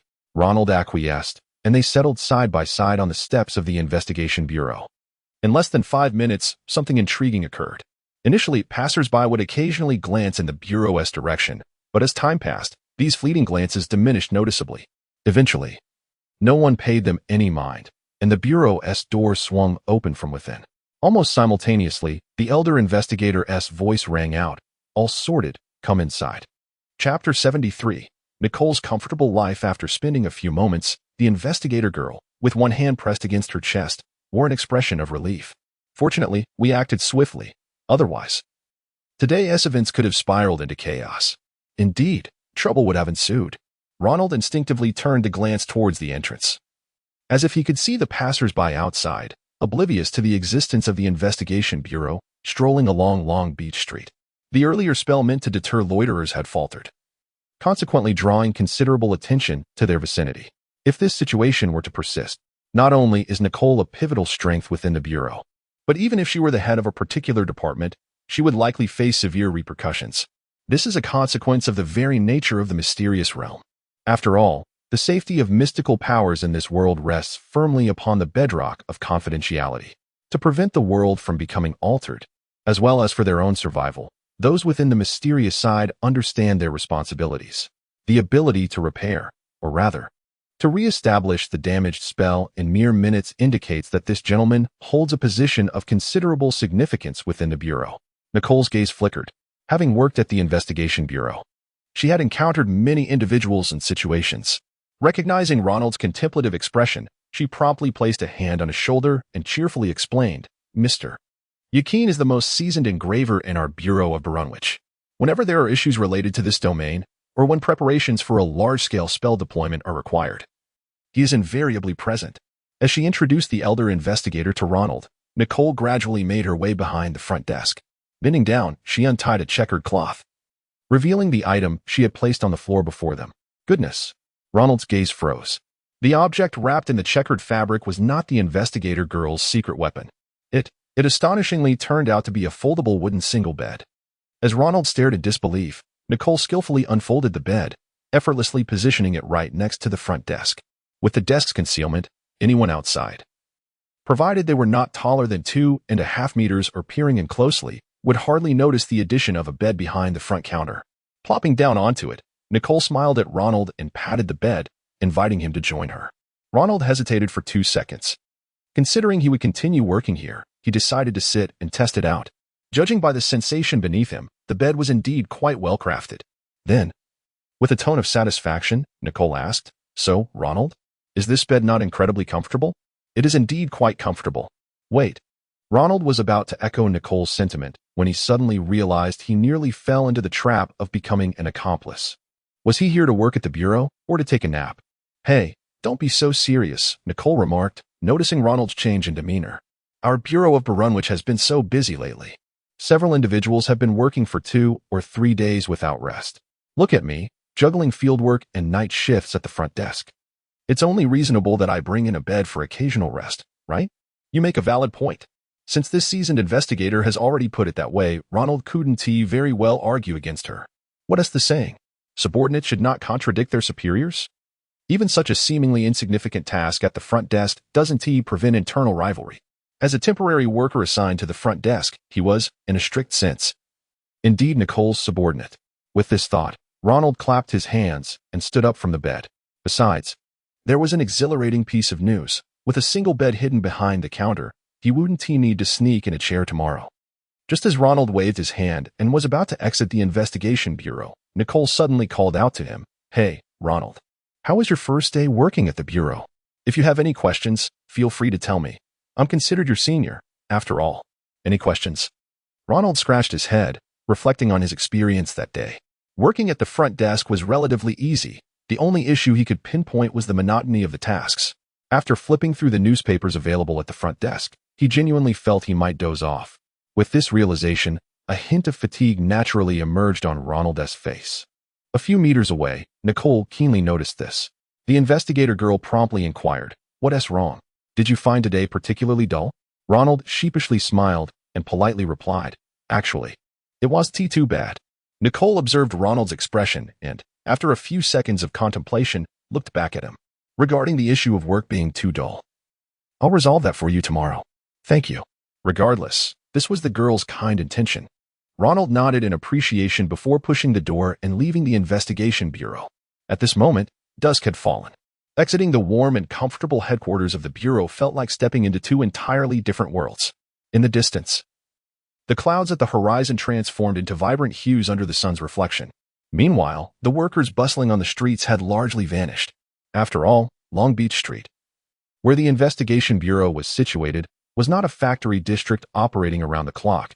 The rhythm of life here remained relatively normal, though gradually, Long Beach Street was drifting into slumber. For ordinary people on the street, everything seemed as usual. They would never suspect that beneath the surface of their unchanged daily lives, Barunwich was, in fact, stirring with a hidden undercurrent. An unexpected event was intensifying certain perilous matters. Should the investigators lurking in the shadows fail to resolve these issues, given the efficiency of printed media and word of mouth, this city could drastically transform within 3 days. Taking a deep breath, Ronald considered this. He tugged at his coat to shield himself from the biting cold wind that sought to creep into his collar. Indeed, the increasingly frigid weather was becoming ever more pressing. Chapter 74. The first snow. Early the next morning, Ronald bid farewell to Mrs. Hudson and departed from his lodgings. Unlike before, he did not retrieve the coastline daily from the mailbox by the door. To be honest, in all of Barunwich, apart from the local governor's administrative building, the information from the headquarters of the Investigation Bureau was the most timely and precise, aside from the confidential documents directly delivered to the upper echelons of the Bureau, which were classified as mysterious side events. Each news agency would send a sample of their newly published newspapers to the Bureau's front desk. However, for the Investigation Bureau, these items held only a moderate reference value. Within 3 days, someone would gather these newspapers and deposit them into the archives of the neighboring police station. For Ronald, this was unfortunate news. The news industry in Barunwich was of mediocre quality. He could review all the newspapers combined in about 2 hours, which was insufficient for a full day's work. With a click, he shut the door of his apartment and stepped out onto the street. Upon observing the scenery outside, Ronald was momentarily taken aback. He had not noticed earlier that delicate white flakes were drifting down from the sky, moistening the dusty ground of Barunwich. The entire street appeared as if it had just experienced a gentle rain, becoming refreshingly clean. Among the pedestrians who braved the snow, some, like Ronald, were unencumbered and allowed the snowflakes to settle on their shoulders, while others, cautious of the weather, carried umbrellas and walked methodically along the roadside. "It's snowing," Ronald murmured, extending his hand beyond the eaves of the apartment. The icy snowflakes, tiny and fine, melted into droplets at the warmth of his skin, leaving a slight wetness behind. This was his first experience of snow in this otherworldly realm. Though minimal, it carried a hint of novelty. In his moment of contemplation, Ronald realized something rather disheartening. His original artifact, the god's hammer of mist and rain, had proven ineffective. It could only shield him from rain, not from snow. With a resigned shake of his head, he recalled the price of his coat. "Mrs. Hudson, it's snowing outside." "Yes, I know," came the immediate reply from the landlady, who then inquired, "Mr. Ronald, would you care for a warm bowl of soup before you leave?" "Thank you, but no." Holding his umbrella aloft, he walked down the street, oblivious to the sensation of snowflakes landing on his umbrella. Even as the melting droplets accumulated, they scarcely dripped down the ribs of the umbrella in front of him. As he strolled through the gentle snowfall, Ronald's thoughts began to drift. Over the past month, he had acquired considerable knowledge about this world. He learned that Greed was not only a coastal nation, but also situated in the mid-latitudes of the northern hemisphere. In the coastal cities further north, one might witness the freezing of the sea surface during winter.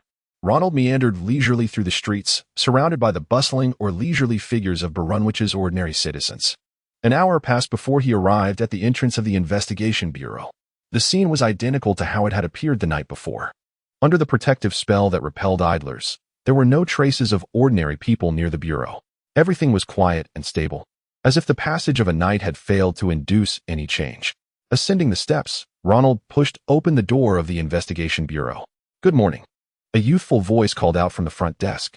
As the door creaked open, Nicole, who had been lying down behind the desk, sprang to her feet. Upon recognizing Ronald, her expression shifted to one of relief. "Oh, it's you, Ronald." "Yes, I've come to work." He placed his umbrella in the stand beside the door and shook off the snow before making his way to the front desk. "How did you sleep last night?" "Miss Nicole?" "Quite splendidly. The Bureau is 100 times warmer than that wretched rental of mine, and there are no strange individuals suddenly appearing to threaten me. By the way," Nicole exclaimed suddenly, bending down to retrieve a cup and toothbrush from the desk. "Wait for me a moment, Ronald." Without awaiting his response, the young investigator dashed to the back. "This girl, she certainly comes well prepared." Shaking his head, Ronald moved behind the front desk and sat on the bed. As his palm rested on the warm bedding, he felt the lingering warmth of the girl from the previous night. Startled, he jumped up as if he had touched a hot pan. From a nearby shelf, Ronald selected the Coastline Daily, along with the Greed Times and the New Factory Daily. He laid the pages of the Coastline Daily flat before him and began to read with calm composure. Explosion in the White Feather Road gas pipeline. City officials are urgently conducting repairs. Residents are advised to take detours. Fire in the Golden Theater's storeroom. Damage assessment is currently unknown.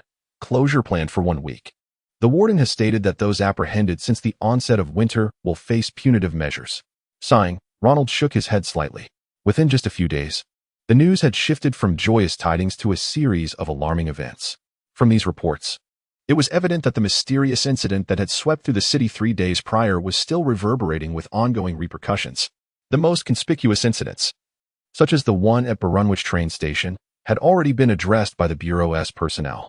Yet, even so, it was impossible for them to resolve every issue entirely. Not to mention, there were still several more obscure incidents that had yet to be investigated. The Bureau was simply understaffed. In this world, uncontrolled mysterious forces were proving to be far more exasperating than acts of terrorism. Chapter 75. document repository approximately a quarter of an hour later. She had added a pale yellow file folder under her arm, which seemed to contain only a few pages of documents. "Step aside," she reminded Ronald. As the investigator girl had no intention of approaching from the side, with one hand braced on the front desk, she effortlessly vaulted over the counter. For someone like Nicole, the slightly over a meter-tall counter posed no obstacle whatsoever. She landed gracefully and steadied herself. After stowing her toiletries in the front desk cabinet, the investigator girl began rummaging about. The desk drawers, the corners of the floor, the bedding on the bed. She searched as if she had misplaced something while sleeping. Soon enough, Nicole found what she sought. Beneath her lopsided pillow, she extracted a similarly crumpled card. With a self-satisfied smile, she handed the card to Ronald, saying, "Here, take this."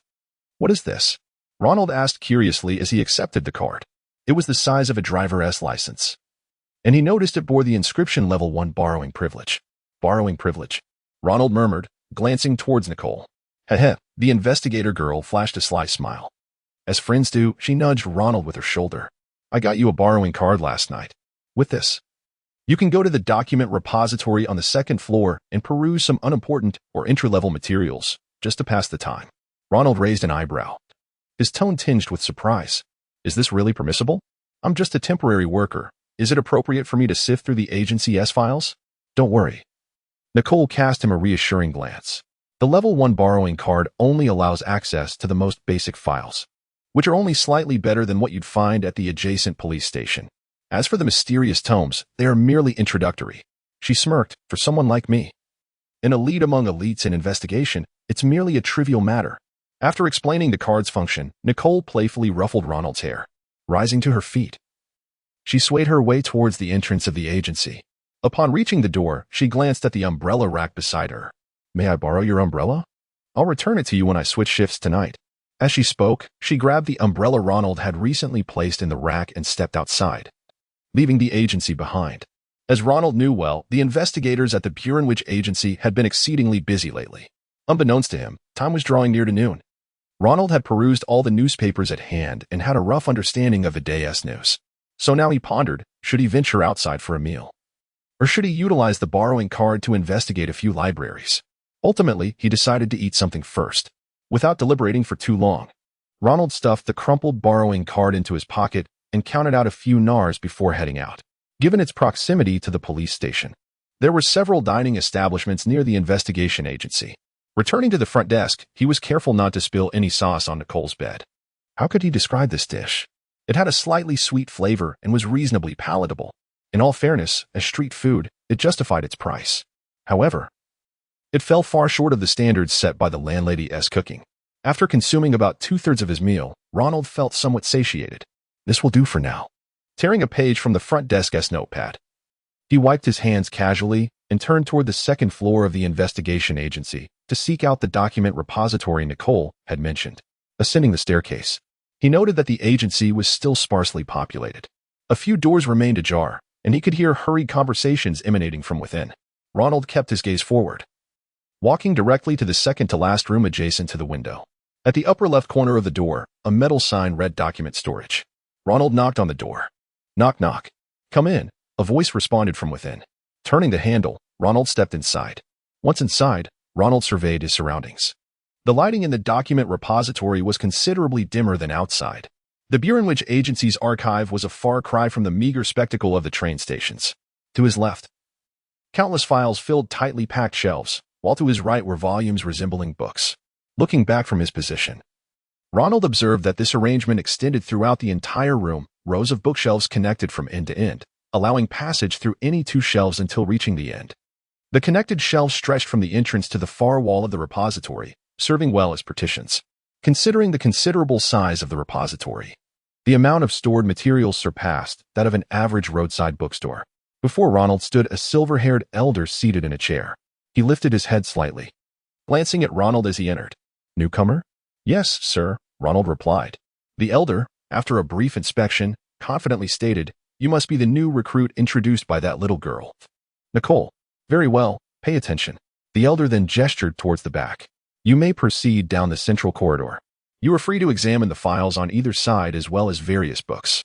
Feel free to take them to the hall, as long as you remain within the agency." Understood, Ronald nodded, having no intention of explaining that he was merely a temporary worker, not a formal recruit. He bypassed the elder and stepped further inside, while the left side was filled with a hodgepodge of files. His right was brimming with over 1,000 books that nearly filled the entire space, titles such as the Burenwich Annual, Herb and Plant Research Compendium, the Complete Guide to Noble Family Seals, and the Joy's River Route Map were abundant. As he strolled past half of the shelves, Ronald gradually slowed his pace. For it was here that he began to notice titles such as Recommended for New Investigators, Basic Knowledge of the Arcane, Floral Secrets, and the Manual of Confidentiality. The content was neither profound nor classified, yet it undoubtedly constituted knowledge of the mysterious realm. Chapter 76. Records in the book. Ronald selected 2 books. The first was Beginner Investigator Recommendations, and the second was Fundamental Knowledge of Mysticism. At this moment, these were the most suitable readings for him. Although Arietta had previously provided him with some insights into the mystical realm, and the great detective had shared a few words, their conversations had been rather informal, resulting in fragmented information. Now, he had the opportunity to acquire knowledge through formal written records, and Ronald was determined not to miss it. Cradling the 2 chosen books, Ronald approached the entrance of the document repository. Have you made your selections? Upon hearing Ronald's footsteps, the elderly man turned to glance at him. A look of appreciation appeared on his face when he saw the 2 books in Ronald's arms. You clever lad. For someone new to the field, the first step is to avoid being overly ambitious. Don't rush into close contact with these matters. You've made good choices. They are well suited for you. While generously offering his praise, the elder picked up a nearby fountain pen and inscribed the titles of the 2 books in the record book before him. After pausing for a moment, he inquired, Young man, what is your name? Ronald. Ronald. The old man muttered the name, writing it down without hesitation, also clearly marking the borrowing period beside each book title. All right, you may go now. Just remember not to take the books out of the investigation bureau. He added this final reminder. The elder then opened a drawer, retrieving a rather avant-garde art book, and became engrossed in its contents. Ronald nodded and proceeded downstairs. The lobby on the first floor of the investigation bureau remained empty at that moment. With reverence for these arcane original texts, he opened the cover of Fundamental Knowledge of Mysticism, where a striking phrase was boldly printed on the pristine pages. This served as a reminder from the author to all those involved in the mystical realm. On the adjacent title page, there was a brief introduction about the author, Stat Robin, male, dates of birth and death unknown. One of the great pioneers who ended the Dark Ages and opened the path for practitioners. The professional progenitor who established and disseminated the art of sigil creation. The last bearer of the blood of the gods. His notes were later compiled and published as Fundamental Knowledge of Mysticism. Ronald continued to leaf through the pages. After filtering through the introduction and the table of contents, he finally reached the body of the text. The original text possessed dangerously potent powers, and anyone with the opportunity to engage with such abilities was advised to think carefully and conduct their research or exercises with utmost caution. Further along, the author summarized the fundamental knowledge of the mystical realm of that era, formulating a hypothesis aligned with experimental observations. Stat posited that there exists a mysterious force in the world that is imperceptible to the eye, inaudible to the ear, intangible to the touch, and undetectable by smell.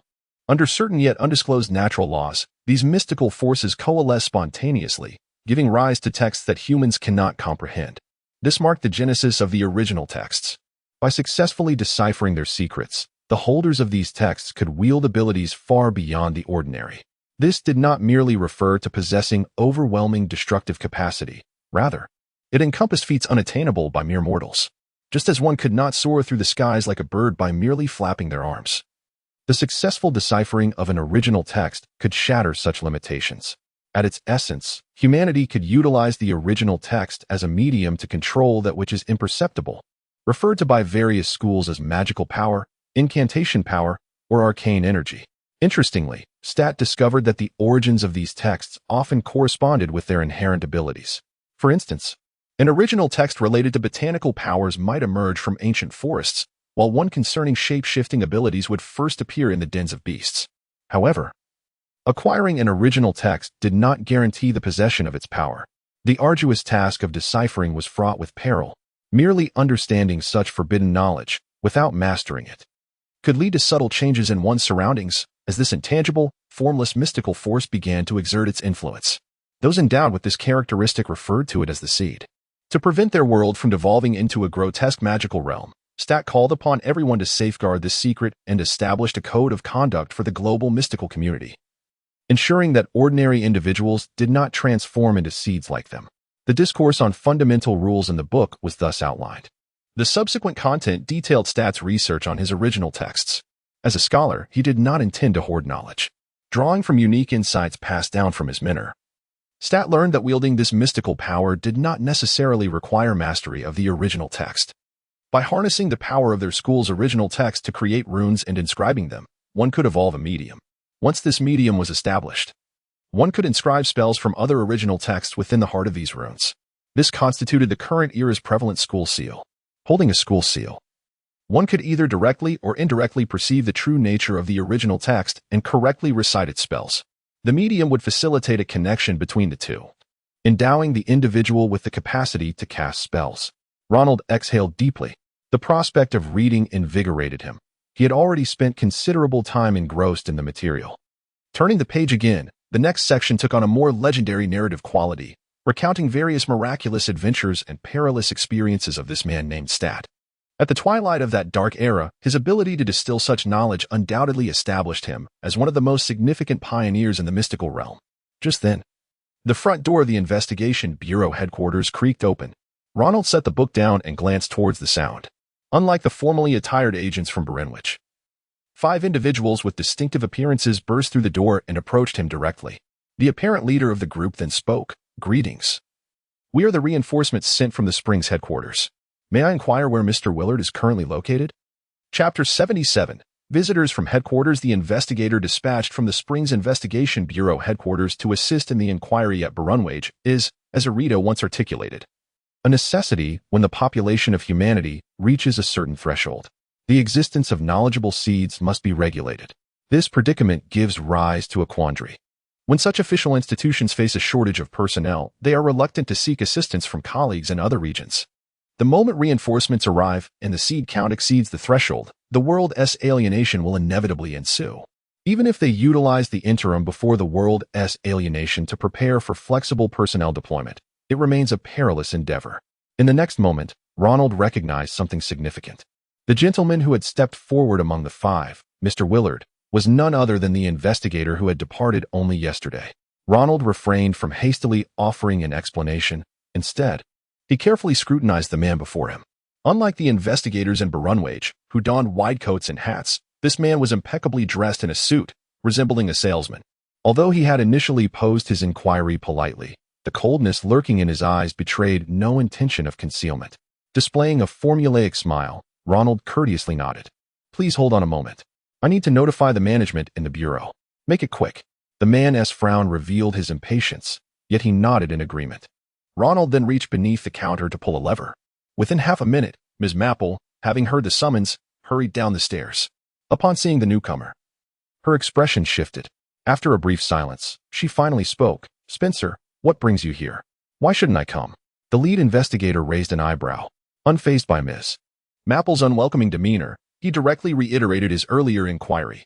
"Following the report on Barenwich situation, we are here representing the Springs headquarters today. Do you understand? I wish to speak with Willard. Compared to you, a mere administrative officer engaged in trivial matters, we frontline investigators are the ones who share a common language." Ms. Maple fell silent, her face darkening as she stood there for nearly 10 seconds, ultimately choosing not to retort. After several breaths, she moved, preparing to turn towards the back of the first floor in search of Willard. As Spencer had stated, Willard, who had spent years resolving mysterious incidents in the field, was likely the most suitable interlocutor. However, at that moment, Ronald interjected, "Ms. Maple, please wait a moment. Someone left a note for you at the front desk." Saying this, Ronald retrieved the hastily scribbled note he had prepared the previous day, folded it simply, and handed it to Ms. Maple. Upon receiving the note, Ms. Maple opened it to take a glance. Although Ronald's handwriting was rather scrawled, she managed to decipher the text. Her expression shifted from confusion to seriousness, then to determination, and finally to one of responsibility. "Thank you, Ronald." Nonchalantly folding the note and placing it in her pocket, she raised her gaze to the man before her. "Willard is temporarily unavailable at the headquarters. Spencer, whether you like it or not, we must discuss this matter now. I am far more knowledgeable about Barenwich than you are." Spencer responded with dissatisfaction. As an administrative officer, I have nothing to discuss with you. How could there be nothing to discuss? This time, Miss. Maple interrupted him before he could finish. Stepping forward assertively, she continued, as of now, I am the acting head of the Barunwage Investigation Bureau. If you are unwilling, you may consult Hood about it. I recall that you are also here to install that device known as a radio, which should not pose much of a challenge, right? Now it was Spencer's turn to fall silent. Balancing personal sentiments against the directives from his superiors at the Bureau, he ultimately nodded reluctantly, his expression still sour. Fine. Let us proceed upstairs for a discussion. Ronald, stay vigilant here. Bestowing an encouraging glance upon Ronald, Ms. Maple promptly led the 5 investigators from the Springs headquarters away. Hearing their footsteps fade down the staircase, along with the muffled voices above, Ronald remained unfazed, as if the matter had no bearing on him. He scratched his head and retrieved a book he had barely begun to read from beneath the counter. Continuing his reading seemed far more intriguing than the entanglements of the Investigation Bureau. Ronald was, after all, a lover of books. As he resumed his perusal, the assistance offered by Fundamentals of Mystical Knowledge was minimal, aside from earlier insights into the essence of the world and the existence of archetypes. The latter portions primarily detailed the experiences of a sorcerer pursued by the church in years gone by. It was an era marked by a scarcity of communication and information regarding mystical knowledge. United by faith and trained from a young age, special operatives formed a clandestine organization known as the Punishers, whose hunt for the mystical was devastatingly lethal. Consequently, the latter sections primarily instructed on evading the church's pursuit and survival techniques under extreme circumstances. After flipping through several more pages, Ronald shook his head and set the book aside. Based on what he currently knew, the church had long since abandoned the fervor of burning witches at the stake. This was an age where royal authority overshadowed ecclesiastical power, and the church had evolved into a force operating under official governance. The remaining content of Fundamentals of Mystical Knowledge held little relevance for him. Switching to another book, New Investigator Recommendations, Ronald commenced anew. Yet, upon reaching the first page, he could not suppress a chuckle. What is this? The first page of New Investigator Recommendations contained a note from the author stating, professional investigators need not adhere to any regulations. Only a fool, who perishes amidst a mystical incident, would leave behind the dying words, I followed the guidelines as written in the manual. Chapter 78 Invitation. It must be acknowledged that the author of the Beginner Investigator's Guide is quite an intriguing individual. After enumerating various mysterious incidents and their resolutions, his primary counsel centers around the mindset for problem-solving rather than a standardized procedure. The writer even critiques the contents of basic mystical knowledge. Regarding this widely circulated introductory tome, he expresses, I am uncertain whether stats theories hold merit. However, based on my intuition garnered from over 30 years as a frontline practitioner, he is likely mistaken. In my youth, there were still those who believed that bloodletting could cure all ailments, not to mention that stat is an ancient relic from a millennium ago. Thus, I advise investigators to refrain from placing their trust in him. Simply by perusing the Beginner Investigator's Guide, Ronald could glean a semblance of the author's character. As he read intently, the hours of the afternoon swiftly slipped away. Overall, there may be disputes in language or attitude. Yet the investigators from Springs did not engage in any truly outrageous behavior. Upon their arrival in Barunwich, these investigators from headquarters displayed their professionalism. They did not hastily rush out to tackle the vexing mysteries at hand. Rather, they intended to spend half a day at the Investigation Bureau, studying relevant matters before embarking on their tasks. To be frank, such a strategy of careful planning before action is indeed the hallmark of a competent investigator. As evening approached, Nicole pushed open the large door of the bureau, her expression bright and cheerful as she hummed a little tune while making her way to Ronald. Good evening, Ronald. Upon drawing near, her demeanor abruptly shifted to one of contrition, her tone lowering as she clasped her hands together and bowed slightly. I apologize. I accidentally damaged your umbrella today. This was truly unintentional. You see, I was handling a mysterious case, and suddenly, a particularly formidable lunatic appeared. At that moment, I was unprepared and had to use your umbrella to fend him off, which, regrettably, led to its demise. Surely, you can understand? Nicole's footsteps faltered, and she crouched down, scrutinizing the ground for a few moments before inquiring, did anyone visit us today? Were they not locals? How did she ascertain this? Ronald leaned slightly over the counter, focusing his gaze on Nicole. Impressive, he mused, admiring the investigator's keen attention to detail. With such acute observational skills, it is no wonder that Miss Maple has praised her as an elite investigator. On the ground, several faint, easily overlooked footprints marked the tiles in front of the counter. This morning had witnessed a light snowfall, and the investigators from Springs had arrived in Brunwich. Treading upon the snowflakes as they disembarked from the train and made their way to the bureau. The warm air within the bureau had dried the mud beneath their feet, leaving traces on the floor. Given the sparse number of personnel at headquarters, these imprints remained from noon until evening without anyone to clean them. Though this girl usually exudes a lively spirit, she is undeniably a professional. Simultaneously, Nicole rose from her crouched position, her expression somber as she explained. Our own people wouldn't be standing together at the front desk. Where did these individuals come from? Earlier this afternoon, 5 investigators from the Springs headquarters came to assist us and mentioned installing something called a radio. As he gestured towards the ceiling, Ronald added, at present, Miss Maple is attending to them upstairs. Nicole's voice elongated awkwardly, her face contorting as if she had tasted spoiled fruit. She then cautiously speculated. You don't mean to say that one of them is the one Ms. Maple referred to as Spencer? Without needing further hints regarding the individual's appearance, Ronald interrupted her, revealing the name of the person in question. Indeed, just as Ms. Maple had appeared ill-tempered at noon, Nicole's face darkened instantaneously.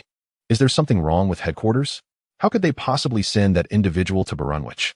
Observing Nicole's exasperation, Ronald curiously inquired, what is wrong with him? It's not just something wrong. He is a psychological deviant. Nicole candidly divulged her thoughts without concealing her displeasure. Before being recruited, that Spencer was actually a criminal. However, due to the nature of his crimes, which took place in the war-torn region of Introth, and because he returned a remarkably powerful artifact, he was granted leniency and ultimately accepted into the Investigation Bureau. Having emerged from such a chaotic background, even though he hasn't committed any offenses recently, his methods and problem-solving approaches are exceedingly unsettling. With a long sigh, Nicole continued, Ronald, could you cover for me for a few minutes? I need to go upstairs to inquire about this, and then we can switch shifts. Ronald nodded in agreement. No problem.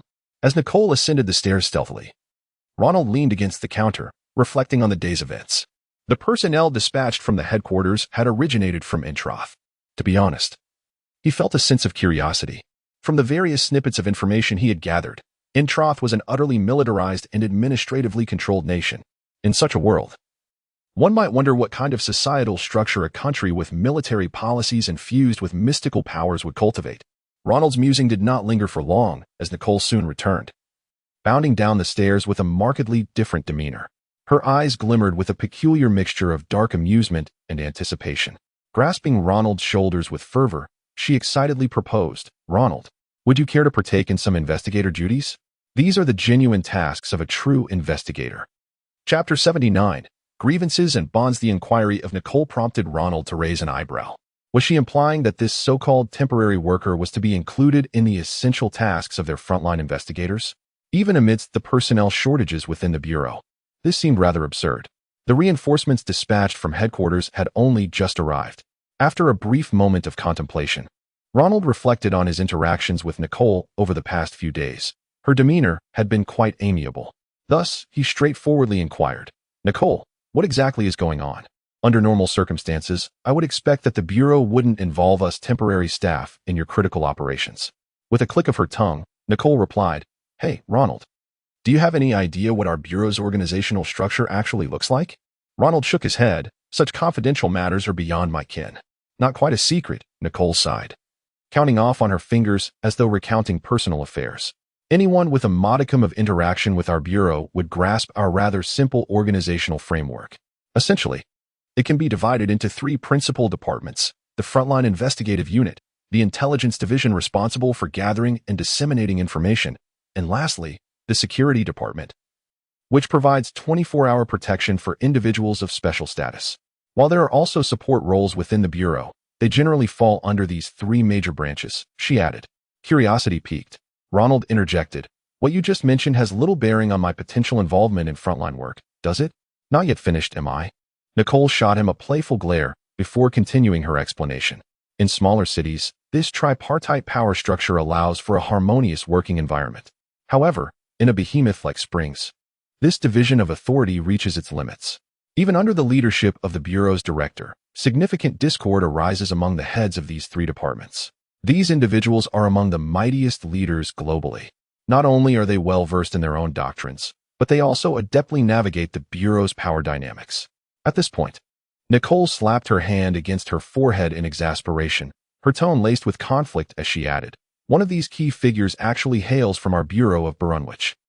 Ronald discerned the subtle melancholy in her voice, realizing that this prominent individual's ties to Barunwich were likely fraught with tension.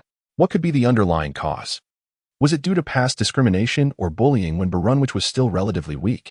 Or perhaps some misunderstanding had spiraled into a more profound conflict? "You seem to have deduced it," Nicole observed, her gaze revealing a barely perceptible displeasure as she glanced around to ensure no one was eavesdropping. She leaned closer to Ronald, whispering, "Let me confide in you. That fellow is nothing but an ungrateful opportunist. He emerged from our Bureau of Barunwich, ascended to power following the old director's passing. And 5 years ago, he became one of the 3 heads in Springs. Yet, he has never considered extending a hand to Barunwich.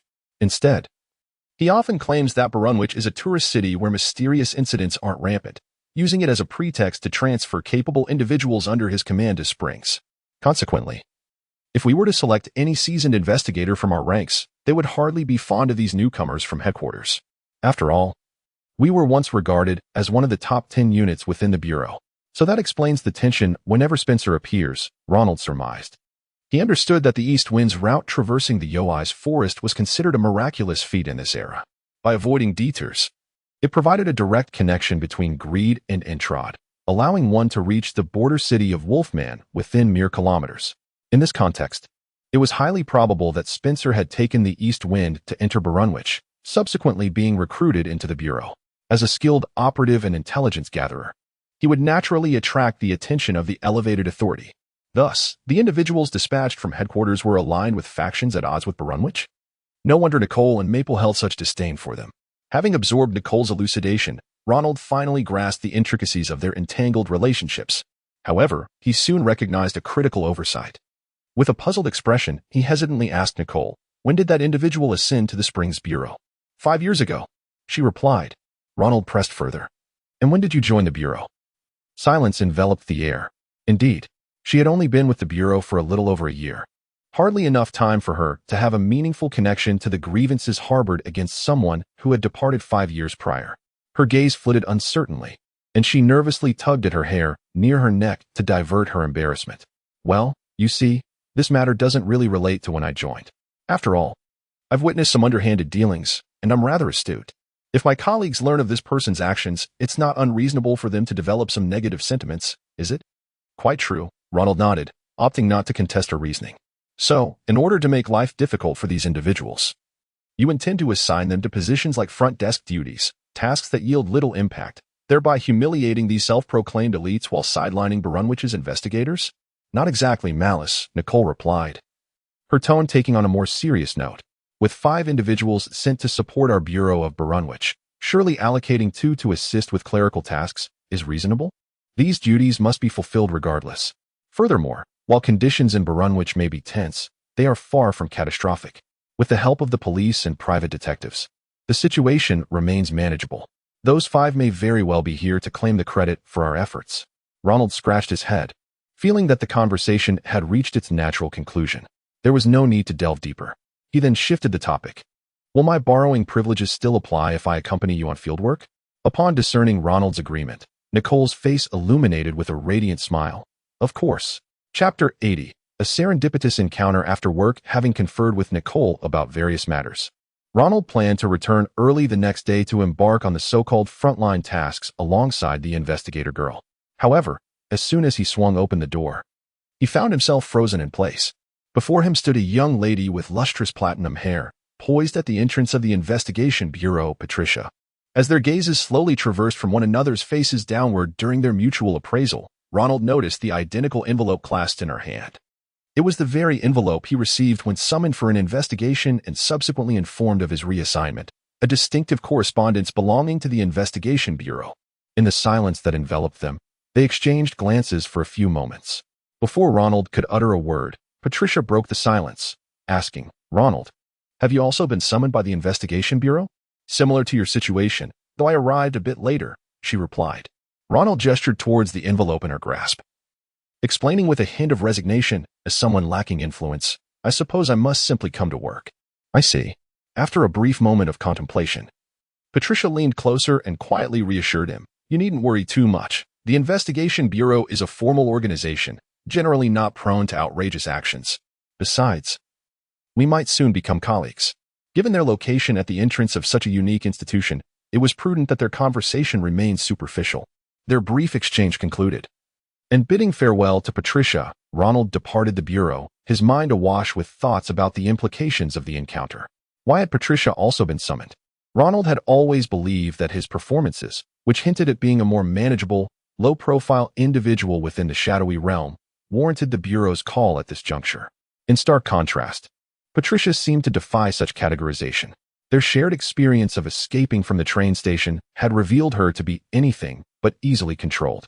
What motives could the Berwynwich Investigation Bureau possess in extending an invitation to this young lady? The information at hand was woefully insufficient. Ronald formulated several hypotheses. Yet the enigma remained shrouded in secrecy.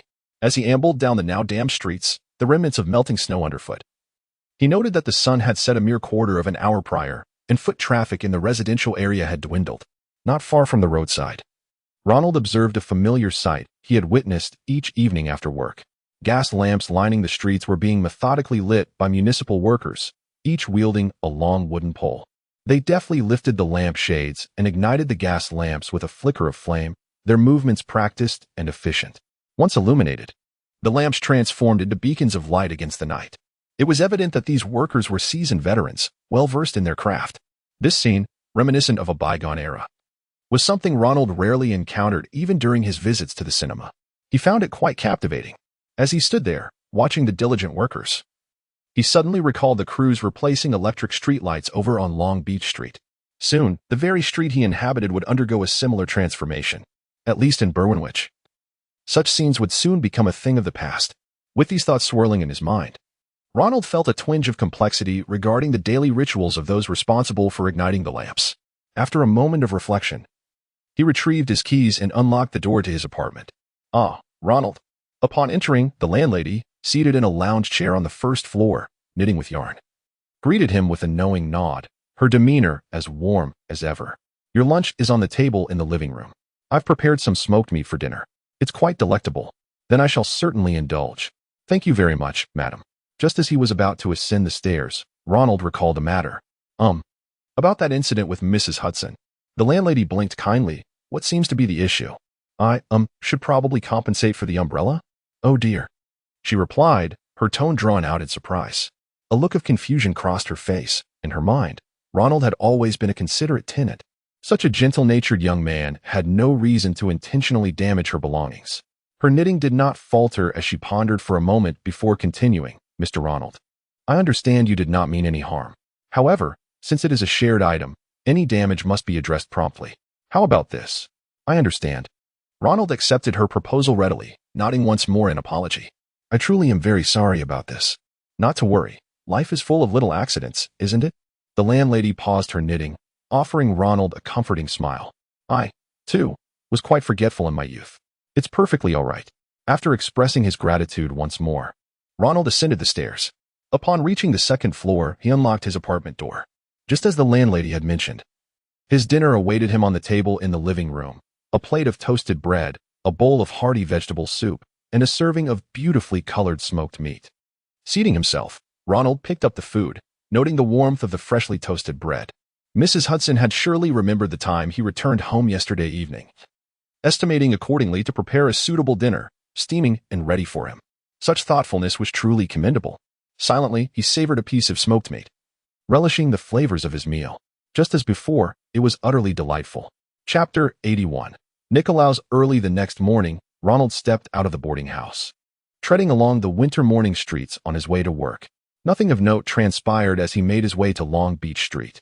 Standing before the entrance of the bureau, he surveyed his surroundings. Today, the bureau remained as tranquil as ever. With a soft click, he pushed the door open. Inside the warm lobby, Nicole was not sprawled in slumber as she had been the previous day. Instead, the young investigator leaned against the edge of the front desk, her gaze unfocused as she idly toyed with a small plaque in her hand, an emblem of the bureau's academic lineage. Ronald observed her intently.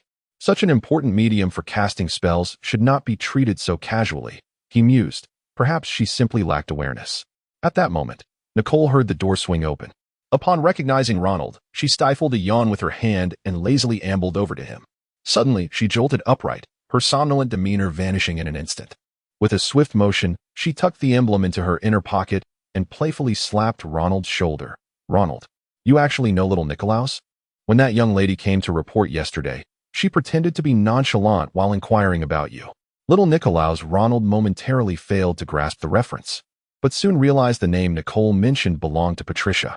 I met Patricia by chance at the Brunwich train station. I was merely taking a stroll on the platform. Is there something wrong? Ah, you truly don't know? Nicole's tone dripped with exaggerated surprise as she scrutinized Ronald, seemingly reassessing him. Then, she leaped up and threw her arms around his neck, unfazed by their proximity, and recited in a steady voice. Volume 11, page 260, section 6. Is that where the lie detector comes in? While Ronald remained bewildered, Nicole's demeanor conveyed her carefree nature. Speaking as if they were old friends sharing banter, she continued, That's little Nicolaus. You don't recognize the Platinum family. Listening to Nicole's teasing tone, Ronald chose to speak candidly. I was previously a country bumpkin. In my hometown, we lit candles at night. There were no gas lamps. Thus, I am genuinely unaware of many common things. Huh? Nicole blinked in confusion. The lie detector indicated that Ronald's demeanor was utterly sincere, devoid of deceit. Reluctantly scratching her head, she continued, All right. Let me explain. You're acquainted with someone quite remarkable. The Nicolaus family has held a significant position in the nation since its founding, a legendary lineage that, despite being old nobility, still commands immense respect. However, their most renowned legacy is their classical swordsmanship. It is said to be a rigorous and ferocious art, unmatched in the realm of cold weaponry. Even when I was young, my mentor warned me, never let a member of the Nicolaus family get too close, even if you possess 30 lives. They could dispatch you in under a minute. Watching Nicole exaggerate the description of the Nicolaus family, Ronald nodded in agreement. Recalling Patricia's display at the train station, her speed like lightning, almost impossible to track, paired with a precision that was indeed as Nicole described, it was no surprise that such prowess would earn one a formidable reputation in times past. Moreover, physical combat, such as swordsmanship, is typically more straightforward than casting spells with effects, as long as the actions were not too outlandish. The combat could be witnessed by the public without causing trouble. At most, onlookers might exclaim, that person wields a sword like a god. Nicole dragged Ronald up the stairs to the second floor, heading directly for Ms. Mapple's office. With a vigorous knock, she burst into the personnel office and boldly declared, Ms.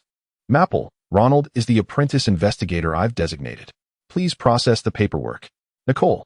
Ms. Mapple looked up at the girl before her and slammed her hand, without a pen, in frustration against the desk, admonishing her, Did I not mention? Our bureau does not operate under the outdated apprenticeship system. Do not bring those peculiar notions into the organization. I've simply grown accustomed to it after spending most of my life this way. Nicole shrank back slightly, her gaze evasive as she began to explain. The terms trainee and apprentice are essentially synonymous, especially since I'm not charging him any fees. By the way, as their conversation meandered, Nicole found herself next to Ms. Mapple, her expression suddenly conspiratorial as she inquired, Has anything happened with the Platinum family in Springs? Why do you ask that, Miss? Mapple's expression shifted to one of understanding as she began to speak. Indeed, it was natural for them to feel curious after encountering little Nicolaus the day before. After a few moments of contemplation, she straightforwardly explained, Actually, a significant member of the Nicolaus family recently traveled to the Yoais forest to complete this year's railway maintenance tasks. With a shrug, Ms. Mapple rummaged through her drawer for documents. As for the specifics, you are aware of the East Wind incident. Was it a member of the Nicolaus family who faced trouble? Nicole exclaimed, incredulity lacing her voice. Surely, they can't be defeated? Aren't they the ones who can cut someone into geometric shapes with just a few swift strokes? Shoo, keep your voice down. Ms. Mapple rapped the table sharply, interrupting Nicole's exuberant exclamations. That information is classified at level 3. It must not be disclosed.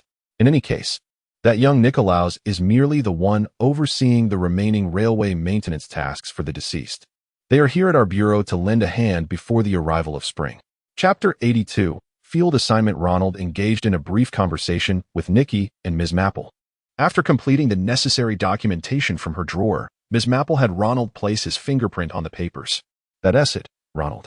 Your time at the front desk has come to an end. From this moment onward, you are now an auxiliary patrol officer for the Bureau. The term auxiliary officer flashed in Ronald's mind, suggesting a role that seemed to align with clandestine operations, reminiscent of a secret police aide. With a sense of assurance, he accepted a file from Ms. Maple, and the gaze of the investigator girl turned towards him. Let us go, rookie. Today marks your first day as your senior. I shall guide you well. Ronald smiled in response. I look forward to it. Bidding farewell to Ms. Maple, they descended from the second floor to the ground level. Just before exiting the hall, Nikki suddenly halted. She playfully dusted off her hat, which was devoid of any specks. With a gaze reminiscent of a child seeking parental approval, she approached Ronald, swaying her hat. What do you think of this hat, Ronald? Although your attire, she mused, your coat indeed aligns with our investigator's style. Yet it lacks a hat. This spare one I bought is yours. Thank you. Ronald, not one to be overly modest in such matters, graciously accepted the hat from Nikki. As he examined the brand-new wide-brimmed hat, he recalled that the investigators he had seen from Barunwich donned similar apparel, unlike those from Springs. Curiosity piqued, he asked, Nikki, I noticed that the individuals from Springs had varied attire. Why is it that we in Barunwich adhere to such uniformity? Nikki appeared momentarily taken aback, her expression mirroring confusion. Well, I'm not entirely sure. Since I joined Barunwich, everyone has dressed this way. Perhaps the secret police from Springs don't follow such a dress code? Fair enough, Ronald conceded, deciding not to press further. He donned the hat, which, although claimed to be a spare, was evidently new. The brim bore no creases, and not a single stray hair was found within. Crafted specifically for Nikki, it was perfectly suited for an investigator. Featuring a hidden string for secure fitting and ensuring unobstructed vision while casting a favorable shadow across the face.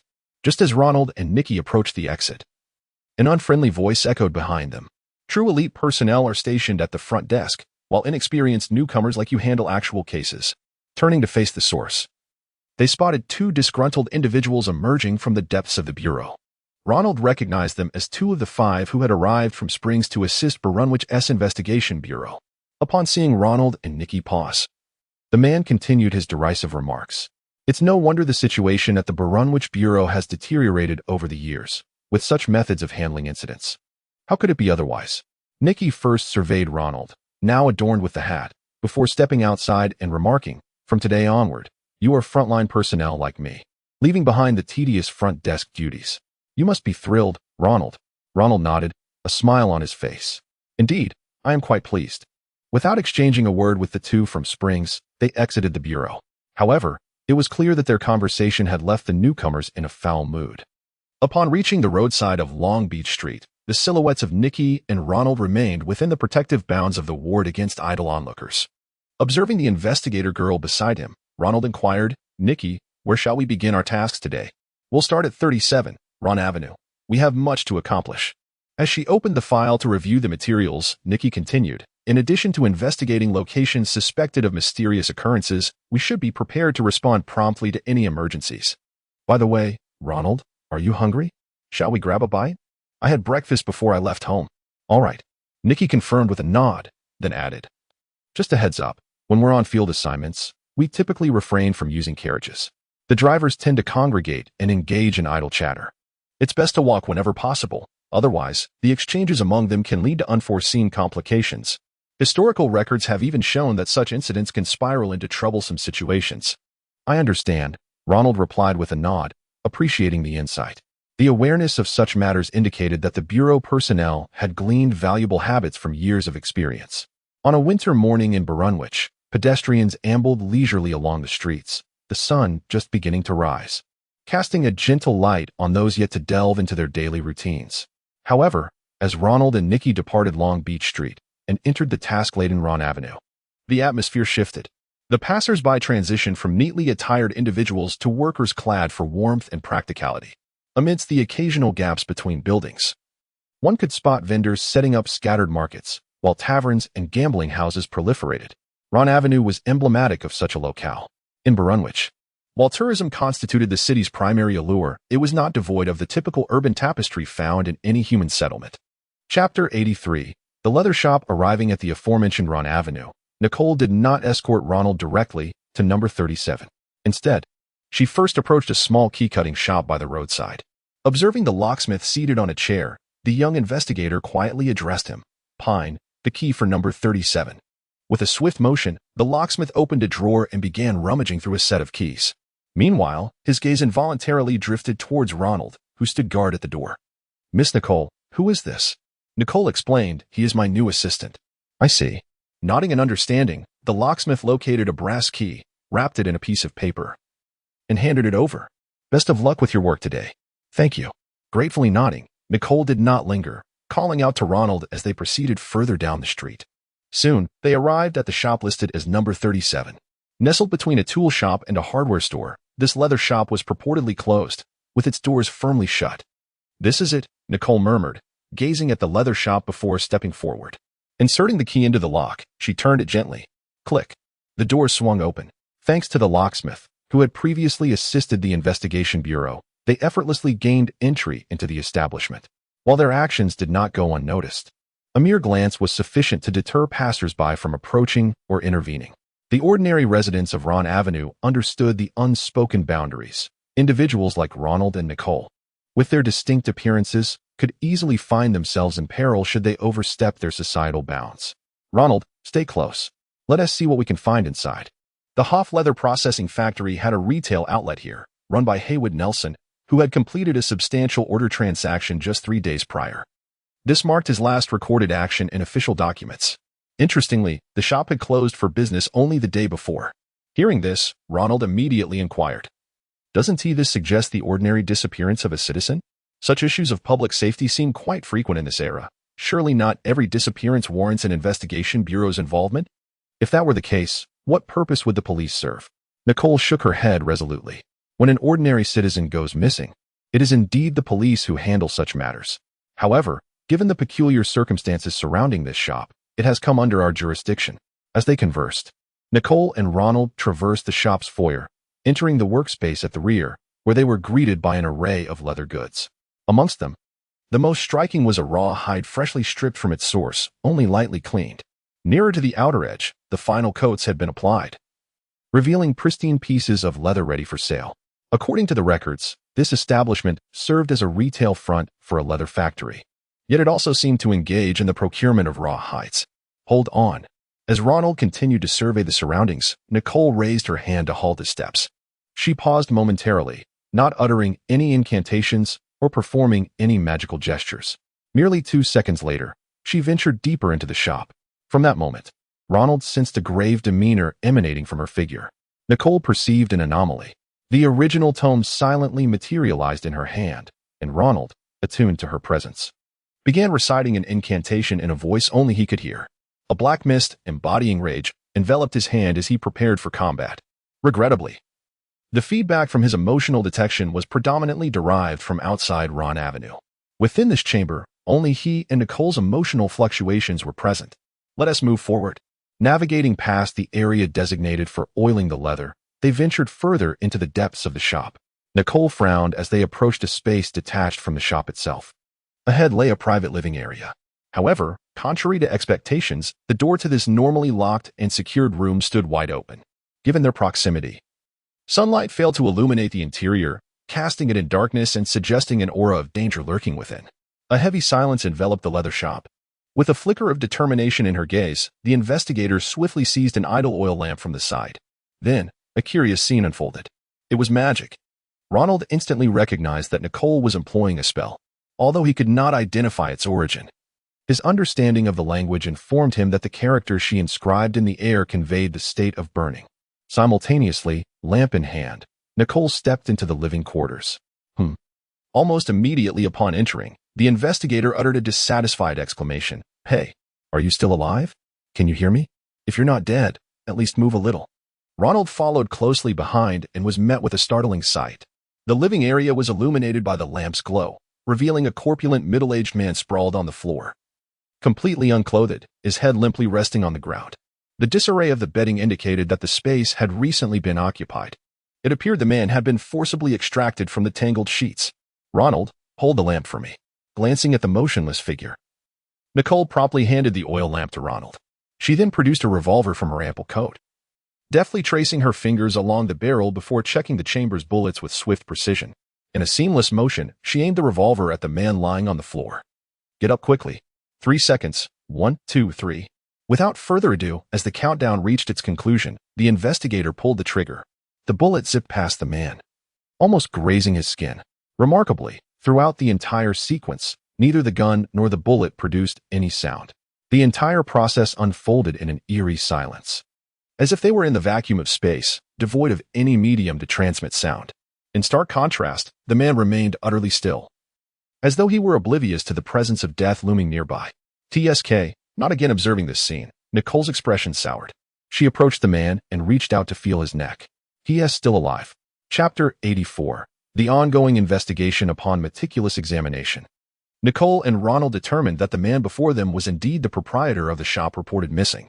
His physical condition was alarmingly frail, having likely gone 3 days without sustenance or hydration following an unusually fierce altercation. Now, he lay in a state teetering on the brink of death. With a final effort, Nicole opened her eyelids to scrutinize the man's pupils on the floor. The expression on the young investigator's face darkened significantly. Ah, it was that Jennifer. Jennifer? Who might that be? Ronald, holding a kerosene lamp beside Nicole, pondered the scene before him. As he observed the examination of the shopkeeper's body, he could surmise what had transpired. This man was merely an innocent victim. Yet, it was rather absurd that he had lain there for 3 days. If the intent was to take his life, why not act decisively? And if the intention was not to kill, then why leave him in such a state? At that moment, true to her promise made earlier that morning at the investigation bureau, Nicole, embodying the demeanor of a seasoned investigator, began to elucidate to Ronald. Jennifer is a registered enchantress. Her faction is a loosely organized group of rogue practitioners, fundamentally comprised of mentors and apprentices, often indulging in unorthodox relationships to expand their influence. In our realm, their antics barely stir any significant trouble. Ronald silently noted Nicole's explanation and then inquired, "Can we be certain it was this individual? Is it possible another party is responsible?" However, leaving someone in such a condition is still quite abnormal. As he analyzed the situation, Nicole's gaze began to wander around the room. "Ronald, just place the lamp on the floor.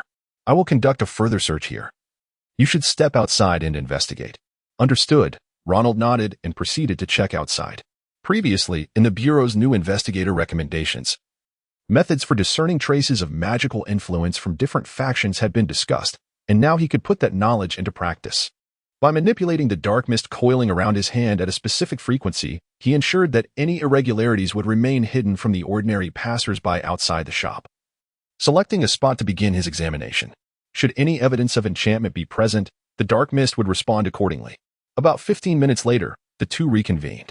Upon tallying their findings, it was clear that the leather shop bore no additional clues.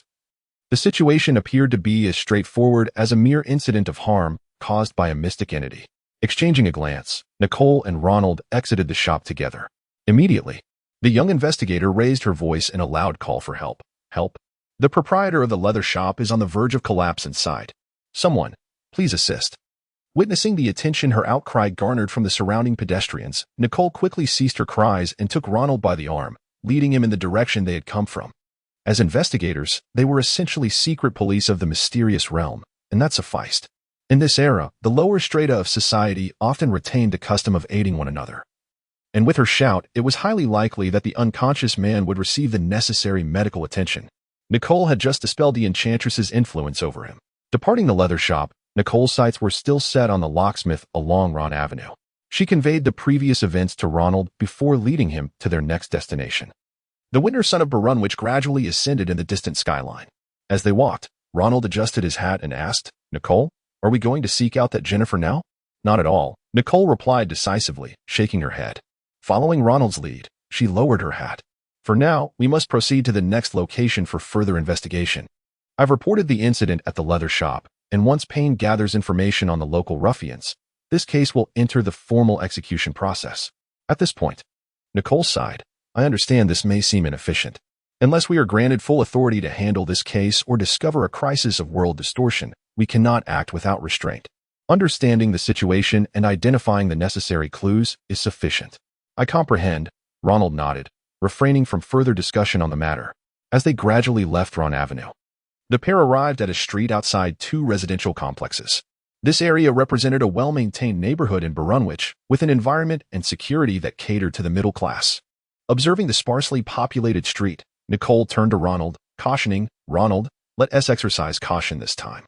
According to our intel, the owner of the target residence has relatives who were prominent scholars in the mysterious realm, long since deceased. Based on my experience, matters here may be somewhat complicated." Somewhat complicated. Ronald silently concealed the darkness deep within his coat and inquired, "Do you know the faction of the individual?" The report indicated it was an ancestral faction, associated with abilities related to illusions. As Nicole explained to Ronald, they continued deeper into the residential area. Eventually, they arrived at the residence marked with the number 41. Standing outside, they observed a typical two-story house, indistinguishable from its surroundings. Knocking on the door, Nicole assertively called, "Ms. Corona, open the door. I know you're home." In the early morning, when the residential area was quiet, her voice rang out distinctly. Ronald and Nicole did not wait long before a woman in her 40s appeared at the entrance. Upon seeing their attire, her expression shifted. Fear and anxiety evident in her eyes. However, after a few moments of contemplation, she cautiously opened the door. "Investigators, why have you come here? I should have reported that there is no one here to inherit my grandfather's abilities." Gazing at the flustered woman, Nicole's tone remained cold and composed. Her eyes devoid of any emotional fluctuation. "3 mornings ago, someone heard strange cries emanating from your residence. Please explain." I'm innocent." Faced with Nicole's demeanor, the middle-aged woman instinctively recoiled and prepared to protest loudly. "Silence." Nicole swiftly drew her revolver, pressing it against the woman's waist. "Do you believe this is a suitable place for our kind to converse? Step inside." Such a straightforward and forceful threat proved most effective. Resigned to her fate, the woman lowered her head and turned to enter the house. Chapter 85. The struggle with a gun pressed against her waist by Nicole. The middle-aged woman led the two others into the house. Ronald lingered at the rear, glancing around the residential street before promptly shutting the door behind them. The sound of the door locking behind him did not ease Nicole's vigilance. Pointing at the woman, she commanded her to remain still in the corner. The investigator then sternly inquired, "Even if you are not from around here, you should comprehend the implications of this situation." Nicole's tone was unwavering, exuding a sense of urgency that conveyed, "If you dare to lie, I shall not hesitate to shoot." The middle-aged woman trembled slightly, her eyes betraying her fear as she hastily explained, "It's a statue, a relic left by my grandfather. 3 days ago in the morning, I was simply cleaning at home. Suddenly, a decorative statue that my grandfather had left began to tremble on the table, emitting a piercing scream. I was terrified and dared not touch it. After a while, it fell to the ground and shattered, and then it fell silent." Furrowing her brow, Nicole pressed further. "Then why did you not report this to us?" Stealing a timid glance at Nicole, the woman finally stammered, I was scared." Upon hearing this answer, a hint of exasperation flickered in Nicole's eyes. After a brief pause, she replied, "All right. So, where are the fragments of the statue now? Don't tell me you've already discarded them." "I didn't dare to touch the fragments. I just left them on the floor, covered with a cloth," the woman admitted. "Show us." Understanding, Nicole nodded as the woman led them to the back. They walked a short distance into the house and halted at the doorway of a room adjacent to the dining area. From the threshold, they could see a clean table beside which a cloth concealed some scattered objects on the floor. "Is this what you refer to as the statue fragments?" Nicole inquired. "Yes. Indeed. I haven't dared to touch it these past few days. I merely covered it for you to see." As the woman stepped forward to lift the cloth, Nicole's voice rang out sharply, "Stop. Stand up straight and step back. Do not approach that thing." Simultaneously, the investigator kept her gun firmly trained on the woman, not diverting her gaze for even a moment. Then, addressing Ronald, she instructed, "Ronald, find a long pole or something to lift that cloth. Remember, do not make direct contact with it." "Understood." Ronald nodded and left, soon returning with a fire poker he had retrieved from the fireplace in the hall. Back at the previous spot, Nicole remained steadfast with her weapon aimed at the woman, who was trembling in fear, rooted to the spot, merely observing the investigator's actions. Locking eyes with Nicole for a moment, Ronald cautiously advanced, using the poker to lift the cloth. Cthulhu Fatin. In an instant, a violent wave of dizziness crashed over Ronald's mind. As he unveiled the cloth, both he and Nicole beheld the shards on the ground. Amidst the chaos in his mind, Ronald grasped the reality of the situation, although he had previously entertained such notions. He was astounded that a literary work so renowned on this planet had manifested before him in this world so swiftly. The reach of the Relia Candy Company was indeed extensive. In stark contrast to Ronald's shock, Nicole's reaction was immediate and fierce. Without a moment's hesitation, she squeezed the trigger, the gunshot echoing within the room. The sound of the bullet piercing flesh was unmistakable, devoid of any prior enchantments that might have masked it. Damn investigators! Why do you interrupt me at such a crucial moment? The woman, who moments ago had appeared fearful, transformed entirely, ignoring the agony of the bullet entering her body. Her expression morphed into one of madness and hostility, green blood oozing from the wound, resembling a horrific creature. With a powerful push, the woman lunged at Nicole.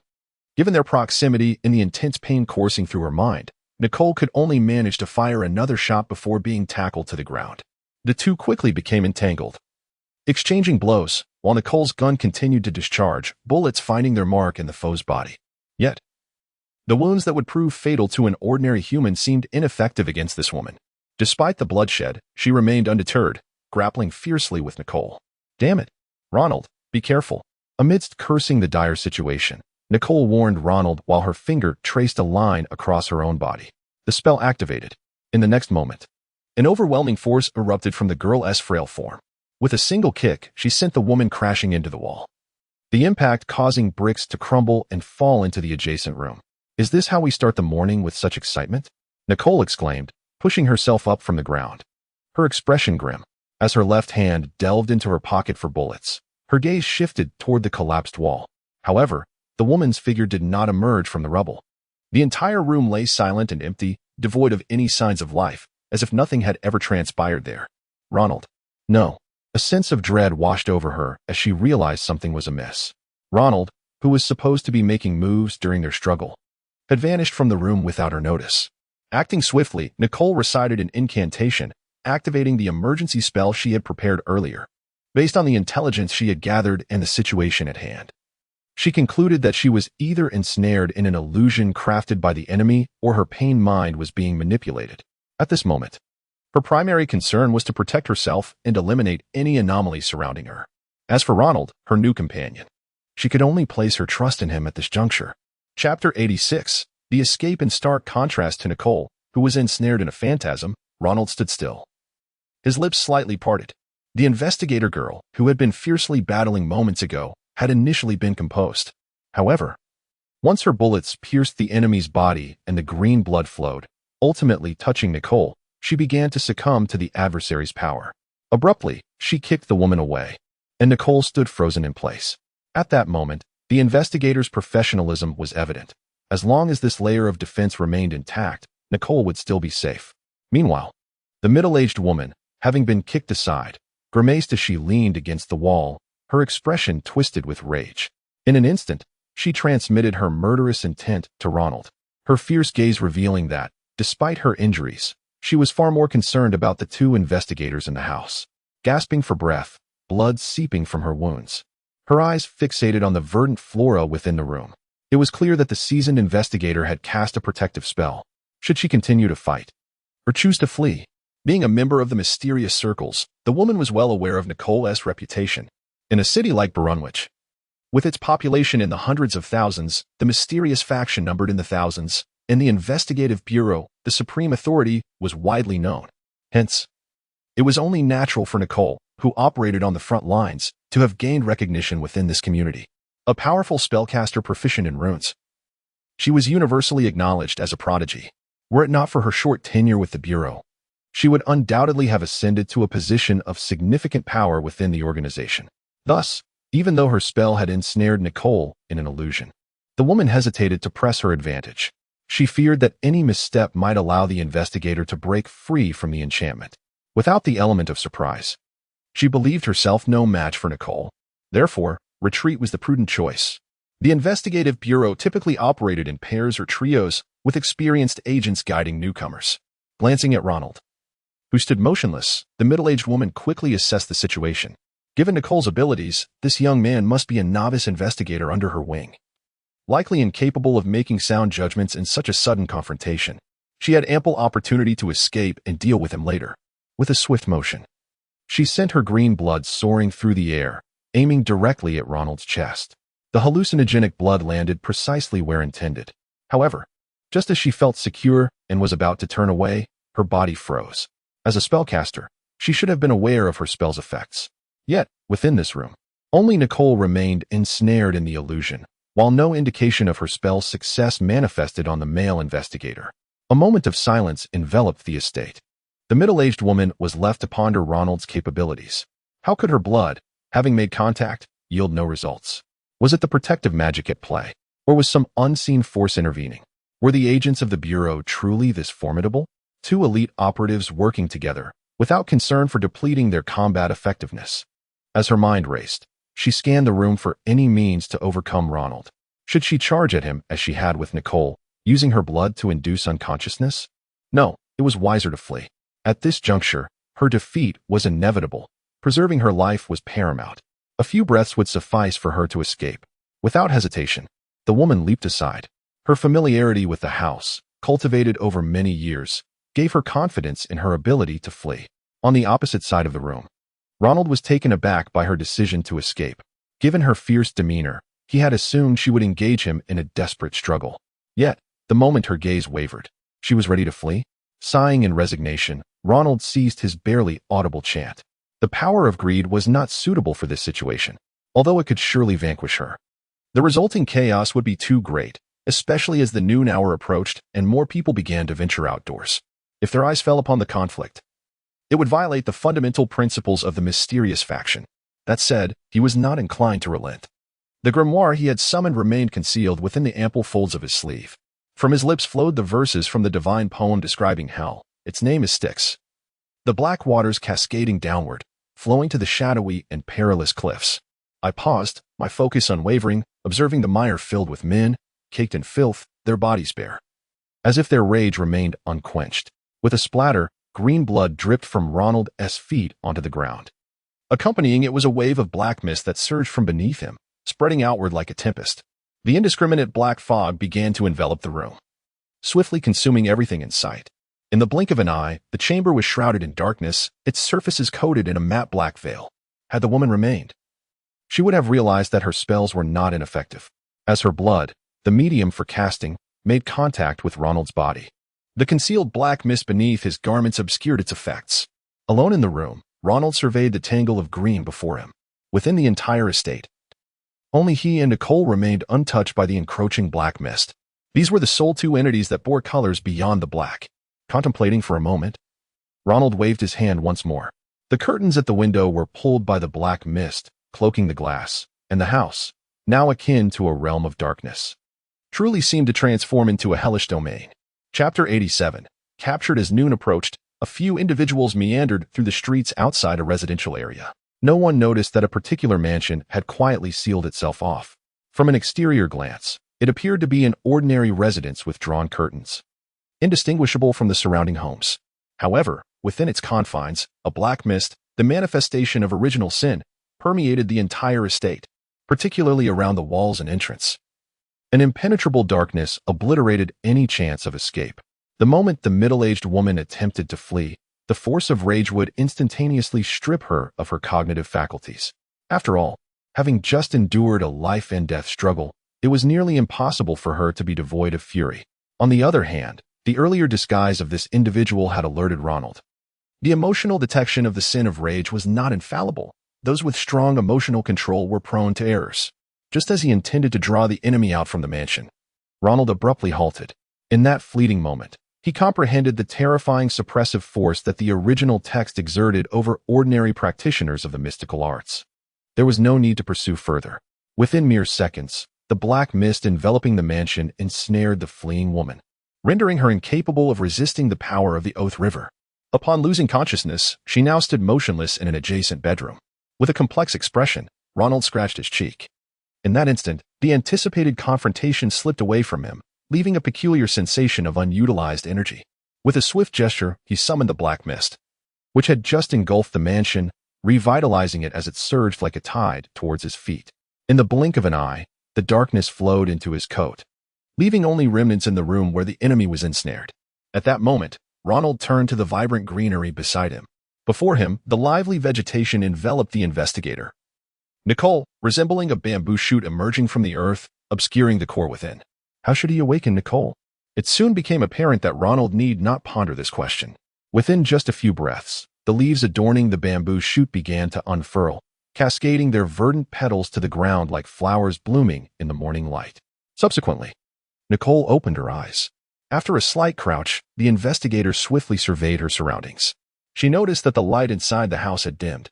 The floor, ceiling, and walls, aside from the destruction she had caused earlier, there appeared to be no new damage. It seemed that during the seconds she spent dealing with the illusion, the only change in the room was the closing of the curtains.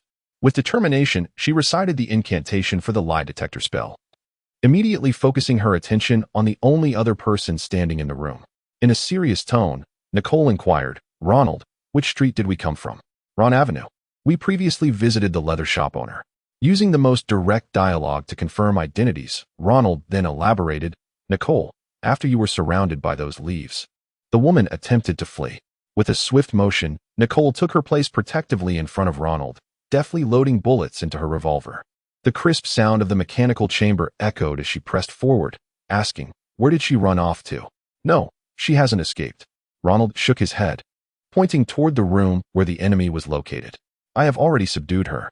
Nicole's eyes widened in surprise as she scrutinized Ronald with newfound intensity. "You captured her?" As Ronald approached the room where the woman was confined, he explained, "I recall from the report at the Bureau that my ability pertains to human emotions. The situation with that woman was particularly conducive, which made it relatively easy." After contemplating for a few seconds, Nicole remarked, "It seems there truly are hidden talents in this world. I had never heard of that Copenhagen school before, but it appears to be quite formidable." Inwardly, Ronald thought, "The real Copenhagen is far more impressive than this imposter I portray." He did not forget to clarify, "The technique I employed appears effective, but it lacks significant physical destructive power. It was merely fortuitous that I could prevent her escape." Nicole smiled slightly, not underestimating others' abilities. The right power applied in the right context. Every ability has its place. Indeed, this sentiment held truth. Soon, they arrived at the room of the middle-aged woman, Corona. By the window of a first-floor bedroom, the wounded woman was poised to dash toward the window.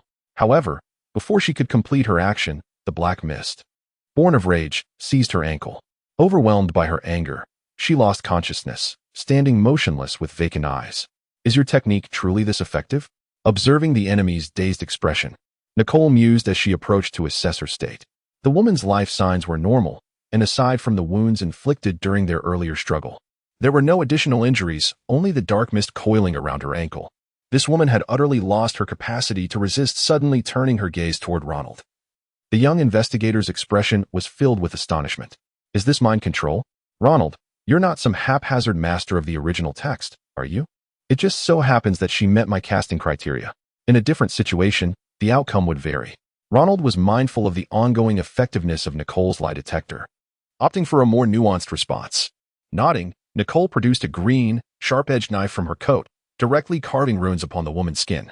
This time, Ronald could clearly discern the runes' meanings: restrict, silence, terminate, absorb. "I can your spell now." "Good." Ronald beckoned, with a swift motion. The mist entwined around the woman's ankle seemed to possess a life of its own, swiftly retreating into Ronald's sleeve. Instantly, the woman standing still regained clarity. But the motion she had interrupted before losing consciousness could not be sustained, and she stumbled to the ground, gazing up at the two investigators. The woman's expression was one of terror as she opened her mouth to speak, but no sound escaped. The reality is harsh. Chapter 88. The appearance of many familiar faces this time, the woman on the ground could no longer resist as she had before.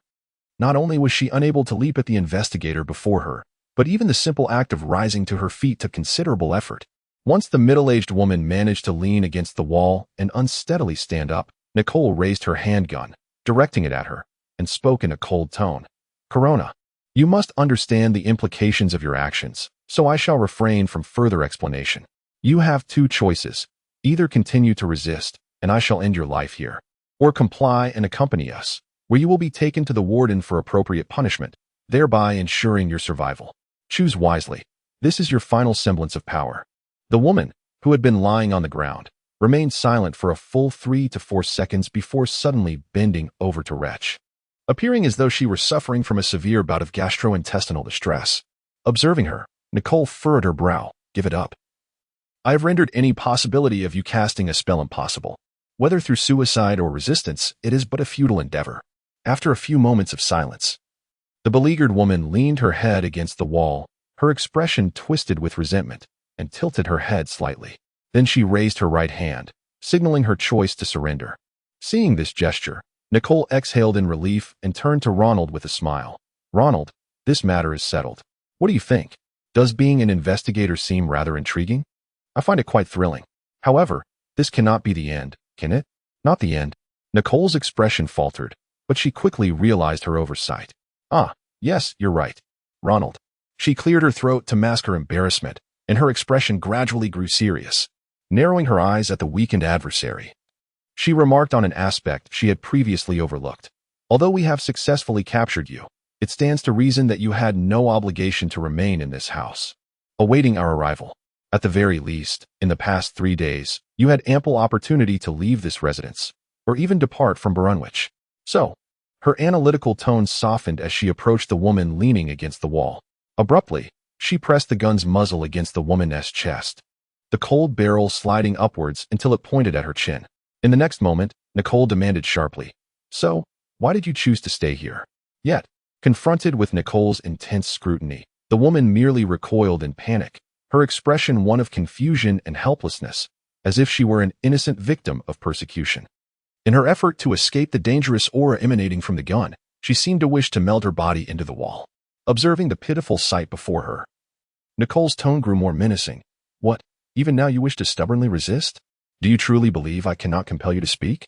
Unable to bear the scene any longer, Ronald leaned closer to the investigative girl, quietly advising, Nicole, it seems this woman is unable to speak. Nicole fell silent.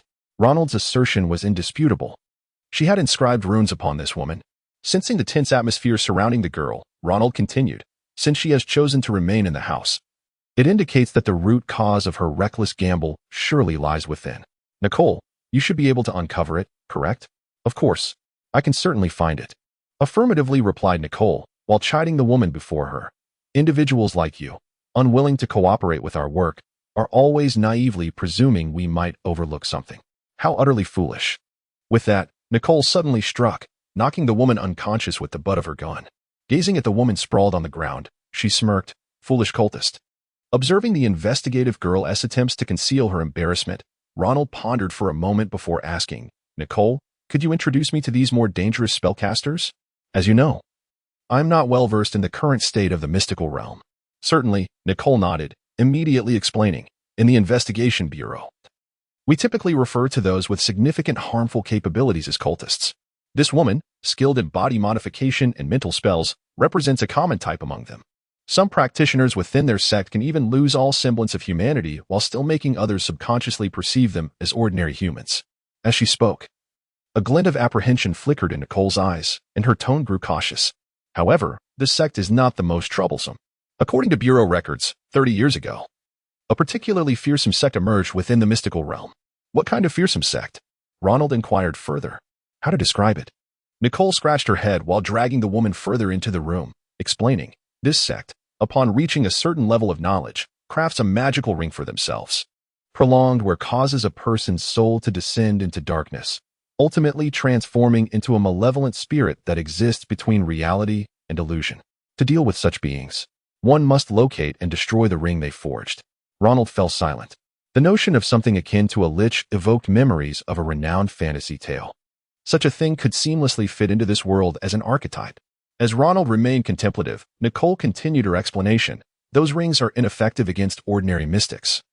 As they are forged from gold and possess extraordinary durability, only someone with a powerful archetype can swiftly destroy them. Fortunately, someone eventually uncovered the sect's weakness.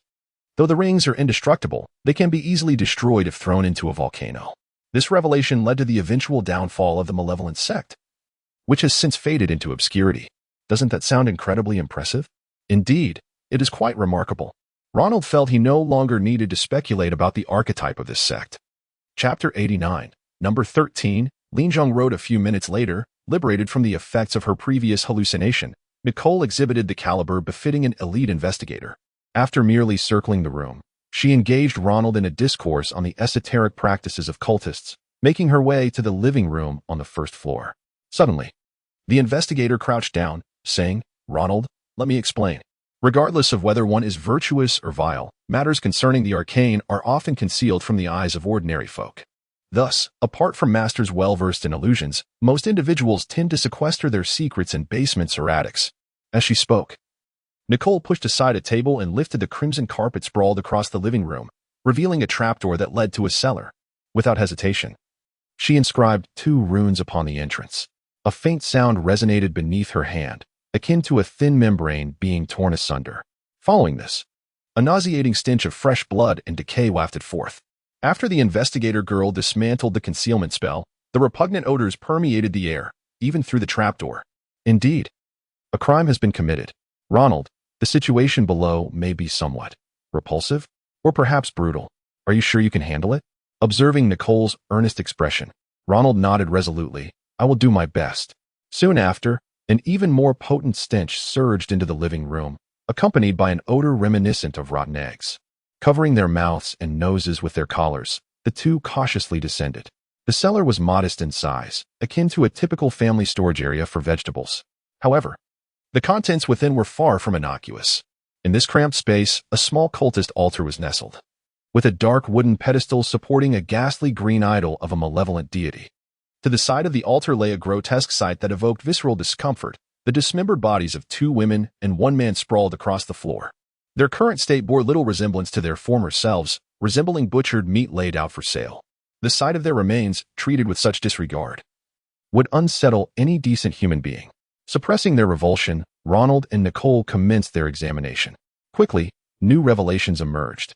Aside from the scattered corpses, a chest in the corner of the cellar was neatly stacked with human skin, either an arm or a torso. These remnants, stripped of flesh and blood, lay intact in their skin. Examining the 3 deceased, it was evident that they had lost over 2/3 of their blood and flesh, with the wounds on their bodies indicating they had suffered considerable torment in life. The reason the perpetrator upstairs did not flee has been discovered. Ronald and Nicole exchanged glances, mutual disgust reflected in their eyes. The cultist above appeared to be a seasoned criminal, having evaded capture for years with meticulous concealment. Such individuals should not commit such rudimentary errors. The decisive escape during their previous encounter hinted at this. Yet for reasons unknown, this woman chose to remain and complete her vile ritual rather than retreat. Considering the extent of the mutilation on the 3 bodies, within 2 or 3 days, she would likely achieve her nefarious goal. By then, Ronald, Nicole, or any investigative team would arrive to find nothing but empty premises. It could be said that Nicole and Ronald had arrived just in time to apprehend this still-present fiend. "All right, Ronald, let us ascend." Having reached this point in their investigation, Nicole abruptly halted, likely mindful of Ronald's status as a novice. She refrained from continuing the work unilaterally. "Nicole, in cases like this, how is the perpetrator typically dealt with?" If merely 3 ordinary individuals have perished, generally, the sentence would involve over 15 years of imprisonment, alongside punitive measures from the arcane authorities. However, for someone like her, shifting her gaze to the criminal, Nicole could not suppress a raised brow. Death is a certainty. Yet before that, she must endure interrogation and punishment. "Which is our current objective?" Ronald nodded in understanding, his mind turning over the implications. In truth, the destination he and Nicole were heading to is not the investigation bureau or a prison, but rather a residence, number 13, Linjong Road, home of Warden Burenwage. Ronald had previously encountered this name in the newspaper, recognizing it as one of the prominent figures in Burenwage. However, through Nicole's introduction, he learned of another facet of the warden. This individual was also one of the most formidable representatives of Burenwage's official power, wielding an ancient tome of top-tier spellcasting. Though his position lay within government rather than the investigation bureau, due to the aptness of his expertise, he managed the incarceration and interrogation of arcane offenders while overseeing ordinary prisons. This arrangement was indeed a special provision under exceptional circumstances. Linjong Road was not far off. Situated within an affluent district, the roads were impeccably constructed. The area predominantly housed the elite, and true to its name, the residential zone was enveloped in exquisite greenery, with guards frequently patrolling the streets. No petty thief would dare to commit a crime within the realms of Burenwage's influence. Arriving at the grand estate marked with the number 13, Ronald surveyed his surroundings. On the surface, it appeared to be a Western-style manor with an expansive garden. While aware that a significant figure from the arcane realm resided here, he could discern nothing that set it apart from other locations. Meanwhile, as Ronald assessed the estate, Nicole had already escorted the criminal to the manor's entrance. Glancing at the alert guards, the investigator girl spoke. "We have brought a guest. Please notify the appropriate parties." Chapter 90, Confrontation in the Hall. Gazing at Nicole, the young guard inquired calmly, "Madam, may I ask if you have an appointment?" "Of course. Just inform the steward specifically." "The one named Congreve, that a representative from the Bureau is here." "Please hold on," replied the guard, nodding as he promptly dispatched someone into the mansion to relay the message. Within mere minutes, the steward Nicole mentioned appeared at the entrance. Upon noticing the attire of the two, the middle-aged man's eyes sparkled with interest. Throughout this exchange, Ronald and the others had not even set foot inside the estate. Clearly, the warden understood the current state of Berwynwich and had prepared his subordinates accordingly. As the grand doors of the estate closed and shadows faded from view, Nicole exhaled a sigh of relief. After a moment's pause, she turned to Ronald. Her voice tinged with complexity. "Ronald, how do you perceive the investigator's role at this juncture?" The young investigator comprehended the profound impact today's events would have on ordinary individuals, prompting her to revisit the inquiry. "Quite impressive." As Ronald too adopted a serious demeanor, Nicole unexpectedly smiled. "But do not let the pressure overwhelm you. I believe I can hold my ground. Having been in this line of work for nearly 2 years, I can count on one hand the number of times I've encountered a situation like today's. Ultimately, the issues in Berwynwich trace back to that peculiar ritual from 4 days ago. If I could uncover the mastermind behind it, I would not hesitate to confront them directly." "All right." With a clap of her hands, Nicole pivoted and continued forward. "No issue here." Ronald nodded in agreement and followed suit. As they gradually distanced themselves from the wooded path, Nicole engaged Ronald in light conversation. "By the way, Ronald, what is it?" he queried. "I feel uneasy about this." According to Nicole, as long as the expenses were not excessive, they could seek reimbursement from the Bureau. As they pushed open the doors of the Investigation Bureau, both halted in unison. For within the hall, several individuals stood in stark opposition, glaring at one another. The palpable tension in the air unmistakable. On one side stood an evident trio from the Investigation Bureau, while across from them were 3 capital investigators from Springs. Notably, kneeling between the two factions was a weeping woman, seemingly the instigator of the conflict. Upon hearing the doors creak open, both groups turned their attention toward the newcomers. "Ronald, let us take a detour. I believe it prudent to avoid this commotion." Yet, as they stepped aside, a platinum-haired figure caught their attention.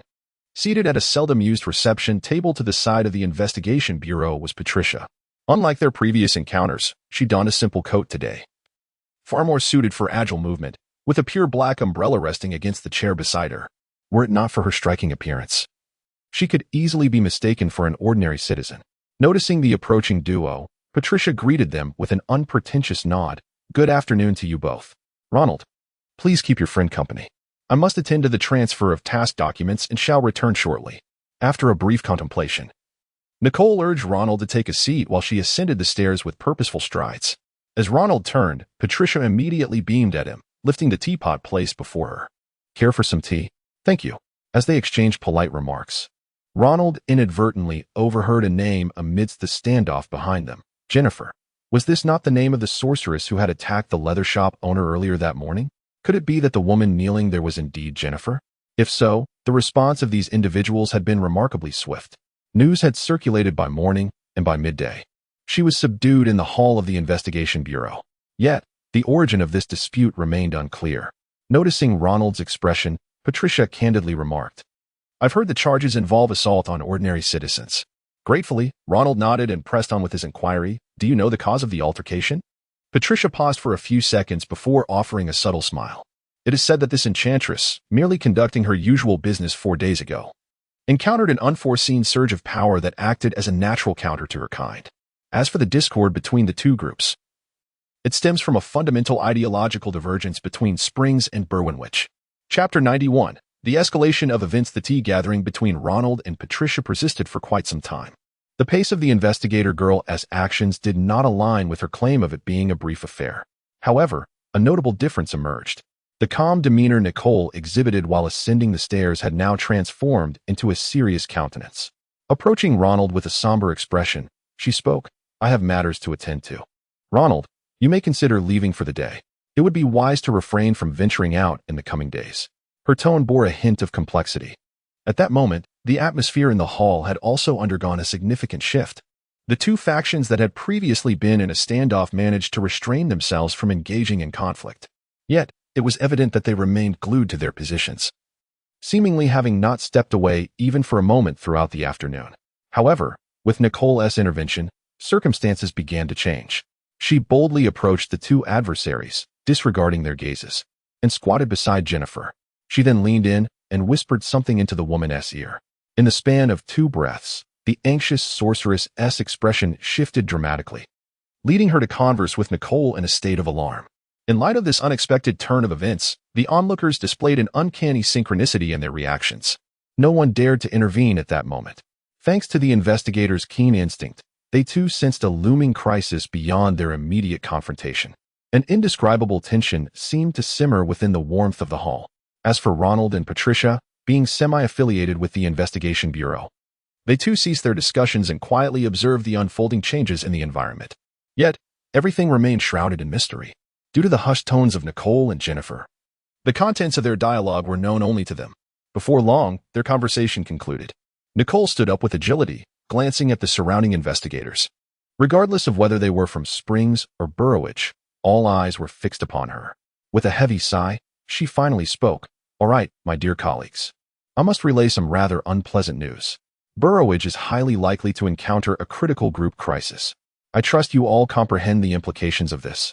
In an instant, the hall was filled solely with the weighty sound of breaths. The attendees were acutely aware of what critical group crisis signified. Even Ronald, who had previously encountered this term within the Bureau's literature, understood its gravity. The Bureau had established a clear classification for various incidents occurring in the realm of the mysterious. The entry regarding critical group crisis was described as follows: an event in which one or more groups prepare to launch an assault on urban management agencies or perpetrate widespread harm against the general populace. Thus, was Burrowage on the brink of upheaval? The suffocating silence lingered for several breaths until finally, an investigator could no longer contain himself, exclaiming, Nicole, do you even grasp what you're saying? That is a critical group crisis. The speaker, a Burrowage investigator clad in a trench coat and wide-brimmed hat, did not attempt to mask his skepticism when questioning Nicole. Do you think I would jest about such matters? Nicole retorted. In any case, settle your disputes later.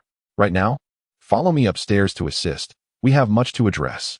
The two opposing investigators exchanged glances before posing the question, what about Jennifer? Ronald.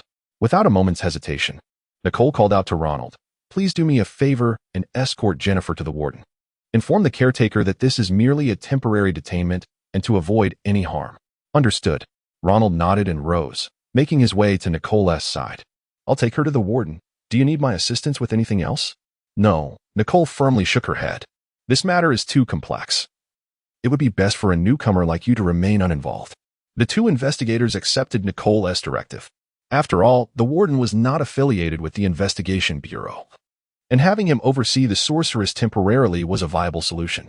If a critical group crisis were indeed to unfold, they would have little time or energy to expend on this issue. Seeing that both sides were in agreement, Nicole promptly retrieved the key to the shackles from a nearby investigator and handed it to Ronald, saying, be cautious on your way. With that, Nicole and her team ascended to the second floor of the Investigation Bureau. Their hurried departure gave the impression of an impending storm. As Ronald turned his attention back to the seated Jennifer, he couldn't help but notice that the sorceress's figure and skin care were merely average. And combined with her dazed expression and the shackles binding her wrists, she resembled a prisoner just released from confinement. At that moment, footsteps echoed behind Ronald. Ronald, I'll accompany you, Patricia offered. All right, Ronald replied with a nod of agreement. Patricia's willingness to face danger alongside him, coupled with her subsequent kindness, made it difficult not to feel a sense of gratitude. Having assistance at this juncture was certainly welcome. Thus, Ronald addressed the sorceress on the ground, Jennifer. Can you rise and walk? As you heard, it's merely a temporary detainment. I understand, she replied. The three exited the Investigation Bureau. Upon reaching the end of Long Beach Street, Ronald noticed several investigators hurrying toward the Bureau. At nearly the same moment, snowflakes began to fall from the sky. As Ronald opened a black umbrella to shield both him and Patricia from the flurries, she remarked, It seems that Burrowage is truly on the verge of something significant. Indeed, Ronald concurred. Chapter 92. The Butler's Invitation in the Absence of Wind. This often heralds the accumulation of larger snowflakes. By the time the trio reached the entrance of the warden's residence, the surrounding streets had already begun to cloak themselves in a layer of pristine white, sufficient to mask their original hues. Under the twilight's gentle glow, the entire neighborhood exuded a serene and peaceful ambience. Upon noticing Ronald and his companion's arrival, the guard stationed at the warden's residence took the initiative to inquire, "Are you the one who visited this afternoon?"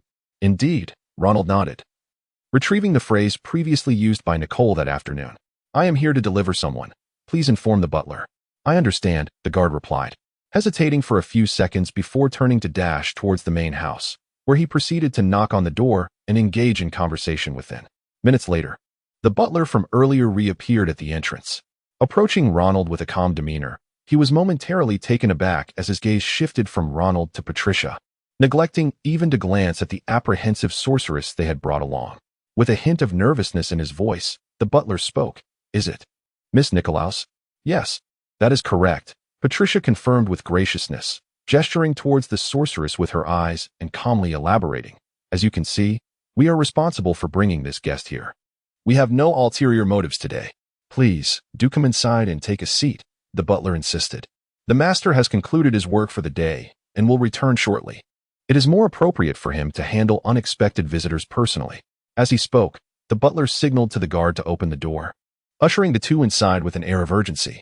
Observing the butler's cordial demeanor, Patricia directly addressed Ronald. "What do you think, Ronald?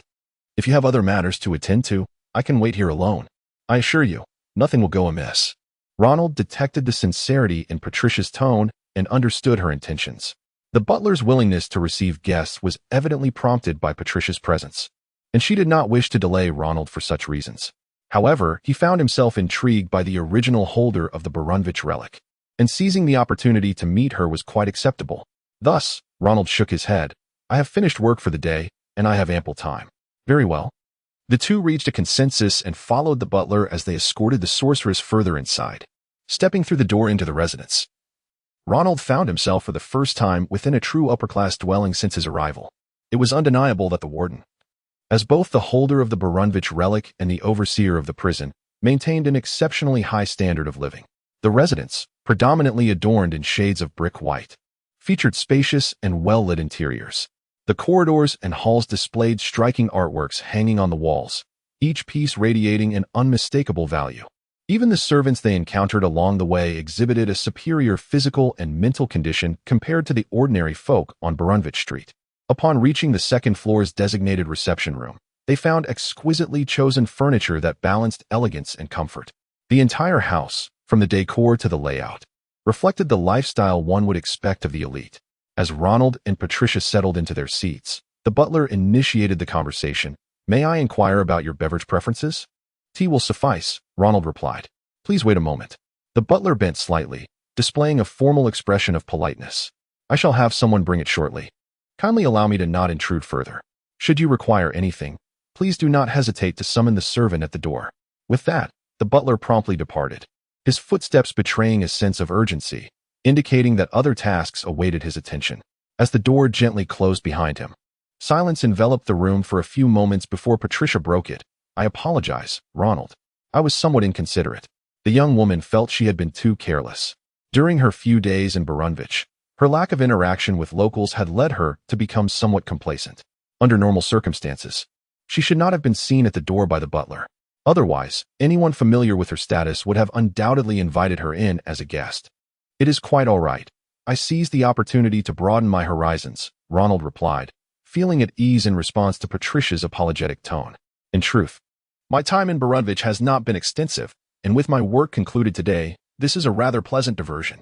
As he spoke, Ronald's gaze drifted towards the silent sorceress, Jennifer, who had followed them. The butler, perhaps in an effort to complete his statement, had not dispatched anyone to take her away, leaving her still in their company. Throughout their journey, she had remained taciturn, scarcely engaging in conversation. Knock, knock, knock. Moments later, a soft voice called from outside. "May I disturb you?" "Please, come in," Ronald replied.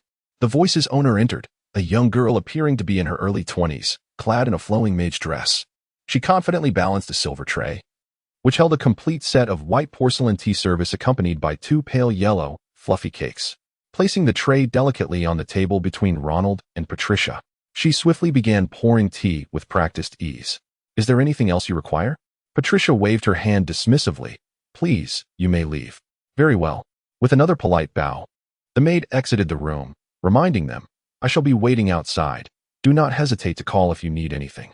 As the door gently closed, Ronald and Patricia exchanged glances before attending to the cakes and tea before them.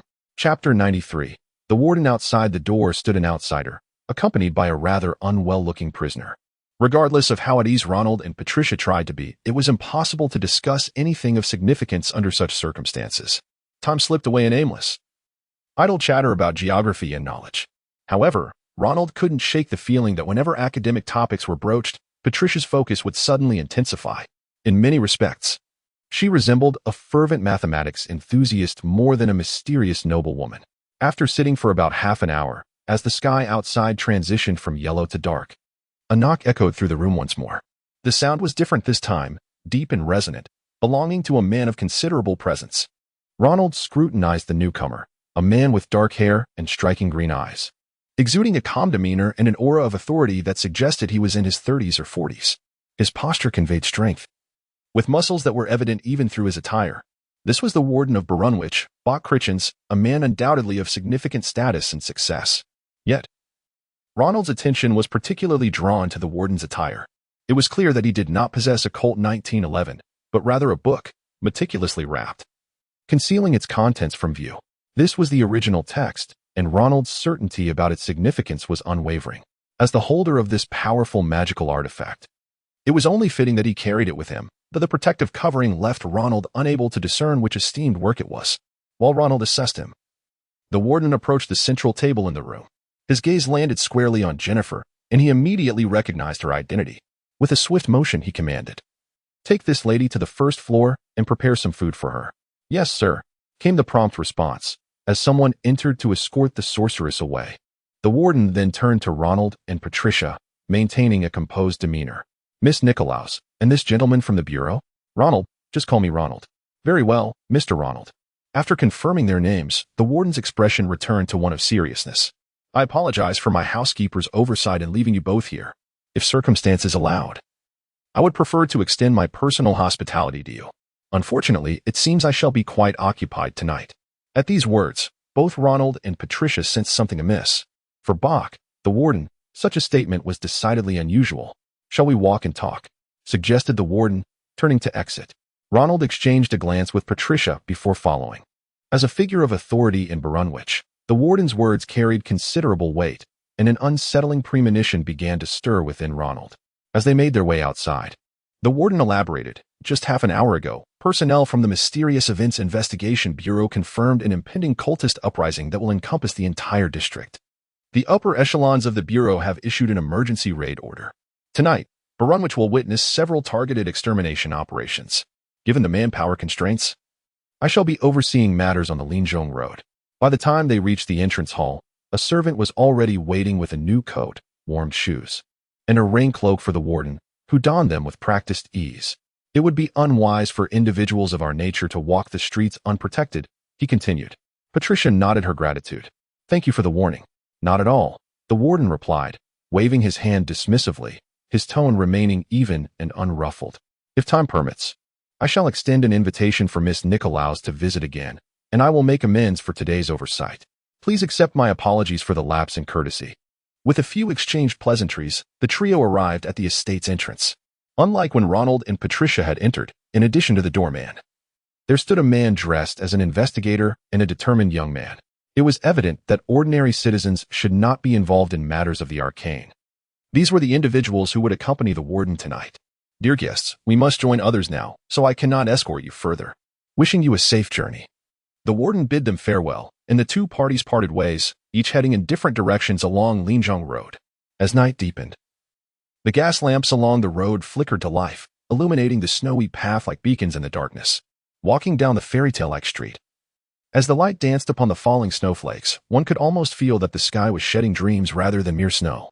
Gazing at the platinum-haired figure beside him, holding an umbrella, Ronald could not help but acknowledge the warmth of returning home. Yet, his concerns about the state of Berunwich lingered. The cultist sorcerer he had encountered with Nicole earlier that day was likely intertwined with the unfolding events. If the original text of this sect indeed pertained to the Cthulhu mythos, failure on the Bureau's part would leave Ronald contemplating a change of residence. At that moment, Patricia spoke up. "Ronald, which street do you live on? Allow me to accompany you." Chapter 94. The Night of Betrayal. As night fell, the streets were nearly deserted. For ordinary individuals, safety at night in this era relied heavily on fortune, while stepping outside did not guarantee trouble. The nighttime atmosphere was inherently different from the day. The night symbolized uncertainty and peril. Amidst such a snowy night, Ronald and Patricia were not particularly anxious. Their primary concern was the cultist sorcerers of Berunwich rather than safety issues. The official response to this threat indicated that beneath the silence of the city's darkness, turbulent currents were undoubtedly at play. One could only hope that the investigators of Berunwich would effectively handle the situation. As they trudged through the accumulating snow, the two gradually distanced themselves. After leaving the wooded road and ensuring their safety in the deserted surroundings, Patricia spoke first. "Ronald, you took the original manuscript from the train station, didn't you?" "Indeed," Ronald replied, nodding with candor, revealing no intent to conceal anything from the young woman. Nevertheless, he felt it was Patricia who deserved his gratitude for preserving the manuscript. Had she mentioned the term original manuscript even slightly during their visit to Berunwich's registry, the investigation bureau would have shown a vastly different level of interest in the train station incident. In that scenario, it would have been exceedingly difficult for him to leave the manuscript behind so nonchalantly. "What do you intend to do with that manuscript moving forward?" Facing a companion who had shared perilous experiences with him, he pondered for a few seconds before responding earnestly. "The manuscript possesses immense power, and its potential for devastation is equally dangerous. Therefore, at this juncture, I would prefer to safeguard these precious artifacts rather than allow them to fall into the hands of dubious individuals." To be candid, Ronald's view of these manuscripts was heavily influenced by the lifetime of work he had undertaken before his journey here. He held a considerable fondness for these relics that could alter the course of human history and civilization. This affection was not born from a mere admiration of strength. "This artillery is impressive," but rather a more nuanced appreciation akin to, "This postmodern abstract painting is marvelous, though regrettably, most cannot appreciate its beauty." Moreover, these manuscripts, if left unsolved, were almost guaranteed to bring danger. The memories of the Black Mountain where all life perished and the temporal chaos at the train station lingered in Ronald's mind. Walking beside him, Patricia chuckled at this intriguing perspective. "You wish to protect the manuscript?" This was her first encounter with someone who viewed the manuscripts in such a light. In this world, it was common knowledge that those on the mysterious side sought these manuscripts for power, primarily to bolster their schools or gain profit. She found herself increasingly curious about the man beside her. "Ronald, tell me about your school. What sort of organization is the Copenhagen School?" "The Copenhagen School." Ronald's gaze drifted, and he absent-mindedly scratched his head. Summoning the explanation he had prepared long ago to counter the investigation bureau, he began. "While we are indeed linked to the manuscripts, our school is not primarily focused on acquiring power." Suddenly, Ronald interrupted himself. He fell silent, his eyes fixated on the street stretching westward, where the lights illuminated the path amidst the snowy night. In the deep yellow distance, something noteworthy seemed to emerge. Observing this, Patricia instinctively tightened her grip on her umbrella. Keeping her voice low enough for only Ronald to hear, she inquired, "Ronald, have you noticed something?" With a somber expression, Ronald nodded. "There is an issue over there. You are aware of my abilities. It appears that an act of betrayal is transpiring. In fact, just moments ago, the sin of betrayal as depicted in the Divine Comedy, Inferno, had been captured by the manuscript." From Ronald's experience, it was challenging for ordinary individuals to trigger the activation required for the manuscript. The implication was clear. There were indeed members of the mysterious side betraying others on this street. Given the investigation bureau's activities tonight, the significance of such behavior could not be overlooked. Patricia, too, fell silent. They were not fools. The implications were too evident to ignore. Ronald did not remain silent for long, and within a minute, ascertaining that no individuals resembling investigators were present on the street, he quietly summoned the manuscript into his sleeve. Then, in a barely audible whisper, he began to chant, "Its name is Styx. The black waters flow downward to the dark and perilous cliffs below." I paused, focusing intently, witnessing a mire filled with people, enshrouded in filth, all bare, as if their anger had yet to dissipate. The night served as the perfect cover for the abilities of the Divine Comedy. In addition to the black mist concealed beneath his coat, more darkness began to spread in areas where the streetlights could not reach. The clouds obscured the stars and the moon, rendering this night more somber than usual. Without hesitation, Ronald advanced toward the western street, the lurking black mist swirling around him like loyal attendants guarding a king. However, to prevent any ordinary person from inadvertently discovering the presence of the mist, Ronald remained vigilant about its quantity, ensuring it did not escape his attention. Turning to Patricia, he said, "I'm going to investigate." "You should." His words trailed off. In the darkness of the snowy night, Ronald's approach did not disturb the snowflakes above. Almost simultaneously, Patricia joined him, holding the umbrella. More strikingly, she gripped the black umbrella with one hand while drawing out a medium-length slender sword from its base with the other, with the metallic blade gleaming. Patricia casually smiled at Ronald. "Let us go together. It's safer with more of us."